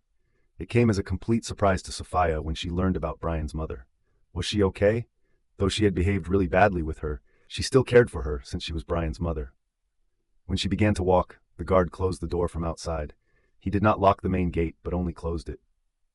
When Sophia switched her attention to the stairs, she remembered that she had forgotten to ask about Bryan's bedroom. She went upstairs and entered the room first, where Bryan let her stay when she was drunk. He was not in that room, which disappointed her. One by one, she closed 3 doors and did not find Bryan's bedroom. When she noticed the last door, she walked to it and opened the door without knocking, as she was bored with the process of finding his room. But when she opened the door, a master bedroom appeared in her sight. She did not get a chance to look around since her eyes directly landed on the man who was sleeping on the bed. She gulped when her eyes fixed on the man. Bryan was sleeping on his chest as his upper back was visible. His face was turning to the opposite side, so she could not see him. However, he was shirtless and his blanket was only covering his lower back. Looking at the perfect skin of his upper back and his strong muscles made her heart race faster. As she lightly shut the door behind her, Sophia withdrew her gaze from his. To get a better look at his face, she crept over to the bed and moved to the opposite side of it. The moment her eyes got a glimpse of his face, she inhaled deeply and exhaled slowly. In his sleeping state, he looked innocent. It was as if the man who was sleeping in front of her was not the dangerous Alpha that everyone feared. Her legs started to move in the direction of him without her being aware of it. Although she was there to wake him up so that they could be on time for the meeting, she couldn't help but be captivated by the handsomeness of his face. She bent down and gazed intently at him. With great attention, she stared at him. She found a mole on the left side of his neck. His arms were folded on the pillow, and he was resting his face on them. "So handsome," she muttered. As she could see that he was in a deep sleep, she stared at him for a long time. Her attention was drawn to his hair as it drooped over his forehead, endearing him to her. She reached out her hand and was about to touch the bangs to move away from his forehead. But before she could touch them, a hand grabbed her wrist and stopped her from doing so. Bryan opened his eyes and turned around to lay on his back, which caused her to let out a gasp. She was so shocked that she tried to move away, but Bryan's hold on her became more firm as he drew her wrist closer to him. As a result, her heels twisted, and she ended up falling on him. Sophia's eyes widened as she slowly looked into his eyes. Bryan was looking at him, which made her nervous. Their faces were closer to each other. She paused when Bryan wrapped his arm around her waist and asked, "You were what?" She gulped as she felt his touch on her waist. The way that her body was pressed against his caused her to feel warmth all over her body. Alpha, you are misunderstanding me. I came to wake you up." Bryan studied her face as he asked, "By how?" "Staring at me and brushing my face?" She blushed in embarrassment. She looked away from him. He released her wrist and touched her hair strands before tucking them behind her ear so that he could get a clearer view of her face. She fluttered her eyelashes as she felt his fingers brushing her ear, giving her a new sensation on her skin. She cleared her throat and mumbled, "Good morning, Alpha." "Morning," he muttered while looking at her. Since he was still staring at her, she made an effort to divert her attention away from his intense gaze and toward something else. However, what drew her attention was the hands that she was pressing against his bare chest. She coughed lightly and pushed his chest to move away from him. The sight of her trying to move away from him caused him to loosen his hold on her. She stood up and immediately looked away from his bare chest when her eyes fell on his abs. Fortunately, he was dressed in sweatpants, which meant that she did not have to experience any further embarrassment. "I am very sorry. I should have knocked on the door before entering your bedroom," she mumbled with a flushed face while looking at a blank wall blankly. She could see from the corner of her eyes that he sat up and rested his back against the headboard. "When did you come here?" Bryan asked her as he reached out to take the cigarette packet off the nightstand. "A few minutes ago," she replied, glancing at him. He lit the cigarette and puffed on the smoke. As he gazed at her, he blew the smoke out of his mouth. Sophia wanted to tell him not to smoke so much. She always saw him smoking. It was bad for his health, but she had not become that close to him to prevent him from doing anything. "How much time is left for the meeting?" he inquired carelessly. She was stunned by his behavior. She had always seen him in a serious mood. What had happened to this man suddenly?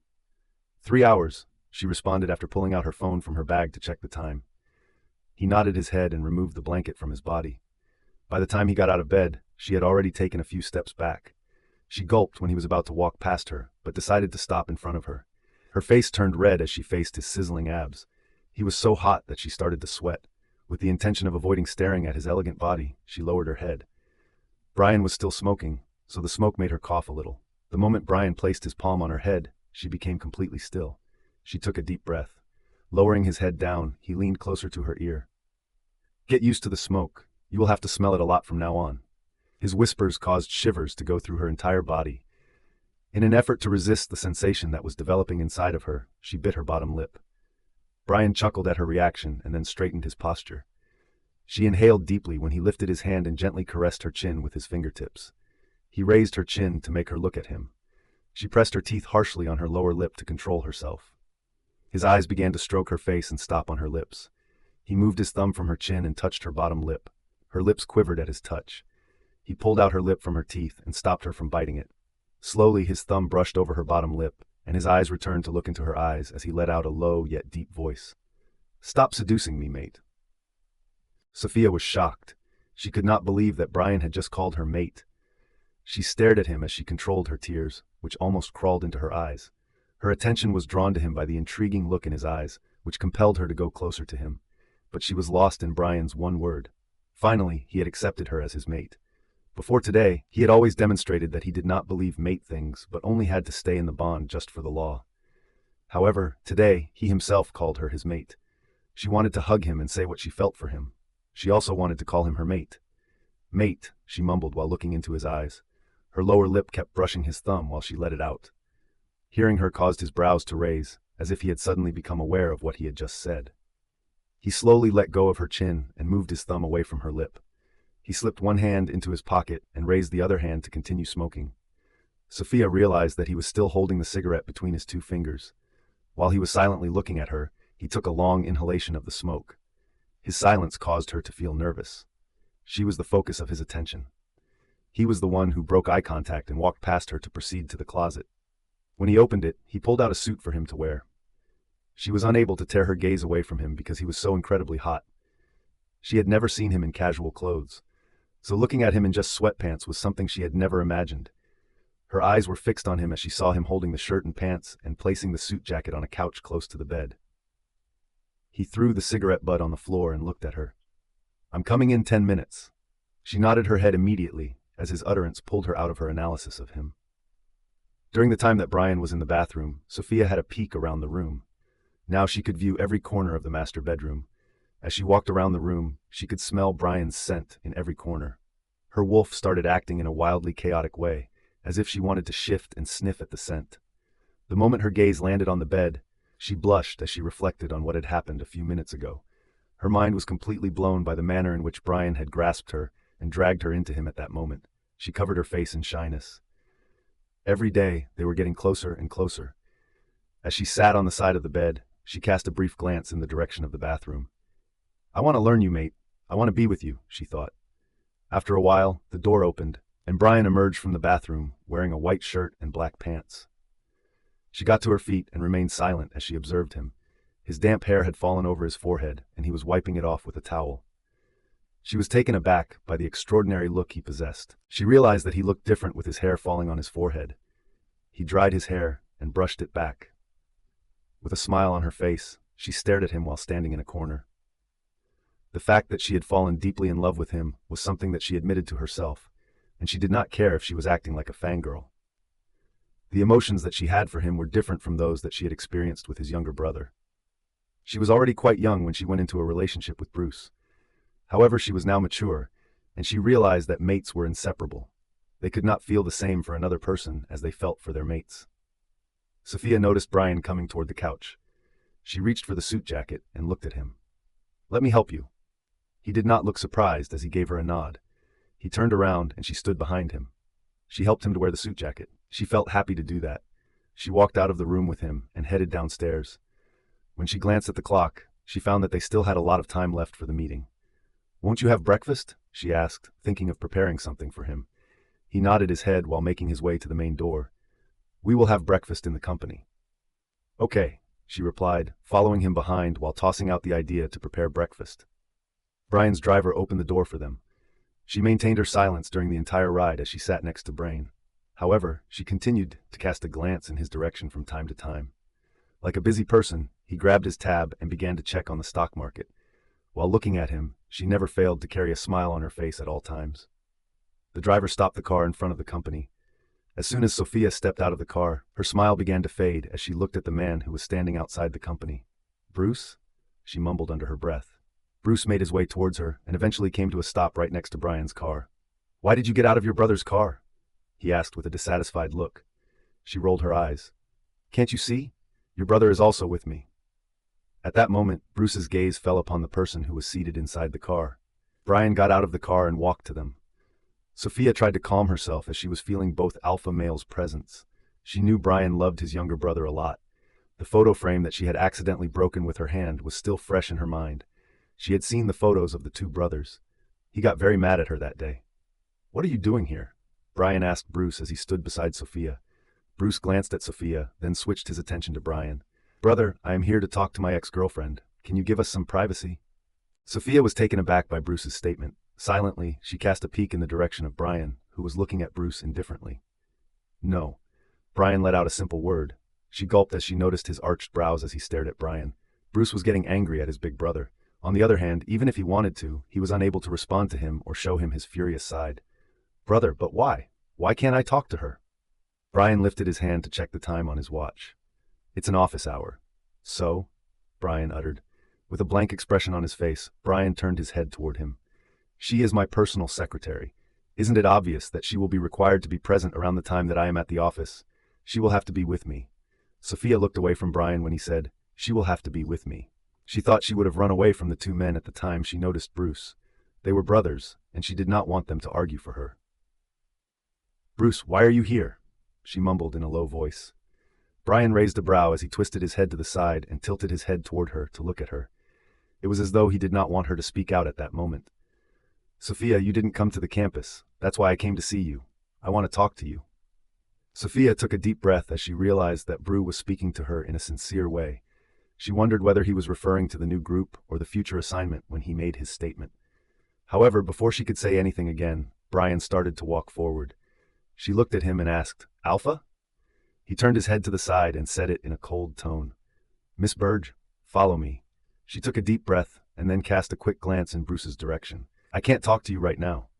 If it's about the group, I'll see you tomorrow on our campus," she whispered while walking past Bruce, then rushed her pace to follow Bryan.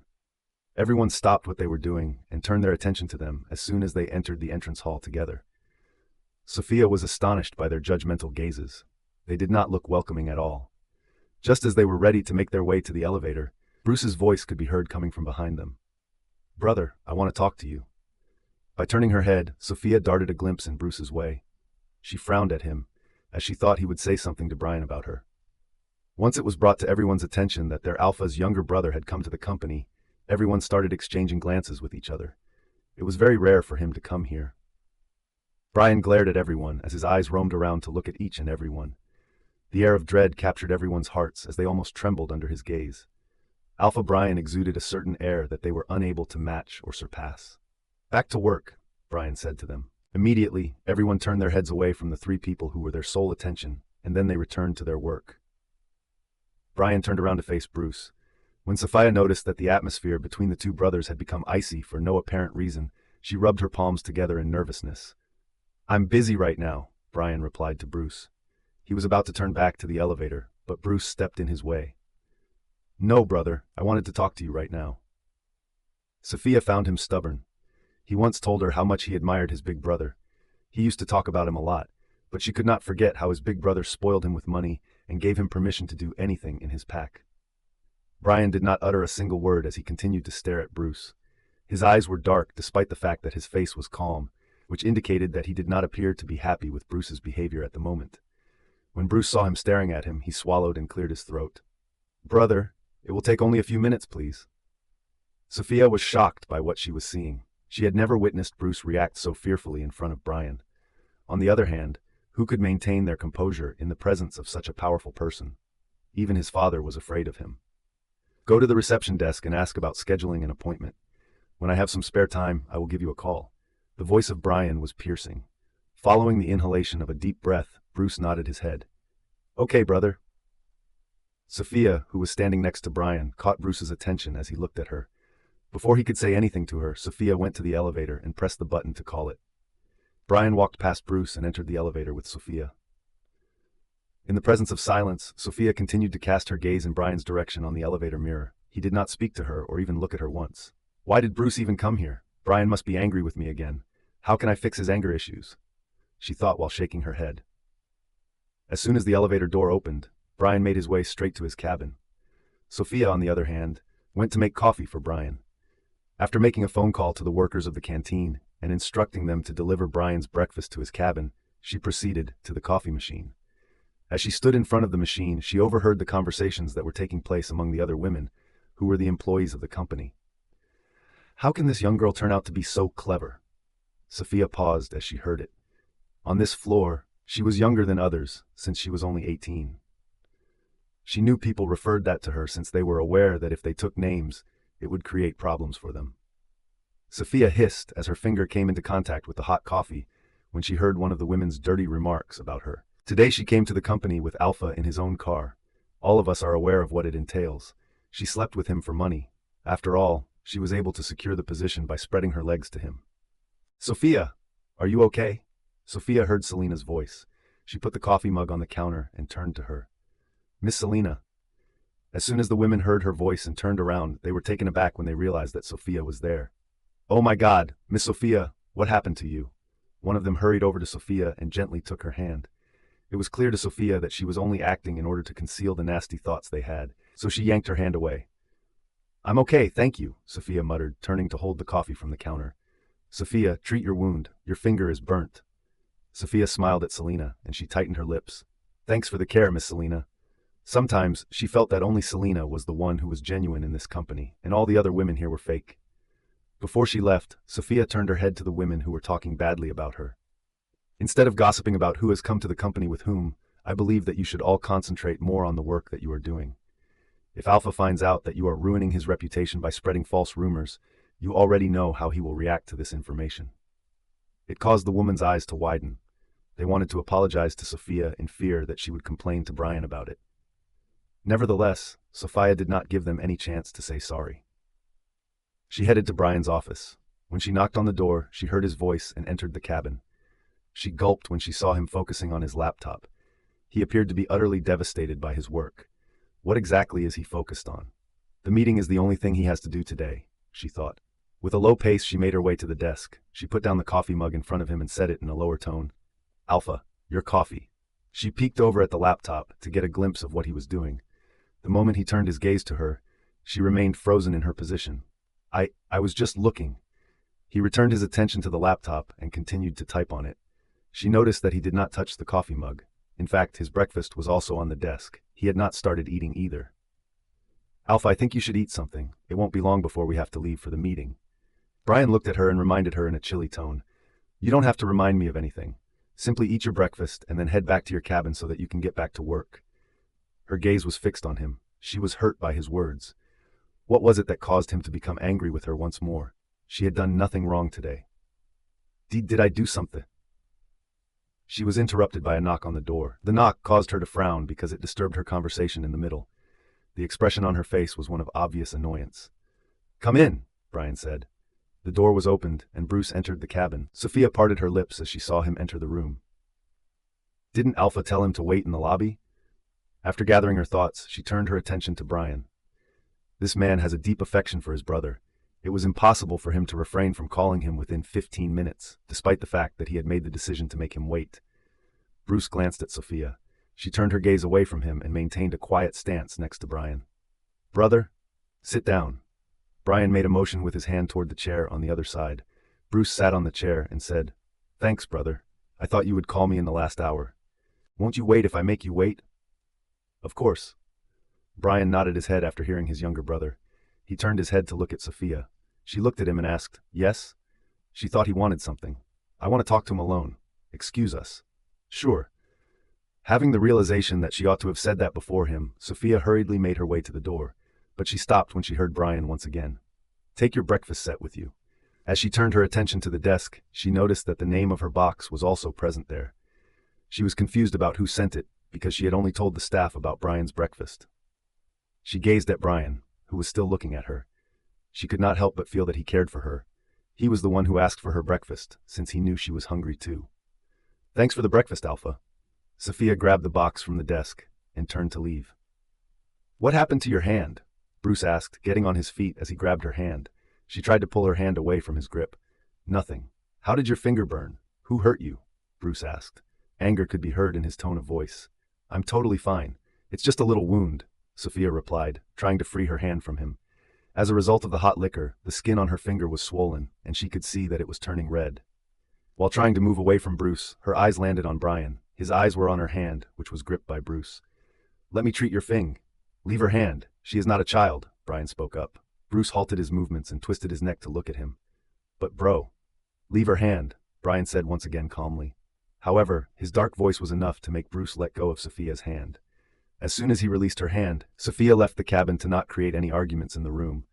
Bruce turned his head away from the door, which Sophia had just closed after leaving. He sighed and turned to Bryan, who was glaring at him. "Brother, I was Sit down." Bruce immediately followed his order and sat on the chair again. Bryan reached his hand to the coffee that Sophia had made for him and took a gulp. He then turned his attention to Bruce and asked, "What do you want?"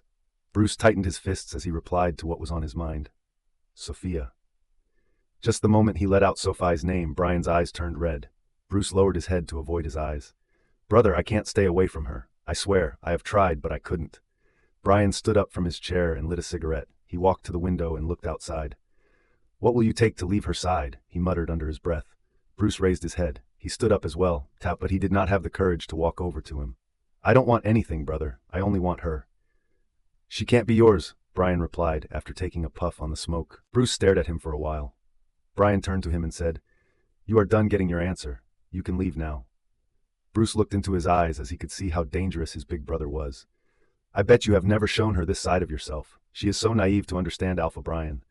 Bruce's words made Bryan grimace at him. "She is my mate. I will handle her by myself. You don't have to worry about her anymore." Bruce heaved a sigh and shook his head. "Brother, she is too young to deal with everything. Don't make her a pawn of your game." Sophia was waiting outside Bryan's cabin as she kept glancing at the door. She did not know what was happening inside, but she was afraid that Bruce would say something wrong about her to Bryan.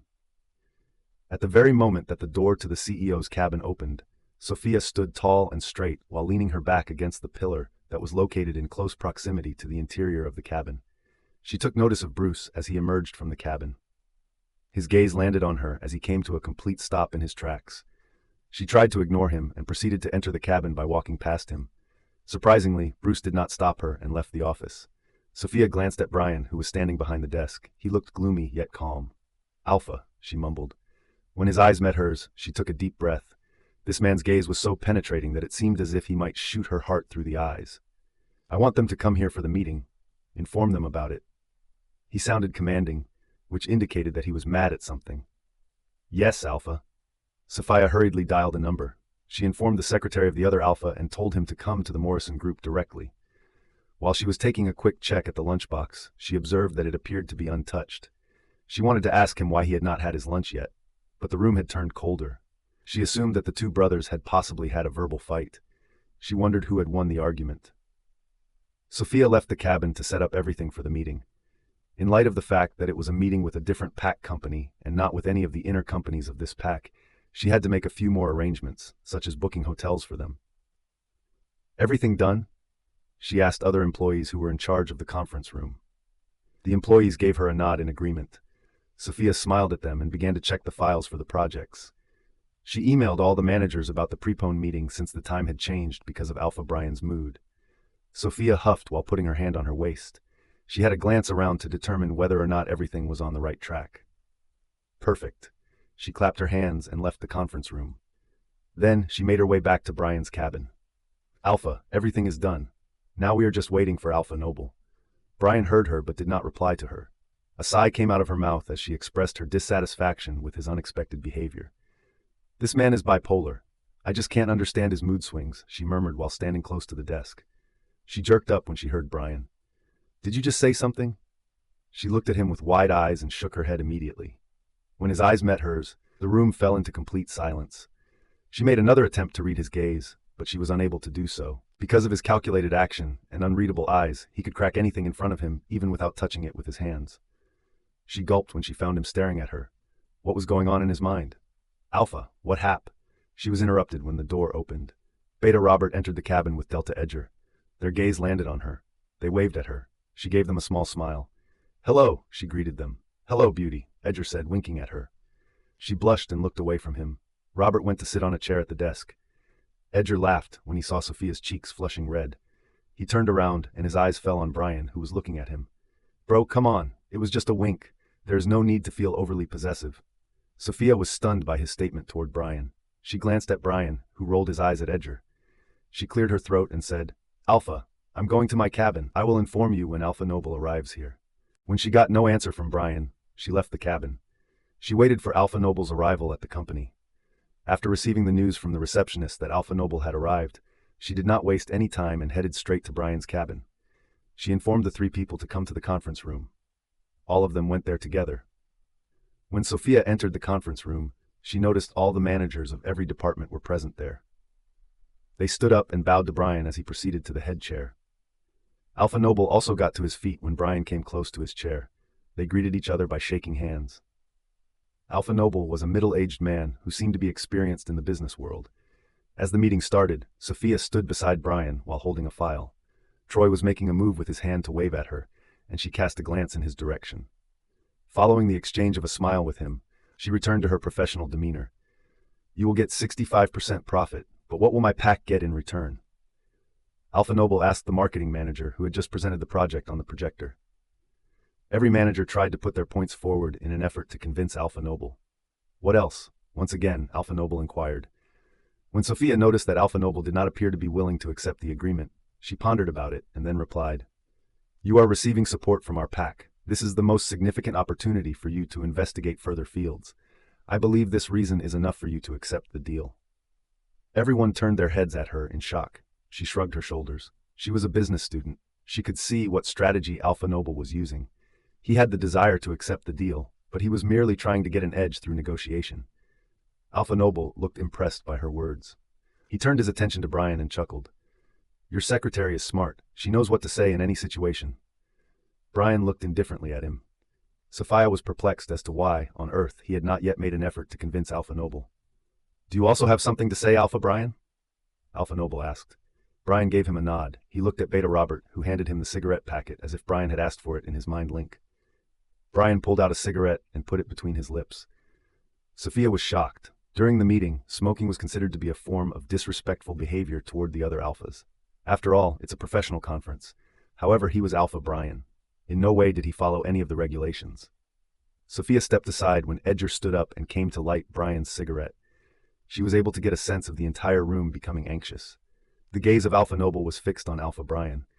70% of the profit, Bryan replied after taking a moment to inhale the smoke. Alpha Noble frowned at him with a confused look. What do you mean? I want 70% of the profit, Bryan remarked as he removed the cigarette from his mouth and held it between his two fingers. Alpha Noble and his beta, who had come with him, looked at Bryan in shock. But we were talking about 65% and you agreed with it. Bryan scoffed at him. What about wasting my time for the past 20 minutes? But don't you think you need to convince me? Bryan raised a brow and asked. Do you really think Alpha Bryan needs to convince anyone? Other alphas are perishing to get the deal. Go and give it to one of them. Sophia was shocked when she heard Bryan's warning directed toward Alpha Noble since she thought that Bryan would let the deal go. In a situation where people tried to convince others, he liked to warn them. If you go out of my pack without signing the deal, I will close every border for your pack business. Let's see which pack will come to your aid when your pack members start starving to death. The declaration that Bryan made startled everyone in the room. It came out like an open challenge to Alpha Noble. As soon as the managers realized that their alpha had become angry, they all lowered their heads in agreement. On the other hand, Sophia was fixated on Bryan the entire time. He was an arrogant man who did not like to lose. If he wanted to have what he aimed for, he would do everything to get it. Well, he caught Alpha Noble's weakness, and he used it in the meeting since he was a mighty man who could do all those things that he was saying.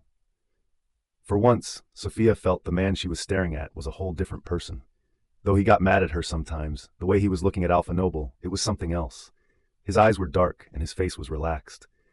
It was more frightening than a man who looked mad. Sophia felt a sudden urge to see him in his wolf form.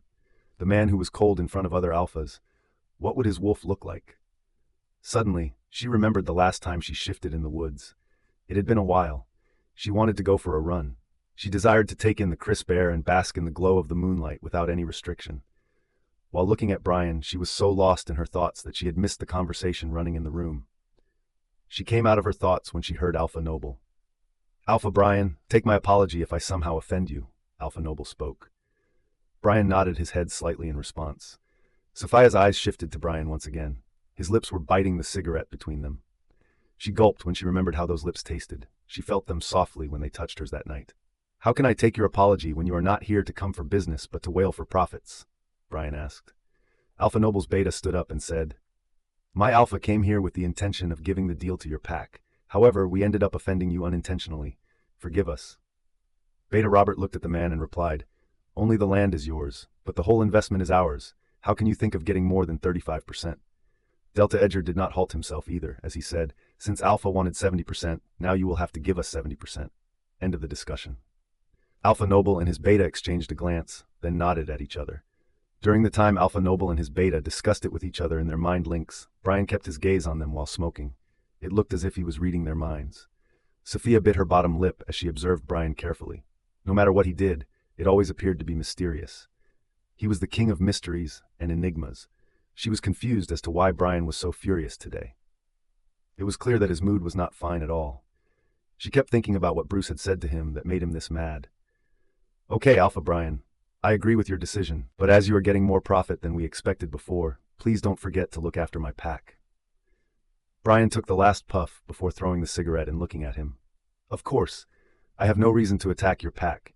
You are making me happy. I'll make your pack members happy. One of the employees stood up and rushed to the printer when Delta Edgar added the new clause of profit to the contract. When Alpha Noble finally got his hands on the contract documents, he went through the process of reading them over and over again before signing them. Don't worry, I never backstab others, but if they try to trick me, I stab them in their chest directly. Bryan's words froze everyone. Alpha Noble slowly handed the papers to him. Bryan signed the papers and then stood up. Following him, everyone got to their feet. "Thanks for the deal," Alpha Noble said. It was a big deal for him because the business was going to run in his pack. Bryan gave him a nod and said, "Come to the celebration party tomorrow night." The expression on Alpha Noble's face changed. This was due to the fact that he thought Bryan was dissatisfied with the contract. Nevertheless, when he learned about the party, he had a slight sense of relaxation. "Of course, I will," Alpha Noble replied with a warm grin. Without giving others another glance, Bryan left the conference room. Sophia noticed everyone headed to the door to leave. Troy walked to her and said, "Everyone was on the verge of losing their breath a while ago. Alpha is so dangerous. His aura is undefeatable." Sophia glanced at Alpha Noble and his beta, whom Beta Robert and Delta Edger were escorting out. "He lost 5% without any reason," she mumbled. Troy's laugh came to her ears as she turned to him. "What?" she asked. "You should be happy that Alpha didn't cancel the deal. Wasn't it an important deal? It was more important for them than us." After a brief conversation with Troy, Sophia made her way to Bryan's cabin. She opened the door and saw him standing by the window, looking outside. "I wonder what he always looks at from there? Road? Sky?" she thought, closing the door behind her. "What do you want?" Bryan asked without turning around, as if he were aware that she was the one who had entered his cabin. Sophia's steps halted. She took a deep breath and decided to talk to him. She walked over to him and stood behind him. "Alpha, are you okay? You look mad at something," she mumbled. But when he turned around, she almost took a step back. His gaze was sharper than any knife. "Are you willing to get back with Bruce again?" he asked out of nowhere. Her eyes widened. She was at a loss to comprehend the reason for his question. He observed her expression. A frown appeared on his face, and he turned back to the window. "Still confused?" he muttered under his breath. The realization dawned on Sophia that he had misunderstood her reaction. It was just that she was surprised by his sudden question. She looked at his tall figure. It was like his broad shoulder was pulling her towards him. She took a deep breath and then lifted her hands. She slowly wrapped her hands around his torso from behind. She leaned on his back and mumbled, "I don't want to get back with him. I don't have anything for him or any other man. She paused as she almost lost her breath while talking. It took her all her strength to talk to him about it. Her hands gradually slipped away from his body when she felt him moving. As he turned around, he looked at her. His body towered over her. She tried to avoid his questioning gaze by looking away from him, but his hand grasped her waist and pulled her toward him. "You know what you are getting into, right?" Sophia blushed as she lowered her head. She recalled the time when Bryan told her that she caught his attention. The way he always showed concern for her and took care of her safety, she believed he had feelings for her in his heart. "I know," she mumbled in reply as she bit her bottom lip to stop smiling. He raised her chin and made her look at him. She looked into his eyes and got lost in them. She wanted to stroke his thick brows, which showed her his mood.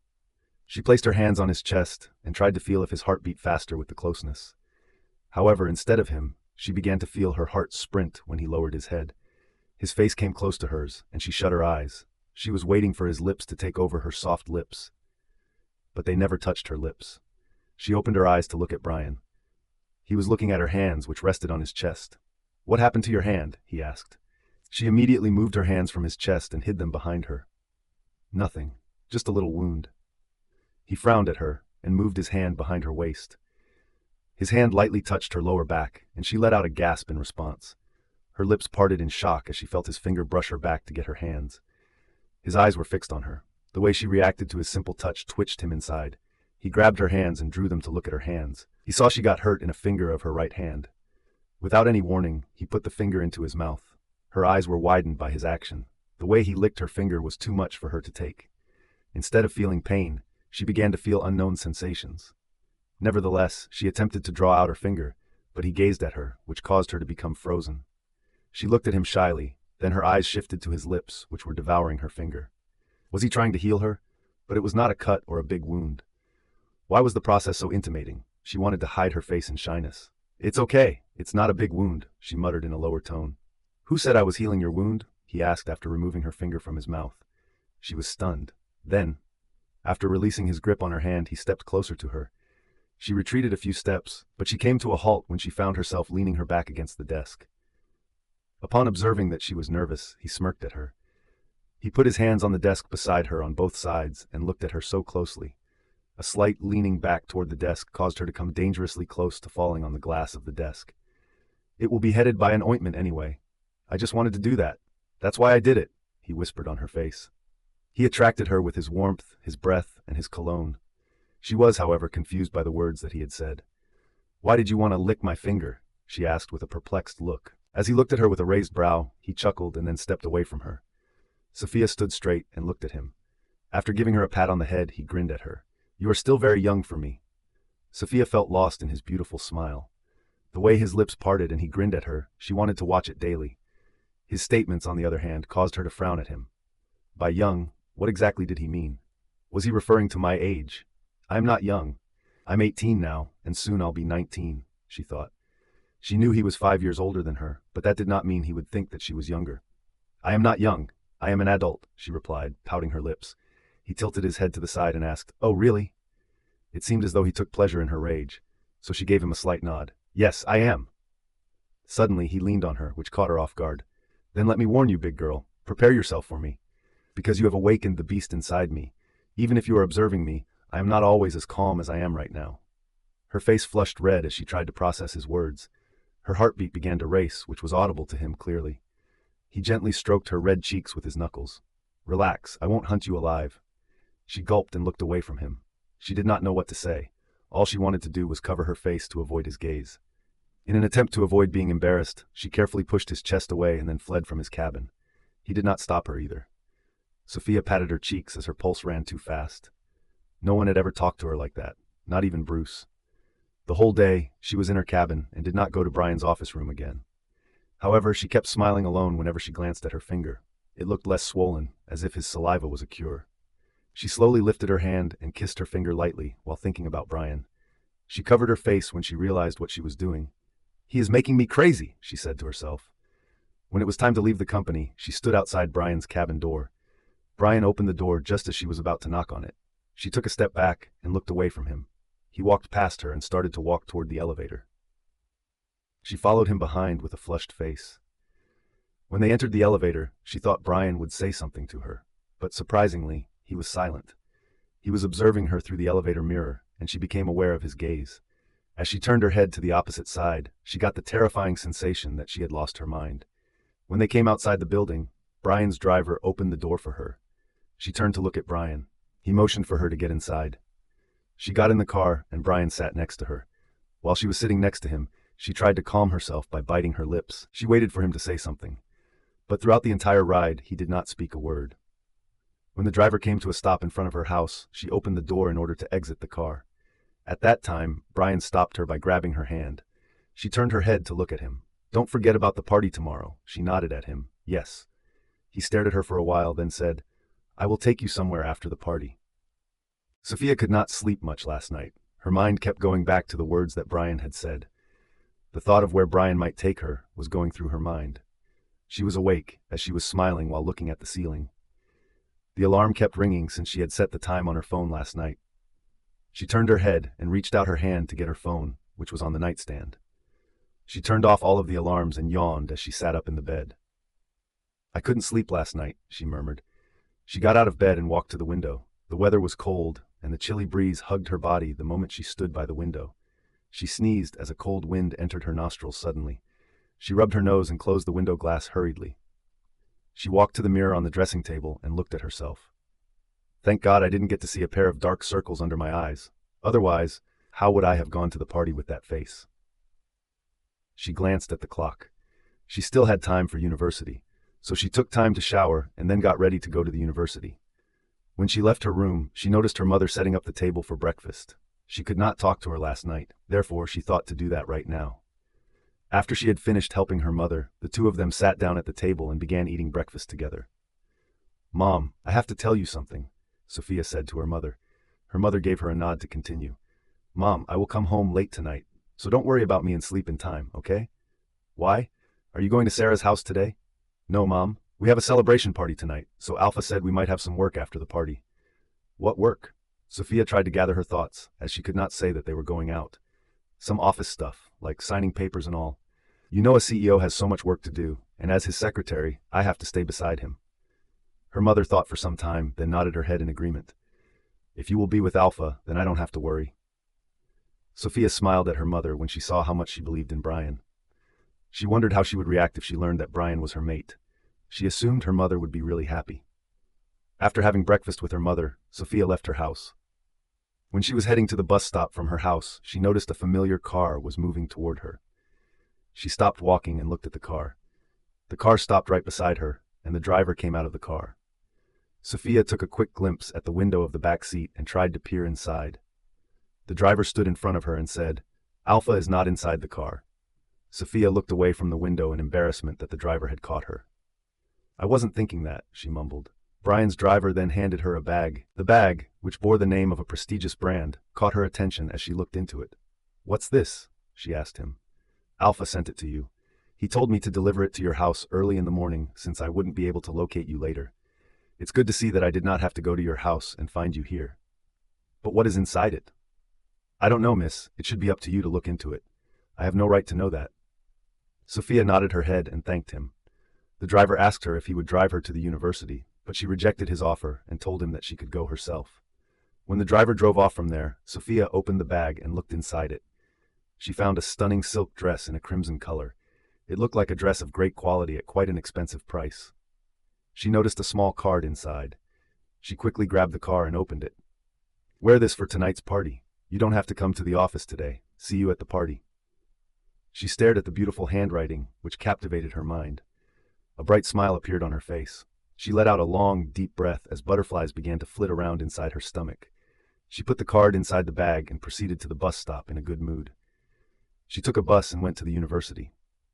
As soon as she stepped onto her campus, everyone began to glance at her. She frowned at them and noticed that they were looking at her bag. It slipped her mind that people were fond of paying a great deal of attention to well-known brands.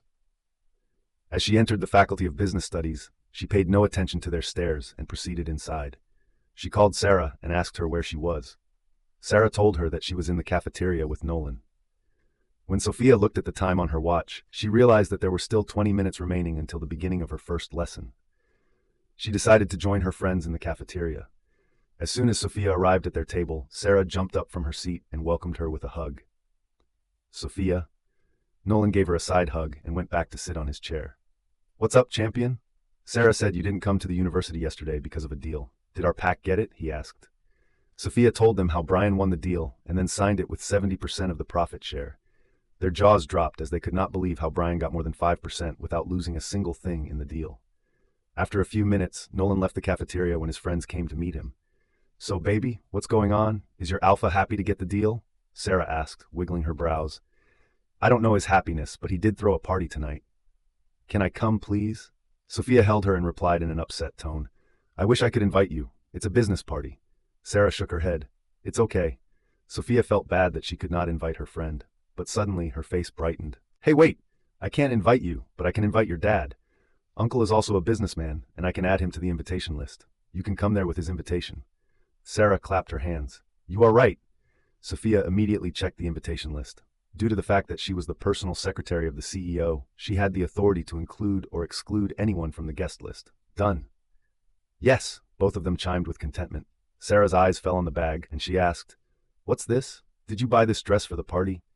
"I bet you are into seducing your mate, babe, because it's a damn expensive brand."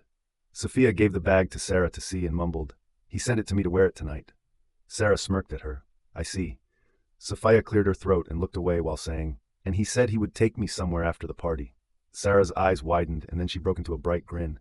"Oh my God, he asked you for a date. Sophia, I think he will confess his feelings and ask you to be his Luna. Are you ready to enter the hall?" Sarah asked Sophia as both of them stood out of the party hall where the celebration was going on. Sophia took a deep breath as she glanced inside the hall from outside. The whole day she was nervous about tonight. As she told Sarah, she invited Sarah's father. Sarah took the opportunity and asked his father to let her attend the party. She brought Nolan as her partner. He went to park the car and would join them soon. "No, I'm not. I'm feeling nervous to see him," Sophia mumbled, turning away from the door. Sarah put her hands on her waist and gave her a look. "Babe, why are you feeling so nervous? You are looking damn hot. I must say Alpha Bryan has a choice. This dress fits on you so perfectly that it's showing this dress is only designed for your body." Sophia held her hand and said, "Thanks, Sarah. You helped me get ready." Sarah winked at her. "You mean to give you a hot makeup?"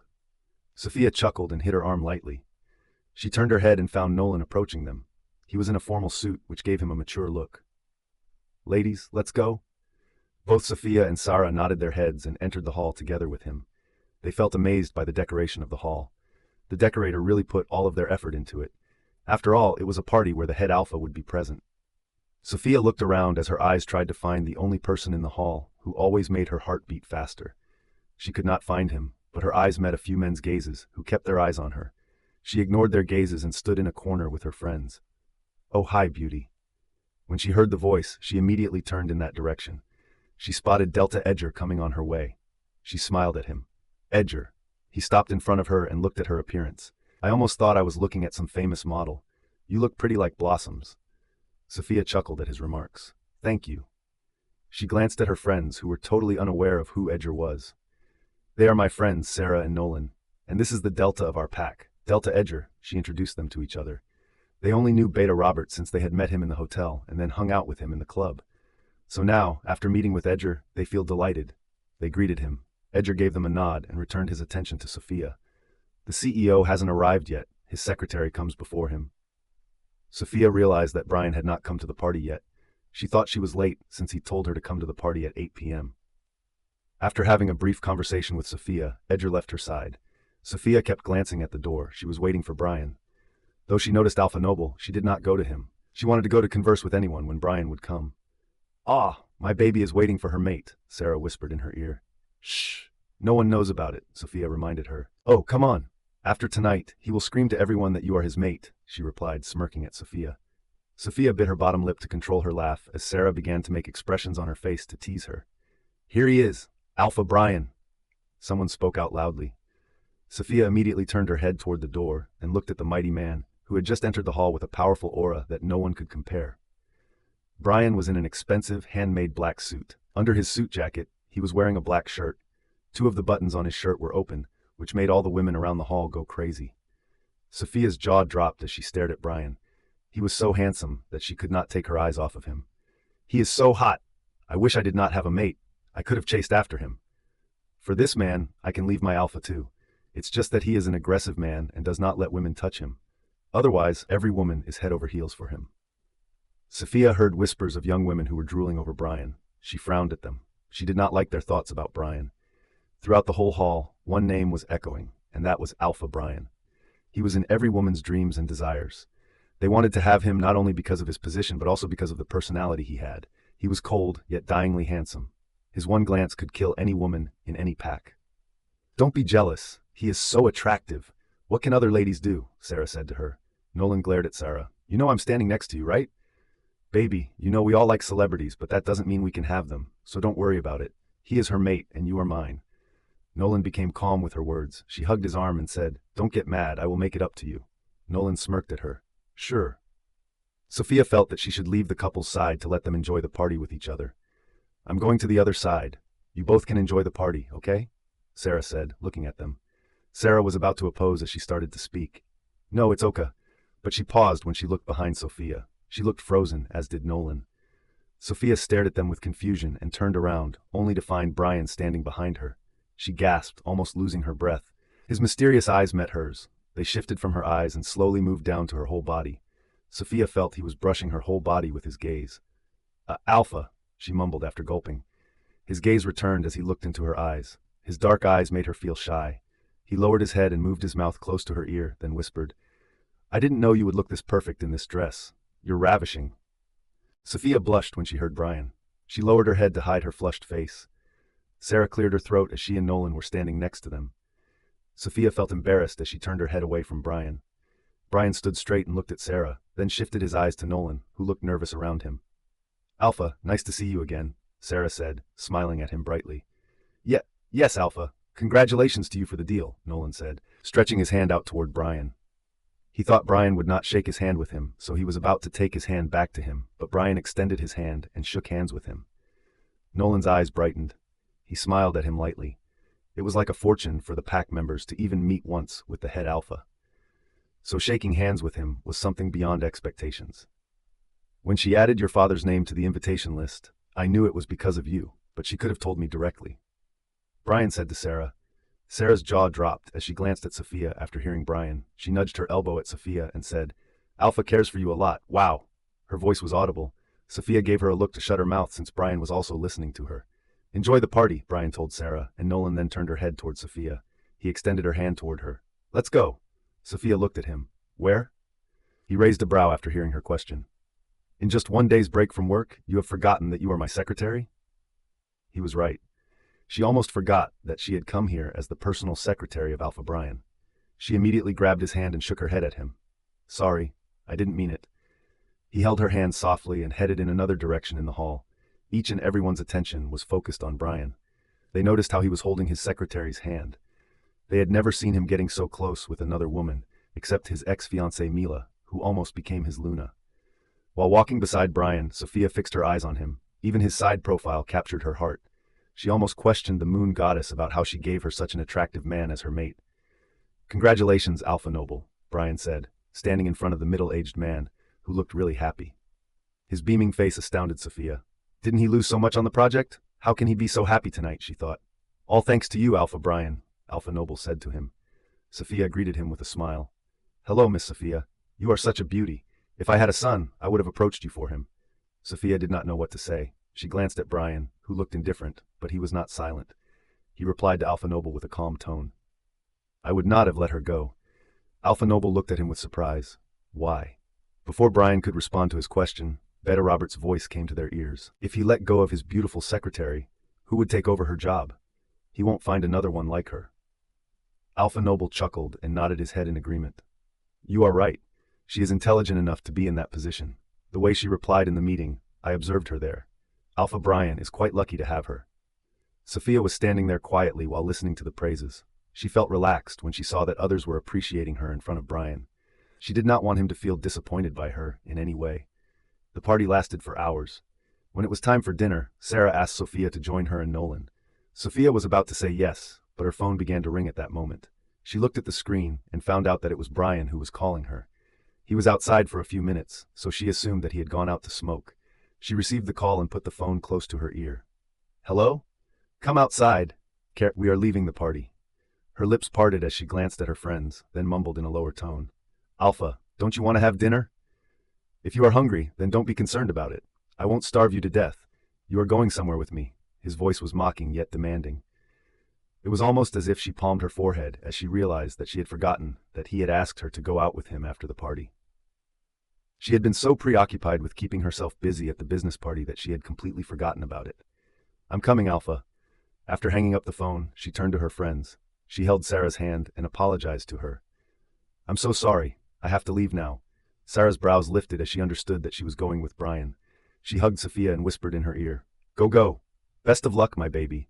I can't wait to hear his way of confessing from your mouth. Sophia turned red.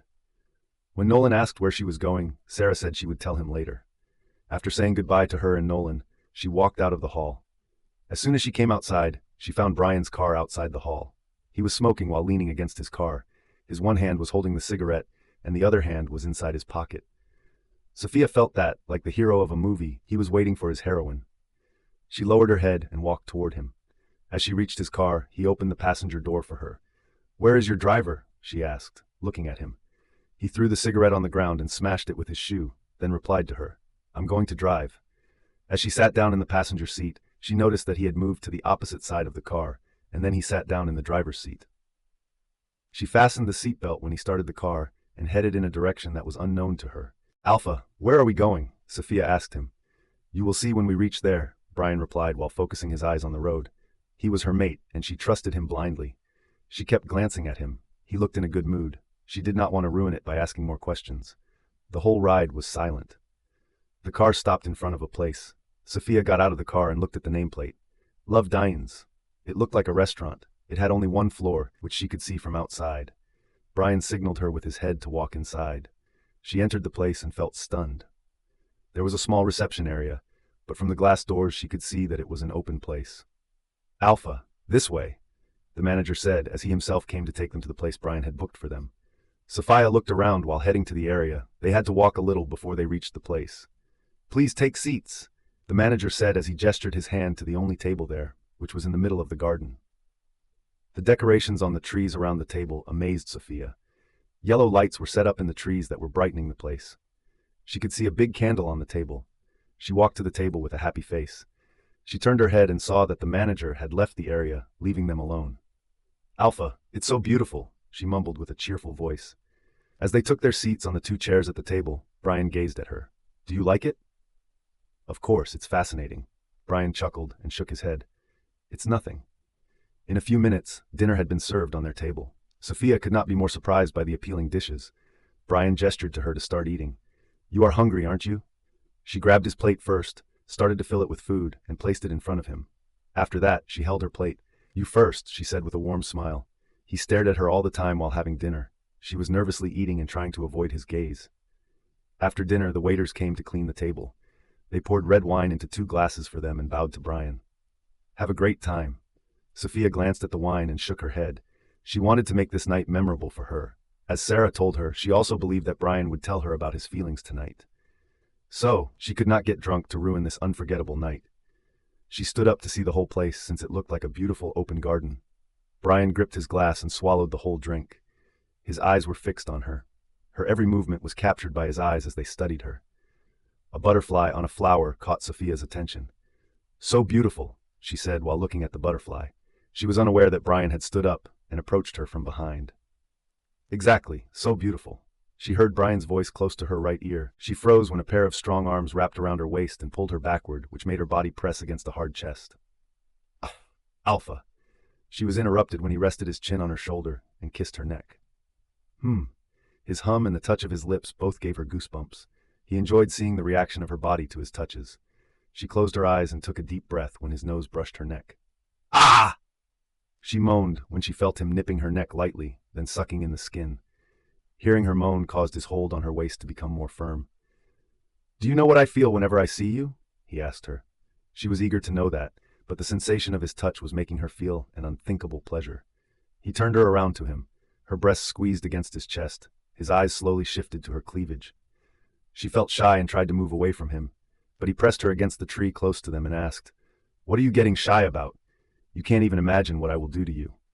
His words were intimate, and she shyly looked at him. She was lost for words. He lifted his hand and touched her lips with his thumb. He parted her lips using his thumb, but did not give her a chance to speak as he smashed his lips on hers. The unexpected kiss caused her eyes to widen in surprise. At the moment that he began to move his lips on hers, she carefully wrapped her hands around his neck to convey to him that she wanted him just as much as he wanted her. The kiss heated when he pressed his body against hers. She felt his hands begin to roam around her body. He kissed her deeply and hungrily as if there were no tomorrow. When she was feeling breathless, he let go of her lips and attacked her neck. Her hands caressed his hair when he was kissing her neck. She had never thought someone would ever make her feel like this. Was it because he was? Sophia was shocked. She could not just believe her ears. Was she dreaming? No, it was not less than a nightmare for her. How could someone say something like that to her? Was she this kind of girl who could sell her body or serve anyone in exchange for something? He was not anyone else but her own mate. Did he need something to give her to touch her? He only needed love in his heart. Didn't he have feelings for her? Wasn't that the only reason he got close to her? She slowly turned her head toward him. She could see his handsome face, which turned stranger to her now. "What are you saying?" she asked him as she tried her best not to cry. A frown appeared on his face as if he did not like her reaction.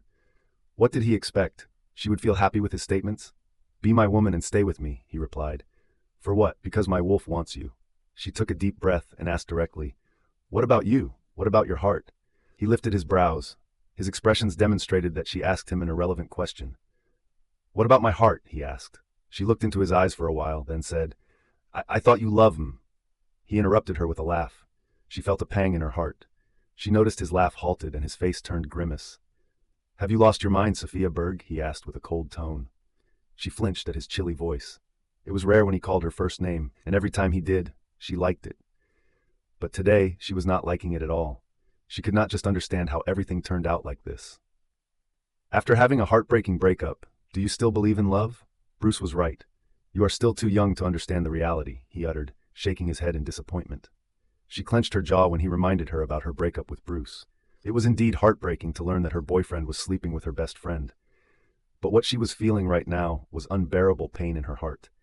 That heartbreak was not bigger than this. She tried to believe that Bryan might be angry with her for some reason. That was why he was saying all these things. So she moved toward him and held his hands. She tried to talk to him softly to melt his anger. Are you mad at me? Did I do something again? I am sorry, okay? Don't get mad. It was like she was trying to persuade a child.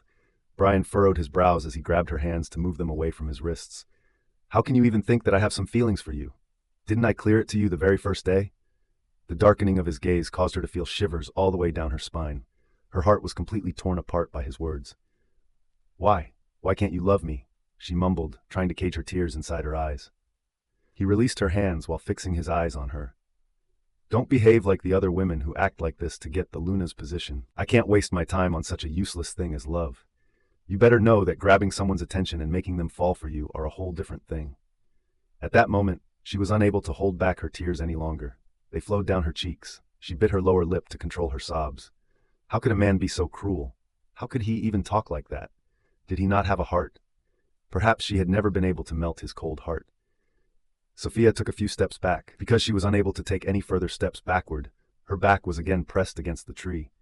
She looked at the ground as if she could not find a way to step forward. Because her mind was messed up. You want me to be your slave? That is exactly what you mean, isn't it? She spoke in a murmur while keeping her head lowered. She could hear Bryan inhaling deeply. She raised her head to look at him. He looked at her indifferently, as if her tears did not make him feel bad for her. She clutched her dress in anger when she noticed him standing silent. All those shopping, this dress, everything was because you wanted to use me? Stop overreacting. You were not behaving like this when you begged me to return your brother's position. Let me remind you, you said you could do anything. Now, what happened to that vow? She laughed like a crazy girl who was crying as well. He kept reminding her about his brother. How could she forget about that? She thought they were in love, and he would never expect anything from her. In her assumption, even if he asked for something, it could not be something like this. I just can't believe it. I thought I was getting close to my mate, and he wanted me as his lover. But what did I get in return? He wants me to be his slave? She pulled her hair in anger. Everything around her was getting dizzy. Without drinking wine, she felt drunk. Suddenly, Bruce's warning came to her mind. That day, she did not believe him, but tonight, it echoed in her mind repeatedly. You only know CEO Bryan. You have never seen Alpha Bryan. He will hurt you more than I ever hurt you. Mark my words. She wiped her eyes and shook her head as she tried to shove Bruce's words from her mind. She looked at Bryan, who stared at her, observing her every movement. He was no longer the person she fell in love with. Alpha Bryan, you should look for someone else to fulfill your desire. I can't be your slave. Sophia turned to the way of the entrance and headed there to leave as soon as possible from this hell, which she thought was heaven a few minutes ago. Do you think I even asked you? It was not a question but my command. Bryan's words froze her. She tightened her fists as she prayed in her head. Please, please, don't say something to break me more. I am already broken. She heard footsteps on the ground, indicating that he was coming close to her from behind. Bryan stopped behind her. She did not turn to him. She had already shown him her breakdown. She could not let him see her weak side anymore. I thought you were an intelligent girl. How can you react like this? His words made her turn to face him. She stared at him. The more she was looking at him, the more she felt that she fell for him hard. Why could she not get into his heart? Which woman did he prefer in his heart that he could not give her that place? Was she not beautiful enough to grab his heart? What do you mean? She asked with a broken tone. She did not want to hide it anymore. He had broken her, and he should see it. No choice, he muttered, scanning her face with his eyes. What? You have no choice except to listen to my command. I could have asked for it that day, but I was not interested in you at that time. But, he paused. He lowered his head to look at her face and wrapped his hand around her waist, then continued, Since you caught my attention, I don't have the mind to let you go. She broke into tears once again. She did not know when she was falling so deeply for him. His words were good to hear until she learned the truth. But now, everything has changed. She started to feel disgusted with herself. Why does no man understand women's hearts? Why are they always after lust? The man who she used to think was the best person in the world cheated on her because he was sleeping with another girl. And now she felt that her true love wanted to sleep with her without any commitment, as if she were his sex slave. You are free to take some time. There's no hurry, he said, moving his head closer to her. She lifted her hands and pushed him harshly into his chest. It was an unexpected push, which caused him to retrieve a step. He glared at her in anger. No one had ever behaved like that with him. You will never get me. I will never be with you, she said with a furious face. She had lost her mind. She couldn't take it anymore. The pain in her heart rose to her head. Bryan clenched his jaw as he had lost his temper. He did not expect her to react like that. He thought she would agree with it. How could she forget her commitment to him? She told him that she would do anything. Now, where was her loyalty to it? Should he have made her sign a contract at that time before allowing her brother to get back into the Gamma's position? He experienced a sense of betrayal. He did not like losing in any manner, shape, or form. Don't make me mad at you. You know I can do anything to get what I want. His warning did not affect Sophia. It was possible that she turned insane in that situation. Nothing could shatter her more. She turned around and walked out of the place. As she made her way through the reception area, the waitstaff gave her a sideways glance. The fact that she was crying made them look taken aback. She wiped her tears as she walked past them. She left the restaurant and looked at the street. The entire street was completely dark. It was only the dim yellow lights of the restaurant's gate that were able to give a glimpse of the route to take. She started to walk down the street while sobbing. She felt that she had no way to go. It was as if every door was shut for her. Her own mate broke her heart. Her mental state was a complete disaster. He gave her pain that could never be healed. One by one, every memory was reflected in her mind. How could she misunderstand his intention? He was no different than other men who looked at her with nasty eyes. From the very beginning, he only felt lust for her. It was never love. The way he healed her, the way he showed care for her by asking for meals, the way he took care of her safety by dropping her home at night, the way he kissed her, the way he tried to get close to her, all of these things meant nothing. Like a child who was lost in the middle of the road, she was crying while walking without any direction. Why is it that fate continues to test my patience? Where did I go wrong? Why me, she asked herself. Due to the fact that she could not walk properly, her heels were making a cracking sound on the ground. The sound of a horn could be heard coming from behind. However, she was so preoccupied with her own thoughts that she could not hear it. A car paced to her side and stopped beside her. She halted her steps and slowly turned her head, only to find Bryan getting out of the car. Seeing that it was Bryan, she started to walk again. "Sophia, get in the car," he said while trying to grab her hand. She yanked his hand and yelled at him, "Don't touch me." With a stern look on his face, he grasped her waist and pulled her closer to him. "I will, and you can't stop me." In her anger, she made an attempt to push him. "Leave me. I'm not a bitch who men can touch at any time." He grabbed the back of her neck and made her look at him. His eyes turned red as he replied to her remarks. "Forget about other men. I'll make sure you'll just be my bitch." Sophia stared at Bryan. Why was he doing this to her? Every second that went by, her heart was becoming more and more icy. During that very moment, she was unable to comprehend what actions to take. As soon as Bryan noticed that she was staring at him without making any sound, he spoke in a calm tone. "Come with me. I'll drop you home." "I don't want to go with you. I can go alone. You don't have to worry about me," she muttered, looking away from his face. His grip on her waist tightened, which caused her to hiss. "This place is far away from your house. You won't get a lift here either. If other wolves notice you, they will tear you apart. Is that better than going with me?" Sophia was a little shocked by his statement. However, she shook her head. "I still don't want to." He glared at her as he did not like what she had said. He pulled her to his car and opened the door, then pushed her inside the passenger seat. The loudness with which he shut the door caused her to flinch. He returned to the driver's seat. He was about to start the car but turned to her. It was as if she had lost her mind as she stared at the road. To ensure that she was wearing her seatbelt, he moved closer to her. As soon as he extended his hand to the belt that was located next to her waist, she shoved him swiftly. "Don't touch me." Her response stunned him. All this time, he was trying to calm down in front of her. He did not like it, but for her, he was behaving with patience. However, right after how she had reacted, he lost his calm. He grabbed her hands and locked them on the window glass with one hand. Sophia was frightened by his actions. Both of her eyes widened as she gazed at him. "I can't tolerate more nonsense of yours," he said, grabbing the belt and locking it. She glanced at the belt and realized that he was only trying to do that, but his following sentence almost halted her breathing. "If I want, I can take you right here. Don't make me do something that you will regret later. Right now, I only want to drop you home. Stay quiet and let me drive calmly." She let out a shaky breath when he released her hands and moved back. After exhaling deeply, Bryan started the car. Sophia leaned her back against the seat and turned to the window so that she could avoid looking at him. She did not make any sound, just like he said. She became silent. Her eyes were fixed on the outside world. The darkness implied her inner situation. The darkness of the night sky mirrored the blankness of her heart. The hopes that she had built up in her heart were dashed in a single night. When she looked out the window, she could see drunk men going along the road while laughing with each other. It dawned on her that Bryan was actually right. But didn't he also have the same intention that those men would have after seeing her alone?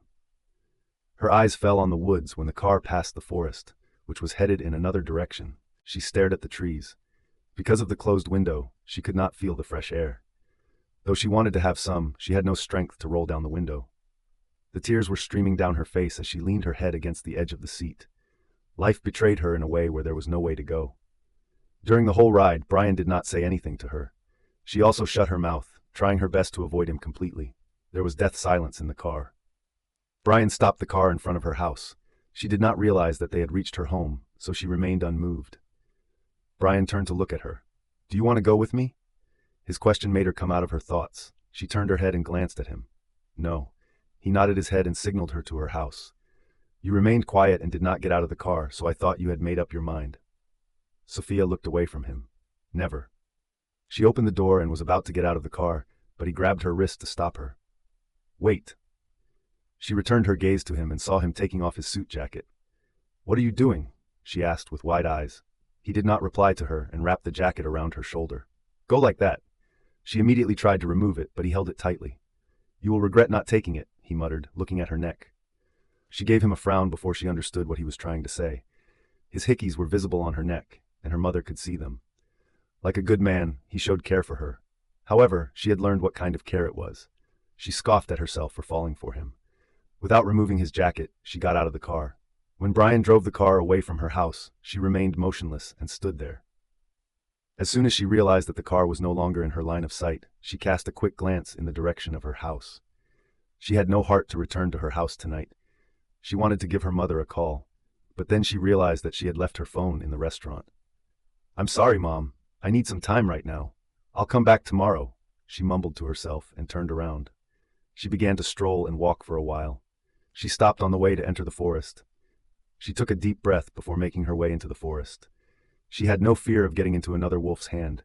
She was not frightened of anything right now. All she wanted was to shift, and she would do it.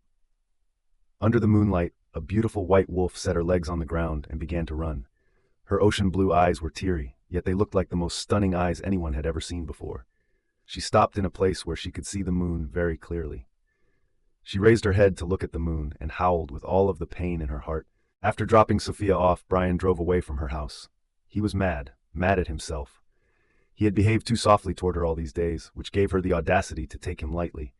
He should have behaved strictly with her like he behaved with others. She was thinking of herself as superior just because he wanted her. It's all because of his wolf. From the time he discovered that she was his mate, his wolf had a strong desire for that female. Whenever he saw her close to him, it was becoming increasingly difficult for him to stay in control of himself. It did not matter how hard he tried, he was unable to deny the fact that she was his mate. Instead of going to his house, Bryan went to the club. As he went to get a drink, he saw that his friends were already there, drinking in the bar. They looked surprised when they noticed him. "What are you doing here?" Beta Robert asked, handing him a glass of drink. Bryan chugged down the whole glass and sat on a stool at the bar. Robert exchanged a glance with Edgar when he saw Bryan was not saying anything. Edgar cleared his throat and took a seat next to Bryan. "Bro, how are things going for you? When you went to the party, you were in a good mood. How come you feel the need to stop by the club at midnight?" Bryan ordered another glass for him and remained quiet. His thoughts were beginning to stir. Robert let out a sigh and sat on another stool beside him. "Bryan, you can share anything with us. You know that." When the bartender placed his drink on the counter, Bryan gripped it and swallowed all the drink. He put the glass on the counter loudly, which scared the bartender. Robert cast a glance in the direction of the bartender. The man then refocused on his work again. "How can she be so stupid?" Bryan muttered under his breath. Edgar raised a brow. "Are you talking about Sophia? To spend time with her alone, you left the party, right? So what happened? You banged on her?" Edgar asked with a chuckle and winked at him. Bryan gave him a glare, which halted his laugh. "No, wait. Is everything okay? She looks innocent. Why are you behaving like she turned out to be a spy?" Robert rolled his eyes. "Come on, our Gamma's sister can't be a spy. Will you both shut up, or do you want me to kill you here? There are so many men waiting to get your positions," Bryan said to them with annoyance. Both of them shut their mouths as they pursued their lips and stared at Bryan to understand what was going on in his head. "That girl thinks I love her." The silence between his two friends could not keep up any longer. At the very moment that Robert heard Bryan, the drink that he was about to swallow spilled out of his mouth. "What?" he asked, turning his head toward Bryan. "Alpha Bryan and love," Edgar scoffed after chuckling. Bryan was familiar with their reactions. He also felt the same, so he could not scold them about it. "You are overly possessive of her, though," Edgar muttered while drinking.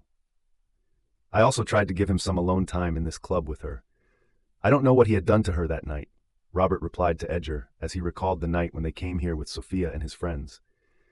It's my wolf who doesn't like it when she gets close to anyone else, Bryan said while holding the glass. He then told his friends about what he said to Sophia. They appeared to be shocked. Bro, you shouldn't have done it, Edgar said, shaking his head. She is only 18. You can't play with her like this. You blackmailed her to sleep with you. Bryan got to his feet as he no longer felt like talking with them. I know what I'm doing and what I feel for anyone, so don't be concerned about it. Robert stood up and asked him, if she is just your unwanted mate, and if only your wolf cares for her, then why do you even feel irritated? Why is your mood off? You can pick any woman and sleep with her. Why are you wasting your time on her? Bryan turned to him and gazed at him with dark eyes. The thing you are trying to put inside my head, let me tell you, Beta Robert, this is never going to happen. I am the alpha of a pack. A mate bond can't make me weak or make me fall for anyone. Bryan left the club after making his friends speechless. The next morning, he woke up late because he could not get much sleep last night. As he got in the car to go to the company, his driver turned to him and handed him a purse and a phone. Alpha, I found this in the car. Bryan glanced at Sophie's purse and phone, which he found on the table at the restaurant last night. Before she left the restaurant, she forgot to take it. Last night, he failed to remember to give it back to her. He grabbed the purse and the phone, then put them on the seat next to him. The phone started to vibrate a few minutes later. He looked at the screen and saw Troy's number. He frowned but then ignored the call. When the call ended, he noticed 15 missed calls from Troy. Suddenly, a message popped up on the screen, and he was able to view it without having to enter his password or unlock the phone. Your mom has just informed me that you arrived back at your home at an early hour in the morning. Where were you last night? She was so worried about you. Bryan's eyes grew dark when he read the message. He left her home at night. Then where was she the whole night? With a furious face, he entered his company, and everyone bowed to him. He paid no attention to others and went to his cabin directly. He assumed Sophia had not come to the company today. He wanted her to come to the office so that he could ask her where she was. He thought for a moment, then dialed Selena's number. She wanted her to call Sophia and inform her to come here to the office. But before the call was connected, someone knocked on the door. Come in. The door opened, and he slowly put the phone aside from his ear. He cut the call and looked at the person who had just entered his office. I thought you would not come to the company today, Miss Berg. As she approached the desk, Sophia refrained from looking at him. She placed a white envelope on the desk and spoke out. Alpha, here is my resignation letter. I don't want to work here anymore. What did you say? Bryan asked with a cold voice. Sophia slowly lifted her gaze to look at Bryan. It turned out that he was correct when he thought that she would not be going to the office today. She had no intention of entering this company today and had no plans to do so. Nevertheless, she was unable to fall asleep anywhere, not even after she returned home from the forest. Her mind kept replaying the words he had said to her last night. As a result, she made the decision to come here with a letter of resignation. If her boss was more interested in her body than in her work, she would not be able to work there. I said I wanted to quit this job. I would appreciate it if you could look it over carefully and sign it so that I do not have to come back here. In the midst of her statement, she moved the envelope across the desk in the direction of him. Bryan did not take his gaze off the envelope until she took her hand away from it. What made you think that I would sign it? He asked her. Alpha, you need an assistant, not a girl who can make you. She paused as she was too ashamed to say those words from her mouth. He looked at her with a frown. Are you crazy? He was able to make out her pale face. A pair of black circles highlighted the area under her eyes. It was clear that she had not been sleeping throughout the entire night. Her eyes were swollen, too. He did not leave her last night in that state. Suddenly, it reminded him of Troy's message. He reached out his hand and opened the drawer of the desk that was close to his legs. He took out her purse and her phone, then placed them on the desk. When Sophia noticed them, she was surprised. I left them. In the restaurant. I took it but forgot to return it to you. Bryan replied while examining her face once again. She nodded her head and walked to the side where Bryan was sitting. During the moment that she was going to grab her belongings, Bryan pulled them a bit further away with his finger. She cast a quick glance in his direction and asked, I wanted my things back. You will. That's why I kept it to myself. But first, tell me, where were you last night? Sophia was stunned when she heard him. What do you mean? I dropped you off at your house. Why didn't you go to your house? Where did you go after I left you there? His voice was demanding, and she did not feel good about it. She took a deep breath and replied calmly, I don't think it matters to you, Alpha. Please return my things and sign the letter as soon as possible. He glared at her, which she avoided very clearly. She felt that he had no right over her. Why did he even ask about her whereabouts when he did not have any feelings for her? Where were you? I won't ask you again. She turned around and walked back to the spot where she had been standing earlier. I am not bound to reply to you, Alpha. It would be nice if you wouldn't disturb your ex-secretary's personal life. It's totally my matter where I was. I hope I make it clear to you. She sounded confident, which Bryan did not like. The way she kept calling him Alpha with a tone of distance, he did not appreciate it at all. After taking a glance at the envelope, he got it in his hand. You want me to sign it? She gave him a slight nod. She was aware of the power of this mighty man. He was the pack's head alpha. She could not stay at peace if she offended him in any way, so she came here with another option. She tried to keep her tears inside her and requested that he let her go. Alpha, I'm sorry if I offended you anyhow, but let me go. I have my studies and I can't work beside them. It will be too much for me. I hope you will understand my situation and sign the resignation letter. I am okay with giving compensation if there is any. Bryan was silent. His eyes darkened when he was listening to her. The atmosphere of the room turned cold. Sophia somehow felt frightened by his silence and dark gaze. He slowly moved his fingers in the middle of the envelope and tore it. Her eyes widened. What are you doing? He did not listen to her, tore it in many pieces, and got to his feet. After throwing the pieces in the dustbin, he approached her. Noticing that he was getting closer to her, she began to take steps back until her back pressed against the wall. She averted her gaze from him when he stopped close to him. Just because I'm trying to handle you with calm and peace, you keep daring to do all these things. His words made her look at him. What did I do? I don't want to be here with Yo. He interrupted her by grabbing her chin. His touch caused her to gulp. She reminded herself that she could not be weak in front of him. He tilted her head and observed her face carefully. You didn't seem to get any sleep last night. I didn't sleep either. Troy sent you a message and asked you about last night. Where were you last night?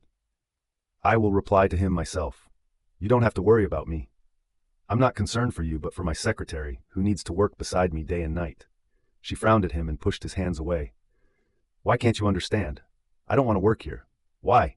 It's because of you. I can't face you all day knowing what your intention is about me. He lifted his hand, but she shoved it again, but this time a bit harshly. He tightened his fists while looking at it. She moved away from him and began to stroll to the desk. After gathering her belongings, she made her way to the door of the office room. If you don't want to sign, it's your choice. I'm leaving anyway. Have you forgotten that you signed the papers where it's clearly written that you can't leave this company until I want to?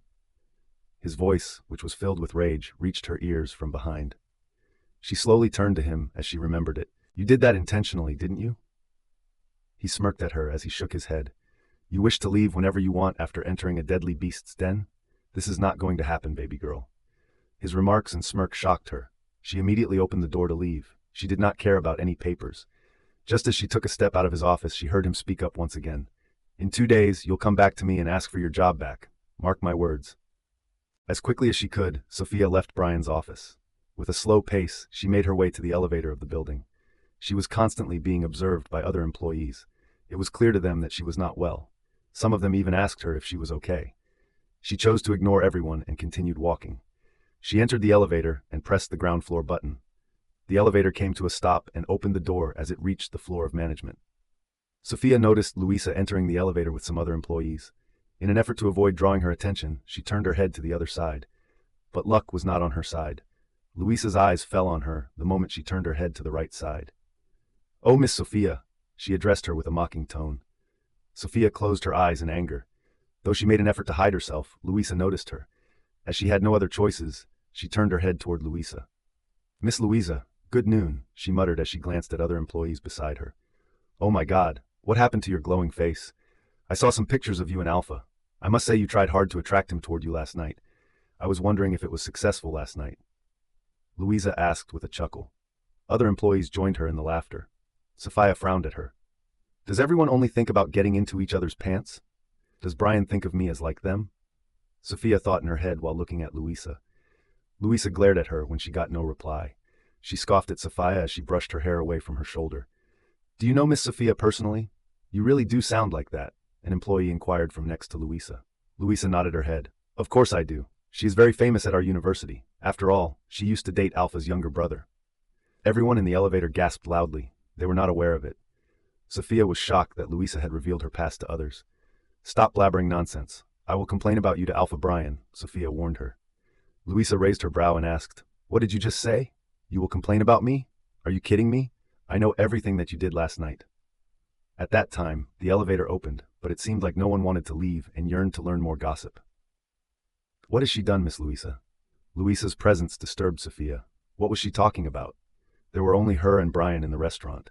How did she know what had happened? Luisa gave her a dirty grin and turned to the other employees after putting on an innocent look. She tried to seduce Alpha Bryan. He denied her and told her that he would fire her today. So she came to the company with a resignation letter herself, so that she would not have to face humiliation later by getting fired. Sophia tightened her fists as she moved closer to Luisa. "I'm already in a bad mood. Shut your mouth, or else I will slam you in the mirror to remind you how you used to sleep with my ex-boyfriend when I was in a relationship with him." All the employees' eyes widened after hearing me. Luisa tried to pretend that I was lying. "Why are you lying? Just keep your mouth shut, or I will call Bruce to come here and give your real introduction to others." Luisa gulped when she realized that Sophia was really mad. She did not say anything more in fear of Bruce. She knew Bruce would definitely take Sophia's side over hers. "You all, why don't you come out? Can't you see we are all waiting outside?"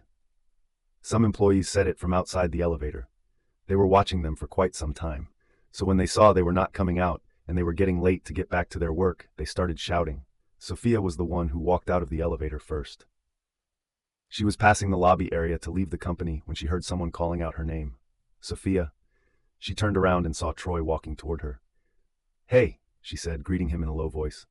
"Sophia, where were you last night? Your mom was so worried that she had to call me. I could not attend the party because my mom was sick, so I had no idea where you were." Sophia sighed and replied, "I had some official work after the party, so I had to stay at the office last night. By the way, I heard you message me. I am sorry for not replying to you." Troy glanced at her phone. "I see you haven't checked your phone yet." Sophia lowered her head and unlocked the phone. She was shocked to get 15 missed calls and some messages from Troy. She could see a bunch of missed calls from her mother, too. Though she said sorry to her mother when she returned home early this morning, now she started to feel bad for her. She noticed a few notifications on her phone. She clicked on them as she heard Troy. "Sophia, are you in Alpha?" He paused. She raised her head to look at him. "What?" Troy signaled her to check her phone. The moment she looked at her phone, a few photos of last night's party appeared on the screen from the notifications. Bryan was leaning close to her and talking to her in those photos. In some of them, Bryan was holding her hand. Someone even clicked a photo when they were leaving the party venue together. Sophia was lost for words. She wanted to stay away from Bryan, but the situation was getting worse. She realized that Luisa was talking about these photos in the elevator.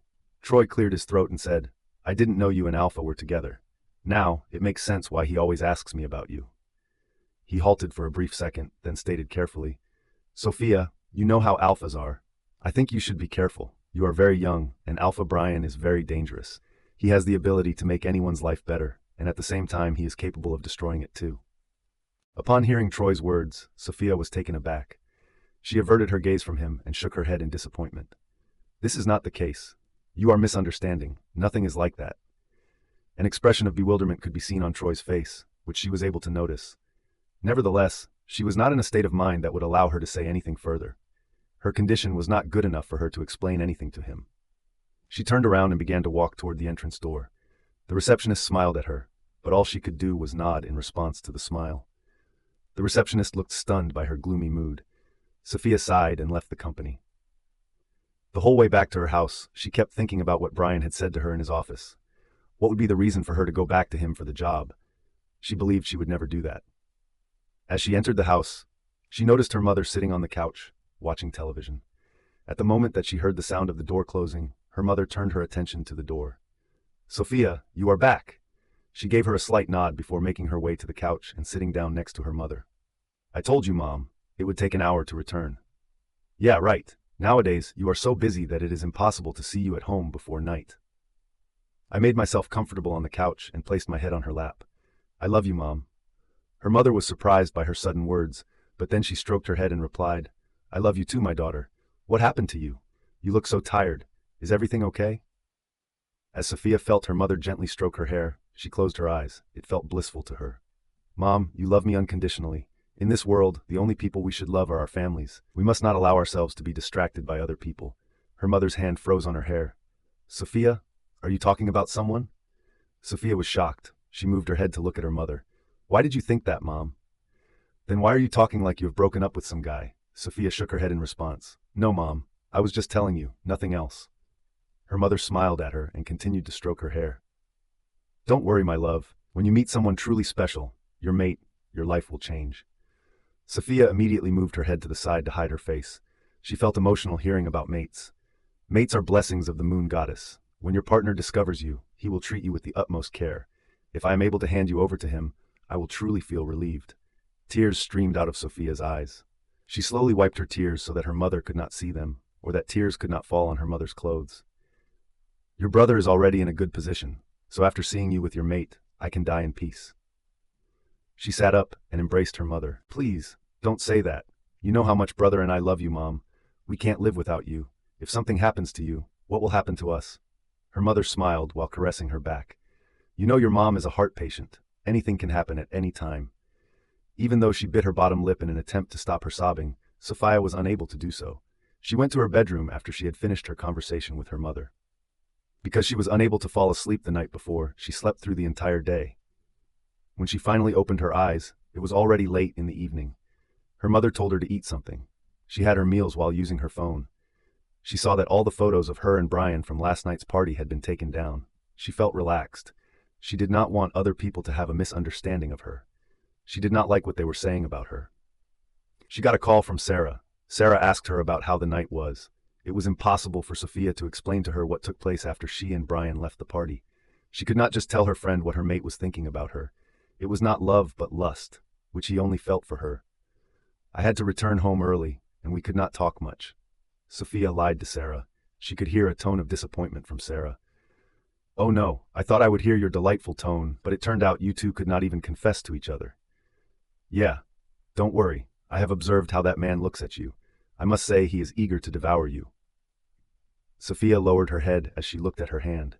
She had nothing to say. When you were thinking about someone who loved you and wanted to do something for you, it was a different thing. On the other hand, for the man who was only interested in touching her without any feelings towards her, it seemed as though she was considering selling her body to him. Sarah, how is your relationship with Nolan? You never thought that he would be your mate, right? Sophia asked. After a little pause, Sarah replied, well, you are right, but the mate bond is something we can't deny, even if we want. It pulls us closer. And the fact is, mates are really possessive about each other. So when Nolan found me as his mate, he could not just control himself. In fact, he still can't control himself whenever I'm around him, Sarah said with a laugh. While Sarah was uttering those words, Sophia could not help but imagine that she was flushing. And let me tell you, Sophia, when you get close to Alpha, you will realize the magic of this bond. Sophia let out a long breath. I don't think everything will run like we want, Sarah. Maybe I should keep myself away from him. My status is nothing in front of him. Sarah was shocked for a few seconds after hearing Sophia, but then she replied, this mate bond is absolutely insane. It is comparable to an addiction. No matter how hard you try to avoid your mate, you will never be able to be apart from him. It was the weekend. For Sophia, the past 2 days had been awful. She locked herself in her room and cried alone. She wanted the old Bryan back. She yearned for that Bryan, who had given her a gentle kiss while she was riding in his car, who had taken care of her when she was going home alone at night, and who had complimented her on how beautiful she looked in his gifted dress. Why did everything change in one night? What was the reason that all of her hopes were dashed in the blink of an eye? As she examined her face in the mirror, she rubbed her dark circles under her eyes. Her face was getting worse as a result of her lack of sleep at night, and she did not like how it was getting worse. Sophia. She heard her mother's voice coming from downstairs. Come to have breakfast, darling. Her mother shouted to let her know that breakfast was ready. She responded in a loud voice after opening the door. I'm coming, Mom. She freshened up hurriedly and went to the closet to change her clothes.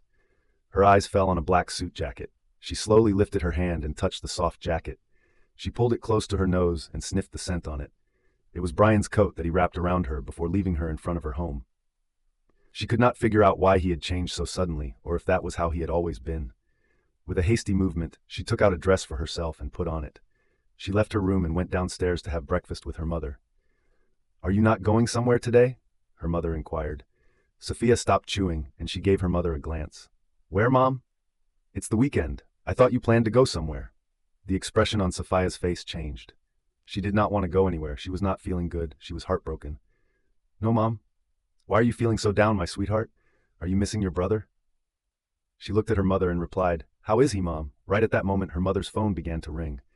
Oh my, it's your brother! Her mother let out a resounding jolt. Sophia smiled at her and said, Please receive the call. Her mother was overjoyed to see that her son had called him, and she received the call almost immediately. Despite his busy schedule, he took his time out to just talk to his mother. Abraham. As Sophia watched her mother talk on the phone, she noticed that she was beaming. It gave her a warm feeling in her heart. Her mother turned her gaze to Sophia while she was speaking to Abraham. After a few minutes of conversation, she said, Yes, your sister is here. Talk to her. She handed the phone to Sophia. Sophia held the phone and put it close to her ear, only to hear her brother's voice. Sophia? Her eyes got teary the moment she heard his voice. She stood up from the chair to go back to her room to talk to her brother alone. She gave her mother a quick glance, who gave her a nod of approval, indicating that she could return to her bedroom. As soon as Sophia entered her bedroom and shut the door behind her, she began to cry silently. Brother, how are you? She asked with sobs. Sophia, are you crying? No, it's a tear of happiness. I'm totally fine, but I'm mad at you. Why, brother? Sophia was perplexed as to why her brother was angry with her. Why didn't you tell me that you joined the Morrison group? Her eyes widened in shock. How did he get to know about it? What she remembered, she told her mother not to tell him about it. Who told you that? Whoever told me that doesn't matter anymore. First, tell me, why didn't you inform me about it? And why did you go to that company in the first place where Alpha was working? In fact, it's his own company. Sophia was nervous. She knew he would get mad, which was why she forbade her mother not to raise the matter with him. I am sorry, brother. I thought it would help. No, Sophia, you shouldn't have done it. You know I'm here, and I always think about your safety. Alpha Bryan is dangerous. How can you go to his den yourself? Her irritation was mounting. Why did everyone keep warning her that Bryan was dangerous? She was aware of it. Brother, how did you get to know about it? Beta Robert and Delta Edger were talking about you. I overheard them. Please don't get mad, brother. I'm going to resign very soon. The only thing I need to do is wait for Alpha to sign the papers. Her brother sighed and replied, It's a good thing. By the way, Alpha is the one who is currently training me. He was telling me that I should take a leave. Sophia froze after hearing him. A leave? Why? I don't know. I have never heard of a Gamma taking a leave before finishing his training in the camp. I am not sure what is going on in his head, but I will return home tomorrow. I just wanted to share the good news with you and your mother. I wanted to give you a surprise, but Alpha suggested that I let you know first. So don't tell Mom about it, okay? I'll give her a surprise. Sophia was shocked when she heard that Bryan told Abraham to inform her about it. Why is he sending my brother on leave? Isn't it kind of a pause in training, she thought. Her heart started beating fast when she recalled Bryan's words. In 2 days, you'll come back to me and ask for your job back. Mark my words. 2 days, she mumbled. What 2 days? I'm coming tomorrow, Abraham replied. Yes, brother, I'll talk to you later. She hung up the call and sat on the bed while grabbing her forehead. You can't do this, Alpha Bryan. How can you play with me like this? She realized that it was Bryan's plan to force her to return to her job. Not only that, he wanted to remove her brother from Gamma's position because she did not fulfill her promise to accept his demand. It was the last chance for Abraham to keep his position. If Abraham was able to stay in the pack house for a fixed period of time, Bryan would never be able to remove him from his position because he would have passed all of the Gamma's tests. But if her brother returned home now, there would be no way to go back there. Sophia pulled her hair in anger. The tears began to fall down her cheeks. Did Bryan intend to send her a warning with that? She could not help but ask herself, what should I do now? Sophia could not sleep last night. It was much worse than the last 2 nights. While holding a cup of coffee and leaning against the headboard of the bed, she stared at the blinds, which were slowly turning bright in the sunshine. She couldn't risk falling asleep. She was afraid that if she was late to go to the office, she could not save his brother from losing his position.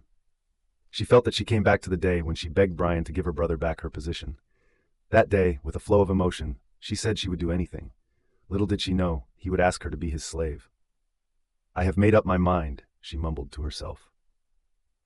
After putting the glass on the nightstand, she got out of bed and headed to the closet. She spent the entire night considering Bryan's proposal before coming to a decision. She would agree to fulfill his demand. Though she did not want to be a plaything for someone, she would have to do that for her brother. Her brother would be forced to endure the humiliation of society if he were to lose his position. On the other hand, her mother was a heart patient, and she did not want her mother to get attacked again like last time. When she was about to retrieve a dress from the closet, she saw a bunch of branded clothes. They reminded her of Bryan. In fact, in the 2 or 3 days he had reflected on her mind every single minute. Her phone suddenly began to ring, which startled her. She rushed to her bed and grabbed her phone, which was lying on the bed. She thought it was her brother's call and he would not come home today. However, it was Sarah's call. When she received the call, Sarah spoke out. "You know you have to come to attend classes, right?" Sarah reminded her about the projects she would have to work on. Today's class was very important to learn many new things. Also, it would help her achieve higher marks. "I can't come today," Sophia replied with a low tone. "What? Why?" "I have to go to the office early today. I have some important work to do there." There was a brief silence between them. Then Sarah asked, "Sophia, is everything okay? You sound low." After letting out a deep breath, Sophia replied, "I'm fine, Sarah. Don't worry about me. I will come tomorrow." Sarah did not urge her to come since she understood that there was something Sophia was hiding. She could clearly get that from her tone. She decided to ask her about it tomorrow when she would meet her at the university. Sophia took a quick shower and put on an old dress. She did not want to wear anything that Bryan had given her. She left her room and went downstairs. She saw that her mother's room door was still closed, indicating that she was asleep. She did not want to wake her mother this early in the morning, so she left her home hurriedly without making any noise. She arrived at the company after taking a bus there. She checked the time on her watch, only to find that there was still 1 hour until the start of the office hour. She walked inside the company and saw a few employees walking around who had some work left before the weekend. To finish them before the deadline, they therefore came to the office early. While making her way to the elevator, Sophia had to face many gazes from other employees. She recalled that Luisa had told others about her and Bruce's relationship. So people may have started to think badly about her. A woman who had a relationship in the past with the younger brother has now turned into the personal secretary of the big brother. Not only that, she had been seen walking around in a party hand in hand with her ex-boyfriend's big brother. Sophia could not just set her mental health. She couldn't help but feel tears scramble into her eyes. These days, she was crying too much. She was not a cold-hearted girl who could put a lot of pressure on herself. Those who had known her well could say that she was a soft-hearted girl who had good intentions for everyone. Her family was everything to her, so for them, she could give up everything. Sophia entered the elevator and wiped the corners of her eyes. The moment the elevator reached the top floor, she went directly to Bryan's office. She saw that he had not come to the office yet. She bit her bottom lip to think for some time. She had heard that Bryan arrived at the office before the office hour. She was curious as to why he had not arrived yet. After staring at the phone for quite some time, she decided to call him. She could waste her time because if he released her brother, it would be too late for her. She closed her eyes tightly and dialed Bryan's number. She pulled the phone close to her ear and waited for him to accept the call. But Bryan did not receive her calls. She hissed in annoyance and went to her cabin to wait for him. 2 hours passed as she had been waiting for Bryan, but she did not hear anything from him. She lost all of her patience and walked out of her cabin. She did not ask anyone if he had come to the office yet. Instead, she made her way to his cabin directly. She opened the door and found no one. He is doing this intentionally, she thought while standing close to the desk. She thought to dial his number once again with anger in her heart, but as soon as she called him, she heard a ringtone from behind her. Her eyes widened when she turned around and found Bryan at the door. "Ah, Alpha?" He had just entered the office. After closing the door behind him, he proceeded to walk in her direction. A smirk appeared on his face as he came to a stop in front of her. "So eager to meet me, Miss Berg?" Sophia stared at him for a while. She almost lost herself in his eyes, but then realized what he had done to her. Her gaze moved on his smirk, which indicated that he was aware of her arrival. She slowly averted her gaze from him and said, "You are late." With an echoing laugh, he shook his head. Sophia glanced at him again. How many times would she control her in front of this cruel man? How could she avoid her feelings for him? It could not escape from her heart overnight. "I think you have forgotten that I am not a worker but the owner of this company. I don't need to follow any rules, now do I?" Sophia lowered her head to avoid making any eye contact with him. "Why are you here, Miss Berg? I thought you wouldn't come back." His tone was full of mockery. She felt upset about it. She also did not want to come here. Bryan leaned down to reach her ear and whispered to her, "Perhaps you have changed your mind." Upon hearing his whisper, she felt a chill run down her spine. As he moved his mouth away from her ear, she felt his lips slowly touch her earlobe, which caused goosebumps to appear all over her body. She immediately moved away from him and took a step back. Bryan stood straight and inhaled deeply. He turned to the desk and went behind it to sit on his chair. After taking a look at her, he noticed that her face was becoming paler than it had been before. He did not like it. His gaze examined her expressions very carefully with his predatory eyes. She had no idea what was going on in his mind. She was too close, yet too far from him. Bryan had the desire to pull her to his chest and do all the things that were going on inside his mind. The way that she was biting her lower lip while looking down at the floor in a nervous manner was causing him to become aroused. He tightened his fists to control his desire and cleared his throat. "Why are you here? Do you need me to sign the papers? I think I can prepare it for you," he said, sounding cold. On the other hand, his cold tone frightened Sophia. She raised her head and looked at him. "Alpha, why are you doing this?" she asked with an innocent tone. Her broken look made Bryan feel almost out of control. He was unable to stop himself from imagining how he would feel when she was beneath him. When Sophia did not get a reply from him, she understood that this man would not be moved by her pleas. "I am a businessman. As my personal secretary, you know how much I dislike when other parties disrespect me or betray me. You made a deal, and now that it is about to be fulfilled, you want to get away." She let out a sigh as she realized he had never considered her a real woman, but rather a dealership party. So whatever he would do to her would be only a deal. Should she think of it as a deal as well? Would it hurt her less? "Alpha, I'm sorry for taking a step back. Please return my job to me," she mumbled while looking at him. His mood brightened when he heard her. He leaned his back against his chair and gave her a shake of his head in disappointment. "You came one day late. The deadline was for only 2 days. I told your brother to let you know about his leave the day before yesterday. But I think it's his bad luck. He forgot to tell you that day and informed you one day later." As soon as she heard him, her eyes grew wide. She shook her head and leaned on the desk by pressing her palm against the glass. "You can't do this with him. He is your gamma. Why can't you give some value to his hard work? Don't you have any sympathy in your heart?" she asked with a little anger. His eyes grew darker. She realized that she had enraged him. She slowly removed her hands from the desk and stood up straight. She was astounded that Bryan was being so obstinate at the moment. "Alpha, I'm sorry. Please forgive me for disrespecting you. Let's not give him a leave, okay?" His expression did not soften. Anger lingered in his eyes. She gulped at his angry face. In the last few days, she had almost forgotten how aggressive a person he was. "What do you want me to do?" she asked, as if she was tired of this situation and her messed up life. He looked away from her, not to make her more nervous with his dark gaze. Taking one from a packet, he lit up a cigarette. Sophia stared at him while he was smoking. It seemed as though smoking was the only thing that could help him ease his anger. After taking a few puffs of smoke, he replied to her question. "You know the answer. Be with me, and forget every tension in your family. I will protect them." Though she knew the meaning behind it, his words kind of gave her a little warmth in her heart. Will he really protect my family? Forever? She thought. Her eyes were fixed on the man sitting in front of her. He was not a stranger to her. What if she gave in?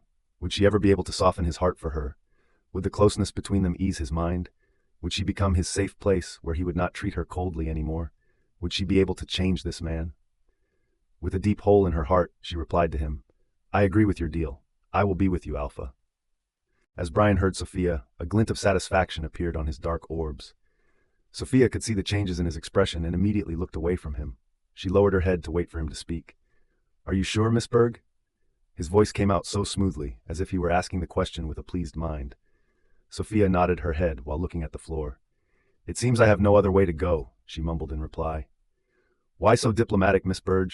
You know I don't like those people who like to beat around the bush." "Sorry, Alpha. Don't be so apologetic after every statement. You have to be careful before speaking so that you can avoid saying sorry countless times to me." Sophia found his words to be advice as well as a warning. She did not know what she would do from now on. She had no idea what he wanted from her. Did he want to just sleep with her?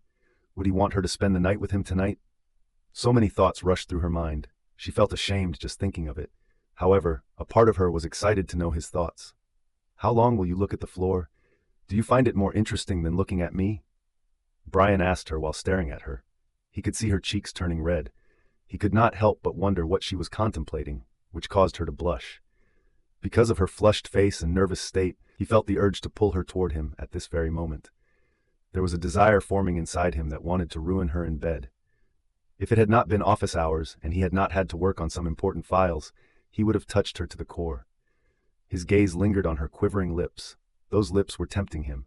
He could not help but imagine how they would feel wrapped around his member. "No, I was just thinking something," she replied, raising her head to meet his gaze. The way he was looking at her made her feel shy. "Alpha, do you want something? Let me check your schedule," she said, hurriedly making her way to the door to leave his cabin as soon as possible. Bryan realized she was trying to run away from him, so he stopped her with his voice. "Wait." Sophia's steps halted. She tightened her fists and scolded Bryan in her mind. "Why this man can't let me take a breath peacefully?" She slowly turned around to look at him. Yes, Alpha? Make me a cup of coffee. Sophia exhaled a breath of relief. She almost thought that he would say or do something unexpected. It was her fortune that he did not say anything about that matter, which she wanted to escape, and only ordered her a cup of coffee. Okay, Alpha. After saying that, she left the cabin. As she stepped out of the cabin, she noticed other employees peering into the room. She frowned at them and asked, "What are you all doing here?" They immediately rushed to their desks after saying that they were only trying to see if Alpha was in the right mood. "Why did you say that?" Sophia questioned one of the employees.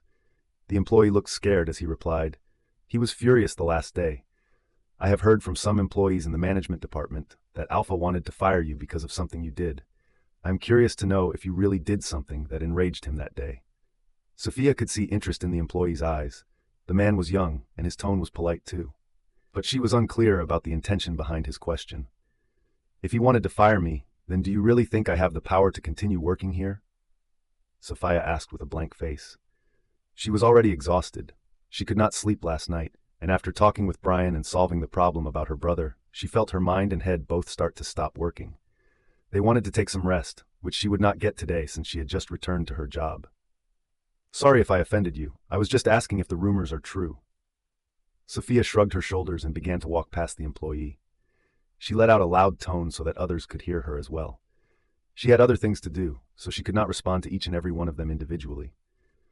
"If any one of you has any questions, you can ask Alpha Bryan directly. All I can say is, don't believe in just anyone. A new trainee can yearn for attention by spreading false rumors. I'm not resigning from this company, nor did Alpha want to fire me." Her voice was clear and sharp. Everyone moved their heads away from her and turned their attention to the papers on their desks. They realized that Secretary Sophia was mad today. As she made her way to the coffee machine, Sophia brewed a cup of coffee. While Sophia passed a few women who talked rubbish about her a few days ago, they lowered their heads when they noticed her. She paid no attention to them and returned to Bryan's office. The moment she opened the door, she found no one on the desk. She closed the door behind her and walked inside. "Alpha? Where are you?" She looked around the massive office room, only to find Bryan sitting on one of the couches. He was using his phone while leaning his back against the couch. He did not turn to reply to her first questions. "Here's your coffee, Alpha," she said, walking to the couches. As she put down the coffee on the coffee table in front of the couches, she stepped back. Bryan locked the phone and placed it on the coffee table next to the coffee mug. He then raised his head to look at her and said, "Come here." "What?" Sophia asked with a nervous tone. He gestured with his fingers for her to approach him. "I asked you to come here." Sophia was taken aback by his order. Why was he calling her to him? Did she make some mistakes? She cast a quick glance in the direction of the coffee mug, which Bryan had not even touched yet. Why did she have the feeling that he would reprimand her for something? With slow steps, she made her way to him. "Yes?" she asked as she returned her gaze to him. He did not reply to her, which made her feel more nervous. What was it about him that made her feel such dread? What was the reason for this? Was it because he was capable of doing anything? Or was it his personality that made him so intimidating that anyone could be afraid of him? Without any warning, Bryan grabbed her wrist and pulled her toward him. The yank caused her to let out a gasp. She was shocked when her legs disbalanced, and she could not keep her body from falling forward. Her eyes widened when she landed on his lap. Bryan wrapped his hands around her waist and looked at her. Upon realizing what he was referring to when he said, "Come here," Sophia's jaw dropped. She turned her gaze away from him and made an effort to get out of his lap. However, Bryan had other things on his mind. His hold on her waist became more firm, and he prevented her from getting up from his lap. Sophia could not help but blush. She was sitting on his lap. He had strong and thick thighs, and she could feel them beneath her. She wondered if he went to the gym to build such a body. It brought back memories of the day when she had gone to his house to pick him up. Her mind was completely blown when she saw his abs and biceps that day. He possessed the kind of body that women would feel a deep desire to touch. When she felt his warm breath on her face, she realized that she was still sitting on his lap. At that moment, she immediately placed her hands on his chest and attempted to stand up once more. "Alpha, Why are you acting as if this is the first time you are sitting on my lap?" he asked with a smirk. She froze when she heard his question. His question reminded her of the very first day of her job when she accidentally landed on his lap. Suddenly, her brows furrowed as she pondered the question. "Wait just a second. Was that really an accident?" She caught a glimpse of his sly grin and recalled the day. He was the one who ended up pulling the bag, which resulted in her falling on his lap. Did he do that intentionally? She shoved her thoughts from her mind and cleared her throat. "I have a lot of work to do. Let me go." With a raised eyebrow, he inquired, "What kind of work?" She looked at him directly and replied, "As a personal secretary of the CEO, I have some responsibility." His eyes looked intently at her face. Under his gaze, she experienced a rapid acceleration of her heartbeat. Her heart almost skipped a beat when he moved his fingers to caress her upper back. A light touch was all it took for her to straighten her back immediately, but he did not stop it. Instead, he focused his attention on the reactions she gave to his touch. "Hey, Alpha." She tried to tell him to leave her but paused when his fingers slowly moved to her lower back. She immediately grabbed his hand to stop him and shut her eyes. After taking a few deep breaths, she uttered, "I am not ready yet." He remained silent. She waited for a few minutes but still he did not speak up. Her eyes slowly opened and they gazed at him. His gaze remained fixed on her as he posed the question. "What makes you think that I want to fuck my secretary right now?" Her eyes grew wider. Almost instantly, she averted her gaze, her cheeks glowing with redness. How could he say those things so openly to her? Suddenly, he pulled her closer to him, which resulted in her body being pressed against him. Their faces got closer to each other. She blinked her eyes to calm her mind in that situation. She was able to sense the surge of adrenaline that was occurring within her because of the closeness. "You don't have to worry about getting ready. You will learn everything as time passes." His deep voice skimmed over her mind. There was something in his eyes that she could not identify. She saw him leaning his face closer to her. Her gaze shifted to his lips, which were inches apart from hers. "You can't even imagine what I will do to you, so I can only warn you to make up your mind." She felt a tickling sensation in her lower abdomen when she tried to comprehend his words. His breath brushed across her lips. "I want to be gentle with you whenever I think of you in my mind, but I can't help but become rougher." Sophia let out a shaky breath. Those words caused a fire to ignite within her. She realized that no one had said those dirty words to her. When he tilted his head, she thought he would kiss her, so she gulped and closed her eyes. However, his lips touched the left corner of her lips, then moved to her cheek. It seemed as though he was playing a teasing game with her, making her admit that she desired him just as much as he did. When he moved his face away from hers, she opened her eyes and looked at him. Even his eyes were a mystery to her. But his next action surprised her. He cupped her cheek with his hand and stroked his thumb under her eyes. "I think you couldn't sleep the past few nights, so I am giving you today off from work. Go back home and take some rest." Sophia stared at Bryan. She could not just understand what the man was. He told her that the only reason he wanted her to be with him was because his wolf had a desire for her. If this is the case, then why did he express concern for her? She inhaled deeply and shook her head, indicating that she did not want to think about all of those things. "What is the reason for you shaking your head? Should I take it as a no to leave?" he asked, examining her face. The fact that she appeared perplexed was visible to him, and he did not miss it. He believed that she required some rest, therefore he raised his hand and gently patted her head. "Don't be stubborn. Go back to your home. Tomorrow is also a work day for you. I will take care of my schedule today." It occurred to her that he had misinterpreted her thoughts, but she did not consider it necessary to correct him in any way. "Okay," she mumbled. He slowly removed her hands from her body, which caused her to feel a sudden sense of emptiness. His touches left behind traces on her body that were not visible. She immediately got out of his lap before he changed his decision to let her go. As she stood up, she fixed her clothes. Fortunately, she did not wear any clothes that were too tight today, so she did not have to face any embarrassment. She bowed down to him. "I'm leaving." When she received a nod from Bryan, she turned around and walked toward the door. She reached for the doorknob and then glanced over at Bryan. His gaze remained fixed on hers. His mysterious eyes always left her speechless. What was it about them that always made her feel such a strong pull toward him? In the silent room, they were making eye contact from far away. Sophia's eyes shifted from his face to his chest. His breathing had become unsteady, unlike moments ago when she was nearer to him. It was as though, when she went a little further, his heartbeat turned restless. Would he still say that it was only his wolf who wanted her and not him? Sophia's wolf reacted inside her. She wanted to shift and run towards Bryan.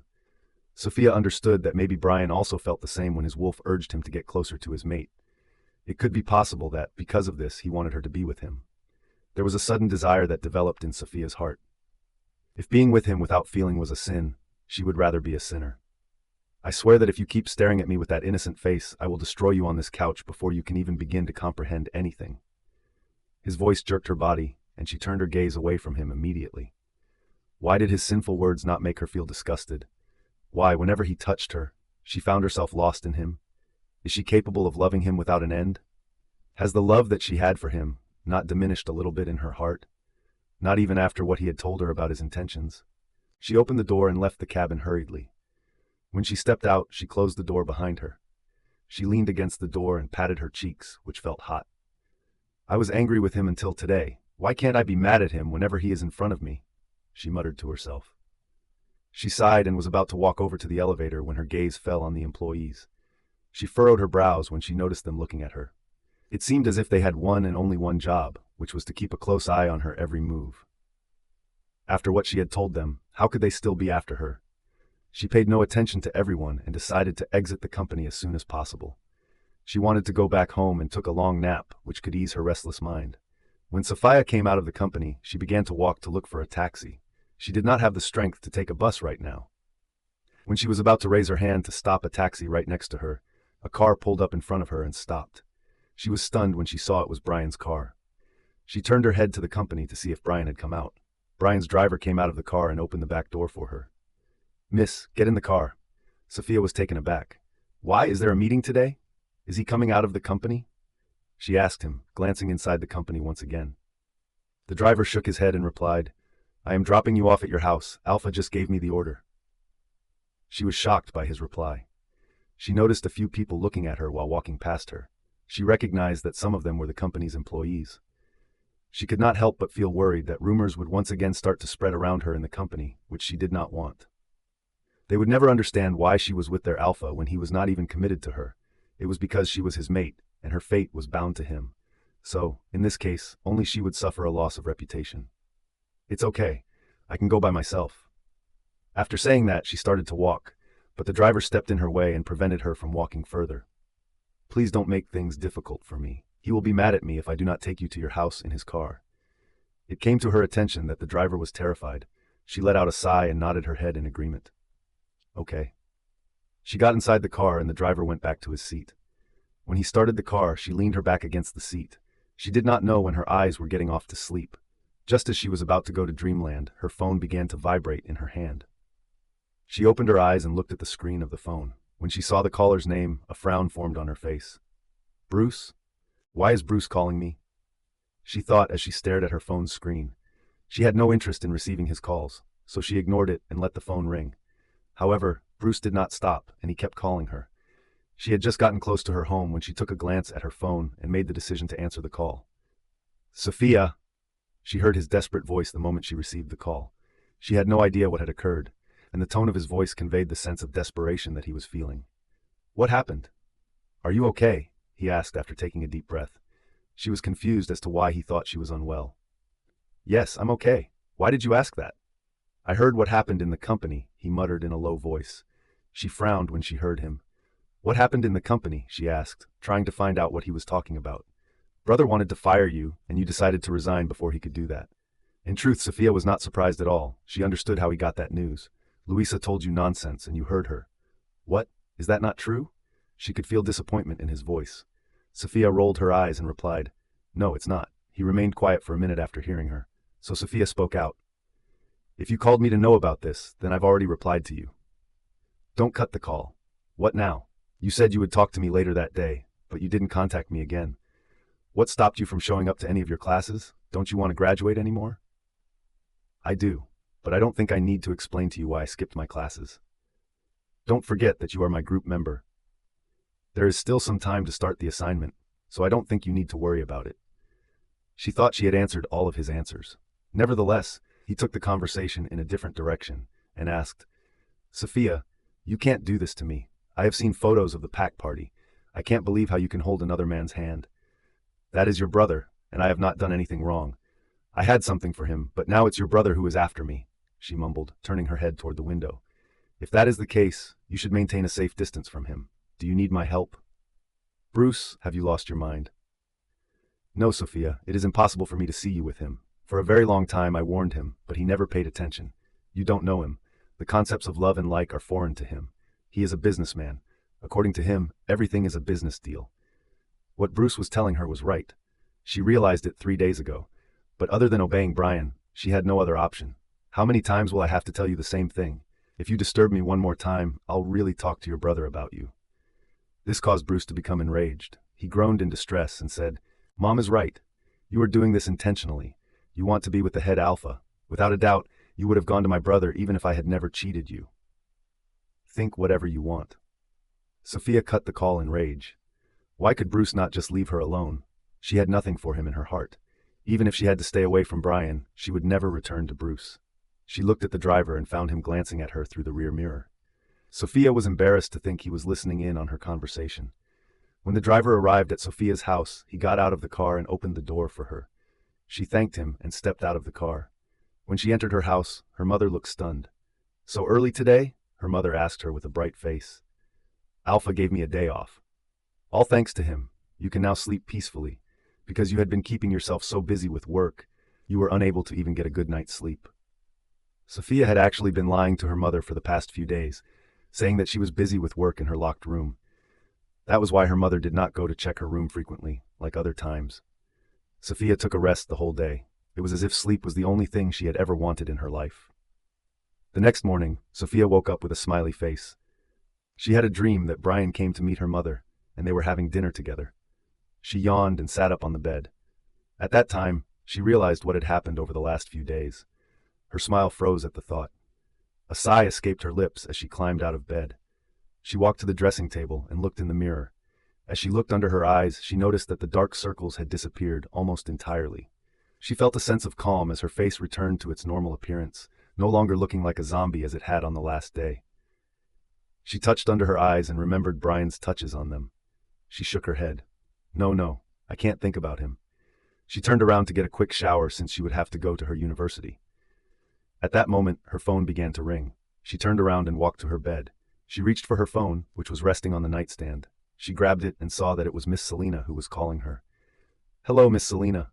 Good morning." She greeted her with a polite tone. "Morning, Miss Sophia. The reason I am bothering you at this time is because there has been a change in Alpha's schedule, which I failed to inform you of via email last night. I apologize for the inconvenience. Therefore, I decided to give you a call directly." "Alpha's schedule?" Sophia asked in confusion. "Oh, I forgot to tell you. Alpha told me to handle the work on his schedule until you returned, so I had to work on it in your absence." "Oh, I see." Sophia knew Miss Selina was one of Bryan's trusted people. That was why he let her do it for him. Sophia expected her to inform her about any meetings at noon, but she was surprised when she heard her. "There is a meeting scheduled for this evening. It will be held at the most expensive club in our pack. So, as the personal secretary of the CEO, you will have to attend the meeting with Alpha." "Meeting in a club," Sophia murmured. "Didn't people go to the club to have parties? Why did they have to arrange a business meeting at a club?" She then recalled Sarah's birthday night. She had seen Bryan that night talking with some men. Perhaps he went there for a meeting. Sophia shook her head as she considered that Bryan might go there to attend a meeting, because she had never seen him hang out except the night when Sarah asked him to join them in the club. She tightened her fist as she thought that from that night on, they started to come closer. It was her fault that she was drunk. "Yes, meeting in the club," Miss Selina replied. "Miss Selina, you didn't have to bother calling me. You could have informed me at the office." "I know, but I heard you live with your family, so I thought to inform you beforehand so that she could handle your own schedule." Sophia's brows furrowed in confusion. "Why? Are we going to have the meeting in the last hour of the office?" "No, after the office hour." Sophia's jaw dropped. These days, she was required to remain in the company until 7 or 8 o'clock in the evening. If she were to go to the meeting, it would take her until the middle of the night to get back to her house. "Are you listening to me, Miss Sophia?" "Yes, Miss Selina. I will manage everything. Thank you for letting me know in advance," she replied with a low tone. After hanging up the phone, she glanced at the clock. Her eyes widened when she saw the time. She rushed to the bathroom and took a quick shower. She wore a dress that was knee-length. She chose to wear it because she had to go to the club tonight. That dress seemed fine to her. It was decent, and she did not have to change it to go to the company either. She tied her hair into a high ponytail. After putting on a pair of heels, she left her room. "Are you going somewhere today?" her mother asked when she noticed her dressed up. "Today I have a meeting that I must attend." "Oh, I see. Mom?" Sophia chewed her lips as she thought to inform her about her late arrival. "Yes, my baby. What happened? Do you want to say something to me?" "Yeah, I will come home late. Please don't wait for me at dinner." There was no sign of surprise on her mother's face. It seemed like it was normal for her now. "You come home late every day. If I take more time, don't worry about me." Her mother let out a sigh. "I am regretting letting you join the company. Your brother called me, and you know how he is. He somehow got to know about your job. He asked me why I let you go there." Sophia lowered my head. She was also feeling the same. She regretted joining that company. Suddenly, her mother's words hit her mind. She raised her head and looked at her mother. "Mom, did you talk to brother again?" Her mother looked at her expression carefully. "Yes. When did he call you?" "He called me last night. He said he called you several times, but you did not answer." She felt restless. She immediately took out her phone and unlocked it. She noticed 5 missed calls from her brother. She forgot to call him yesterday after talking with Bryan. He might have called her to inform her about the dismissal of his leave. A new tension arose in her head as she thought, what if brother asked me about resigning from the Morrison company? What will I reply to him? "Sophia, where are you lost?" her mother asked. She returned her gaze to her mother and shook her head with an awkward smile. "Nothing, Mom." She walked toward the door and opened it. She turned to her mother and said, "I will return late tonight. I can assure you that I will be fine. Don't be concerned and sleep on time. The last thing I want is for you to forget to take your medication, Mom." Her mother nodded her head. "Okay, take care of yourself, my baby." In a hurry, Sophia went to her mother and kissed her on the cheek before leaving her house and making her way to the bus stop. When she reached her university, she felt relieved. She arrived on time. There were still 10 minutes until her first class began. She made her way to her class, thinking about what excuse she could give the professor for her absence. She was stunned when she reached the classroom. The professor was already in the class. Why did he come so early today? Was it fixed in her fate that she would have to get scolded by him today? "May I come in, sir?" she asked with a polite tone. Everyone turned their heads toward her. The professor gave her permission with a slight nod. But when he saw she was well dressed up, he thought Sophia was a pretentious girl and skipped classes to hang around. "Why didn't you attend the last 2 classes, Sophia Burge?" "Sorry, sir. I was a little sick." She immediately made an excuse in a nervous tone. The professor pushed his glasses up from his nose and responded with a sarcastic tone. "But you don't look sick to me." Students began to laugh. Sophia turned her head and frowned at them. It came to her attention that Sarah was waving her hand in her direction. Nolan was sitting beside her. "Sir, I'm sorry. I will make every effort to be present in each and every class. Now, can I go to my seat?" Sophia said this while trying to walk to the seats where Sarah and Nolan were. "Wait a minute." The professor's voice stopped her. She turned around and asked him, "Yes? Why are you going there?" She was confused by his question. "Because I want to go to my seat. All of the students are seated in my classroom in accordance with the group that I created for them." "But sir," he shook his head to cut her off and looked around the class. His eyes fell on someone, and he said, "Bruce Morrison, let Sophia Burge sit next to you." Sophia was stunned after hearing from the professor. A sense of annoyance appeared on her face as her brows furrowed at the professor. "But why, sir?" she asked him with a disbelieving tone. "Didn't you hear what I said? You have to sit with your group until you finish the project." She tightened her fists as she controlled herself to not talk back. However, she could not help but speak out once again. "But sir, there is still time to start the project. Why are you so disobedient? You did the same thing in the group-making class." The professor gave her an angry look, as he did not understand what was wrong with her, or did she want to draw attention from everyone by bringing up new issues every day. "Why are you standing here? Go and sit next to Bruce. Don't make me repeat it again. From now on, you will sit with him in my class." Sophia lowered her head when she was scolded by him. The whole class was silent. But when she turned to look for Bruce, the girls began to whisper, "She is so fake. We all know she obviously wants to be with Bruce. She is pretending to be hard to get." "Yeah, you are right. We are dying to sit with him, and here is his ex. Such an idiot. Where will she get a man like Bruce if he stops feeling interested in her?" "Exactly. He is a son of the royal family and is both attractive and handsome. He is the younger brother of Alpha Bryan." Sophia clenched her jaw as she tried her best to ignore their voices. In a few seconds, her gaze settled on Bruce, who was seated on the last bench in the left corner. Because all of the benches were joint for 2, students were required to sit in pairs. Sophia could see Bruce staring at her. She headed in his direction with a gloomy face. She glanced at the 2 students who were seated on the front seat of Bruce's seat. She stopped next to them and asked, "Excuse me, can we exchange seats, please?" She whispered so that the professor would not listen to her, since the class was massive and she was standing at the end of the class. Both the boy and the girl looked up, rolling their eyes at her. "Didn't you hear the professor? Go sit with Bruce quietly." "We don't want to sit with you," the girl replied as she held the boy's hand. Sophia was stunned. Did she think that she was after her boyfriend? With a sigh, she moved to the last seat, which was located behind the bench. Sophia wanted to tell Bruce to move to the window, but he stood up and stepped aside. She had no choice but to sit close to the window, where Bruce sat next to her. She found him sitting a little closer to her. She glanced at the professor, who had started the lesson. "Can you just move a little to your side?" she muttered with an angry tone. Bruce did not move. Instead, he replied, "You won't tell which side is mine? It's a bench where you have to compromise the space with me." Sophia exhaled deeply as she fixed her eyes on the professor. She knew Bruce would disturb her like that. It was the reason she did not want to sit with him. She did her best, but she was stuck sitting next to this boy. While Sophia attempted to concentrate in class, Bruce's gaze remained fixed on her. He examined her carefully. He observed every expression and movement she made. He chuckled when he noticed her tapping her nails on the bench under stress. Sophia turned her head to the side and almost let out a gasp when she saw his face so close to hers. "What are you doing?" she asked. While she was moving away from him, she pressed her back against the window frame. "I'm doing nothing. I am just looking at you. Don't look at me." "Why? Is there any rule that I can't look at my baby?" he asked with a wicked grin. She gave him a glare. "I knew it. I knew you would do something like that. Keep your distance from me. Otherwise, I will complain to the professor." She warned him and glanced at the professor. She wondered why that man could not notice them. Was he so preoccupied teaching others the lesson? Bruce laughed in a low voice and shook his head. "I can't understand what you think of me. You always warn me that you will complain to others about me. I want you to know that I am not a coward. You are free to give it a shot if you so desire." When Sophia heard him say that, she scoffed at him because she believed that he was only saying that because she had never tried it. So she got to her feet and looked at the professor. "Sir, Bruce is disturbing me. I can't pay attention to the class because of him." The professor paused as he looked at her. All the students turned their attention to her, then glanced at Bruce, who shrugged his shoulders. For a moment, the professor looked at Bruce, but then he turned his attention back to Sophia. Given how often he had reprimanded her today, Sophia assumed he would do the same to Bruce. However, to her surprise, the professor lifted his hand and gestured at her. "Sit down. I don't have time to hear your complaints right now."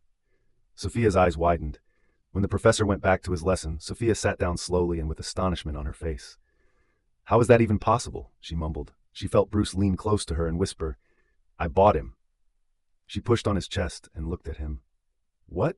He raised a brow and asked, "What? Have you never heard of buying the judge in a case? Just like that, I bought the professor in your case." Sophia could not believe in her ears. "Bruce bought the professor? Don't be too shocked. It's just for the classes. I didn't make any deal with getting a high score, so it's not illegal that you can go and complain to the dean about it." Bruce's voice was full of mockery, but by looking at the expression on his face, anyone could say that he was enjoying Sophia's reaction. As she grabbed her forehead and turned her head away from him, Sophia thought to herself, "These two brothers are getting on my nerves." She closed her eyes to take a deep breath to ease her mind. However, she was unable to allow her thoughts to calm down. Before she had a chance to calm down, Bruce spoke out again. "The professor informed us that he would assign us such a large amount of work that we would be required to spend nearly 4 hours working together. I was considering telling him to increase the hourly rate," he muttered. "Shut up!" Sophia roared at him. He pursed his lip to stop his laugh. He had so many ideas in his head to get her back. It's just that he needed time to proceed. He was an alpha in rank. It did not give him a nature to feel cowardly, so even after his big brother warned him, he did not agree to leave Sophia's side. He believed she belonged to him from the beginning, and he would get her back. "It is just that my brother was born first, and for that reason, he gets to be the head alpha. Otherwise, I am also an alpha and a royal blood as well," he thought to himself. Suddenly, his eyes widened at his thoughts. Why did he think that? For the first time, he thought about the position. There was never a moment when he felt envious of his brother's position. From childhood, his parents told him his position, which was after his big brother. He never gave it a thought, even after some of his friends told him that his father could have given the throne to him. "What's I'm thinking?" he asked himself. He shook his head. He could not be greedy for something that was impossible. But an unexpected thought arose in his mind. If I were the alpha, my brother would never have had the chance to warn me about her. Even if she were his mate, he would have to let her go for me. During the time Bruce was thinking all of those unrealistic things, Sophia glanced at him and observed him. "Have you gone mad?" she asked him. "Huh?" he asked as her voice reached her ears. "You looked crazy a few seconds ago," Sophia replied as she turned the pages of the notebook. Bruce cleared his throat as he shoved his thoughts about the positions and gazed at her. Sophia could feel him looking at her from head to toe. She was aware of his gaze because she had spent 2 years with him. "Stop scanning me with your eyes," she muttered in a furious tone. "Why did you wear such a hot dress today? To impress me?" he asked with a smirk. She didn't have to turn to look at him to see his smirk. She knew how he reacted when he talked. "No, to impress your brother," she replied while turning to him and smirking at him. Almost instantly, his smirk disappeared. "Sophia." "What?" She was tired of running away from his ex-boyfriend, so she decided to face him. She rested her face on her palm while looking at him. With a grin on her face, she said, "Didn't you buy the professor for me? Then let us have a conversation. What's there to be ashamed about?" Her voice was a little loud, which caught the student's attention who were sitting close to them. He glared at her, and she sneered at him in response. "Why so angry, ex-boyfriend? Didn't you want to talk to me? You have become sassy. You were not like this when you were with me," he said. Sophia nodded her head. "Yeah, you are right. It's all because of your big brother. He is playing hard to get with me. So I thought, why not seduce him? After all, he is my mate." This time, she spoke in a low voice so only he could hear her. Her every word was piercing to Bruce, and she was aware of it. He had hurt her a lot. Why not hurt him in return? He grabbed her wrist firmly under the desk. "You are saying these things to me intentionally." She tried to break her hand free from him, but then she paused and said, "Grab it more tightly. I want your brother to see the red skin on my hand. Perhaps it will cause him to feel jealous of it." In an instant, he let go of her hand. She laughed at him while moving her hands, which he had just released. "Still so afraid of your brother? You are a child in front of him. Don't provoke him." She paused and glanced at her wrist. She repeated the words that Troy had told her to alarm her about Bryan.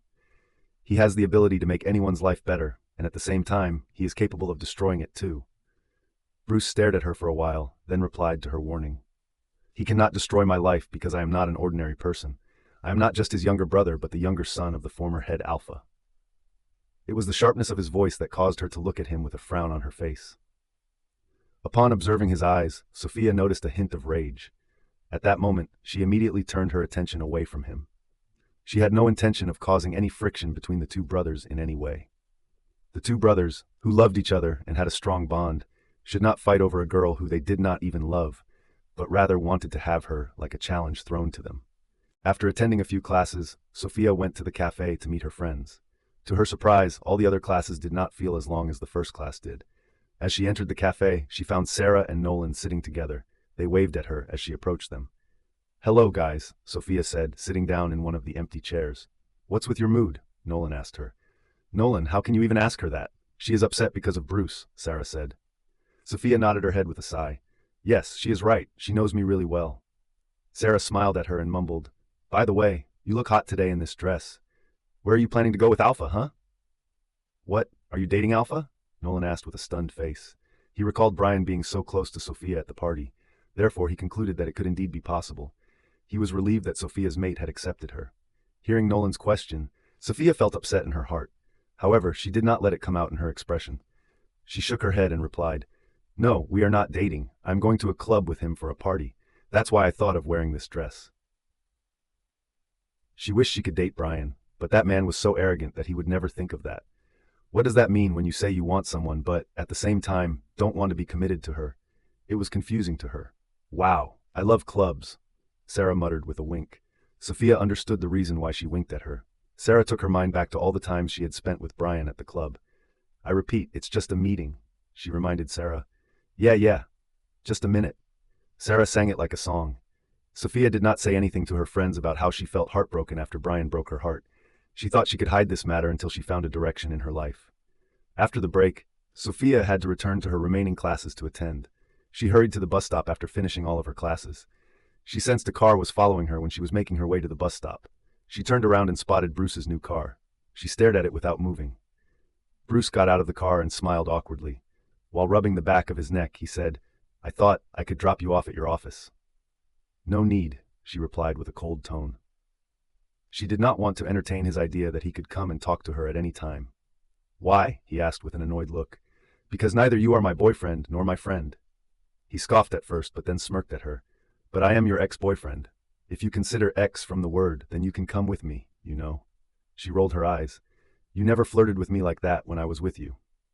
He was stunned when he realized that she had just posted his remarks to him, so he replied, "I became flirty the same way you became sassy, though it's only for you." "Go to hell." Sophia began to walk again. From behind, he spoke out. "You wanted to make my brother feel jealous, right? How about going to the company with me? He will surely feel jealous." She stopped and turned to him. "When did I tell you that I want that?" she asked with a confused look. "You said that in class when I grabbed your wrist." Sophia almost hit her own head. It was because she was aware that Bruce would release her if she said something like that. That was why she made that statement, but it seemed like he took it very seriously. "No, thank you. I have other men to make him jealous. Bye, she replied with a grin. Bruce tightened his fists as he watched her turn away from him and walk in the direction of the bus stop. Sophia let out a deep breath when she got to the bus. When she found other men glancing at her, she felt uneasy. She lowered her head to look at the dress and asked herself, "Did I dress a little too short?" She tried to ignore the questions roaming around her head and got down from the bus when it arrived close to her company. When she entered the company, everyone greeted her. The receptionist waved at her and smiled at her while looking at her dress. "What's wrong with everyone today?" she muttered under her breath. As she entered the top floor, women were glancing at her. Sophia noticed Miss Selina walking toward her. "Good noon, Miss Sophia. Good noon." Selina looked at her appearance and said, "I see you dressed yourself for the club meeting. You look younger than your age when you tie your hair like this." Sophia scratched her head. "Really? Like 10? Selina laughed and shook her head. "No, dear, like a few years younger, like 16. "Oh, but I am going to be 19 soon." "You are pretty. Beautiful outfits enhance your beauty even more." The compliment caused Sophia to flush. "I was just going to Alpha's cabin, but his cabin is empty." "What? I mean, where is he?" As a secretary, she should know his whereabouts. He was talking with his mother when he was walking out of his cabin, so I guess he went to meet her. Oh. Sophia recalled that when she went to Bryan's private residence, one of the guards had told her that Bryan's mother was a little sick. Is she okay? Sophia thought. Sophia went to her cabin and began to think about what she would do. Should she call Bryan to ask about his mother? Though his mother was rude to her last time and even went too far to slap her. She shook her head and grabbed her phone, then dialed Bryan's number. After a few rings, he received her call. "Alpha?" She immediately spoke out but bit her tongue when she realized she sounded desperate. Bryan replied in a deep voice, which caused her to feel butterflies in her stomach. "Yes, Miss Berg." She rubbed her stomach to stop what was going on inside. "How does it feel like this?" she muttered to herself. "Feels like what?" Sophia's eyes widened in response to his words. She slapped her mouth when she realized that her thought was too loud. He had heard her. She cleared her throat and spoke out in a low voice. "And nothing. I was working and I am feeling tired." "Really? But I heard you had just entered the company." She could not be more shocked. She was embarrassed. She bit her bottom lip at the thought that he had caught her. "Wait a minute. How do you know I have just entered the company?" "Don't think too much, Miss Berg. You have some reason for calling me. I think you can say it." Sophia chewed her lips in confusion. She could never understand this man. He was too mysterious. "Where are you, Alpha? I am out for a private matter." Sophia scoffed at him in her head. "Private matter? I know you went to meet your mother." "Don't act like you have a girlfriend," she thought. While holding her phone close to her ear, she opened the computer and checked his schedule, which Miss Selina had handled. She was surprised that he indeed did not have any work right now. "I wanted to remind you that we have a meeting in the evening," she said. After a brief silence, he replied to her, "I will pick you up from the company after the office hour." She heard him but did not reply. His voice was calm and sounded like honey. She closed her eyes and took a deep breath without making any noise. "Why am I feeling like this whenever I see or talk with him? Why can't I stop my heart from beating for him?" she thought. Bryan was on the line until she cut the call. She put the phone on the desk and held her forehead. "Control, Sophia. How long have you been in love with him? Why is your love for him growing stronger every day?" she asked herself. After trying to make herself understand to avoid the feelings, she began to work. When it was break hour, she went to the cafe. Today, many male employees came to talk to her. She wondered if it was because of the dress she wore. However, it was a simple black dress with a few shimmering golden stones here and there. But what caught other people's attention was the way it hugged her perfect body. She had no idea that she had the body that every man desired in life. "Hey, Sophia." She turned around and saw Troy approaching her. "Hey." They grabbed their meals and headed to a table to sit together.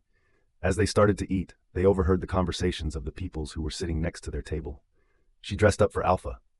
"Yeah, how can she have such a good figure? Maybe that's why Alpha is with her. Or perhaps she goes to the gym daily to get this shape in order to seduce Alpha." Troy gave them a stern look. "Can you all just shut up?" Those women looked shocked and immediately lowered their heads to focus on their food. Since Troy was the head of the financial department, he had a great reputation in the company. That was why employees showed him great respect. Sophia rolled her eyes when she saw those women glancing at her again. "Troy, let it go. They have nothing else to do except gossip about others." Her voice was loud enough to be audible to them. Troy turned to her and gave her a nod. When they had finished eating, they made their way to the elevator. "You look beautiful today." She heard him and she turned her head toward him. "Oh, thank you." She chuckled when she understood the magic of the dress. It was the reason she was receiving so much attention from others today. Well, there will be a meeting at night in the club. Last time, Alpha scolded me for my dress when we were going to attend a meeting in a restaurant, so I thought about wearing something that suits the place. He smiled at her. That's great. By the way, I am also attending that meeting tonight. Her face brightened. Really? Yeah. Shall we go together? Even though she did not want to, she had no choice but to refuse him. Actually, Alpha said he would pick me up. Since I am his secretary, I should go there with him. It's okay. See you in the meeting then. Sophia gave him a nod with a warm smile. Soon after, she went back to her cabin and continued her work there. When it was getting close to the end of the work hour, she received a message from Sarah.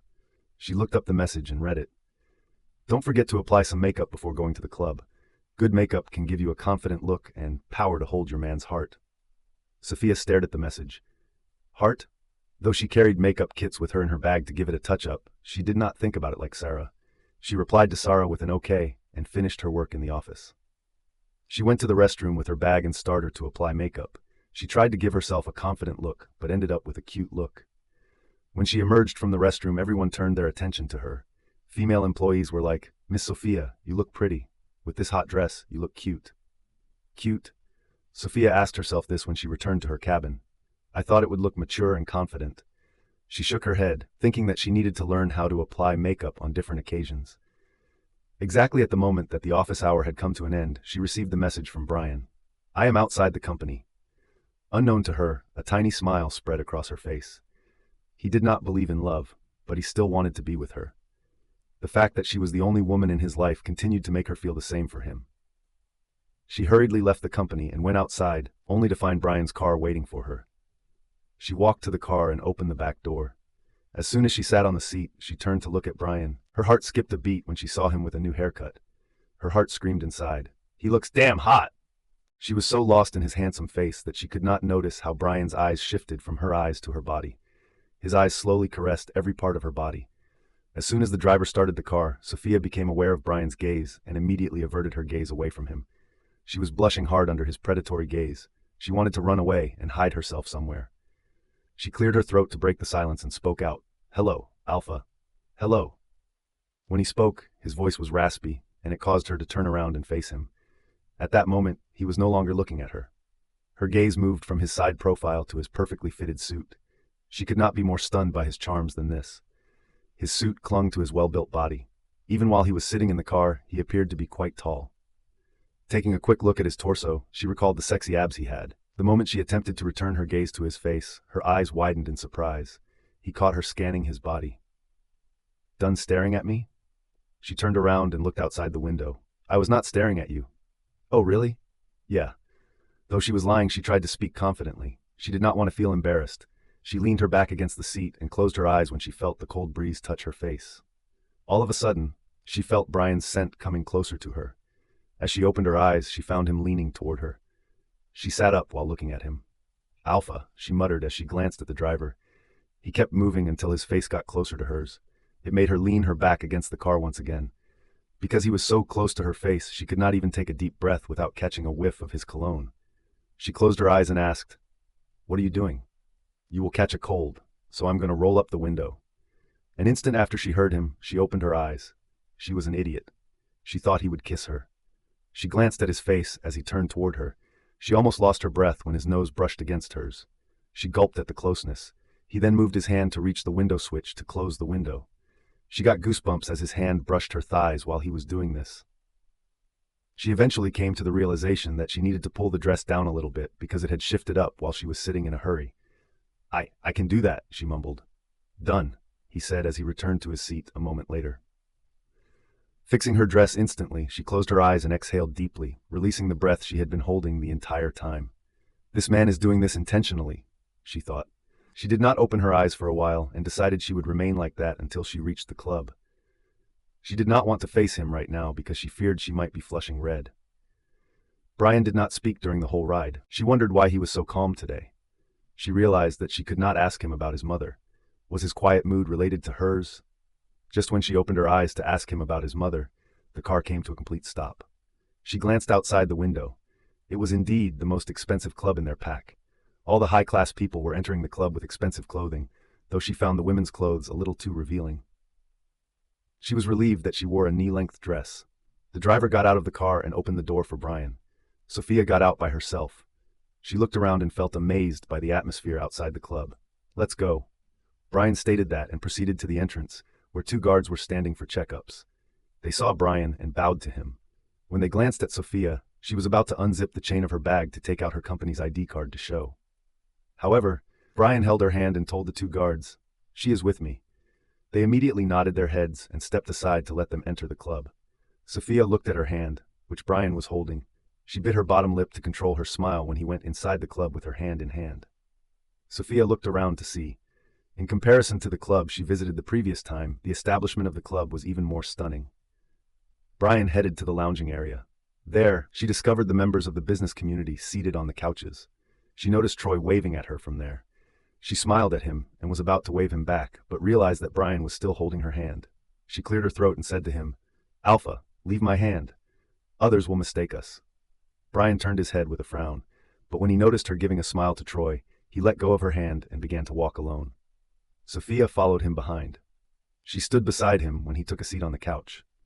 The clients who were also alpha in rank shook hands with him and then sat back in their seats.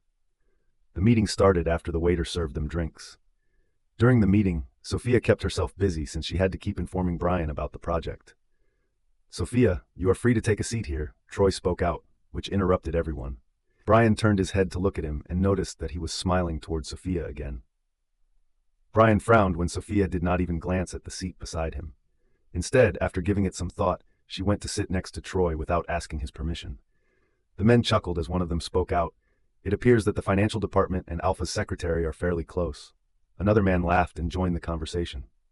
"No, she only has a close relationship with the department head." Meanwhile, Sophia smiled at them awkwardly, as she did not know what to say. It was not a rule for a secretary. She had always seen Lily standing next to Bryan during the meeting. The only reason she chose to sit was that she felt uncomfortable with other men glancing at her legs. Little did she know, someone did not like her action and was not pleased with how others were talking about her and Troy. With a calm expression and deep eyes, he fixed his gaze on them with a clenched jaw. Troy was unaware of Bryan's dark gaze. Since the day in the office, Sophia cleared that she and Bryan were not together. Troy thought of pursuing her. Sophia gave him a small grin, then turned her attention to the man who had started to speak. As the meeting ran for half an hour, Sophia made an effort to focus on her work only. She glanced at Bryan once, and he did not look in a good mood at all. When the meeting was over, everyone got to their feet to leave. Sophia also stood up and thought about when the next meeting would be and where she would fix it. As everyone was ready to leave, Troy said to her, "Sophia, let's go with me. I'll drop you home." She was about to say okay because Troy had asked her to accompany him to the club today, but she had to decline his invitation. With that in mind, she pondered, why not go with him? He was her good friend, and she could not just refuse him every time. However, before she could say yes, Bryan's deep voice reached her ears. "You don't need to. She came here with me, so she is going to leave with me as well." A nervous smile appeared on Troy's face as he turned his head to Bryan. "Alpha, her house is on my way, so you don't need to worry." "Do you want me to repeat my words?" Bryan asked Troy while lifting a brow. The other men appeared to be nervous when they saw Bryan looking mad. Sophia could see that the situation was getting out of her hands, so she quickly walked to Bryan and said to Troy, "It's okay, Troy. I will go with Alpha. He may have some unfinished work for me." Troy felt a fear inside himself as he looked into Bryan's eyes. His penetrating gaze was fixed on him. Why did he look furious? Bryan looked at others' frightening expressions. He chuckled and turned his head towards Sophia, who was now standing next to him. He wrapped his hand around her waist and pulled her closer to him. Sophia was shocked, as were the others. "In truth, I feel disoriented whenever she is not around me. After all, she is my personal secretary for a reason." The other men exchanged glances with each other and bowed their heads. "Permit us to leave." Bryan gave them a nod. Troy looked at Bryan's hand, which was grabbing Sophia's waist, then shifted his eyes to Bryan. "Do you want to sign a permission letter from me to leave?" Bryan's voice was sharp and cold, which shook Troy to the core. He immediately shook his head and bowed to him. "I apologize to you if I offended you by something, Alpha. I'm leaving." Sophia turned her head and saw Troy leaving the club with those men. She then turned her head toward Bryan. She pushed his hand away from her waist and asked, "Why did you do that?" A frown formed between his brows. "What did I do?" "Why did you insult Troy in front of others?" Bryan glared at her, indicating that he did not like her question. "I could accompany him. The meeting is over anyway. You talked to him like that, which made him feel humiliated." "Why do you care for him?" "I care because he is my friend." He scoffed at her. "Yeah, I know what type of friend he is." Sophia felt that he was too rude. He could have denied Troy politely. She had already told Troy that she would go with him. Then why did he get mad suddenly? Sophia walked away from him, then sat down on one of the couches. I will go by myself, she muttered, folding her arms. Bryan stared at her for a few seconds. She glanced at him and then turned to the other side, where he could not see her face. If that's what you want, then fine, he said, walking in the other direction. Sophia's jaw dropped at his action. Other men were looking at her from different directions, and she could see them. Such an arrogant person. He did not even admit that he did it wrong. Now, what will Troy think about us? He will think I lied that day, and the rumors are true. I only made one friend in my office. But this man, he snatched that friend away from me. 10 minutes had passed since Sophia had sat on the couch in silence. A few men approached her, but she ignored them and fixed her eyes on Bryan. He was drinking while sitting in the bar. The moment she caught sight of a young woman getting closer to him, she clenched her fists. She could not help but feel envious of the woman's hot body. Upon seeing Bryan smirk at the woman, her eyes widened in surprise. She immediately got to her feet in rage. What was going on in his mind? Would he go with that woman to sleep while leaving her there all alone with other men? She could not stop herself and began to walk in Bryan's direction when she noticed that the woman had placed her hand on his thigh. As she got closer to them, she overheard that woman. Every woman in the club is dying to approach you. But only I dare to come toward you. Won't you reward me for my bravery? Bryan sipped his drink while looking at the woman. Sophia's blood began to boil when he did not push the woman away from him, so she decided to do it herself. She grabbed the woman's hand and turned her around to face her. Excuse me, the woman said to her. What are you doing? Sophia asked the woman. The woman looked confused. I should ask you the question. What are you doing? Why are you disturbing us? Us? The man behind you can ruin your life. I don't care. For now, I want him to ruin me in his bed, the woman said while turning her head at Bryan. Sophia glared at the woman.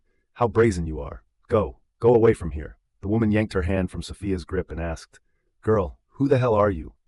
Sophia gritted her teeth and replied, The man you are trying to seduce is mine. The woman appeared stunned upon hearing her. The realization hit Sophia that she had just claimed him as hers in front of him. She slowly turned her attention to Bryan, who was staring at her. She swallowed her breath and averted her gaze immediately while swearing inside her head. Shit! The young woman could not help but laugh at Sophia. She thought Sophia was a random girl who was trying to seduce Bryan as well. So she looked at her from head to toe and said, Listen, little girl, go and find a big boy for you. She pointed her hand at Bryan and muttered, He is a man. He doesn't need a teenage girl like you, but a woman who can flame his desire. Sophia was caught off guard. What did she mean by saying he needed a woman? Just because she was young did not mean she did not know anything. It was just that she was not a sultry woman like this woman. Just leave, she uttered while glaring at her. The woman rolled her eyes at her, but she froze when Bryan spoke out with a chilly voice. Leave. The woman lifted a brow and smirked at Sophia. See? He wants a woman. He wants me. Sophia looked at Bryan with disbelief. How could he choose this woman over her? Did he want to humiliate her again? Fine, I'm leaving, she said, and she was about to turn around to leave. But a hand wrapped around her wrist. She turned to look and was stunned when Bryan pulled her toward him. The young woman was shocked when she saw that. Bryan turned to the woman and said, Didn't you hear what she said? Leave. But Bryan shut her mouth by giving her a glare. She felt terrified and left the bar. Meanwhile, Sophia was staring at Bryan. When he turned his head to look at her, Sophia realized they were very close to each other. Her breasts were almost touching his jaw because he was still sitting on the stool. She chewed her lips and moved away from him. She tried to divert her mind. However, the woman was glaring at her from a distance, which infuriated her. She looked at Bryan and asked, You wanted to go with that woman, didn't you? He looked amazed. When did I say that? If that's not the case, then why were you so silent when she was insulting me? You know what? Go with her. He was stunned by her statements. How can I go with her? Didn't you just scare her away from me? Excuse me? Did I scare her away from you? She shook her head while grabbing her forehead in disbelief. I can't believe this. I think she is right. You need a woman. I am just a teenage girl who needs a big boy but not an old man. As soon as he heard that, his eyes turned dark. Did you just dare to call me old? She smiled at him sarcastically while looking at his angry face. Of course I did. Why are you reacting like this, Alpha? You didn't react the same way when she called me young. She was There is no need for any justification. I got it. You should find a perfect woman for you, and I will do whatever I want now. He frowned at her. What do you mean you will do whatever you want? She patted his shoulder, causing him to turn his head and glance at her hand. Enjoy your club time, Alpha Bryan. I am leaving you alone. After saying so, Sophia headed to the dance floor. While making her way there, she untied her hair and wore the black hairband on her wrist like a wristband. Her dress was decent until she pulled her sleeves down, turning the dress off shoulder and revealing a little bit of her cleavage. She looked around when she reached the dance floor. She ran her fingers through her hair to give it a blow. She grinned as she spotted a boy her age. Got it. She walked to the boy and smiled at him. The boy was stunned by her sudden appearance, but when he looked at her attractive body, he smirked at her. Hey, hottie! On the other hand, Bryan was watching her from afar. When she untied her hair, he felt his sleeping beast awakening. When he first laid eyes on her while they were in the car, he was immediately captivated by the sight of her beauty. He was at a loss to comprehend how someone could appear to be so innocent while wearing a hot dress. He wanted to ruin his innocence. The sight of her approaching a boy caused Bryan's eyes to turn almost red. He grabbed the glass tightly when he saw her putting her hands on the boy's shoulders. That boy took the chance and wrapped his hands around her waist. Bryan finally reached the point where he could no longer take it. After loudly placing his glass on the counter, he snarled inside and then pulled himself to his feet. Without taking his eyes off Sophia, he made his way to the dance floor. His eyes fell on her bare shoulder, which was hidden under her dress a while ago. He became enraged when he realized that she pulled her sleeves down to show other men. He reached out his hand and grabbed her wrist tightly, then pulled her closer to him. Sophia looked at him with shocked eyes, but then she began to push on his chest as her body pressed against his. Let me go. Bro, she doesn't want to dance with you. The boy tried to speak to Bryan with anger, but when Bryan turned to him with glowing red eyes, the boy took a few steps back in fear. Since it was a dance floor and the DJ lights were flickering, others could not see what was happening around them. They were busy with themselves. Sophia tried to break herself free, but Bryan drew her once again. We are leaving right now, Bryan said with a cold tone. Like a stubborn girl, she shook her head. No, I won't go with you. Bryan stared at her, and then his eyes shifted to her chest. She gulped and looked away from him while struggling under his grip. She was mad at him. The last few days, he had been constantly hurting her. After taking a few deep breaths, she turned her gaze to him. Alpha, I want to stay here for a while. You can leave alone. Just as she was about to finish, he suddenly grabbed the back of her neck and pressed his lips against hers. It came as a complete surprise to Sophia when Bryan began to kiss her. Her anger was alleviated by the touch of his lips, but she did not want to give in to her feelings. She tried to push on his chest. However, he grabbed her hands and locked them behind her back. He broke the kiss for a second. She could see his alluring face under the flickering silver lights. He gazed directly into her eyes. Her eyes could see something enigmatic in his eyes. His gaze slowly moved to her lips, and he leaned over them again. She shut her eyes as his lips began to move against hers. No matter how much she tried to make up her mind, his one touch had the ability to melt her entirely. It was a rough kiss. He was expressing all of his anger toward her in that kiss. The harsh strokes of his lips over her tender ones caused her to moan in the kiss. She felt drunk without even consuming alcohol. She could taste alcohol in his mouth when his tongue touched hers. As if he understood that she had given in to him, he slowly let go of her hands and wrapped his hands around her waist. Almost as if he wanted to eliminate any distance between them, he pulled her closer to him. She started to feel breathless and placed her hands lightly on his shoulder. He broke the kiss and looked at her. His predatory eyes were scrutinizing her delicate face. She kept her eyes half closed and parted her lips to catch her breath.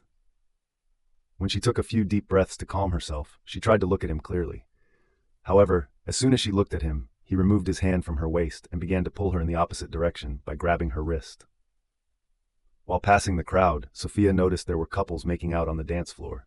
She cast a glance outside the dance floor and spotted that some of the couples were almost having sex by the way they were straddling each other. She immediately looked away from them and lowered her head while walking behind Bryan. Here, nobody gave a damn about anybody. Everyone was engrossed in their own worlds, relishing the night with their partners. Sophia thought they were leaving, but to her surprise, Bryan brought her to another side, where the sounds of music faded as they continued to walk ahead. The lights were dim, and she was unable to make out anyone there. Before she could ask where they were heading, he stopped and turned to her. Where are we go? He pushed her against a wall and caged her between his arms. The sudden closeness made her gasp. We are close to the back door of the club. Back door? She asked, blinking her eyes while looking at him. When she saw how deeply he was looking at her, she lowered her head, avoiding his gaze. He lifted her chin and made her look at him. She let out a shaky breath when she met his eyes again. I was calm, wasn't I? Why did you provoke me when you asked for time for me to prepare yourself? Why did you awaken my beast, which now seeks to hover over you? His husky voice and his intimate words twisted her stomach inside. Her lips parted to say something, but she lost her voice. She bit her bottom lip when he leaned down to come close to her face. She moved back slightly and ended up pressing her head against the wall, just like her back. "Now you have to take the responsibility," Bryan whispered, leaning into her ear. She wanted to ask what he was saying. However, she moaned when he sucked her earlobe. She reached up and grabbed his hands right away, but he grabbed them and pinned them over her head, despite the fact that she was not resisting him. She was taking deep breaths with her mouth open when he continually kissed and licked her earlobe. He moved from her ear and kissed her cheek. She was surprised when his thumbs began to circle around her palms, giving her different pleasures. "Alpha. He hummed when his nose kept brushing her cheek. It seemed as though he desired to kiss not only her lips, but also her entire face. He wanted to express his desire for her with these small things. He kissed her eyelids, which caused her to close her eyes. "Why can't you be obedient, huh? You know I don't like to get mad at you." She froze at his words. He did not like to get mad at her? "Why?" she asked with a desperate tone. He stopped kissing her face to look at her when she opened her eyes. She gazed into his mysterious eyes to understand him. He smirked and leaned on her lips. "You know the answer." Saying that, he crashed his lips on hers. The kiss was so passionate that she could not stop herself from kissing him back. She struggled to free her hands from his grips so that she could touch him, wrap her hands around his neck and caress his soft locks. But as if he were punishing her, he did not let go of her hands. In fact, he released her lips and looked at her. She gulped the way he was looking at her breasts. Though she was wearing a dress, she felt she was naked in front of him. "How dare you try to grab another man's attention?" he asked her. I was just... Ah! He attacked her neck and began to kiss her there. His mouth moved down until he reached her collarbone. He lightly bit there, which caused her to hiss. How much he wanted to touch him right now. It felt like a torment to not be able to hold him in her arms when he was doing so much to her. Her eyes were closed tightly as she was taking in all the pleasure he was giving her. But her eyes flung open in surprise when he pressed his body against hers. At that time, he released her hands and wrapped his hands around her body. He leaned over her breasts and uttered, "I want you to keep looking into my eyes, baby girl." Slowly, Sophia looked into his eyes. The sight of his face close to her breasts caused her to gasp. While he was looking into her eyes, he pulled her sleeves down a little bit, which revealed the upper side of her breasts. She was taken aback by the fact that if he had pulled harshly, her breasts would have been completely exposed to him. But to her surprise, he was not that insensible to strip her in a hallway. As he kissed her upper breasts, he eventually let go of her sleeves. She moaned while looking at him. His grip tightened as her soft moans only made him harder. While he was fixated on her, he noticed that she was trying to avoid making eye contact with him.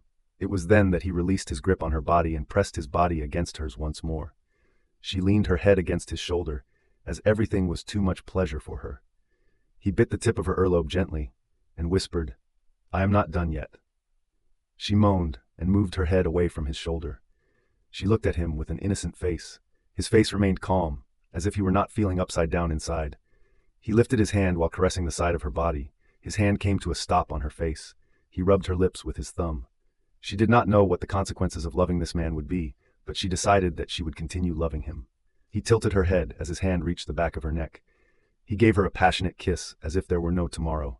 As soon as his lips made contact with the tender spot where mates were supposed to mark, she could not help but call him mate. Just as he heard her, he came to a halt. When he looked at her, he noticed that her eyes were filled with tears. It dawned on him that he had come dangerously close to losing control. Did he make her feel uncomfortable? He immediately tried to move back with a frowning face. On the other hand, she did not remove her hands from his neck, which prevented him from moving. "See, can I call you mate?" she asked as she realized she could not live without this man. He was her mate, and all she wanted in her life now was to stay close to him. The way he made her feel was something she could never imagine. She had never gotten so close with anyone before like that, not even with Bruce. The only thing they had done together in that relationship was kiss, and she had always prevented Bruce from touching her body whenever he tried to do so. She was afraid that he would lose control and they would end up having sex. Though she wanted to give her all to Bruce at that time, there was always something stopping her inside. Now she realized what used to stop her. It was her wolf. Her wolf might have felt that Bruce was not her mate. That was the reason why her wolf prevented her from going any further. Bryan stared at her without replying. She thought he did not like what she asked him. She was afraid that, because of it, the softness in his eyes for her would disappear. She did not want him to become cold toward her once again. She released his neck. He stood straight. She looked at his tall figure, which was hovering over her a while ago. Never in her life had she been this close to another man. She only gave him the right to do anything to her. She would agree to be in a relationship with him that was not committed if that was what he desired. After taking a deep breath, she tiptoed and hugged his neck. Bryan was taken aback by her sudden action. She closed her eyes and mumbled to him, "I am ready to do anything you want, but be completely mine and never hurt me, mate." He stared at the blank wall without letting out anything or hugging her in return. She felt his distant mood and broke the hug. She was frightened by his silence. She almost cried when she thought he did not care about her words. She lowered her head and wiped the corners of her eyes. After a while, she saw him moving. She raised her head and saw that he was taking off his suit jacket. He wrapped the jacket around her without making any eye contact, even though she was eager to meet his eyes. He turned around and started walking in the direction of the back door. "Let's go. It's getting late." Sophia fixed her gaze on the back of the man. The width of his shoulders was highlighted by the white shirt he was wearing. With the power he was holding and the way he walked forward like a king, she realized that she was nothing in comparison to him. To him, her wishes held no weight.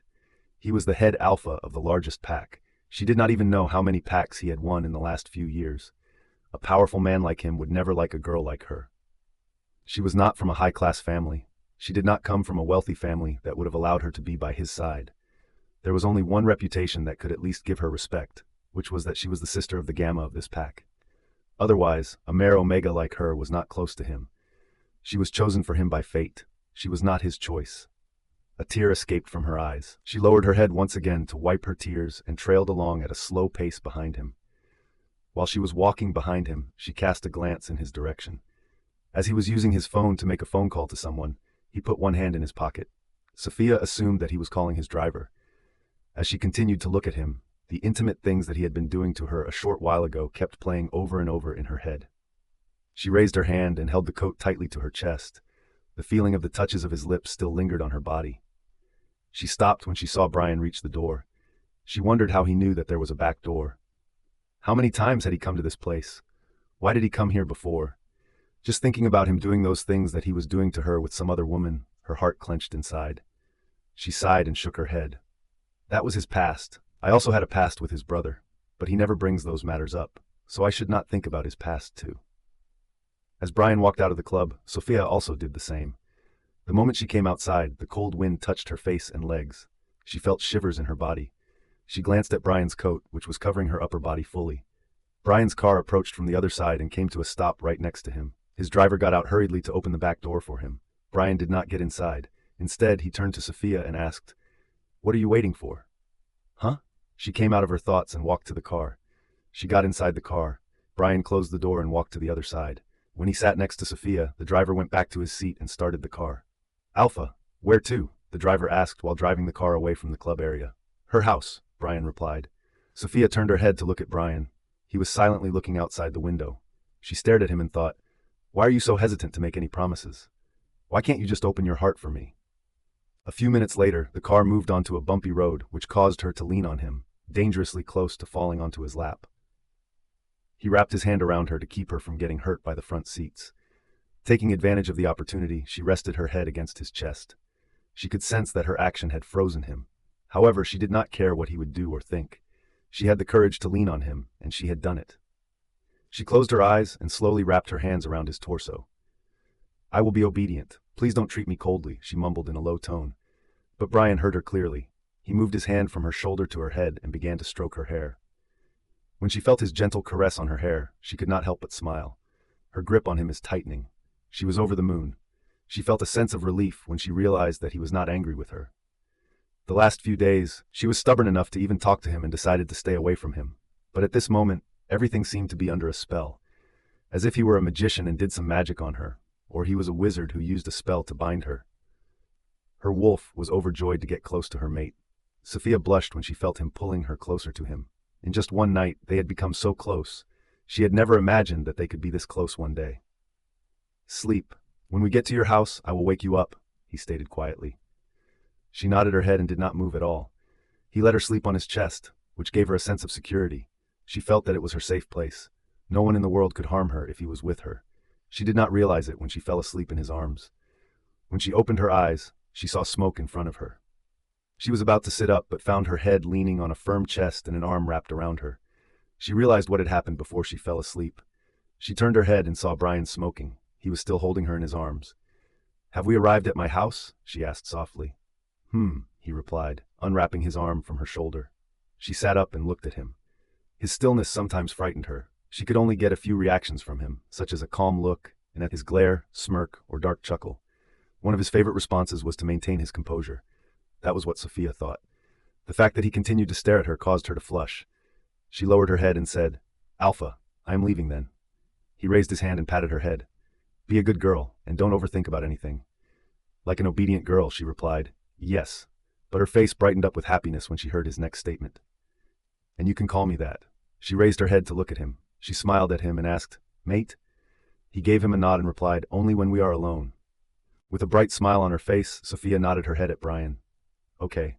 She just cared about him, no one else. If he wanted her to address him by it only when they were alone, she was okay with it. She opened the door and got out of the car. She then lowered herself to the window and looked at him. "Good night, mate." He blew out a smoke ring after taking a puff and blinked at her. "Good night." She blushed and turned around, then headed to the door of her house. "Miss." Sophia came to a halt and spun around. It was Bryan's driver.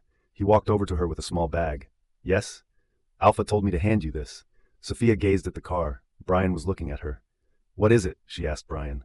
"You haven't had your dinner," Bryan replied. After giving the bag a closer inspection, Sophia realized that it belonged to a fancy restaurant. She felt warmth in her heart, and he kept that in mind and picked up a parcel for her. "Thanks." Bryan did not reply. She said thanks to the driver too, and proceeded to the door once again. She took out the keys from her bag and slowly opened the door, praying that her mother was asleep. She turned her head and found Bryan's car still there. She thought he would leave once she entered the house. She went inside and found the light dim. She understood that her mother was sleeping. She let out a sigh of relief and closed the door. She hurried to her bedroom on tiptoes. The moment she entered her room, she closed the door and leaned her back against the door. She was happy, very happy.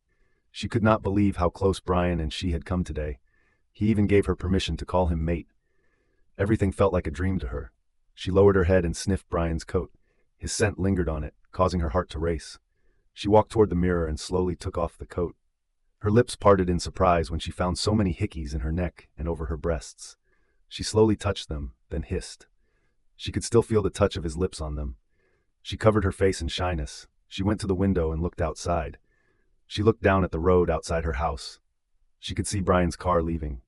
She leaned her head against the frame of the window while looking at the car. She took a deep breath and mumbled, "I really love you, mate." Sophia walked on campus with a delightful face. Sarah kept looking at her as she walked alongside her to their class. "Will you tell me what happened? You are smiling like a fool." When Sarah did not get any response, she guessed what might have happened. "Did Alpha and you, last night?" she whispered to Sophia. Sophia's face turned red as she came out of her thoughts. "I can see you blushing, honey. Oh, come on. You don't have to tell me anything in detail. Just let me know if he makes a move toward you." Sophia flushed and lowered her head. "He allowed me to call him mate when we were alone." Sarah's eyes lightened up. "Wow, that means he has accepted you as his mate in his heart." "I think so."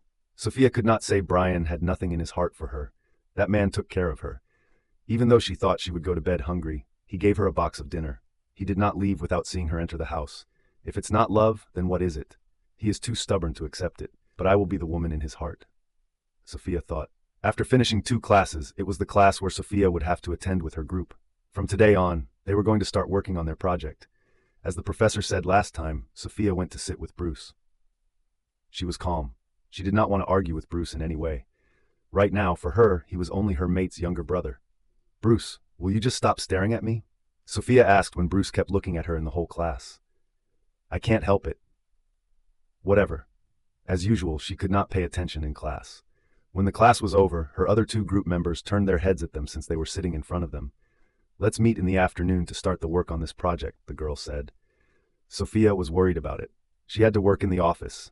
It was impossible for her to meet them in the afternoon. "Well, as you all know, I am currently working for a company. I can't come to meet you all in the afternoon." The girl rolled her eyes as if she had no interest in Sophia's words. "What about you, Bruce? Since you won't come, how do you think I will?" Sophia gave Bruce a look, but he ignored it. The girl stood up and looked at her boyfriend. "Let's not prioritize the project since 2 of our members are not active." Bruce frowned at her and said, "Divide the work into 2 parts. Sophia will be on my team. I will work with her." "Excuse me?" Sophia said. The girl gave a nod to Bruce. "Good idea." Her boyfriend also agreed with it. Sophia got to her feet. Oh, hello, I am also a member of this group. You all can't decide anything without me. Bruce stood up and replied, majority wins, baby. Sophia pushed him and got off the bench. Do whatever you want. When she walked out of the class, Bruce followed her behind. Sophia, don't follow me. He grabbed her hand and turned her toward him. Can you please just listen to me? What? I was only saying that because I knew you could not make it on their schedule. Okay, how will I make it with your timetable then? You can. You can call me whenever you are free from work. We will work on this project at that time. Sophia was stunned. Was he telling the truth? Why would he do that? Suddenly, Bruce lowered his head and said, I had thought about it a lot. About what? She asked in confusion. He looked at her and replied, I will not bother you from now on. Sophia's brows lifted in shock. Do you really mean this? Then she smiled at him. Oh, such great news. It's a good thing. He stared at her for a while. He then extended his hand toward her and said, Let's be friends, Sophia. Maybe it can help us to remove the discomfort between us. As the days passed, Sophia's life began to change. She was no longer that tense and worried girl. She now smiled brightly, spoke sweetly, and remained cheerful. Everyone around her could see the difference. Her bubbly personality was what caught others' attention the most. Anyone could just look at her and say that she was blooming like a beautiful flower. Miss Sophia, can you please talk to Alpha about it? A young woman, an employee of the marketing department, asked her. As Sophia was making coffee for Bryan, she approached her. Sophia smiled politely at her, but her lifted eyebrows could not hide the surprise in her face. Miss Livia, why do you think Alpha would listen to me? We all know Alpha listens to you. Last time, you saved Director Troy from losing his reputation after the presentation. Sophia cleared her throat and shook her head in response. It was a few days ago when Troy failed to remember to bring his pen drive, which contained all of the information from the presentations that were saved. Therefore, their PAC was unable to present any presentations during the PAC meeting, and they merely requested that the meeting be postponed until another day. Bryan was so angry that he almost fired Troy. However, Sophia requested Bryan be in the conference hall in front of others. She said Troy would make it up with his hard work. Bryan was cold enough to shake others, and everyone thought Sophia was a fool for asking something like that from Bryan. But to everyone's surprise, Bryan glared at Troy and said that it was his last warning. From that day on, everyone understood the power Sophia held. She had the power to convince Alpha Bryan. That was why Livia came to her and asked for a few days more to present the inspection of the consumer market. Look, Miss Livia, I am just his personal secretary. Livia held her hands and begged her. Sophia, please. My mom is sick, so I could not go to the field and give much time to the inspection. Please tell him to give me 2 more days. I promise I will present the whole sales chart and all the demands of the consumer market. I will have to work with the promotion and advertisement department too. When Sophia heard Livia say her mother was sick, her heart melted. She remembered that her mother was also sick and a heart patient. She could feel the pain and responsibility of Livia. She let out a sigh and replied, Okay, let me see what I can do for you. Livia's eyes brightened up. Thank you so much, dear. But only 2 days, okay? Sophia reminded her. Livia nodded her head in response. Yeah, only 2 days. Okay. After finishing the conversation, Sophia grabbed Bryan's coffee mug and headed to his office. While passing other employees, she had to bear their gazes on her. All she could do was ignore them properly. She stood in front of the CEO's office door and knocked on it. Come in. As soon as she heard his voice, she opened the door and entered the cabin with a smile on her face. She closed the door behind her, and then her eyes immediately fell on the man sitting behind the desk. He was holding a phone close to his ear while talking with the person at the end of the line. There was a frown on his face, indicating that he was not satisfied with talking or hearing something. Sophia walked to the desk as Bryan had not glanced at her yet. She stood close to the desk while holding the mug. She was trying to hear his conversation, which gave him this bad mood. I will attend the PAC party next week, Bryan said and hung up the call. He threw the phone on the desk, which flinched Sophia, but she tried her best to stay calm. Seeing him in a state of anger was almost like a habit for her. He was an aggressive person. When Bryan raised his eyes, he focused his attention on her. She took a deep breath and then proceeded to head over to his chair after walking around the desk. She put the coffee mug on the desk, then turned her head to look at him. The pair of black eyes never left her face from the moment they landed on her. Your coffee, she said as she tried to think of how she could ease his anger. He gripped the handle of the mug and looked away from Sophia. He sipped on the coffee and closed his eyes while leaning his back against his chair. Sophia smiled at him because she understood that he liked her coffee. When he opened his eyes, they were calm. My coffee makes him calm, she thought in her mind. Is everything okay? She asked him. Her voice was low and soothing. Her tone was filled with nothing but obedience. Bryan put the coffee mug on the desk and glanced at her, He reached out to touch her hand as she was standing next to him. "Come here." She held his hand and sat on his lap obediently. She rested her head on his chest and asked, "What happened, mate? Why are you so angry?" He put his hand on her head and ran his fingers through her hair. His action moved her, and she closed her eyes. "The pack party I wanted to have in this pack will be held in another pack." She raised her head to look at him, but her nose brushed against his when she turned her head. She leaned back a few inches to speak with him. "So what will we do now?" she asked while looking into his mysterious eyes, which never failed to captivate her. "We will have to go there to attend the meeting next week." "We?" She almost moved from his lap after hearing it, but his hands tightened around her waist to stop her from moving.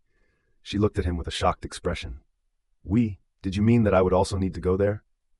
Every expression she made was captured by his gaze. He could see how nervous she was. "Yes, you are going with me to another pack next week." Sophia could not believe it. How would she get out of the pack? Her mother would never permit her to do it. In fact, she had never gone out of this pack in her whole life.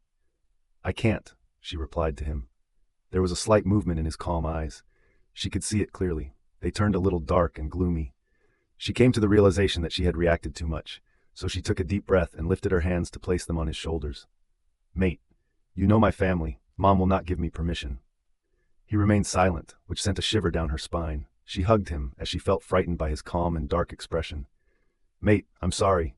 His muscles loosened a little as she hugged him tightly. "Don't worry about your mother. I'm taking you on a business trip, not a private vacation." She froze because of his remark, but she did not break the hug. She only hid her face in his chest. His cologne soothed her as she calmed down and smiled a little. If he managed her mother, she would have no problem with it. It would be only a 2-day event anyway. In the last few days, Bryan was no longer the Bryan she met for the first time. He turned soft for her. He let her touch him and hug him anytime. Just as he called her his baby girl, he looked after her. He knew what she liked and never forgot to surprise her with her favorite things. He did not put her under much pressure at work. He took her to have meals sometimes. Day by day, Sophia began to believe that he also knew he loved her. Otherwise, why hadn't he slept with her yet? "Okay," she mumbled in reply. She, on the other hand, turned into the most obedient girl, just like Bryan wanted her to be. She knew when his mood was off, so she chose to remain silent. She knew her closeness calmed him, so she always tried to soothe him whenever he got angry. Like the only woman in his life, he embraced her in his arms. His chin rested on the tip of her head. After a while of staying like that, she broke the hug and looked at him. She recalled what Livia said to her. She sat up straight, but when she felt her bottom move on his thigh, she blushed. She lowered her head and started fiddling with his shirt's second button. When Bryan saw she was biting her lower lip, he lifted her chin to make her look at him. The touch of his fingertips gave her tickle feelings under her chin. "What do you want to say?" She looked at him with surprise. "How do you know I want to say something?"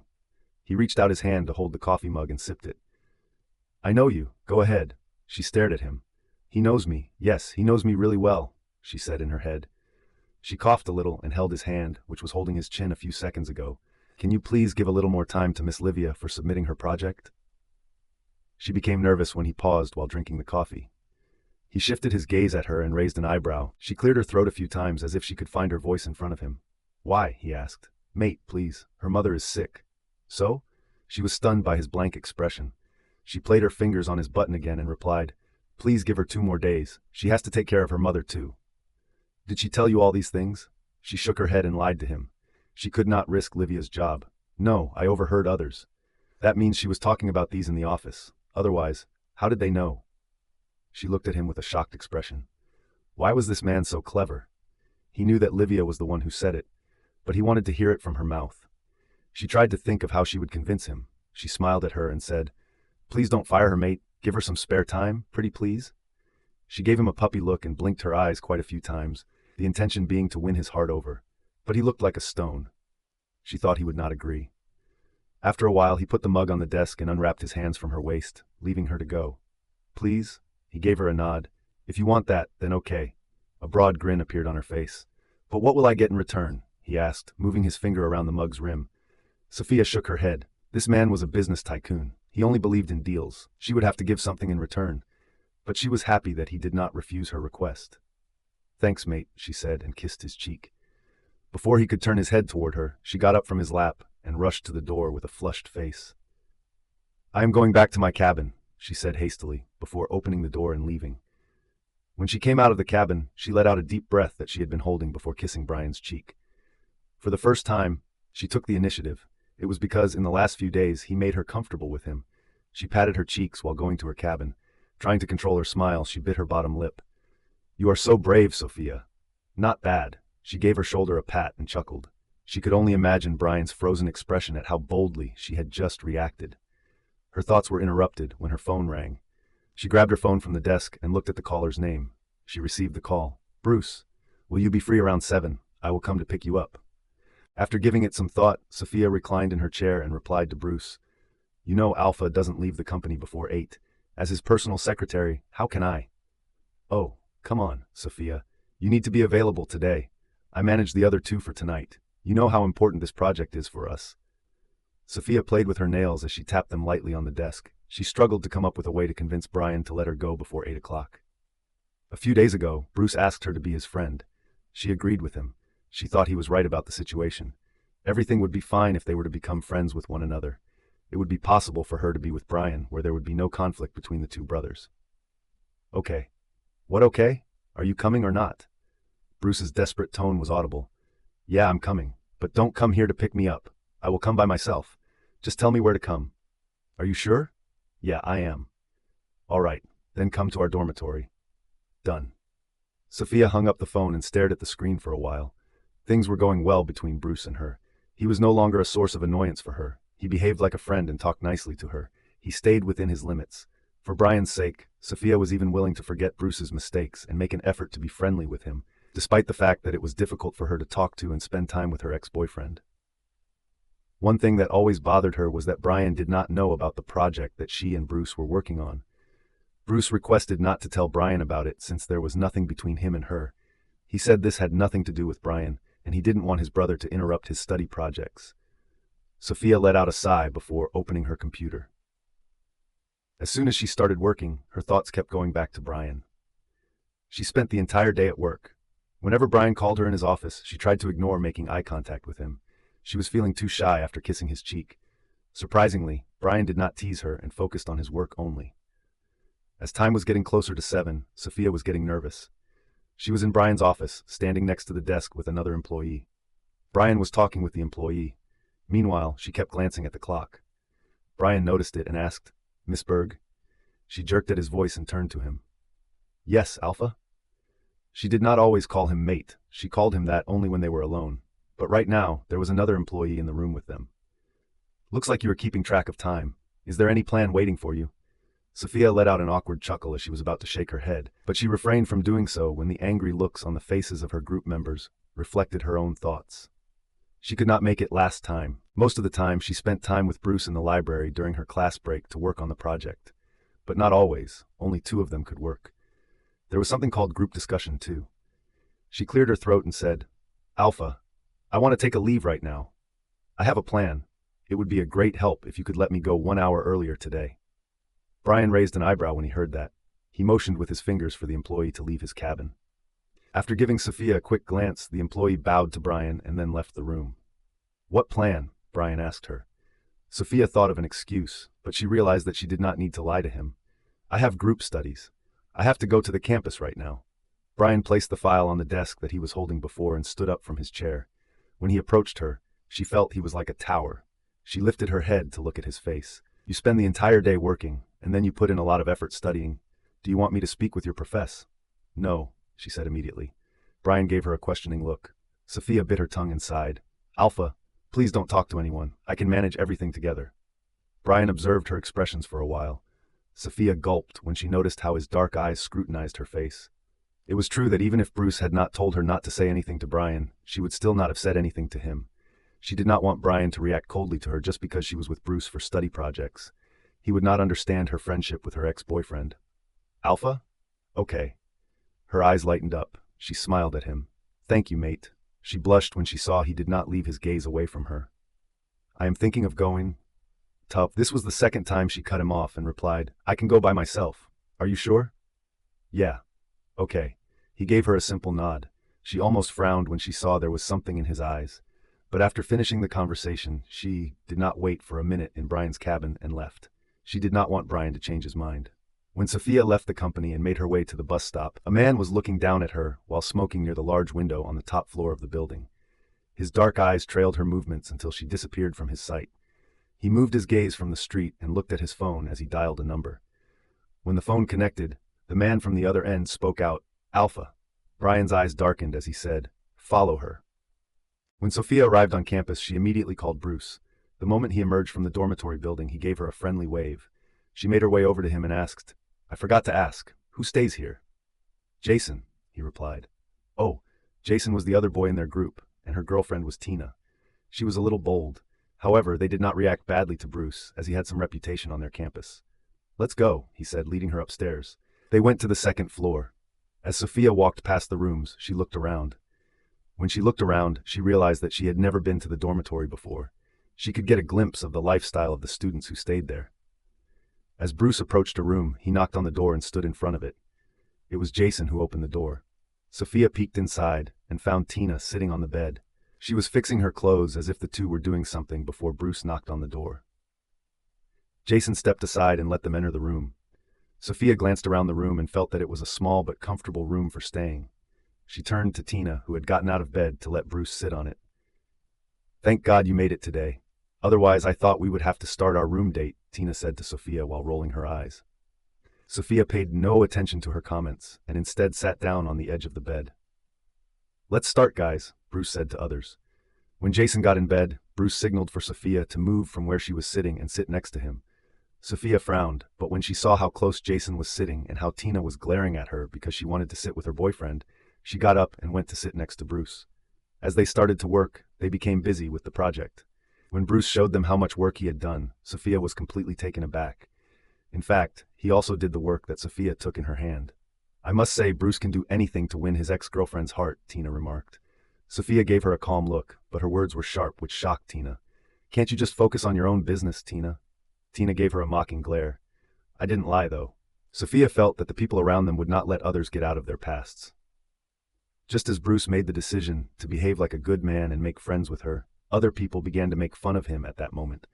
They would not let him escape his past and move on with his life. "I know you girls. You are pretending hard to get so that he will chase you more," Tina said to Sophia. "Just shut up. I didn't come here to take your shit," Bruce almost yelled at Tina. Sophia's eyes widened when she saw Bruce yelling at Tina. Tina was almost teared up by his alpha voice. Sophia could not help but grasp Bruce's hand. "Calm down. Don't yell at her." He shook his head and glared at Tina. "If I see you talk to her like that ever again, then fuck the project and group studies.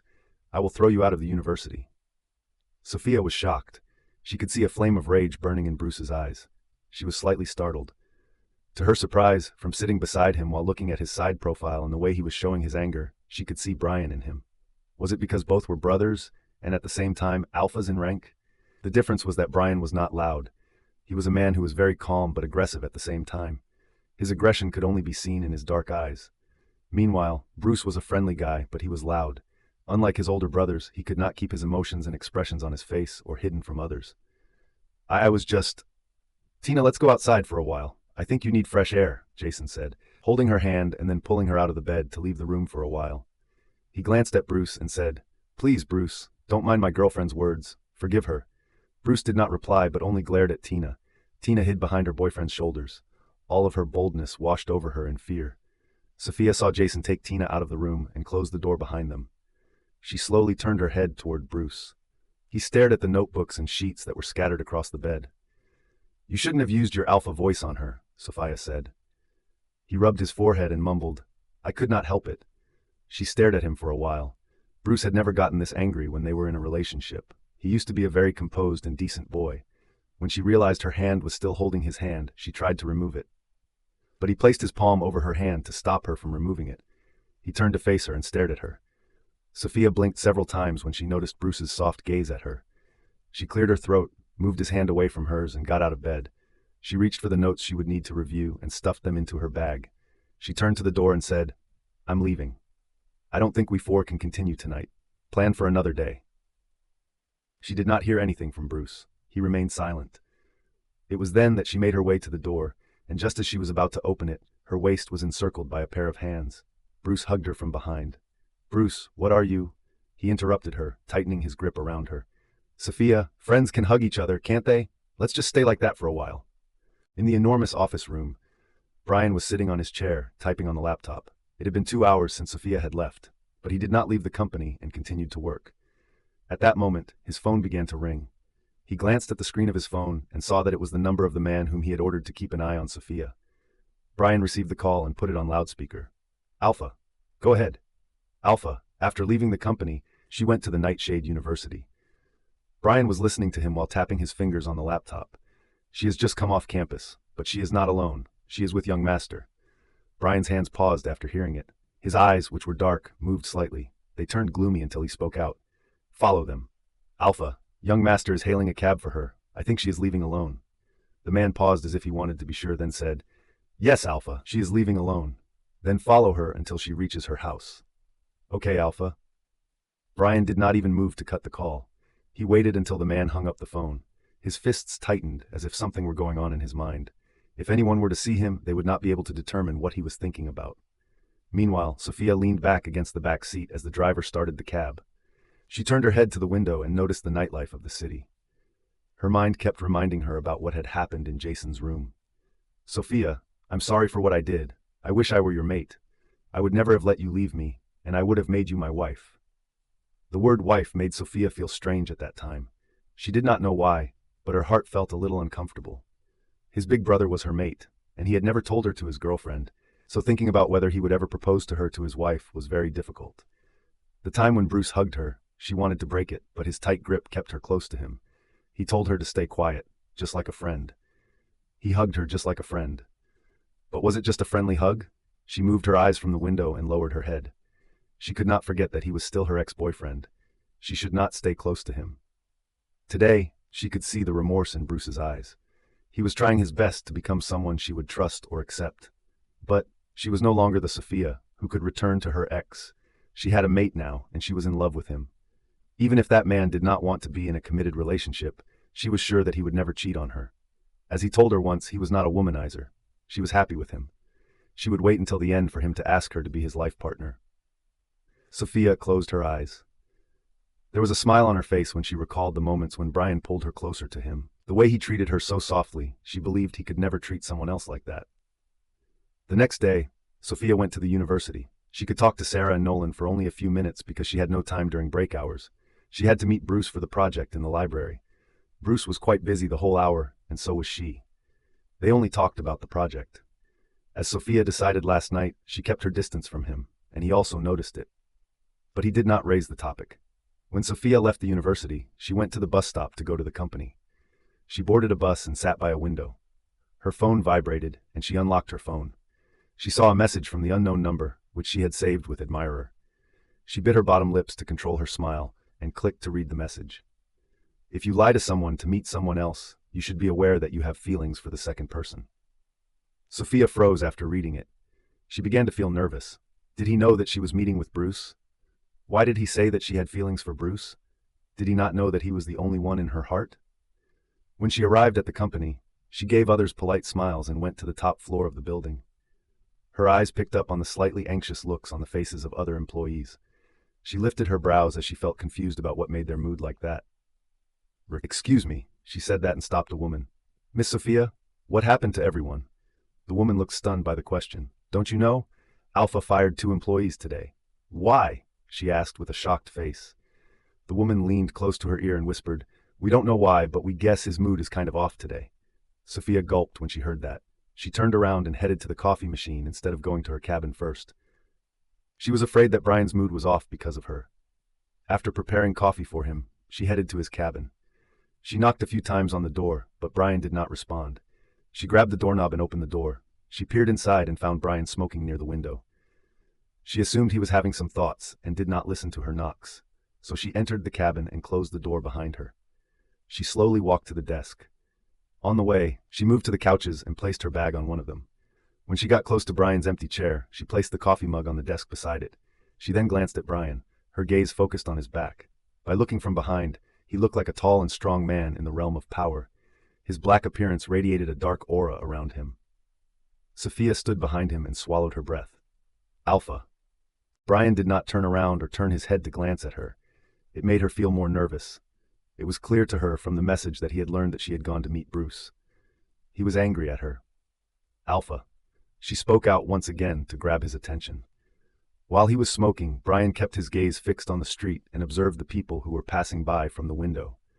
The smoke rings that came out of his mouth looked like works of art. Sophia felt that she was standing in front of a painting. He looked like a stunning portrait. She gathered her courage and lifted her hand to touch him, but before her hand could reach his arm, he let out a sharp tone. "Miss Burge, have you forgotten that you are not allowed to enter your boss's cabin without his permission?" Her hand froze in the air. She looked at him with a pair of soft eyes that were reflecting so many emotions at the same time.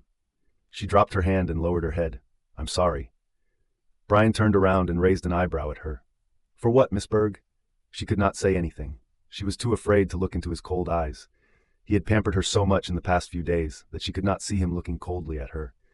She could feel his hand reaching up to her chin and lifting it so that he could get a better look at her face. Her gaze met his, and she could see his dark eyes. They moved a little when they looked into hers. She felt that he could see through her. His thumb touched her bottom lip and parted it from her upper lip. He took a puff on the cigarette while looking at her. Suddenly he leaned down at her, which skipped her heartbeat abruptly. In a few seconds, his lips touched her, and she felt a gush of smoke rush inside her mouth. She immediately moved back and began to cough. The left corner of his mouth lifted as he said, "You should have gotten used to it by now." She bit her lower lip to stop her racing heart. She looked at him and saw that he was moving towards her. She took a few steps back until her back pressed against the edge of the desk. He stopped in front of her and observed her nervous state. "What are you afraid of? Have you done something that I don't like?" His question came out as a warning. It was an alarming tone that she ought to tell him the truth before he revealed to her that he was aware of it. She looked at him with teary eyes and said, "I'm sorry that I didn't tell you about Bruce." She could see his eyes turning dusk. There was no emotion inside them. "What about him?" he asked calmly. But his calm tone could shake anyone into fear. She took a deep breath and decided to tell him everything so that there would be no misunderstanding between them. She could not afford to see him mad at her. "I am working on a study project with Bruce. We have 2 other members in our group too. I thought you would not like it, so I didn't tell you about it. Last night, I went to meet him and the other 2 members on campus. We worked together, and then I left for home. Even today, I had to be with Bruce in the library during my break hour. It's an important project, and I did not lose marks in that subject." Sophia stared at Bryan after speaking non-stop. She thought he would still remain angry at her. But she noticed a little change in his eyes. They became less cold as the darkness inside them disappeared slowly. "I'm sorry, mate. I won't lie to you again. Don't get mad at me, okay?" Her voice was smooth like a bird singing in the morning. He did not break eye contact and stared at her. She looked away and moved to hug him. As her hands wrapped around his torso, her heartbeat immediately became calm. His warmth and his scent were soothing to her. She raised her head to look at him. "What can I do to make you accept my apology, huh?" she asked, pouting her lips like a baby. Bryan took hold of her hands and removed them from his body. She was shocked that he was moving her away from him. "Mate, He could not let her speak as he leaned down and pressed his lips against hers. Her eyes widened as if she did not expect him to kiss her right now. She melted in the kiss and was about to wrap her hands around his neck. However, he grasped her hands and pinned her body down on the desk. She gasped during the kiss when she felt her back pressing against the desk. He broke the kiss and locked her hands over her head with one hand. While looking at her, he moved his other hand toward her body. His touch on her legs caused her body to move in response. Because of how she was lying on the desk, her long dress rolled up from her legs, revealing her thighs, which were wrapped around his waist. She hissed in her feelings when his hand slid to the back of her thigh. "Alf, ah," she moaned when his hand slapped her bottom. It was a sudden pain at first, but when he caressed his palm over her skin, she felt a strange pleasure. This was all new to her. It looked like he was punishing her by making her endure the dirty pleasure. He leaned down to hover over her and looked into her eyes. Her eyes grew wide with a moan when he spanked her again. "Never try to keep anything from me again, because you can never hide yourself from me." Sophia could not even comprehend what she was feeling right now. The way Bryan was looking at her was so intense that even if she covered her face to hide from him, she could not hide herself. Just like he said. His mysterious eyes were flashing a warning to her, saying silently, "You are mine." She could feel that. His gaze was drinking every ounce of courage in her and leaving her helpless in front of him. She parted her lips as she felt his palm run over her bare thighs. She let out shaky breaths when he leaned down and nuzzled her neck. She tried to break free with her hands just to touch him, but he did not let her do that. His hand tightened the grip around her wrists. She let out a low moan when his hand, which was on her thigh, moved upward inside her dress. Her eyes widened when it reached the waistband of her panties. "Mate!" She could only call him, as she was stunned by his action. He did not pull down her panties or touch her over them, but only played with the waistband with his long fingers as if he were teasing her. She did not know how this man could make her feel so different. He was playing with her, teasing her while at the same time showing his possessive side to her, demonstrating his possession of her. Her eyes closed as Bryan kissed her delicate collarbone. At that time, a ringtone began echoing in the massive office room. Bryan stopped, and Sophia opened her eyes abruptly. She recognized that it was her phone that was ringing. She looked at Bryan and saw him staring at her. "That's my phone," she mumbled. Bryan did not look like he wanted to leave her. She gulped when he released her hands and pulled her to sit up on the desk. She immediately wrapped her hands around his neck to balance herself. She blushed when their faces came closer. Her phone stopped ringing. She almost forgot that someone was calling her on the phone. His hands moved around her waist and drew her closer. Just before she could look into his eyes, her phone began to ring once again. There was a frown formed between Bryan's brows as he released her waist and moved back from her. It was really hard for him to control himself when she was this close to him. Her innocent look was the biggest turn-on for him. No matter how much he tried to restrain himself, the desire that built inside him to ruin her grew daily. She turned red when she glanced at him. He was gazing at her. She tried to get down from the desk but became unbalanced. Before she could fall to the floor, a strong arm wrapped around her waist. "Are you okay?" Bryan's gentle voice reached her ears. She looked up at him and found him looking at her with a little worry. She smiled at him. He cared for her. She could see that clearly in his eyes. If he was jealous of Bruce because he was with her, it was also a sign of love. She was convinced that he loved her. "I'm okay," she said softly, and she let go of his arms, which she had held a while ago to support herself. She rushed to the couch where her bag was. Though the ringing stopped once again, she pulled out her phone from the bag and looked at the missed calls. She checked the caller's number and found that it was an unknown number. "Mate, let me check who called me," she mumbled to Bryan without looking at him, knowing that her voice reached him. Just as she was about to dial the number, that person called her again. She hurriedly received the call. "Hello? Are you Bryan's new secretary?" A woman's voice came out of the phone. Sophia found the voice familiar, but she could not recognize it. "Yes, who's speaking?" "I'm his mother. Where is he?" Sophia was stunned. It was Bryan's mother, Juliana. She remembered her last encounter with Juliana. She slapped her and scolded her after believing her younger son's lie. "Girl, are you listening?" "Yes." "Hand the phone to him. He is not receiving my calls." Sophia realized that Juliana did not recognize her. She slowly turned around to glance at Bryan. He was already sitting in his chair, clutching the coffee mug, which had nearly spilled on the desk when he moved it slightly before pinning her down there. He gazed at her and raised a brow, indicating that he wanted to know who had called. Sophia removed her phone from her ear, placed her hand on the receiver, and walked towards him. "It's your mom." He frowned when he heard that. She gave him her phone, as his mother told her. He glanced at her phone and grabbed it. "Mom." Sophia stared at Bryan, trying to understand the conversation between the mother and son. "I'm busy," Bryan said, leaning his back against his chair. Sophia felt awkward while standing there. She realized that she should not be eavesdropping on others' conversations. She leaned down to grasp Bryan's coffee mug, which he was holding. He did not let it go as he looked at her. "Let me make another cup of coffee." It turned cold. He gave her a nod and let go of the cup for her. After grabbing it, she hurriedly left the cabin. She did not forget to see if her clothes were fixed before leaving the cabin. She did not waste her time and went to make another cup of coffee for Bryan. By the time she returned to Bryan's cabin, she saw him reading a file. She put the coffee mug in front of him and grabbed her phone, which was lying on the desk, close to him. Just as she stood straight after grasping her phone, Bryan spoke up. "You are going to the pack house with me tonight." She was stunned after hearing him. She met his gaze and asked, "Why?"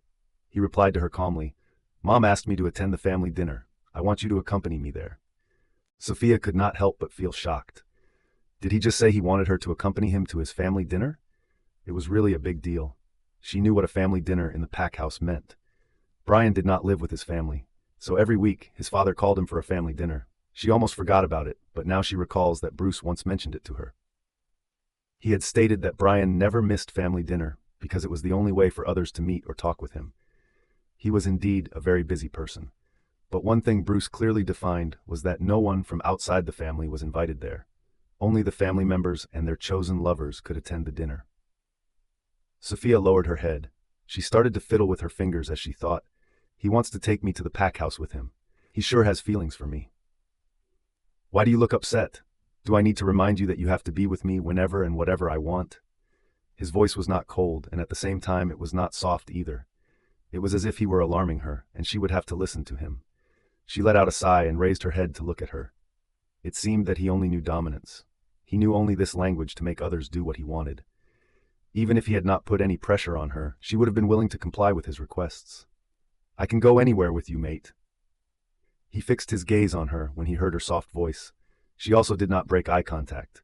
Her smile reached her eyes, showing that she was telling him the truth. They heard a knock on the door. Sophia turned to the door and left the cabin, as she had work to do. The whole day, she set appointments and meetings for Bryan. She realized that she would have to work and study in advance for the next 2 days since she would have to go to another pack in a few days. It was already evening. Sophia collected all the files and headed back to Bryan's office. She placed the file on his desk securely and looked at him. He was swamped with work. Sophia glanced at the clock and saw that it was already 8 of the clock in the evening. She shook her head and walked to Bryan's chair. She held his wrist lightly, which was about to turn the page of the file. Bryan glanced at her hand, then lifted her head to look at her. Mate, don't you want to go to the pack house? You will be late. That's my house, not my office, where I will be late, he replied to her, but put the file on the desk.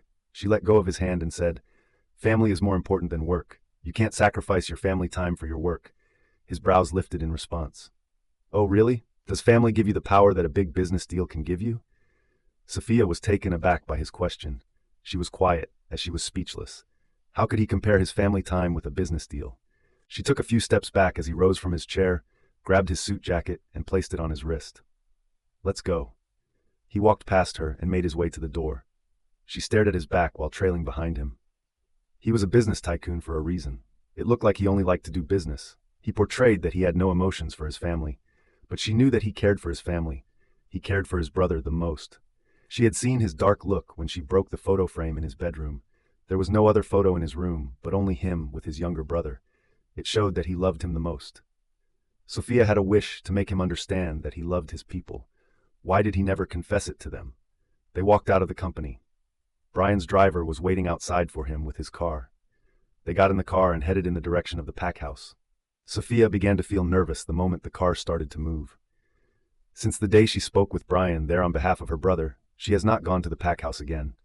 She could recall how displeased everyone was when they learned that she was Bryan's mate. His mother's slap still made her feel pain in her heart. They were very rude to her. Suddenly, she did not want to go to the pack house. She turned her head toward Bryan, whose eyes were outside the window. I don't want to go there. Hearing her, he moved his head toward her. What? Mate, I don't want to go there. Can you please go there without me? She asked politely, but her tone was convincing. She did not have to care for the driver since he had already known that she was Bryan's mate. He had heard her a few times addressing Bryan as her mate, so there was nothing to worry about. Bryan returned his gaze back to the window after saying, I will be there with you. You don't need to think about anything else. She lowered her head. She knew that once he said something, he would do that. If he wanted her to accompany him, then she would have to go there. She kept quiet and waited for the car to reach the pack house. After a while, the car stopped in front of the packing house. Sophia got out of the car and looked ahead at the pack house. She felt that she had bad memories of this house. Bryan walked ahead, but when he did not find her beside him, he turned around to look at her. She inhaled deeply before approaching him. They entered the pack house together. In the living room, Bryan's parents were seated on the couch, so when they noticed her with Bryan, they seemed shocked. Juliana got to her feet and pointed her finger at her. Why are you here? Juliana's eyes shifted toward Bryan and she frowned at him. Bryan, what is she doing here? Sophia was shocked by Juliana's reaction. Juliana was acting like she was a criminal and just came to the pack house after escaping from prison. She did not know why she hated her so much. She could understand that what Bruce said to them could really hurt them, but still, they could have at least found out the truth first before behaving rudely with someone. She is with me, Bryan said as he started to walk toward the couches. Sophia remained motionless at her place, where she was standing at the time. She did not know if she should go behind him or not. What do you mean, Bryan? Harry, Bryan's father, asked him. Bryan turned his head to look at Sophia and motioned with his head for her to come over there. She averted her gaze from him and slowly made her way toward him. As she stood next to him, he said, She is my personal secretary. Personal secretary, she repeated his words in her mind. Was this the only name he could use to call her? What rubbish! Julian's angry tone resounded in the living hall. She looked very angry. Sophia had an impression in the past that Juliana was a soft woman, but after seeing how she was treating her, she believed she was a cold woman who only loved her sons and did not care about others' children. This girl is a scam. You know she is your mate, then how can you make her your secretary? Did you think about your brother once before giving her a job in your company? Juliana was disappointed in her elder son. She could not believe that Bryan could let Sophia stay next to him. How could he do that after what the girl had done to Bruce? Sophia tightened her fists while her gaze was fixed on the floor. She had no intention of getting humiliated. Why did she even come here in the first place? She should have persuaded Bryan not to take her here. Bryan, Bruce is not here. It's better if you send this girl out before he returns, Harry told Bryan. Though Sophia's head was down, she could feel Bryan's parents' gazes on her. She knew they were glaring at her. Mom, calm down. No. Juliana interrupted Bryan and abruptly moved in Sophia's direction. Sophia was caught off guard when Juliana grabbed her arm. She looked at Juliana and saw hatred shone inside her eyes for her. You cheated on my younger son and now set your evil eyes on my elder son. How dare you? Get out! Get out of my house right now! As soon as she finished her sentence, Juliana began to pull Sophia in the direction of the door. Sophia was too shocked to say anything. At that moment, Juliana was halted by a growl. The growl had shaken Sophia. She did not know if she was the only one who reacted like that. But then, she came to the realization that Juliana's hand was trembling around her wrist. Everyone turned to the person who had just growled. It was Bryan. He was giving his mother a stern look. Juliana let out a gasp when Bryan's eyes turned red. Bryan took a deep breath as if he were trying to keep his anger under control, but it was clearly visible that he was furious at his mother. Bryan, why are you scaring your mom? Harry asked, looking a little nervous around his son after the growl. Bryan did not reply to him, nor did he look at him. His eyes were fixed on his mother. Bryan, my so. How dare you touch her without my permission? Bryan asked her while muttering his teeth. Juliana's eyes widened as she immediately let go of Sophia's hand. When I said she was with me, you should have controlled your behavior. Bryan, why are you taking her side? Juliana asked Bryan. She then turned to Sophia and asked, what did you do to my son? Why is he speaking for you? Sophia had no answer. She did not know if she should feel upset for herself or for this woman. The way Bryan was dominating his parents was something that surprised her. She had seen a glimpse of his dominance over his parents the day she found him as her mate. But today she could see that Alpha Bryan again, who was not talking as their son but as their head alpha. He was not afraid of anyone, not even his parents. Bryan walked to Sophia and held her hand to pull her beside him. Juliana and Harry both looked shocked. That day, you slapped her, which is something that you should not have done, but now you have again started to behave rudely with her. Juliana parted her lips in shock. But she cheated on Bru. No, she didn't. It was your son who cheated on her. Now I don't want to hear anything about it again. If you can't let me control myself, I don't want to dine with you both anymore. Bryan turned around, along with Sophia. Sophia was staring at him the whole time he was talking with his parents. She was amazed by how he took a stand for her. The younger brother, who used to be her boyfriend, let her take the slap from his mother and had not told them the truth up until now. But on the other hand, the big brother, who did not even think about his parents, stood beside her. Fate did not choose a wrong mate for her. Her eyes began to well up with tears as she kept staring at her powerful mate. He was holding her hand tightly in a protective way. The atmosphere was cold in the living room. Bryan looked fiercer. His parents were frightened that he would lose control. Bryan, Juliana called him in an upset tone. Sophia turned around, which made Bryan turn to his parents. Don't leave. You know your mom is sick. She wants to have dinner with you, Harry said with a calm tone. Sophia patted Bryan's hand. You can stay with them. I should leave now. She did not want to ruin the family dinner. However, Bryan gave her a glare to shut her mouth. At that time, a voice came to their ears from behind. What's going on here? Everyone turned around and looked in the direction of the door. Bruce had just returned to the pack house. It appeared as though he was perplexed, but when his gaze landed on Sophia, his expression changed. Sophia? Juliana and Harry glanced at each other. They were under the impression that Bruce was innocent and would feel hurt seeing Sophia. Sophia stared at Bruce. She found it difficult to accept that he had not only not yet told his parents the truth, but had also repeatedly begged her forgiveness. She looked away from Bruce, but then her eyes fell on Bryan, who was staring at her. His eyes were predatory, as if observing her. As soon as she recalled what Bryan had done to her when he found out about her meeting with Bruce, she immediately averted her gaze from Bryan. It was evidently clear that he did not like it. Bruce, you are back, Juliana said, walking to him. Bruce moved his eyes from Sophia and turned his attention to his mother. Juliana reached out and grabbed his hand before making her way toward the other people. Your brother has come to attend the family dinner. Let's have dinner together. Bruce came to a stop beside Sophia and turned his head toward her. Sophia, what are you doing here? He had a voice that was too soft while talking to her, which was not something that his parents liked. They appeared to be taken aback by the gentle manner in which he addressed Sophia. It was their expectation that he would become enraged with her. Sophia lowered her head and made an effort to avoid making eye contact with anyone who was present in the living hall. I came here with Alpha, she replied. Bruce glanced at Bryan and kept his eyes on him for a while. Bruce cleared his throat and spoke out politely. Brother, long time. However, Bryan did not respond to him. Bruce observed that his big brother's eyes were still on his ex-girlfriend. In response to Bryan's gaze on Sophia, he clenched his fists and tightened his grip on them. You stop coming to the pack house. This house seems to welcome you as a guest. Bryan's eyes moved from Sophia and turned beside her. He looked directly into Bruce's eyes. Bruce could see that his brother was angry for some reason. He did not know why Bryan brought Sophia with him to a family dinner. Perhaps. His head shook, and he took a breath that was shaky. Nevertheless, when Bryan spoke to him, he came dangerously close to losing his breath. When you become a guest in this pack, I will say the same thing to you at that time. As he took in the meaning of what Bryan had said, Bruce's eyes widened in surprise. Bryan! Harry yelled at Bryan. Astonishment engulfed Juliana. She could not believe that her elder son could talk about banishing his own brother from the pack.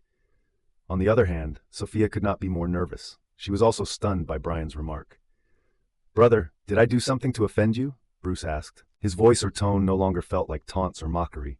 Sophie was able to pick up on the fear in his voice. However, she was only thinking about how she would escape from this situation right now. Bryan did not reply to Bruce. Instead, he turned his gaze to his father and said, Don't yell at me again. The first thing you should do is question your younger son about his wrongdoings. Harry looked at Bruce with a frown and asked, What is Bryan talking about? What did you do? Sophia slowly turned her head toward Bruce to look at him. Bruce could not look into her eyes and lowered his head as if he realized what his brother was talking about. After that, he muttered in a low tone, I cheated on Sophia. I lied to you all that day. Both Harry and Juliana's eyes widened. Shock was clearly visible in their eyes. No, this is not possible. Are you saying this to keep her from feeling ashamed? Don't lie to us. I know my son can't do such things. You mentioned how much you had loved her in the past. How can you do that? Sophia glanced at Juliana and Harry. It was difficult for them to believe it. She could feel that they had a soft spot in their hearts for their younger son. This son was close to them, unlike their elder son, who was always busy with his work. Sophia took a deep breath and felt that it was time to let go of the past. Since she was with Bryan now, there was no need to recall the past again and again. I'm telling the truth, Mom. She was innocent. I cheated on her with her best friend. I can't explain why I did it, but I did. It was a mistake that I will regret for my whole life. Hearing Bruce, his parents were unable to respond in any way. Juliana glanced at Sophia. As if she did not want to apologize to her for what she had done to her, she clenched her fists and made a tight fist. The arrogance that she possessed prevented her from apologizing to Sophia. I still can't believe... Enough of this drama. I don't have time for all your nonsense, Bryan said, turning around. He glanced at Sophia and raised a brow. What? Do you want to stay here and keep watching their drama? Sophia was shocked by his words. He did not just care about anything. Bryan, when did you start acting in such an impolite manner? You can't talk to your family like that in front of an outsider, Harry said with anger. He is not an outsider for me. Saying that, Bryan grabbed Sophia's hand and dragged her along with him as he left the pack house, leaving his family behind in shock. Sophia stared at Bryan until he took her out of the pack house and reached his car. The driver opened the back door immediately for him. Bryan abruptly shut the back door, which caused the driver to become startled. I'll drive. Almost instantly, the driver took a few steps back and bowed his head to him. Bryan opened the passenger door and pushed Sophia inside, then climbed into the driver's seat. Sophia was in a daze. Everything was happening so fast that she did not have time to comprehend anything. As soon as Bryan started the car, she turned her head in his direction. She concentrated her attention on him. He looked angry, very angry. His furious eyes were fixed on the road as he drove. He had his fingers firmly gripping the steering wheel. Because of the gloom that was in his eyes and the fierceness that was on his face, anyone would feel terrified. But Sophia could not just tear her eyes off of him. She is not an outsider to me. His statement kept replaying in her mind again and again. Rather than caring about his family, this man was only concerned about her. Because of her, he could even argue with his father. He said she was not an outsider for him. What exactly did he mean when he said that? She did not need any more proof to believe that he had feelings for her and that he was the best man for her. My man really cares for me, she thought while looking at him with a smile. What's so funny? Her body jerked in response to his voice, and she immediately turned her gaze away from him. "What? Why are you smiling? Is there something funny happening here?" he asked, turning his head to glance at her. She gulped and blinked her eyes a few times. He was looking at the road. Then how did he see me smiling? She thought. "Alpha, you shouldn't have left your house." "Pack house," he muttered, reminding her that it was not his home. Sophia let out a sigh and turned her head toward the window. "You didn't even have dinner. You must be hungry." As soon as she finished saying that, the car came to a stop in a corner of the road just moments later. Sophia felt confused as to why he stopped the car, but when she turned to face her, she came dangerously close to retreating. Bryan leaned toward her and said, "You are right. I am feeling hungry right now." She gulped as she looked into his dark eyes.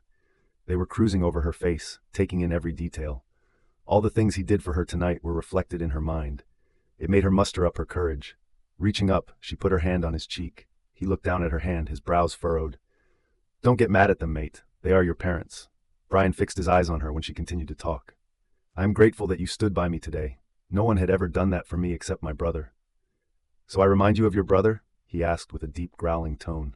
Her eyes widened and she shook her head. No, I didn't mean that. It's just..." She put her hand away from his cheek, lowered her head, and mumbled, "It's just that you told your family that I am not an outsider. I also want to tell you that you are not an outsider to me either. I have the same feelings as well." A few minutes passed, but Bryan did not let out a word. She lifted her head to glance at him, only to find him staring at her. His gaze made her feel shy. It reminded her of what he did to her in his office room today. The intense gaze of the man, combined with the silence of the car on the dark and silent road, caused her heartbeat to run fast. The lamplight on the road, which was a little further away, was the only way she could see his face. The yellow light cast a light shade over his handsome face, highlighting the beauty of his eyes for her. "Matt!" All of a sudden, he moved closer to her and pressed his lips against her. She was completely taken aback. Every time, he surprised her with an unexpected kiss. She immediately closed her eyes, wrapped her hands around his neck, and kissed him back. She wanted to show him that she also wanted him the same way he did. Along with tilting his head, he leaned his body toward her. Her eyes opened when she heard a click sound. She gasped when Bryan unfastened her seatbelt. She had no idea why he did that, but then he grasped her waist and pulled her to make her sit on his lap. After breaking the kiss, she looked at him with a pair of eyes that were filled with shock. Bryan leaned back against his seat and looked at her. With a slow motion, he ran his thumb over her lips and spoke in a raspy voice. "Don't give me this innocent look, because I don't even know myself when I'll ruin you." Sophia blushed and averted her gaze from him.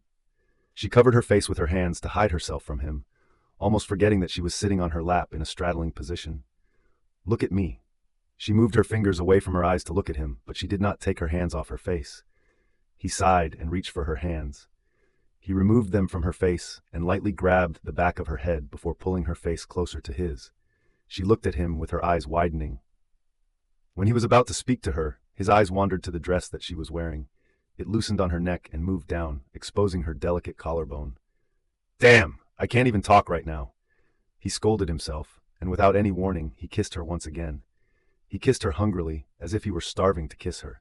She felt goosebumps at the sensation of his hands moving around her body. Bryan broke the kiss and moved to her neck, where he then began to kiss her tender spot. The silent car was no longer silent when she moaned.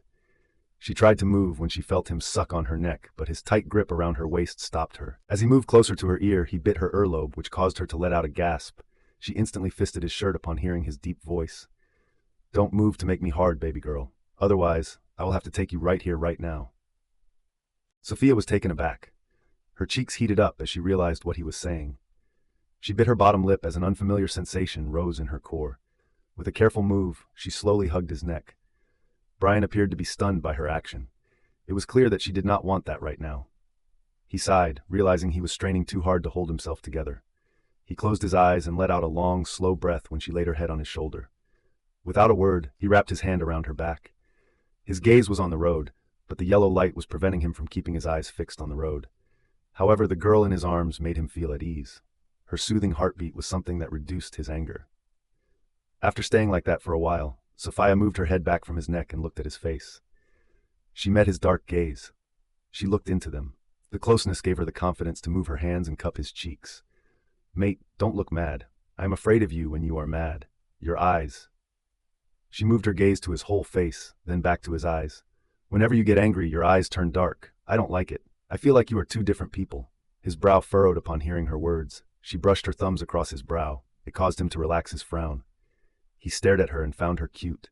She was talking very sweetly, as though she were coercing him not to get angry ever again. Bryan realized that he had never thought she would ever behave like that when he first met her. Every encounter with her used to give him the impression that she wanted to seduce him. But now, she always managed to stop him when he tried to push himself too far. Her closeness and the way she behaved were killing him inside and making him feel like banging her the whole night. He pulled her head and pressed it against his chest, then started the car. Sophia was shocked. Is he thinking about driving the car like this? She thought. She tilted her head slightly to look at his face. Will you drive like this? No. I'm moving back to my seat. She sat up to move, but he pressed her onto his lap once again. Didn't I tell you not to move? He asked. She pouted and returned to his chest abruptly. Okay. She smiled and hugged him tightly. She was over the moon. He was unwilling to let her go of his arms. Bryan placed one hand on her back to keep her secure in his arm and the other on the steering wheel. Are we heading to my house? She asked while fiddling with her fingers on his shirt button. No. Then? Don't you want to have dinner? Sophia's face lightened up. Dinner? Are we going somewhere for dinner? Bryan took a look at her and noticed her excitement. Yeah. Mate, can we go to a place I know? His eyes moved on the road while driving past the cars. What place? There's a restaurant a little distance from my university. Can we go there? He could not deny her and drove in the direction of the restaurant. His brows knitted as he pulled the car up beside a tiny eatery. Are you sure this is the place you were talking about? He asked her. She sat up straight and gave her a cheery nod. Yes. She slowly moved back to her seat and fixed her clothes. She combed her hair with her finger, thinking that it had messed up while they were making out. She blushed while thinking about it, totally oblivious that Bryan's eyes were on her every action and reaction. Let's go, mate. She got out of the car and went to the window beside him. She opened the door for him and said, I'm excited. He had no idea why she was so excited about it, because all he could see was that it was not even an average restaurant. She locked her arm with his and walked inside the restaurant. Bryan glanced at her hand that she wrapped around his arm. He averted his gaze away from her and looked inside the small restaurant. He noticed a couple of tables set up there. The entire restaurant was filled with flowering plants. People who could not afford to eat at expensive restaurants came here to enjoy the lively atmosphere. Sophia walked to a table next to the window and pulled a chair for him. Please, sit, mate. I am giving you a treat today. His brows lifted in surprise, but he did not say no to her to break her mood. With a giggle, she sat on the chair across from him. Bryan stared at her. He had been observing her for a long time and found that she was different from others. He gave her enough salary to pay the bill at an expensive restaurant, but she brought him to a low-key restaurant where there were only ordinary people. I know you don't have a habit of coming to these types of places. However, I often come here. The food here is delicious. I hope you will like it. Sophia handed him the menu and waited for him to choose something. Bryan moved it back in her direction and said, Order something you like. She looked stunned but then nodded her head with a pleased smile. She raised her hand to call a waitress to order the best dishes from the restaurant. The waitress was pretty young. She kept glancing at Bryan when Sophia was ordering food. When Sophia finished ordering, she noticed the woman was not listening to her, instead staring at Bryan. She glared at the girl. Excuse me, why are you staring at him? The waitress chuckled nervously. She was not expecting to be caught. She pushed her hair behind her ear and blushed when Bryan turned his head toward her. Sophia scoffed at the girl's flushed face and said, I know my man is handsome, but focus on your work. You don't need to stare at him all day. Days passed quickly, and the day had come for Sophia to go to another pack to attend a pack meeting with Bryan. In the last few days, Bryan did not get angry with her for anything. Just like she requested, he talked to her softly. She was delighted that he had changed himself for her, but only she could see that change. To others, he remained the same Bryan Morrison, the man everyone feared. Sophia, what are your plans for tomorrow? It's the weekend. Sophia turned her head and looked at Sarah. They were sitting in the cafeteria after finishing their classes. I am going to another pack with Alpha. Sarah's eyes widened in shock. Are you serious? Sophia had not told her about it because she was unsure whether her mother would agree to let her go to another pack. But last night, Beta Robert called her mother and told her that Sophia had to go out of the pack for business purposes. Her mother was startled at first, but when she learned that the head Alpha would be with her daughter and would take care of her safety, she agreed. Sophia wanted to tell her that she would not have to worry much because she was going with her mate. However, she remembered Bryan's warning not to tell anyone about it, so she forbade herself from revealing it to her mother. What? Sarah could not stop herself from screaming in shock. Then her shocked expression lightened as she smirked at Sophia. Wow, babe. Because Sarah screamed, other people stared at her and gave her looks. Sarah returned their looks and asked, "What? Can't I be happy now?" They returned to what they were doing, and Sarah turned her attention back to Sophia. "So, when did you come up with this plan? You didn't tell me about it before. I am angry with you, huh?" Sophia would not have to go to the company today since Bryan had given her a day off, so she could relax and spend her time with her friends. She held Sarah's hand and said, "I was not sure about it. Last night, Beta Robert called Mom and asked for his permission. Alpha is so caring. I can't imagine your romantic date there," Sarah said, resting her chin on her palm. "We are just going to attend a meeting." Sarah sneered at Sophia. "Come on, you are going to visit a pack together. It's impossible that nothing will happen there." Sophia blushed upon hearing Sarah's words. She did not think so. Every time Bryan got close to her, she always hugged him to stop him from going deeper. It was because she was afraid that if she gave in, he would change back to his old self. The attraction he felt for her would not be the same after getting her fully. "Don't be afraid of anything. He is your mate. You can trust him." Sarah patted her hand to assure her. "You are right. By the way, be careful when you talk to the other alphas there," Sarah warned her. Sophia was confused as to why she said that. Sarah chuckled as she thought about something and reminded her, "Have you forgotten how he talked to the professor about breaking up your study group?" Sophia inhaled, recalling the night she went to dinner with Bryan at her favorite restaurant. That night, when he dropped her home after dinner, he told her she did not have to do anything with Bruce. She assumed he would speak with Bruce about it, but instead of speaking with Bruce, he spoke directly to the professor. He told her to break the group. When the professor asked how he would divide the marks because it was in the middle of submission, Bryan ordered him to tell the 4 students to submit whatever they had worked on up to this point, and then give the group full marks. The professor could not deny it, because it was an order from the head alpha. In fact, he felt lucky that Bryan himself called him. He believed that Bryan did that because of Bruce. However, he was unaware of the truth. One brother set him up to form the group, while another brother forced him to break it. They had just one girl in mind, and that was Sophia. "It's just that Bruce is my ex-boyfriend, so don't make excuses. I have seen him get jealous a few times." Sophia chuckled as she admitted that. "Where is Nolan?" "He is with his dad. He said he had something to do, so he did not come today." "I see. When are you leaving?" "Tonight." After talking with Sarah for a long time, Sophia left the university to go to her house. When she got home, she found her mother preparing food for her. She spent the whole day with her mother. In the evening, Sophia packed her luggage. After having dinner with her, she got ready to leave. "Take care of yourself, okay? Don't go anywhere and stay close to Alpha. It will keep people away from you when he is around." Sophia hugged her mother and comforted her. "Mom, I will stay safe. Don't worry about me. I promise I will take care of you. But promise me you will take your medicine on time." "I promise," her mother replied with a smile. Sophia got a call from Bryan and received it. "Ma?" She paused when she realized she had nearly called him mate in front of her mother. She glanced at her mother. She cleared her throat and said, "Alpha, I am leaving my house to head to the airport. What's the time?" Bryan's deep voice reached her ear. She checked the time on her watch and saw that it was late at night. However, she still has time for the flight. She could easily get to the airport. "Alpha, it will take me an hour to get to the airport. I will be there on time," she said, assuring him that she would not miss the flight. Bryan remained quiet for a few seconds after hearing her. Then, after a while, Sophia heard him again. "I'm outside your house.